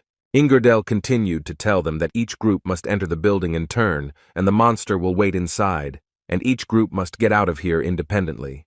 As soon as Likan's group entered this building, the guy immediately thought that it was so light outside. But on the contrary inside, it seemed to him that the professor must have arranged everything so that they would fight the monster in the dark. But he didn't like this development of events, so he decided to use light magic to illuminate the room. Murad, looking at all this, still admitted in his head that Likan was really a capable guy, and this irritated him even more. But apparently, they will have little time to think about such trifles, because as soon as the light appeared in this room, they saw a huge bull with ice spikes all over its body. Moreover, this one was clearly not the friendliest animal the guys could meet. Suddenly, Likan noticed one important detail, namely, that the energy of a magical strengthening potion was hovering around the bull. This means that perhaps this is the same bull that Urglama was so worried about when he heard that in the forest they fought only with a golem. Likan tried not to believe it until the end, but apparently it is so. In any case, now the main thing is to pull yourself together and understand what to do next. And while Likan was thinking about this, he noticed two types of energy around this bull, and it was the energy of the strengthening potion and the energy of the spirit. Then Dyugdu did not fully understand what they needed to do, although Murad believed that everything they were saying now was complete nonsense, and there was no point in talking so much about this nonsense. Likan believed that it would be quite difficult to deal with such a bull with simple attacks, so he decided to find out, or does anyone know how to fill a weapon with mana. And according to his partners, they are both capable of doing this, although from Murad's face, he didn't really believe it. The thing was that mentally Murad could not understand how Likan knew about this technique if he was not from a knightly family. Likan, meanwhile, suggested splitting up and attacking the bull, but Murad immediately interrupted him and began to say that facing the bull head-on means being in the most convenient place for him. So Giselle asked Dugdu to pass the question to Likan, in which I wanted to know who is standing in the center. The troll didn't quite understand why he should convey this or that phrase when they were standing next to each other, but Likan was not going to talk to Murad then since he didn't want it so much, so he also asked Dyugdu to convey that the captain always stands in the center. Dyugdu, listening to all this, couldn't even think that these two guys were still such children, so he jokingly told them to decide on rock, paper, scissors. As a result, it turned from a joke into a serious idea, and after a while they decided that Likan would stand in the center. The guys' strategy was quite simple. They wanted to split up in order to approach from three sides until the bull reacted. After his reaction, the student he runs towards will focus on running away while the other two attack. The only problem that Likan had was that he simply did not know how to avoid the bull's attacks, and besides, in his opinion, the most tired person in this hunt would be the bait, and it would be much easier for those who attacked. Either way, the plan seemed pretty good to them until that bull started screaming. From such a roar, the guy's ears were blocked, and now it was clear what the bull was up to. Likan understood that the bull would not just calm down, and most likely he would attack him. In that case, instead of approaching him, Lihan decided to use water magic. Duel never tired of saying that Lee Khan's magic is simply amazing, and he definitely has a talent for it. But after a few minutes, they realized that the water balloons weren't really that much of a help, because this bull was just dodging all those blows. Although it seemed that this bull was not so agile, and these water blows were applied in order to change the trajectory of this bull, which was now running to attack not Lee Khan, but Murad. And the guy understood this perfectly, although he could not do anything about it yet. Some time ago, Giselle thought while distributing responsibilities, and he thought that it would be quite nice to drive the bull to Vardanaz. But people with a similar type of thinking will always exist, and apparently Lee Khan thought the same thing. Therefore, Murad still decided that he would do everything not to lose to Lee Khan in such a battle. But he did not calculate that Lee Khan was an excellent magician, and at some point he simply used his artifact, which helped him become invisible. And now the bull is aimed only at Murad, who by the way is already standing almost next to him. Giselle realized that in this case he had few options, or rather the only one, which was to go into battle, which he did. The guy was sure that he was able to get this bull, but as it turned out, the sword was not covered in blood at all. Did he really miss? Although on the other hand, he immediately realized that in fact there is not much difference in this, because all the wounds that they can inflict on this bull will heal immediately. He realized that in this case, he could not do anything about it, so he decided that he needed to use his mana and make his weapon much stronger. Now he was completely ready for battle and asked the bull to attack. The bull did not have to be asked for long, and he immediately accelerated to strike. But before he had time to do this, he received a blow in response. The attack was so strong that he was literally thrown several meters away, and only a wall could stop this free flight. It seemed that only Murad could attack like that, but from his face it quickly became clear that he had no idea what had happened. Finally, Lee Khan was able to emerge from invisibility, but still he had losses. His sword literally crumbled into small pieces after a collision with this monster. On the other hand, the guy understood that since it was just a wooden sword, which he simply filled with mana, it would have broken anyway, so there was nothing to worry about, especially since Jugdu was quite interested to know how Lee Khan managed to kill this bull with just one blow. Lee Khan would have gladly told him about this, but he saw how this bull was starting to rise, and so he decided that it would be better to leave now. After which he began to literally run and advised Duru to also use this chance to get out of here. The troll completely agreed with him, but he was quite scared to look back, because there was Murad, who fled with the thoughts that he was used by Lee Khan again. Now he wanted revenge even more. In any case, the troll thought that after finishing this lesson they would never be in the same group again. Finally, the time came when the last group left this dark room, and apparently the lesson should be over. At least that's what it seemed to Lee Khan, until Professor Ingardell called them over. At that moment, Lee Khan thought that in their group there were those who could fill the sword with mana in order to complete the task faster, but he was interested in finding out how the other guys were able to defeat the bull. Ingardell interrupted his thoughts when he began to tell the guys that they did a great job because they managed to get out, but one group decided not to stop there and pacify the bull. Lee Khan was a little upset when he heard that they just needed to get out of there, although then he really thought about the fact that the professor didn't tell them anything about why they had to fight. Before saying what kind of group was able to defeat the bull, the professor first decided to ask how they felt after colliding with the monster, to which the students answered him that he was stronger and faster than they could think, and this made them surprised. The professor was not surprised by this answer, because he perfectly understood that for most of them this was quite expected. But the most important thing he thought was that they realized something when they got out of there, namely that there was nothing to be afraid of. He also added that to get rid of fear, you need to look it in the face. This also applies to fencing. And if they don't understand how to win, then in his opinion they shouldn't despair. They just need to figure out how they can escape, and he's very glad that today they learned this from their own experience. And the most important news in this lesson was that the professor decided to keep them in the same groups for classes this semester. It seemed to him that mutual understanding within the groups was better than he thought. This, according to the guys, was the worst decision that could have been made. Meanwhile, in the Tower of the Horned Beast in the Alchemy teaching classroom, Yenna and Nilya finally finished preparing for their next lesson. Suddenly, her joy was interrupted by Lee Khan, who finally came to class, but for some reason Yenna was not too happy to see him. The whole point was that it seemed to her that he was being treated like a prisoner, but according to Lee Han, she misunderstood him because they agreed to protect him after the end of the lesson. The two guys immediately started talking about how they both could think that any place outside of their tower was a battlefield, and so they decided to do everything to protect Lihan from any danger. Moreover, there are monsters and these tiger students roaming outside the tower who only want to harm Lihan, and only they can protect him. Yena believed that even if they all attacked him together, Lihan would still win. Suddenly, she was interrupted by Siana, who immediately said that she supports the guys who are protecting Lihan, because now it seems to her that they are really in a very dangerous situation. Lihan remembered that he needed to praise Siana as much as possible, so he decided to call her an unsurpassed genius of whom the Order of Flameng is proud, and also added that he was incredibly happy to see her.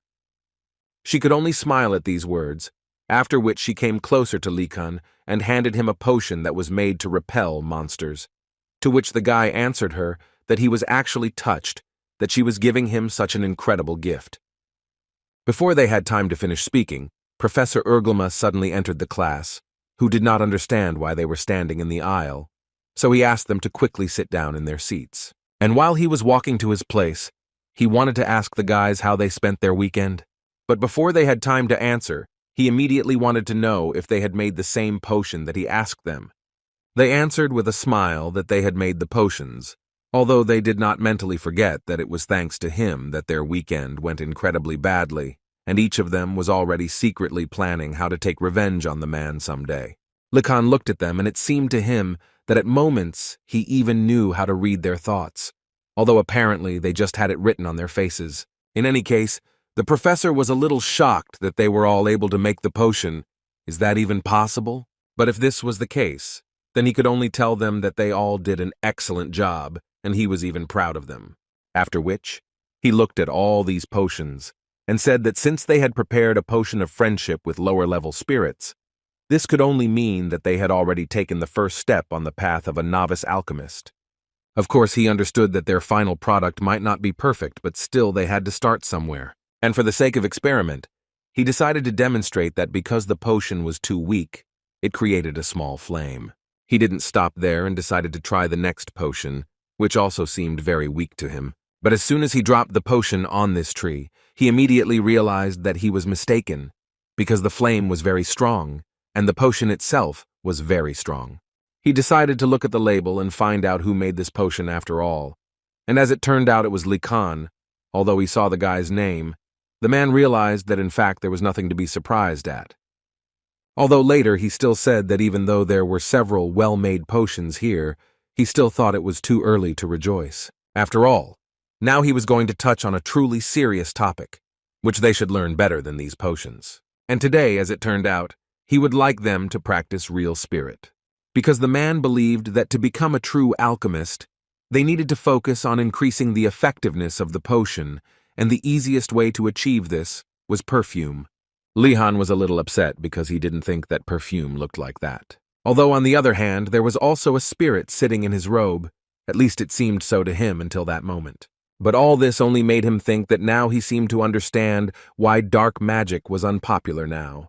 The professor continued to talk about how Mr. Rabbit is an ice spirit that he often uses, and the man also decided to immediately warn the guys that they should not underestimate him because of his cuteness, because he is strong enough to crush all of them alone. In his opinion, now it will be too difficult for them to establish contact, so he advised them to start slowly approaching the spirits of the lower level. Making friends with higher spirits will be difficult at the beginning, and trust must be gained gradually. The professor wanted them to understand one very important thing, that the stronger the energy of the spirits, the easier it is to get into their world, and what he is doing now is strengthening this very energy.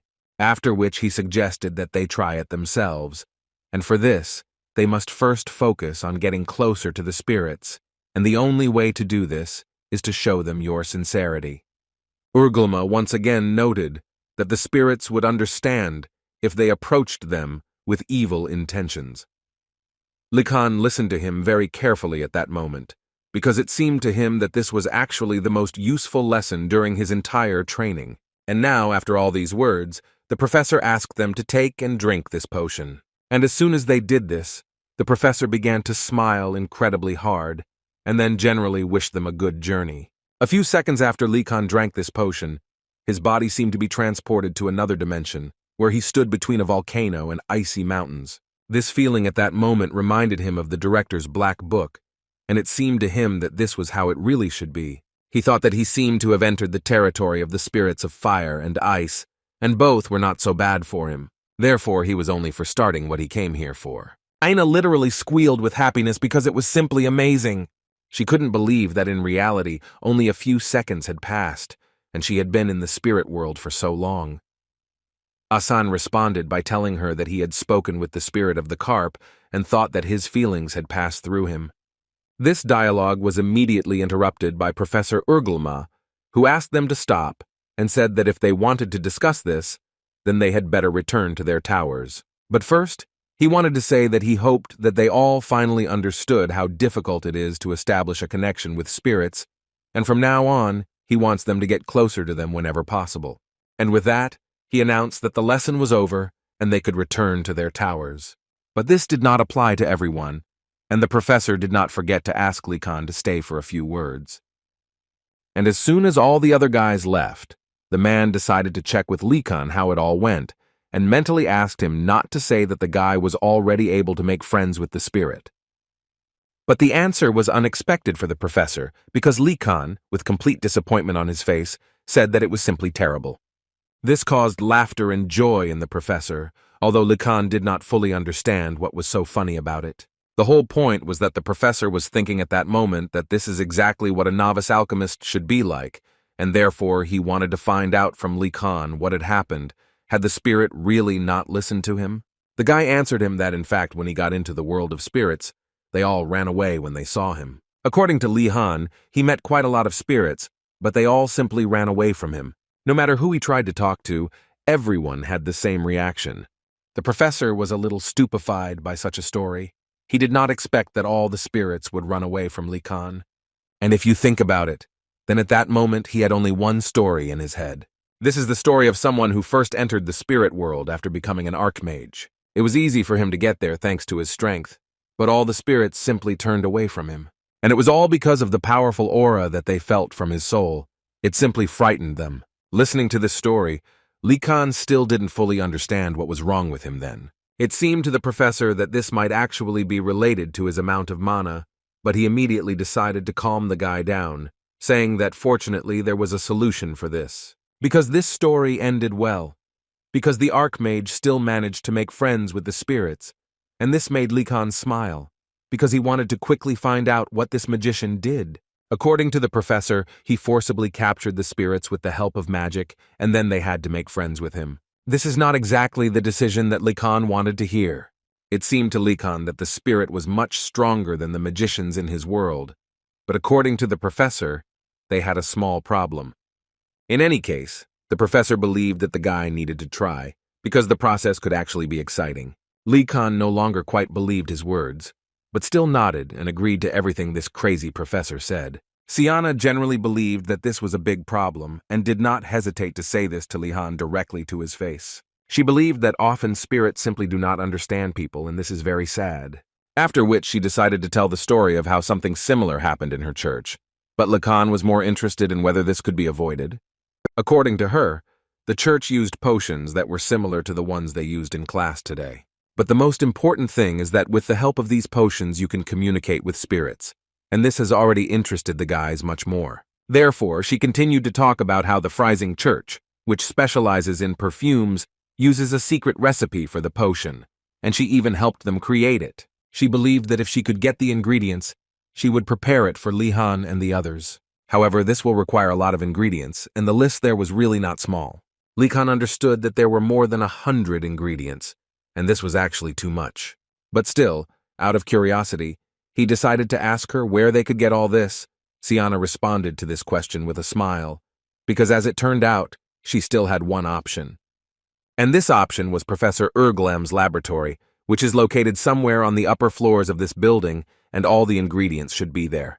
Therefore, if they have enough determination, then she is ready to accompany them to secretly kidnap them. It was quite duplicitous for Li Kan to pray at this moment, but apparently the girl is serious about it.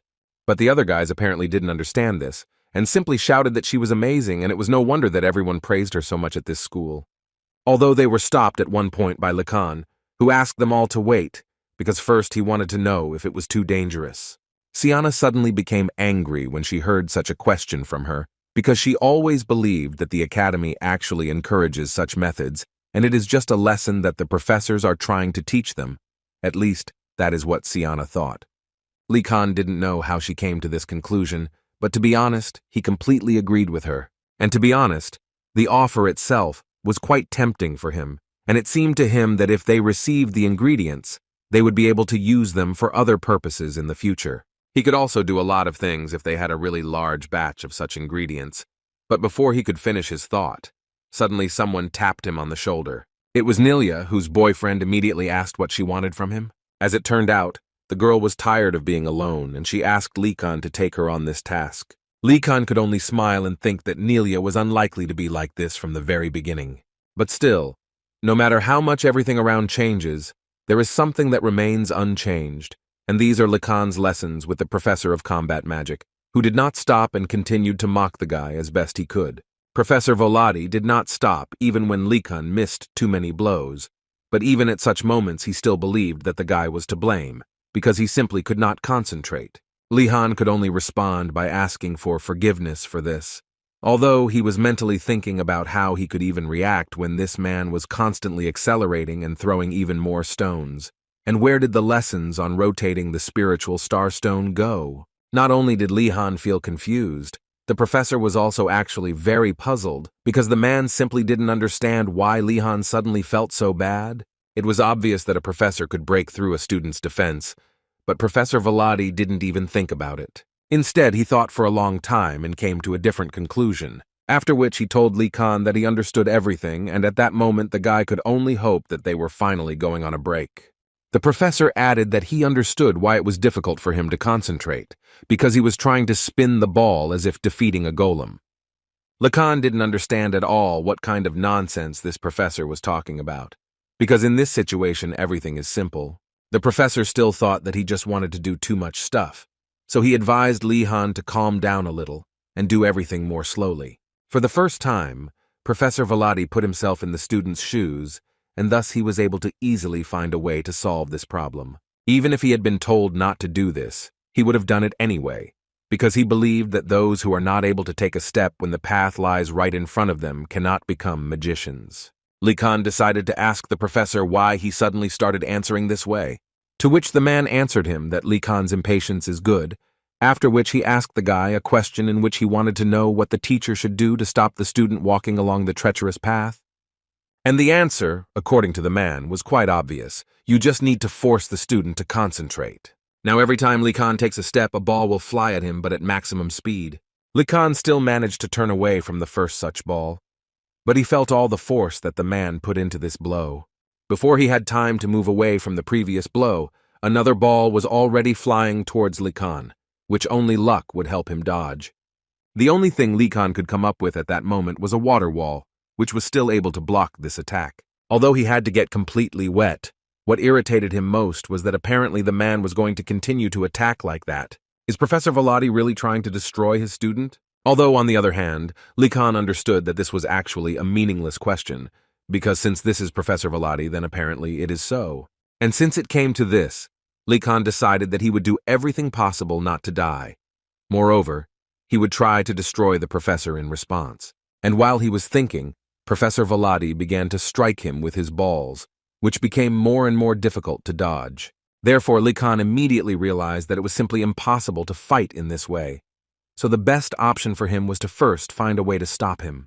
In this case, he decided to use water again and his usual spell, which he called Splash. Professor Volati almost immediately realized that Likan was currently simply trying to increase the number of balls. Although it seemed reasonable to him, he was still sure that it would be more difficult for him to control them.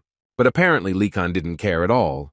He just continued to cast his spell and tried to create a huge shield around himself. Water Shield is a second ring spell that Lihan only recently learned, but it has already been incredibly useful and frequently used for him. In itself, it is not particularly complex, but to be honest, it made a strong impression on Volati. However, in any case, the professor believed that this shield would be quite easy to break through. At least that's what it seemed at first glance, because as soon as he struck, Likan managed to block it in good time, And now everything became clear to the man. Since he did not need to move his shield, he could focus solely on strengthening it, which is why he managed to repel this blow. Li-Han interrupted his thoughts because now it was his turn to attack.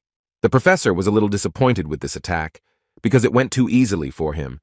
He was able to dodge without even taking a step. Li-Han understood that such elementary attacks were unlikely to work, so he had already prepared another trump card, which would be the very bone that he immediately sent to attack. But this was not enough in Li-Han's opinion, so he decided to push the table after the bones, which flew straight at the professor. Volati, without thinking for a long time, used his ball, which remained on his table, and literally with just one movement he was able to repel all the attacks that Li-Han tried to inflict on him. Moreover, he launched an attack that was able to penetrate the guy's shield and cause him damage. After which, Li-Han realized that all his attacks were just useless attempts to inflict at least some damage on the professor, and it was unlikely that anything would come of it. The guy still can't wrap his head around the fact that he was able to cope with everything in a split second.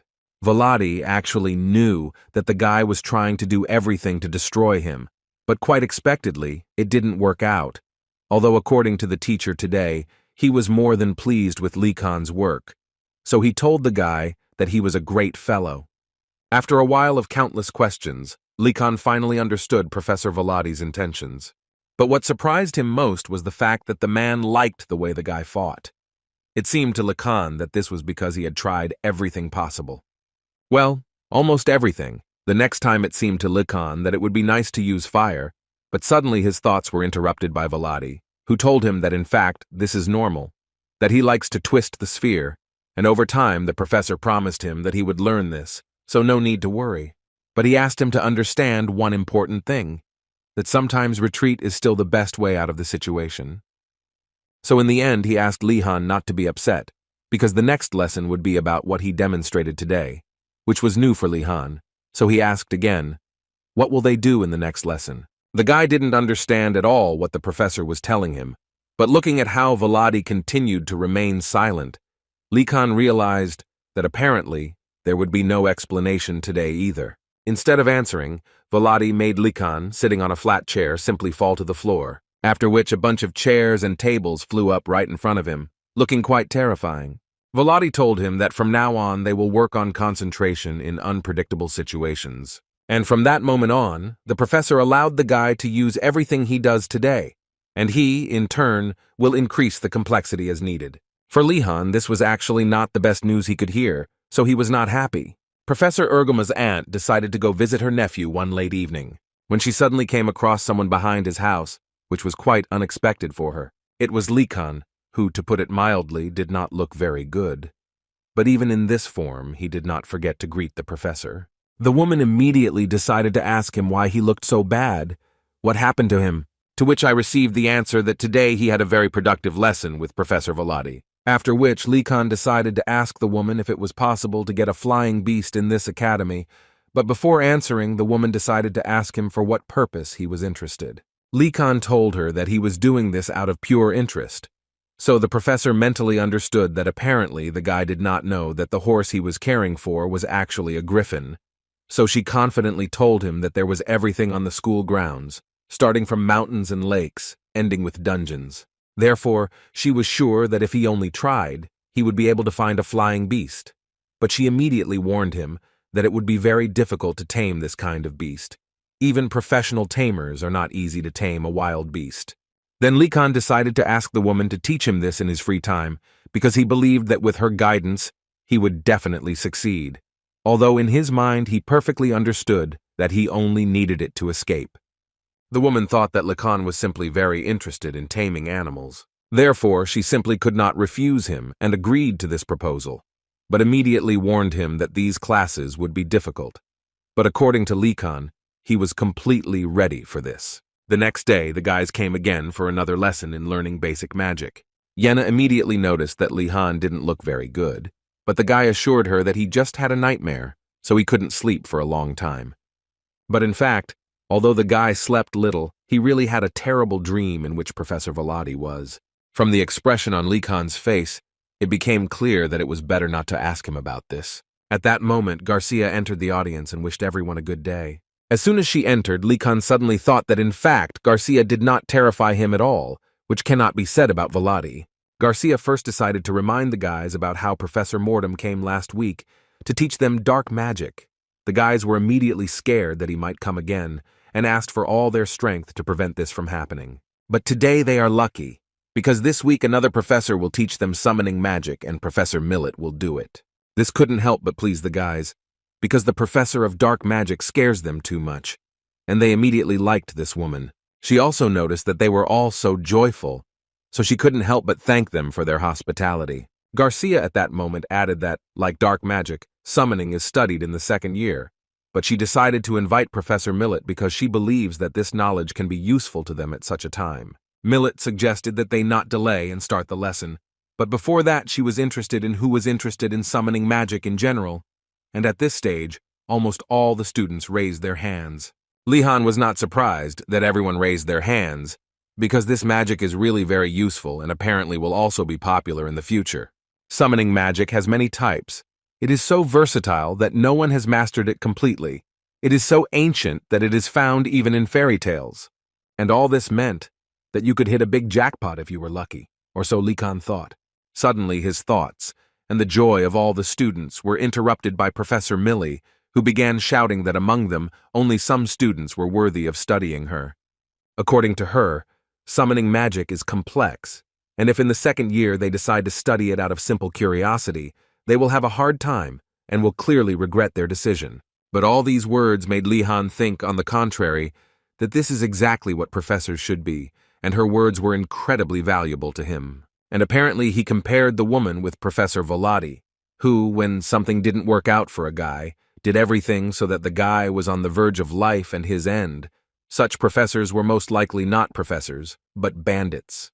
Millie continued to say at this moment that summoning magic is associated with various disciplines, and in order to summon whoever they want, they need to have versatile knowledge, because even an inanimate summoning thing, which is relatively easier to summon, is actually a tough nut to crack. This made the guys really think, what if they really have a different talent, and calling is just a hobby that interests them? Garcia decided to answer instead of her students, and said that they were all talented students, and therefore asked to give them all a try. Millie didn't mind, so she used magic to give each student a scroll. Siana immediately noticed that this was not a disposable scroll that needed to be torn, and Likan had already added that this was the most ordinary one with a drawn magic circle. Millie began her explanation by saying that she was sure that they were taking classes in basic imperial geometry and arithmetic. Lihan immediately noticed that the mood in the class darkened after just one sentence, and this is not so strange, because in fact, not many people like to deal with numbers. But in any case, Likan studied all this in his past life, and everything was much more complicated there. But even in this case, it was very difficult for the guys to understand the geometry. Someone from the lecture hall said that geometry was too complicated for them, and in response, Millie immediately noticed that then they had no chance to use summoning magic. She asked them to pay attention to the fact that during the call, it is necessary to draw magic circles and make calculations. So she asked them to start by drawing in their heads the magic circle depicted on the scroll. Magic circles are a kind of patterns. Just like electric current follows a pattern, mana moves along a magic circle, and the higher the level of magic, the more complex and intricate it will be. The magic circle is what helps with this, strengthening, weakening, avoiding, covering, and so on. They have different shapes through which mana circulates and relieves the load on the magician. While Likan was thinking about this, he suddenly remembered the goose feather. He himself did not understand why the thought of this particular feather suddenly appeared in his head. But looking at Professor Millie, he began to understand, because she was holding this feather in her hands and talking about how the magic circle calls for a quill. After all these theoretical references, Millie finally decided to start practicing and asked the students to start, but it didn't work out very well for them, to put it mildly. They noticed that even such scrolls can be destroyed if they are tinkered with for too long. But what was simply wonderful was that another one immediately appeared, and the first who was able to summon something similar to a feather was Her Majesty. Garcia understood that something similar would clearly not be enough, and this is not what Professor Millie expected to see. The reason why summoning magic is so difficult is actually in the details, because summoning something similar is no different from failure. If it is not perfect, then it has no meaning. In addition, summoned creatures have a chance to attack the magician who summoned them. Anrago at that moment was sitting and carefully watching Lee Khan, who had not yet managed to cope. And he did it with a smile because he understood perfectly well that he had actually already done it. And moreover, he had done it perfectly. Not to mention the fact that it's unlikely that anyone has created a better pen than him. Therefore, he decided that he should use this opportunity to show off to these arrogant blue dragons. He stood up and walked closer to Li Khan to mock him for not having summoned the feather yet. Li Han simply continued to concentrate within himself and think about how to summon the feather. This angered Anrago even more, who didn't understand why Li Khan was ignoring him like that. But he still continued to say that he just wanted to look at the face of Li Khan, who would see what Anrago was able to summon. In fact, the guy didn't hear a word at all that Anrago was trying to tell him, because in his head there was only the process of summoning the feather. And as soon as he began to cast the spell, traces of mana began to appear around him. A few seconds later, he woke up on the floor and realized that apparently nothing had worked out for him. He only heard Yenna, who was screaming because she didn't understand what had just happened, because it sounded like something exploded. Li Khan already had thoughts that he simply didn't succeed, but when he raised his head up, he realized that in fact, everything worked out for him, even a little too much. Goose feathers began to fall all over the class and they were all the perfect size. It seemed to Li Khan that their form was really good, but he still understood that he shouldn't have done that, because it was still difficult for him to limit the amount of mana. It also seemed to him that because of such a call, his scroll would be damaged. But looking at it, the guy was surprised, because everything was in order with the scroll. Garcia took one of the large number of feathers and noted for herself that it had a good shape, and it also seemed to her that summoning one feather was difficult, and such a number was even more difficult. So it seemed to her that Professor Millie should have appreciated this. But when she looked at Millie again, she realized that apparently everything was not as smooth as she would like. Garcia decided to explain to the woman that Li Khan simply has too much mana, so such mistakes are possible with him, but she didn't even let her finish and interrupted. Then she added that it was not a mistake. This student, according to her, has talent. But the only thing she doesn't like about him is that the guy is too arrogant. She only thought so because he summoned so many feathers to show off, and this can only be called arrogance. Although Garcia tried to say that Li Han was actually far from like that. But it was difficult for Garcia to convey something to Millie, and all because there is also a hierarchy among professors, especially when one professor was a student of another. Millie could only say that it was good to have faith in her students and show affection for them, but she also believed that they needed to learn to be aware of their actions. However, she believed that there was nothing to worry about in this case anyway, because there were many ways to deal with arrogance. Li Khan, meanwhile, decided to teach Anrago a little lesson for his words, and it was quite funny. Thus, the lesson came to an end, and Millie, as usual, decided to sum up the results, in which she believed that they were able to learn that everything is not as simple as it seems to them. And all this taking into account the fact that today's lesson was devoted to the very basics, and most often they will have to create objects without scrolls. However, if they still want to learn, then she invited them to come to her classes. She also did not forget to add that many people believe that the most important thing when learning magic is talent. But in the woman's opinion, this is far from true. At that moment, it seemed to Li Khan that the woman was looking directly at him. The next day, Li Khan and Gainando came to the Black Rock Tower for another lesson in black magic. Every time Li Khan passed through this tower, he thought that it was incredibly creepy here, and that someone would clearly need to clean it up. But on the other hand, he understood that you only need to get out if your subject is popular, but since they are the only ones who come here, then in theory there is no need to do this. But apparently he got excited about the fact that they were the only ones there. After all, as soon as they approached the main entrance to this tower, the guys noticed two more people, and these were two more students who did not look at Li Han too friendly. Gainando didn't understand at all why they suddenly decided to study dark magic, but Li Khan didn't quite understand why the guy was so worried about this. In response, he received that Gainando considered himself the only one whom the professor considered talented in dark magic, but it seemed to Li Han that Gainando did not like dark magic at all. At some point, their dialogue was interrupted by one of the two students who also came to the dark magic class. He decided to tell the guys that they were blue nobodies who made too much noise. after which he turned to Likan and said that he knew him. He was the same Vardanaz, who was so disliked in the White Tiger Tower. Likan noticed that the guy who was speaking to him had a rather unfamiliar energy, and also those golden eyes caught his attention. But it didn't take long for the guy to realize that this guy was half an angel, who confirmed this information and added that he had inherited the noble blood of his ancestor.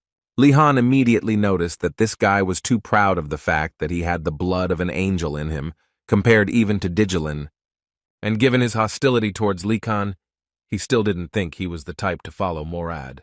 Therefore, Lihan decided to shake him up and ask the guy why such a nobleman would serve Maradi. And this question caused instant aggression, and in response, Likan received words in which this guy whose name was Rafadel asked him not to make mistakes, because he does not obey the orders of people like Maradi. Then Lihan became interested to know why Rafadel was so hostile towards him if he did not obey Maradi. This rather casual question again caused aggression in this guy, because he did not understand why Lihan was even asking him about this. And as it turned out, Rafadel holds a grudge against Likan only because Durgyu is his venerable friend, whom Vardanaz dared to ridicule in front of everyone. Now everything became clear to Likan, but he couldn't do anything about it, because trying to convince this evil angel that he and Durgyu are comrades makes no sense. How suddenly Gainando intervened in their dialogue and decided to ask Rafadel if he was by chance not from the Grawl family. The guy was referring to the Grawl family, which is a southern knightly family. They pride themselves on the fact that they have the blood of angels and are one of the families that are adamant in matters of justice. Rafadel confirmed this assumption, and then Gainando asked a rather logical question, in which he was interested to know why the Grawl family should learn dark magic, since holy knights come from their family. The angel is tired of explaining everything to these narrow-minded people from the Blue Tower that he needs this so that they can easily defeat the dark magicians. This caused Likan to smile slightly because he understood what the reaction would be if the professor heard this. How suddenly another participant intervened in their conversation, who also wanted to know why they should study dark magic. But Gainando did not yet dare to answer this question because he was simply scared to look at this giant. Likan was also a little surprised that there are such huge girls. Apparently these are the same giant half-breeds. When this girl turned her face, it became clear that she was not so scary, and especially after she introduced herself that her name was Imirg. According to her, she came here because she is interested in dark magic and would like to get along with everyone. Likan didn't mind, and immediately extended his hand with the words that they would become friends, and in his mind, he thought that she was quite good, despite her impressive size. But when they shook hands, Likan realized that in fact everything was not so simple, because he felt incredible pain in his hand. His hand was literally smoking from such a handshake, and he understood perfectly well that if it weren't for his mana, his bones would simply shatter. What incredible strength she has. But before he had time to move away, Gainando also decided to reach out and greet her, in the hope that they would also kiss. Likan did not have time to warn him. After which they entered the office of the professor, who could not believe his eyes that he saw in front of him so many students who were interested in dark magic. He especially liked Rafadel, who in his opinion looked full of enthusiasm. The guy, in turn, was very happy to hear such things. The only one who could not smile was Gainando, because now his hands were wrapped in bandages and he would have to walk like this for a long time. The professor asked them to take their seats so that he could show them what he had prepared for them that day. But before that, the professor decided to ask Likan whether he had not found other summoned bones, to which the guy answered him that so far he had not been able to do this. The man decided to give him advice, in which he said that it was best to try to look in darker and darker places. After which, the professor reminded them of what they studied in the last lesson, and added that in today's lesson they would learn more about curses. Gainando immediately decided to point out the fact that curses are much more fun than summoning magic. This surprised the professor. He did not expect to hear from them that they were studying summoning magic. The professor immediately became interested to know what other students said about summoning magic. Gainando, without much doubt, told the professor that they all liked it, and except for the two of them, everyone went to the summoning magic workshop. Likan, at that moment, wanted to fall into the ground from the shame that he experienced because of Gainando. After all, it was obvious that the man simply wouldn't like it. It was at least offensive. And apparently, this story influenced him much more, because at some point he decided to tell the guys that instead of a curse, he would teach them the magic of summoning the undead. This caused only positive emotions in everyone, although Likan was not entirely sure that the professor was even allowed to do this, and he also could not shake the feeling that they had missed too much. The professor began with the theory that summoning the undead is the basis of summoning magic, but before he had time to tell in more detail, he was suddenly interrupted by Raphael, who at that moment had a question, the essence of which was that the guy thought that bones were needed to summon the undead, to which the professor answered him that they used to dig up graves for this, but now everything is simpler, because they signed a contract, and they are simply supplied with corpses. Raphael continued this topic because he was interested to know whether some dark magicians still use graves for this purpose, and according to the professor, there are such people.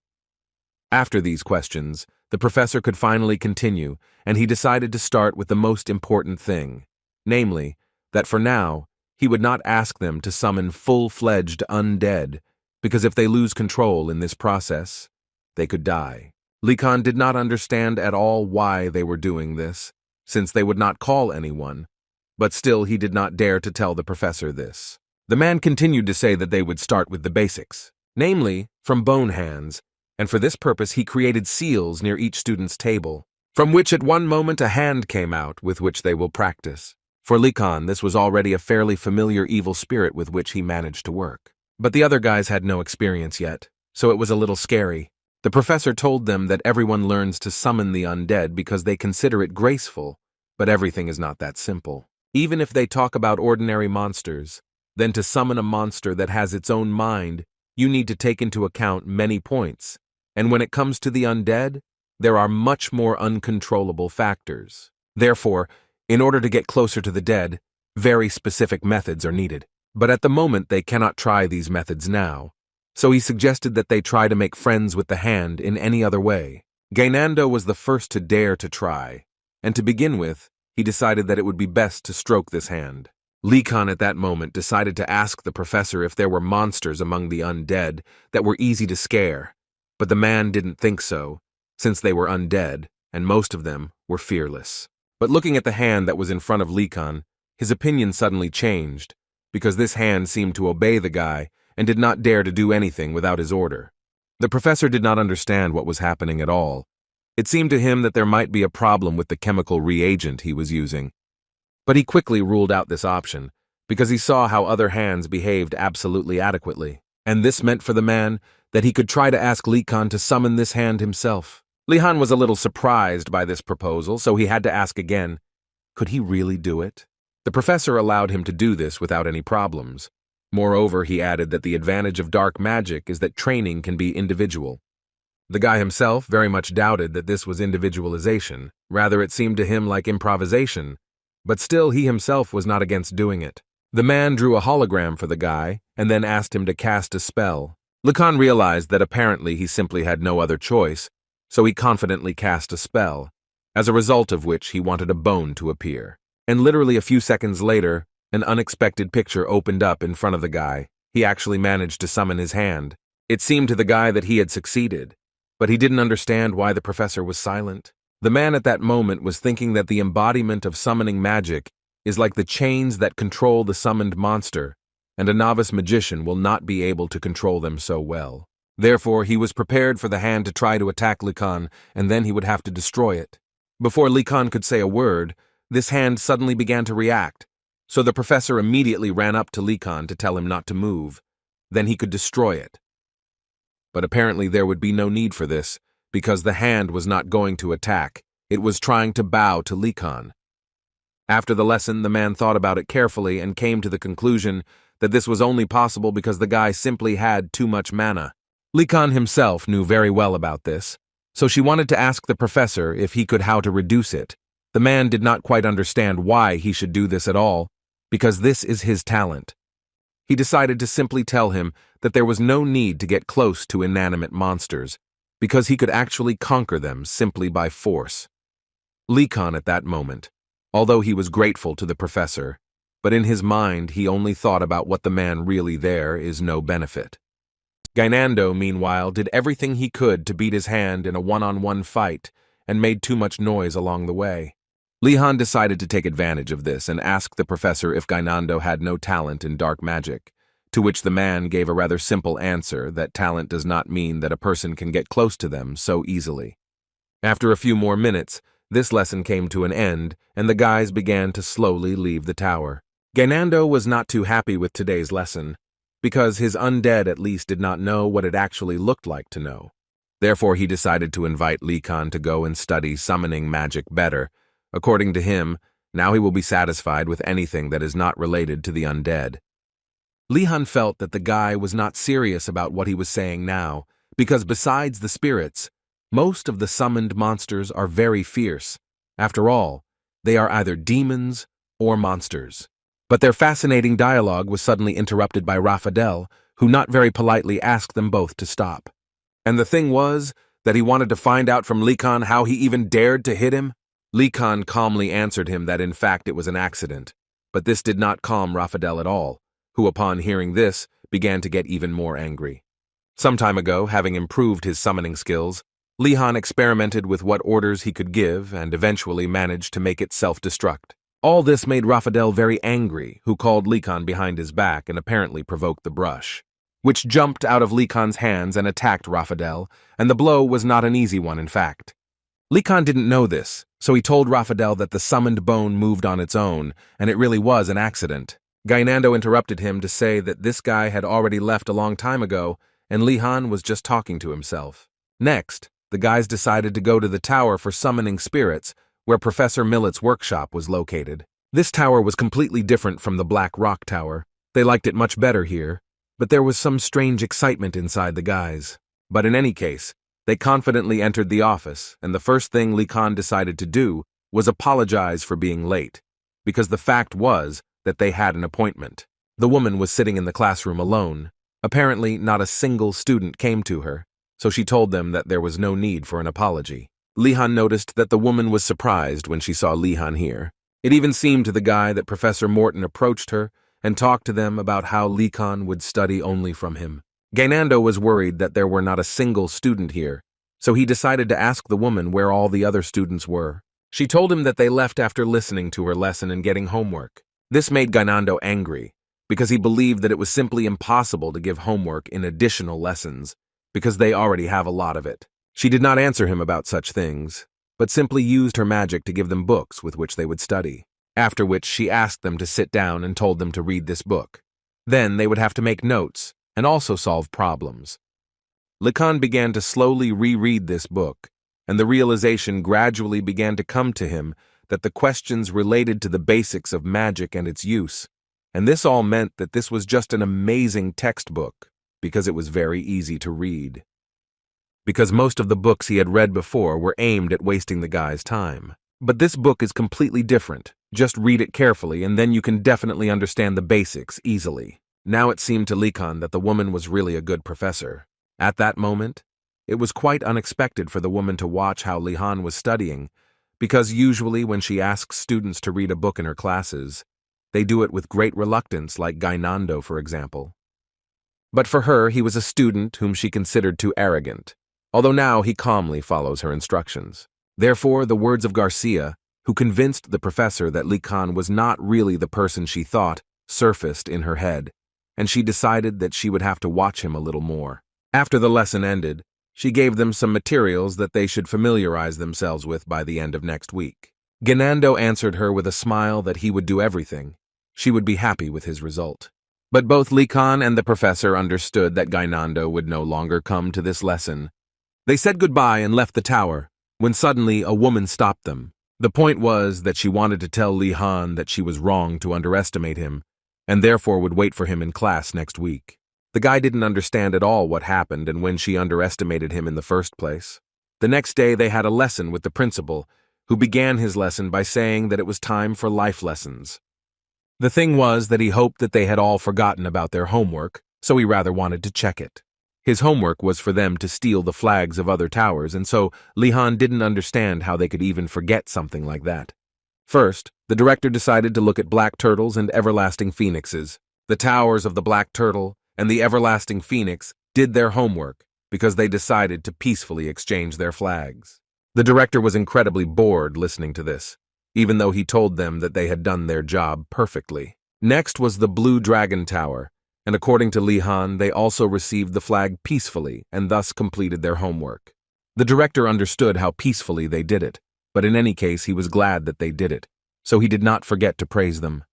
Well, the last was the White Tiger Tower, which, as the director understood, could not bring a flag with it. Li-Han at that moment understood that most likely these guys would blame him for not being able to get the flag, but this was only to his advantage. Murad was the only one who could stand up and say that the White Tiger Tower failed its homework because it could not get the Blue Dragon's flag. And this literally made Murad shake, because he actually understood perfectly well that this would most likely greatly affect his grades. The director understood perfectly well that the relationship between these two towers was not the best, but he still continued to add fuel to the fire because he said that they could not even agree on such basic things. Li-Han mentally asked him to close his mouth and not say such things. As the director has already said, the purpose of this subject is to get to know each other and begin to study together in harmony. But it seems that not everyone understood this. Therefore, this time he decided to make homework simple and understandable for everyone, after which he began to say that if they go west from their academy, they will be able to see the lake, and those who have seen it know that it is huge, like the sea, and in the middle of this lake there is an island. There he hid the pass so they could leave the academy, and as soon as Lich told the guys about this, he immediately noticed that their views immediately changed, and he immediately saw fire in their eyes. But the most important condition that he would like them to adhere to is that they will have to work together to find the pass.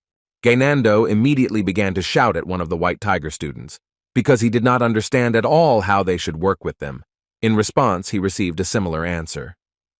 As it turned out, some time ago, the director had already decided that phoenixes and turtles would be on one team and dragons and tigers on the other. After such a distribution, Li-Han immediately noticed that the atmosphere in their team was not the best, and he understood perfectly well that if everything went at such a pace, then most likely everything would go very badly.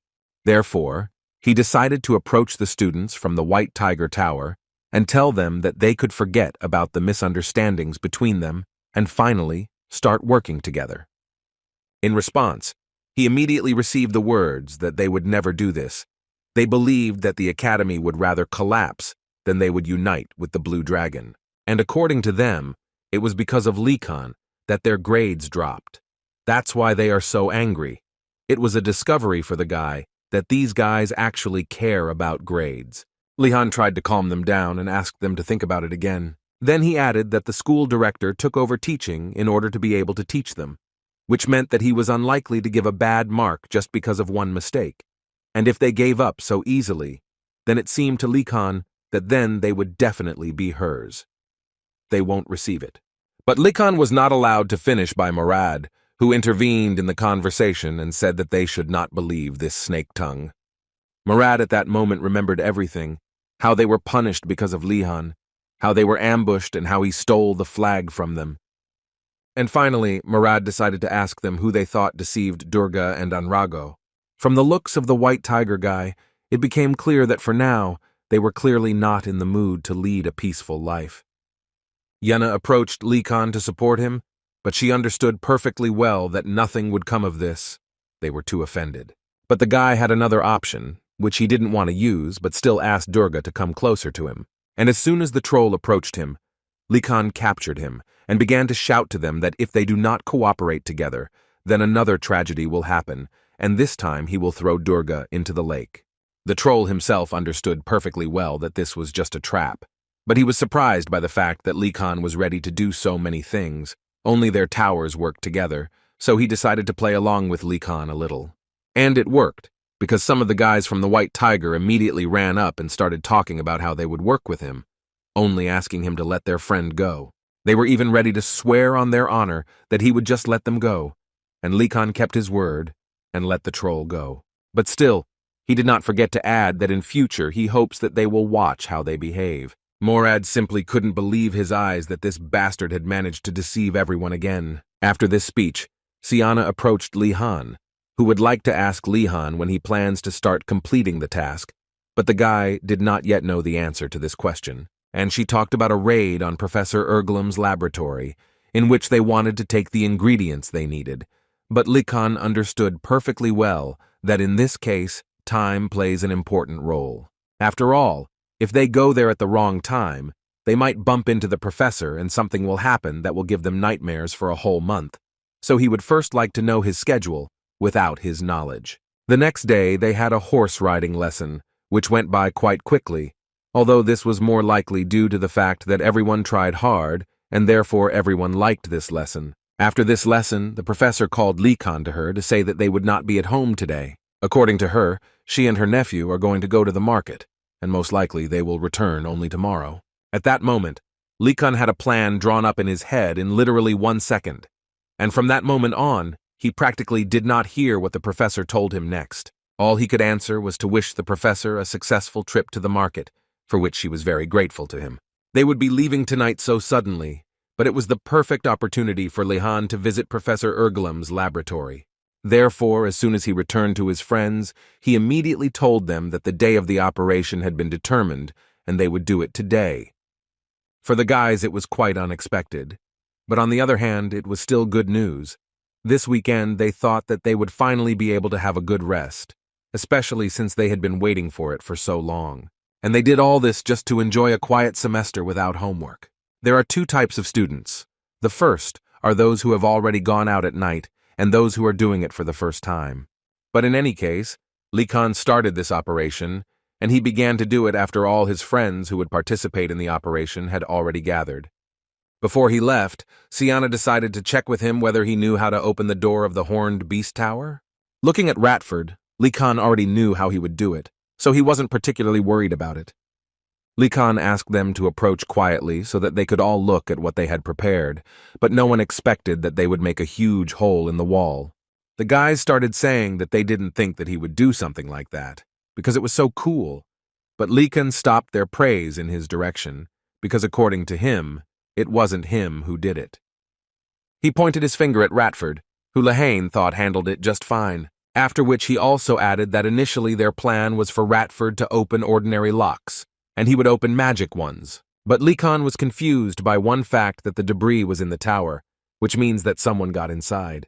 And he hinted at that very something that should have been outside. It penetrated into the tower of the Horned Beast. Some guys, for obvious reasons, began to panic, and even began to say that perhaps it would be better for them to return back.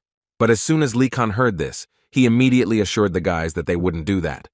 After which he asked them to listen to him carefully. According to him, they do not enter the tower of the Horned Beast secretly.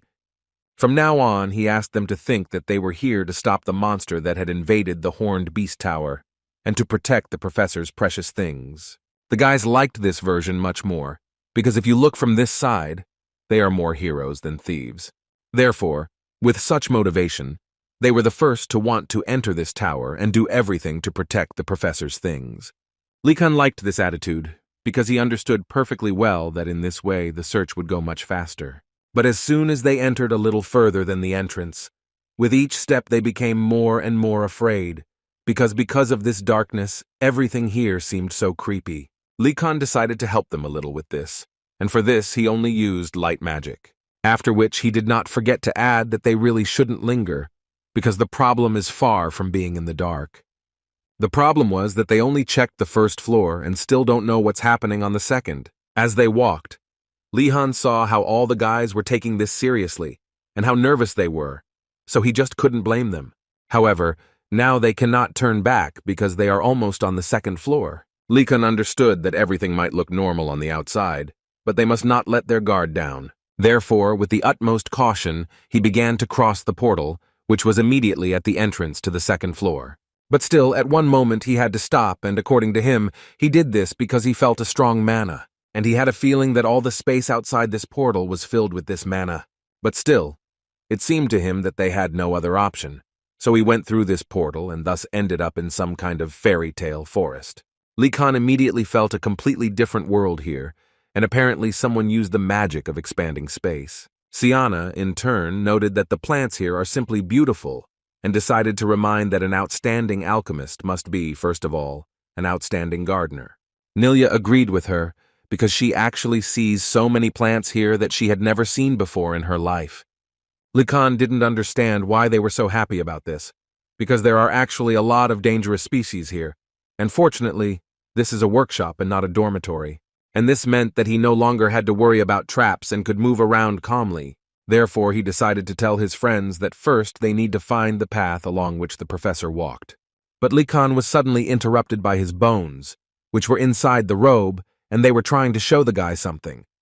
As soon as Lee Khan approached the ground, he saw the tracks of the monster, which were quite impressive in size, which means that the monster itself was quite huge. The guys started to panic again and said that it was probably better for them to go back. But Nilya suddenly started talking about the fact that she had one idea. She suggested that Lee Khan follow in the footsteps of the monster, since he had a good sense of smell with which he could find a safe place. Lee Khan liked this idea very much, so he decided that they would do it. Everyone immediately set off without any problems, and along the way, as expected, none of the students were attacked while they were walking this way. However, along the way, they still had to run into someone, and that someone turned out to be a huge bull, which looked like the one Lee Khan and his team fought with at the fencing lesson. Therefore he, like no one else, understood that this bull was far from ordinary and most likely quite dangerous. The guy understood that this bull was blocking the way up, so it seemed to him that something needed to be done if they wanted to move forward. Lee Khan saw absolutely no point in fighting him. But looking at this bull, it seemed to Lee Khan that he was very hungry, so he assumed that he could be fed so that he would just leave. At that moment, Ina came closer to the guy and assured him that this was unlikely to work. Suddenly, this bull went berserk and began to trample all the plants that were there. Lee Khan understood that at this rate they would all have problems and troubles if they did not calm this big guy down. Therefore, without thinking for a long time, Lee Khan decided to stop him, and for this, oddly enough, he will use magic. And not ordinary magic, but dark magic, because Lee Khan believed that in this case it would be best suited. The guy used a paralysis technique that the bull successfully dodged, and this was very bad news for Lee Khan. The guys decided to help Lee Khan and use fire, but he intervened in time and told them that they should not use fire near the plants. He immediately warned them that they could only use magic that would not harm the plants. In this case, they all began to use dark magic together, namely the technique of paralysis, which they thought should stop this monster. But this bull didn't even pay attention to them, much less stop, so the guys began to wonder what the professor was feeding this big guy. Siana decided to enter this battle and shouted that they could throw these potions in order to weaken him. They all started throwing these bottles of potion at the bull, but it didn't seem to help at all. Although, on the other hand, this did change something. Now, instead of attacking Lee Khan, the bull decided to concentrate on the guys. Yenna immediately asked them to calm down, because she believed that the magic resistance was reduced. The spells should work against him, so they should get together and use curses. They decided to use the paralysis technique again, only now they did it at the same time. And in fact, at one point it did work and the bull finally slowed down. But this was not for long, because he suddenly broke down again and began to run. This monster had no control over himself and could hurt anyone. Lee Khan understood that most likely one of them would definitely suffer in this way, and therefore he must become stronger than ever. At this moment, the critical situation became the driving force that actually helped the guy become much stronger. The magic was activated even before he cast the spell. This small but mysterious change will one day become a moment that will be like a miracle in the future, stunning everyone else. With new strength, Lee Khan managed to quickly calm down this big guy, who after just one paralysis spell fell to the ground, although it is worth noting that Lee Khan actually became much stronger. Now the guys could finally come out of their bushes little by little, and at the same time thank Lee Khan for saving them again, but he immediately assured them that it was still very early to rejoice. He felt something different than usual. It felt as if the activation had happened much earlier. In any case, he understood that they should not forget that the bull was only paralyzed, so it could get up again. In addition, Lee Khan did not exclude the possibility that there might be other monsters nearby. Before he could even mention it, he suddenly heard an incredibly loud sound coming from behind. The guys immediately started screaming, and it was obvious that there was nothing good about it. And they shouted apparently not in vain, because a huge tree turned towards them, which immediately wanted to know who they all were. Lee Khan asked them to calm down first, because he believed that this was not such a terrible monster as they thought. At this moment, judging by the energy that came from the tree, Lee Khan understood that this was not an ordinary living tree, and based on his reaction earlier, The guy thought that he was at least the manager of this place, which means it would be best to say directly that they are students of Professor Erglem, who came here to protect the plants. Yenna supported the guy and added that this was exactly what happened. That's exactly what they were doing. The tree reacted positively to all this, although the professor is not around. They still protect his plants, this is commendable, of course. After which this tree introduced itself as a professor of botany, and they can call him Professor Willow. The tree told the children that this bull was raised by Professor Erglema, and to be honest, Eva did not like such pets too much. Lihan was interested to know whether Professor Iwa was taking care of the plants in this place, and in response, Lihan heard that she was actually asked to keep an eye on everything here. Although this was troublesome for her, she had no choice, because Professor Erglema needed to meet with the Emperor's officials, but Lihan was not expecting such a turn of events, to put it mildly. After all, they told him that he went to the market with Professor Wanjagum. The willow was a little angry, this could be seen from its branches, but still it was grateful to Lihan for telling her this useful information. But the gratitude did not end there, and the professor said that he should reward them for defeating the bull and for protecting the plants, and first decided to find out if perhaps they needed something from her.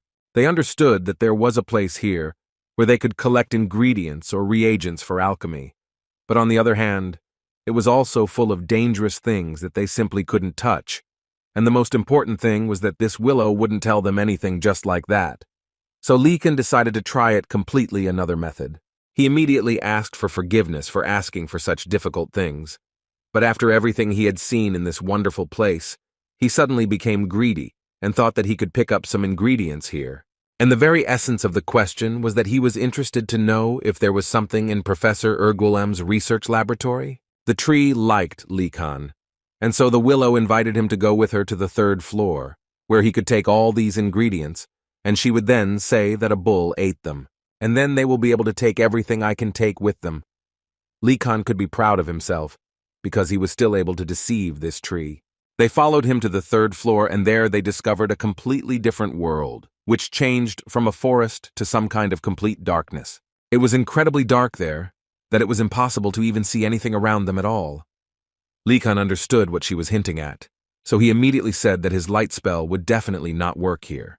The tree immediately warned them that it was best to move together, because it would be too easy to get lost here. They walked for some time until they saw doors that burned with a bright fire and stood out so that it was difficult not to notice them. Suddenly this door approached the guys and the number 6 was written on it. And as soon as the tree opened these doors for the guys, they saw some very old audience there, which was in the terrible cold. After what she saw, Iva decided to close these doors and say that she thought it would be better if they sealed this research laboratory forever. After this, similar situations occurred several times.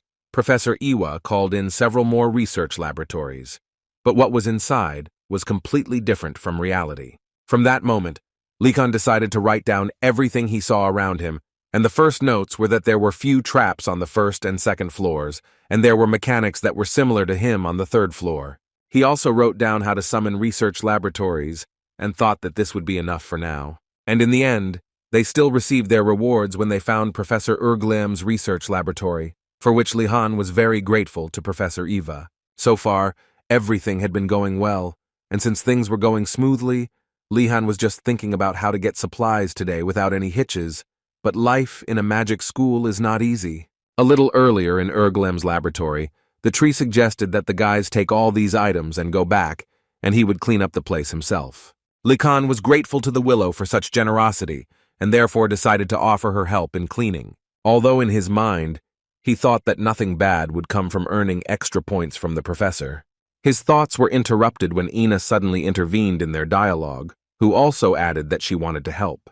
She also added that she knows how to water plants correctly, so in her opinion it will definitely be useful to them. The botany professor almost cried because he never thought that he would meet such good students. After which he immediately went to his small closet with the words that he had a small reward for them. The guys had quite high expectations from what the tree offered them, but they made the mistake of forgetting that it was, after all, a professor. He took them to another small forest, where instead of a reward, he asked them to water everything they saw here. Likan realized that it seemed that greed had betrayed him this time, and he also had to drag Yenna along with him, for which he asked her forgiveness. But looking at the girl, he understood that she was not offended by him, and that everything was fine with her. The guy decided to ask her again if she thought that they were given too much work, but Yenna confidently answered him that she really likes looking after the plants, so for her it's not such a big deal. In addition, she believed that there were a lot of different rare species that she always wanted to see. Likan, of course, didn't like this activity so much, but he realized that apparently the girl had a passion for this business. Several hours later, they managed to complete their task, although now their backs are falling apart. This turned out to be more difficult than Likan thought. He feels even more guilty before Yenna. But the girl was glad that they worked so well together, and he began to understand that apparently there was no need to feel guilty. In any case, they decided that it was time for them to go back, because they had already dealt with everything. Suddenly, at some point, they heard someone's voice, which told them that he was watching them. Likan immediately took out his magic wand and, fully prepared for battle, asked who was talking to them. But he did not expect to see a water spirit who flew closer to them and introduced himself as Farakis, and he is the spirit of this pond. He also almost immediately guessed that they were most likely the same students of that gnome. Ina noticed that this spirit seemed harmless to her and she could talk to him. Therefore, Likan confirmed this information and decided to ask in response who he was, to which Farakis answered him that he had entered into a contract to look after this garden. He also said that it is very rare to see young people who care so much about plants, so he is very grateful to them. Now Likan understood why Professor Iwa asked them to water the plants here, apparently so that they could get acquainted with this spirit. Farakis thought that it would be nice to help the guys a little, and for this he asked them directly or did they need anything. He also added that he could give them advice regarding their problems, and this was just so important for Likan. He began to tell the spirit of water that he was in a difficult situation, since the spirits were running away from him in horror, and he would like to find out from Farakis how to deal with this. The spirit noticed that in fact he could understand them, and first he would like to know where the guy got the spirit of the tree with him. Likan answered him that this was a gift from the oak tree. After such an answer, Farakis asked Likan not to be too upset, but the spirit of the tree and his staff is also afraid, although he says that the guy is a good person. Yenna intervened in this dialogue with a question in which she was interested to know if there was a way that would help Lihan enter into a contract with the spirits. Farakis believed that low-level spirits would probably run away at the mere sight of him. Instead, the spirit of water suggested that the guy look for high-level ones, because he believed that it would be better if they turned out to be fierce or evil. Likan was very grateful to him for his advice. The spirit also couldn't help but add that there is no guarantee that such spirits will not run away from him. He only wants to say that the chance that they will stay is higher. Lihan mentally told himself that the more he listens to this spirit, the less he wants to believe in his words. Yenna decided to ask her question again, in which she now clarified whether Farakis could conclude a contract with him. Likan decided to calm her down a little, and told her that in fact everything was fine, and there was no need for him to enter into a contract with him, but the girl still believed that such an opportunity did not just happen. The guy blushed all over from this behavior of the girl. He was incredibly embarrassed. He felt as if the teacher was standing up for him so that other children could become friends with him. Farakis intervened in their dialogue and asked for forgiveness, but unfortunately this is impossible, because he had already entered into a contract with the dwarf. Now the spirit of water was embarrassed to let the guy go like that. So he introduced him to his familiar spirit, but Farakis immediately warned that he had a rather unusual character. According to the spirit, if Likan tells him that he has a recommendation from him, then he will at least listen to him. After which he took Likan to a place where there was a small passage, entering which he could talk with that same spirit. But before leaving, the spirit of water asked them to give him their hands, which was quite unexpected for the guys. After the spirit touched them, a seal appeared on their hands, which meant that Farakis placed some of his power on them because he believed that one day it would help them. Lihan and Yenna were incredibly grateful to him for this, after which he asked them not to forget about the love they have for plants, and after this phrase he sent them on their way. Likan thought that Farakis was a spirit, but much more benevolent than most of their professors. Ina suddenly noticed that Farakis lived in the pond, and she said this because she was interested in knowing where the one they were looking for lived. She personally would like it to be the spirit of the river because they say most of them are wise. Likan agreed with her, because if this was really the case, then he would finally be able to leave this prison. That is, He wanted to say that he could gain wisdom at school. But as soon as they got up, Yenna literally screamed in shock.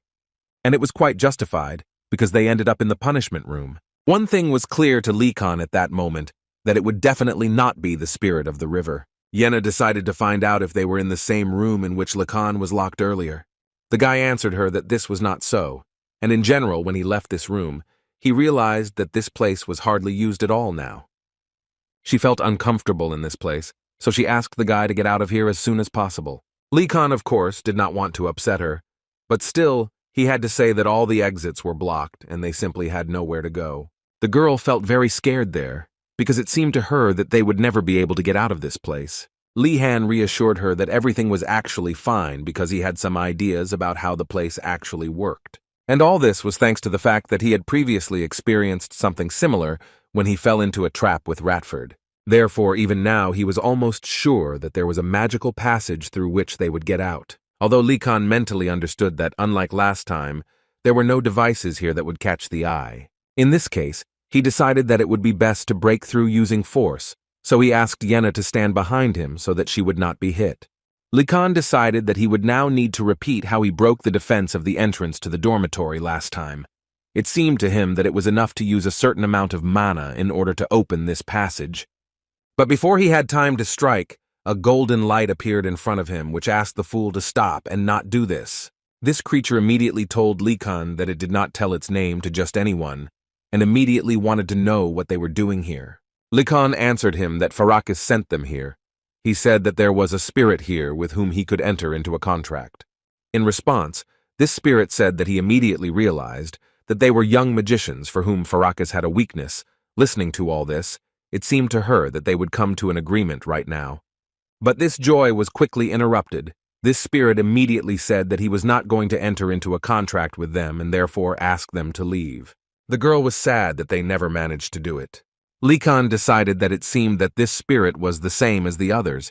He got scared and ran away, but apparently he was in vain to say this, because this spirit in response created a huge amount of light. After which he turned to Likhan and said that he was not afraid and heard everything. Yenna decided to notice that he was avoiding Likhan, and that's why it seemed to them that he was also afraid of him. She also added that Farakis said that the spirits were afraid to remain in the presence of Lihan, but the guy intervened and said that in fact, the water spirit did not say that. But still, mentally, he was very curious to know why this spirit rejected him. That's why they wanted to know, if not because of fear, then why the spirit avoids it. This spirit answered them that in fact everything is simple. He just doesn't like meaningless fights. The guys thought that the answer was not entirely complete, but still agreed with it, although the spirit immediately realized that they simply did not believe him. The reason why the spirit did not want to enter into a contract is really simple. He recently had a contract with the director backfire. He is very proud, so at first he refused to enter into a contract with the Lich, but after a battle that lasted a whole week, he had to agree, because he only had to do easy work, although this was only in the words of the director. This job was to look after the students who were sent to the punishment room, making sure that they did not escape. But the school students are not such weaklings, so they ran away so many times that the spirit in his free time went to rest in an abandoned punishment room. He suffered an injury due to which he refused to sign the contract, not expecting such a humiliating reason to be attributed to him. Therefore, the proud spirit could no longer tolerate it, because it was actually very offensive to him. But since they both doubted his strength, he decided that now he would show them part of it. First, he turned to Li Han and asked him to gather as much magical power as he could, after which he needed to transform it into an element. The spirit also asked the guy to use the most destructive element, and Li Khan, at this request, decided to choose fire. But mentally, he still thought that he needed to do everything to prevent a repeat of the previous experience, and would squeeze her as tightly as he could, after which he carefully cast a spell, and after a few seconds, he realized that in fact he was worrying in vain, because his magic seemed to be stable. But apparently this was until a certain time, until the spirit sent lightning to the guy's magic wand. Aina couldn't believe that the spirit could create lightning in such a place. Now she was incredibly interested in finding out what would happen next. But to their great disappointment, nothing happened, and the fire that Likhan created continued to burn. The spirit itself did not understand what was the matter, Could it really not be possible for it to transform the element? How is this even possible? Elemental transformation is a type of talent that demonstrates a power stat that transforms one element into another. And now it allows you to interfere with magic or elements in order to prove its power. But this time, the spirit was unable to do this. He just didn't understand what happened. Because before he could even deal with the element of a veteran mage, but he made a mistake with the transformation of the young mage's fire. Is she really something unusual? Therefore, he decided to take a closer look at Likan's flame, which looks ordinary on the outside, but inside contains an extraordinary amount of magical power, and all this reminded him of dragon fire. But what surprised him most of all was the fact that this fire was created by this guy, and Likan himself understood absolutely nothing. Did the spirit really decide to show them just lightning? The spirit understood that if his assumptions were correct, then he was in great danger, because young magicians are usually poor at controlling mana, because they are like children holding a time bomb in their hands. But the most important question was that the spirit simply did not understand where he got so much mana from. And if suddenly this guy loses control, then most likely this is a punishment room and these two will actually be in incredible danger. Therefore, the spirit decided that now was not the time for pride, and decided that he needed to cancel his magic now before he began to panic. And while the spirit was thinking about this, Likan decided to tell the spirit that his lightning is really cool, if he wants it of course here. After which the guy decided to ask the spirit if he could open a passage for them, but in response he received only a scream. The spirit asked him not to move this staff under any circumstances. Likan didn't quite understand why he couldn't move the staff, but instead of answering this question, the spirit simply asked him not to do it again. The spirit understood that if he told Likan what the matter was and how dangerous it was, he might be surprised, and the flame would explode because of this. So he decided to simply say that he didn't like it when someone waved a staff in front of him. Siana showed by example what she thought about this spirit, although Likan himself understood that this spirit was slightly crazy. But the spirit didn't care what they thought about him. At that moment he was only thinking about how to cancel the guy's magic. Since he has weak magic control, he won't be able to cancel such a strong spell. And in his imagination it seemed that if Likan panicked, then obviously there would be a huge explosion. After a while, he realized that apparently he simply had no other choice but to agree to Likan's proposal, so he told the guy that he had changed his mind. Likan did not quite understand this, after which the spirit once again repeated to him that he agreed to conclude a contract with him. The guy didn't understand at all what the problem was and why the spirit at one moment simply radically changed its opinion, so he still wanted to clarify what made him do this. The spirit, of course, was not going to tell him the truth, so he simply said that he saw endless potential in the guy, and his mana was so great that it would be difficult for any magician to compare with him. The flame gradually began to flare up, and the spirit literally began to scream for Likan to immediately enter into a contract with him, because it was not clear to him when this flame would rage. Siana asked the guy not to delay this and wanted to know what he would do in this situation. Likan was thinking at this moment that this spirit was definitely an extraordinary spirit since Farakas recommended it. However, his state of mind is in question, because just now he did not want to enter into a contract, but now he is literally begging Likan to do it. But on the other hand, Likan understood perfectly well that he was not really in a position to fuss about how to enter into a contract, so it was obvious to him that he needed to do it immediately. The spirit once again added that this was an absolutely correct decision, so he asked Likan to open his soul to him so that he could finally become a part of it. From this moment on, Likan gains the right to summon a spirit, but before that he must remember a few rules. The spirit is not his servant, and Likan is not his master. After which, Likan finally officially made a contract with the spirit, and the proof of this was the lightning that was imprinted on his head. The lightning spirit for Kuntra is now officially a friend to Likan. Now Likan began to understand why this spirit has such an unstable mental state. Apparently the culprit is lightning. Suddenly, his thoughts were interrupted when the spirit told him that now that they had concluded a contract, he could sense his doubts. So he advised Likan not to go too far. Siana immediately ran closer to Likan in order to congratulate the guy on the fact that they were still able to come to an agreement and conclude this contract. For Kuntra believed that this was not what was important. Now that the contract was concluded, he would show him his true strength. What a surprise Likan was when he realized that this spirit was able to get into his hand. And he did this only to help Likan cope with his control of power and to practice a little. The spirit suggested that the guy release this fire. But as soon as Likan waved his hand, the fire simply disappeared, and this was quite unexpected for Furkunter. Although even in this case, he yelled at Likan and told him that the guy apparently didn't even understand how dangerous all this was. He tried to convey to Likan that he had compressed his mana too much, and because of this, the punishment room almost blew up.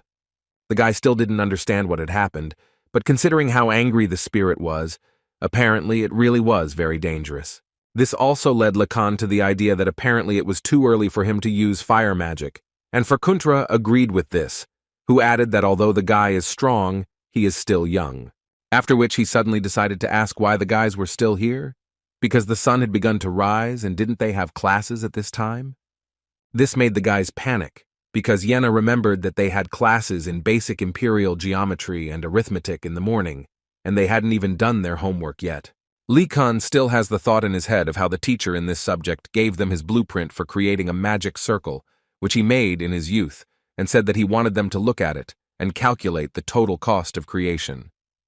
Therefore, Likan, without thinking for a long time, decided to ask Furkunter to show them the way out of here.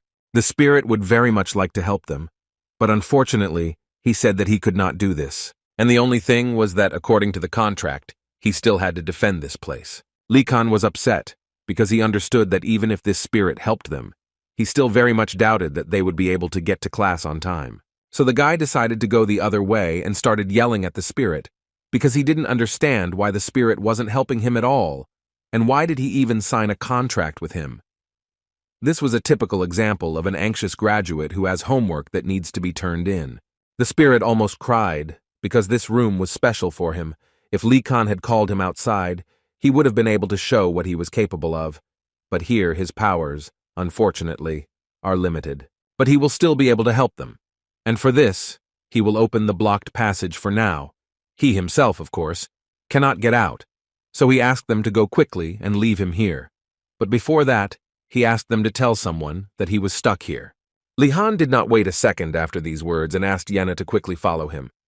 It seemed to Furkuntra that Likan did not hear him, and therefore once again decided to remind him that the guy should call him when he gets out, because what they saw was not all his strength. They took out a map and tried to figure out where they should go now, but the map was made in a hurry, so it's difficult to use it to figure out how to get out. When suddenly his bone assistant ran up to Likan, who apparently found another passage. But the bone had bad news for the guy. He found not a passage, but another bone. Likan continued to study the map, and at some point, he realized that this place looked very much like an ant's nest. Its structure was such that one couldn't even dream of getting out. Likan suggested that Yenna go to the left side of the passage, but at some point Likan was interrupted by someone's voice, which assured him that this was a waste of time. This voice came from one prison cell. Likan immediately came closer to find out who was imprisoned there. The prisoner was the same girl with whom Likan had once been next door in this prison, and this high school student immediately recognized Likan's voice. And so I immediately decided to ask him if he was the same newcomer from last time, the one who was caught after escaping through the underground passage. Likan came even closer and realized that she was the same senior student who was caught trying to steal from the dean's secret vault. Yenna immediately wanted to know who it was, to which Likan told her the story that this was the senior student who was sitting in the next room when he was put into custody the last time. While the senior student was telling Likan that the path from here was quite difficult, her bones tried to talk to the guy, but he asked them to wait. Therefore, his bone assistant decided to go and walk a little himself, as a result of which he found a large number of bones. The high school student again started talking about how she obviously wouldn't tell this just like that. And at that time, Likan understood perfectly well that he simply didn't have food with him with which he could bribe her. He decided to turn around to look around and suddenly saw his bones, which had become a larger creature.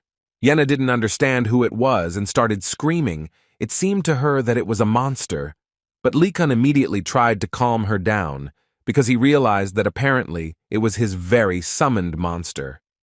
And when the guy came closer, he realized that apparently the bones were part of the leopard's skeleton, and now he himself found his body and collected it.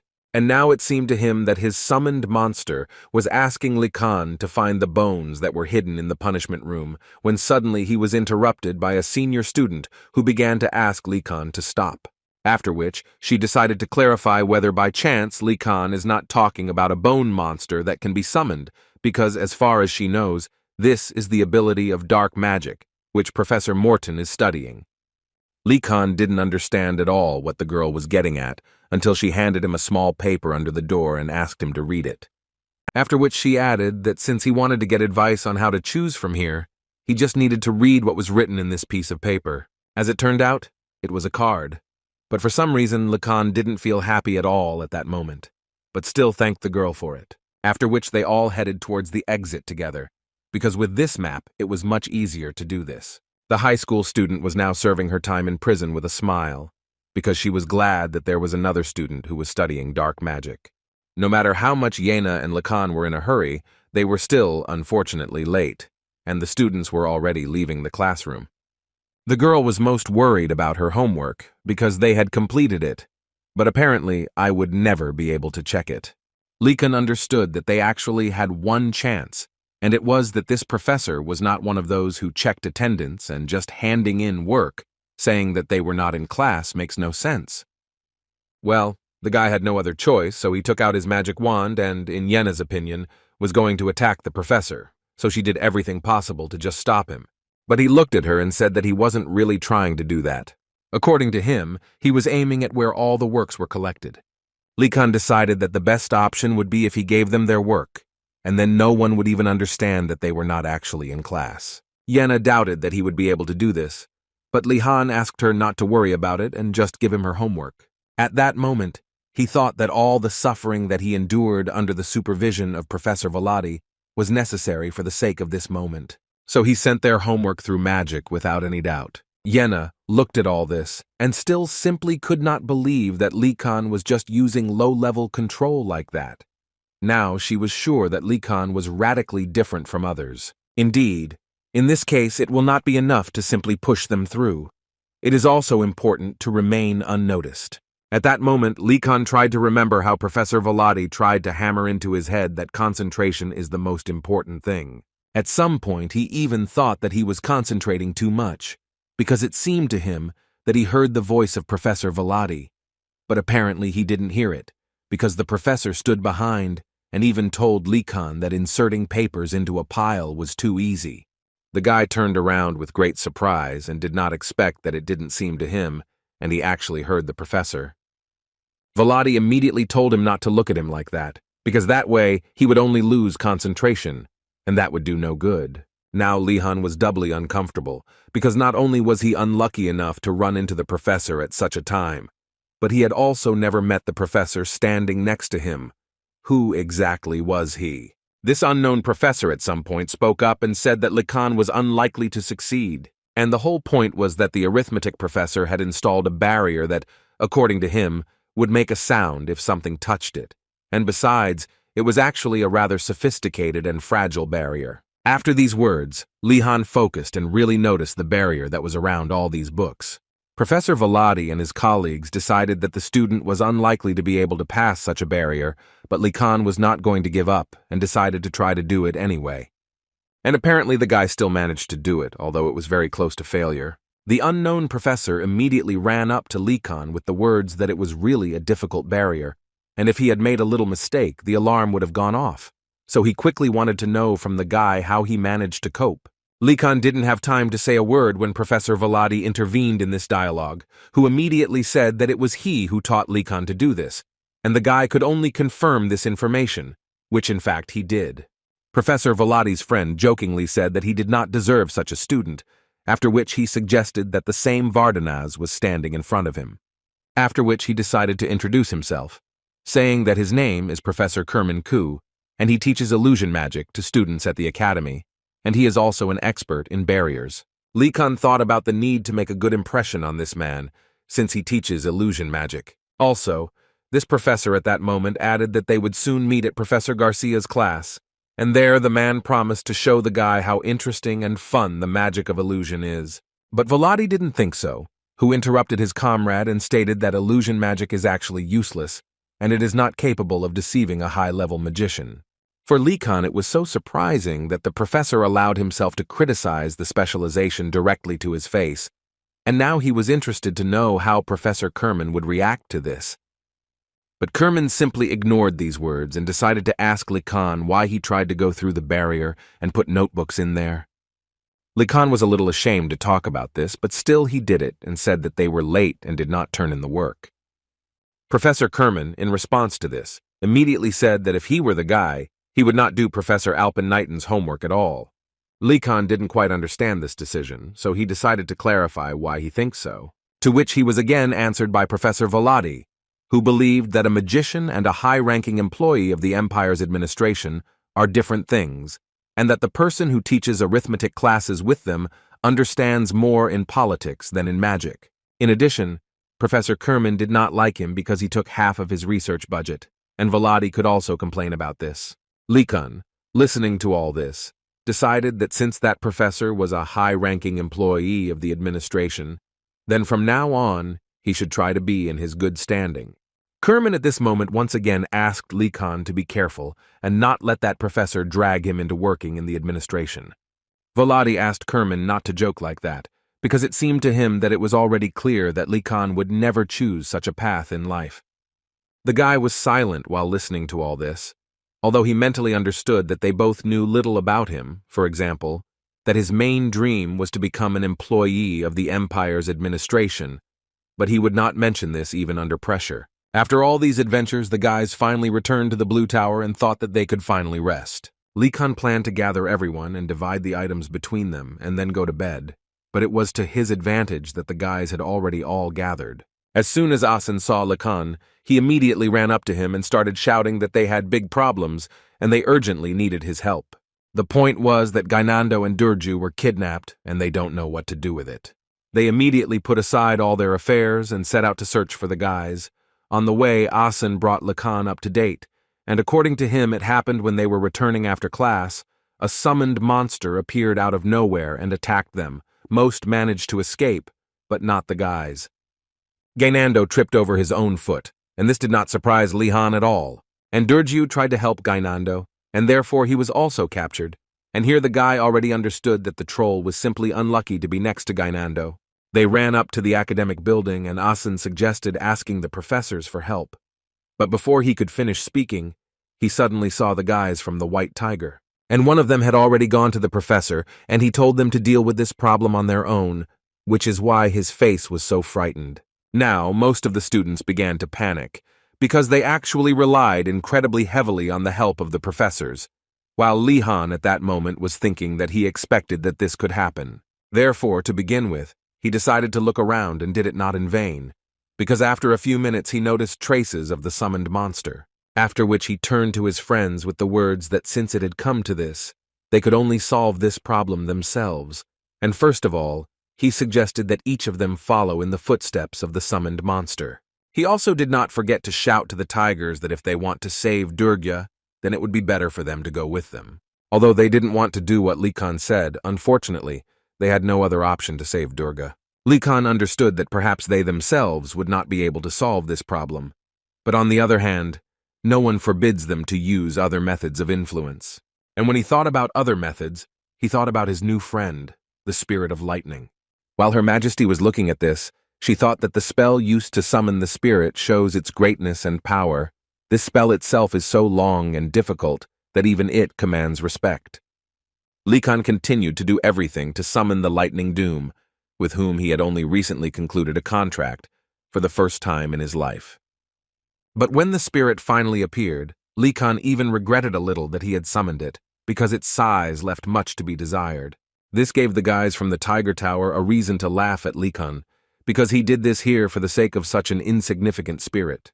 Lee Kun at that moment was trying to talk to this spirit, and find out why only a small part of him appeared, and the spirit had to once again remind the guy that he was currently locked in prison. But even so, the guy didn't understand him, because it seemed to him that the spirit always had a reason not to help Lee Kun when it was needed. Then he simply didn't understand why he needed a contract with the spirit at all. The Spirit of Lightning at that moment was already thinking that he was starting to miss the old magicians, ignorant and illogical, because he could just hit and burn them to the ground.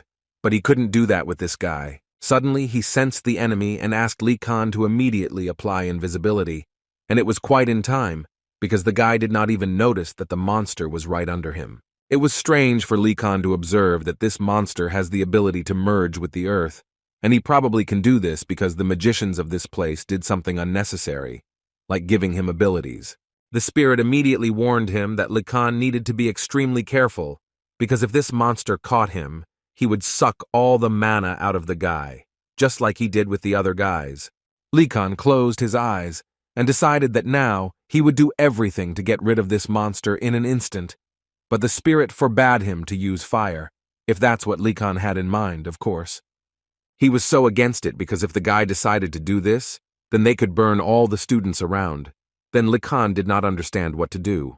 The spirit calmed him down and said that there was actually a way out, and it was that he would teach him magic and he would just need to use it. It seemed to Li Kan that it was not the best idea to use the magic that he had just learned, but the spirit asked him not to chat, but just listen to him carefully. The point was that the spirit would like Li Han to represent lightning the way he did with other elements. But there is still a difference. The spirit asked him to imagine that this lightning was striking from the sky. To use magic, mana must be controlled after being collected in one place. But lightning acts differently, since it does not remain in one place, but is divided, scattering to different places. If lightning strikes and splits in different directions, a very rare and unfortunate situation can occur. Therefore, the main difficulty is to imagine lightning that does not divide. But the spirit calmed Li Kan and said that he would help him with this. But the lightning appeared without the help of the spirit, which again shocked him, because he simply did not understand how this was even possible. In fact, it was not difficult for Li Han, he just needed to imagine the batteries. Moreover, the spirit really liked the way Li Kan controlled lightning. It even seemed to him that the guy had talent.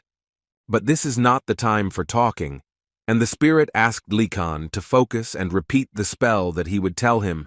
Even though the magic of spirits is cruel and always changing, but even a new magician can use it with the help of Ferkunter. Ferkunter's low-level lightning is the magic of the second circle that he taught to Li Kan.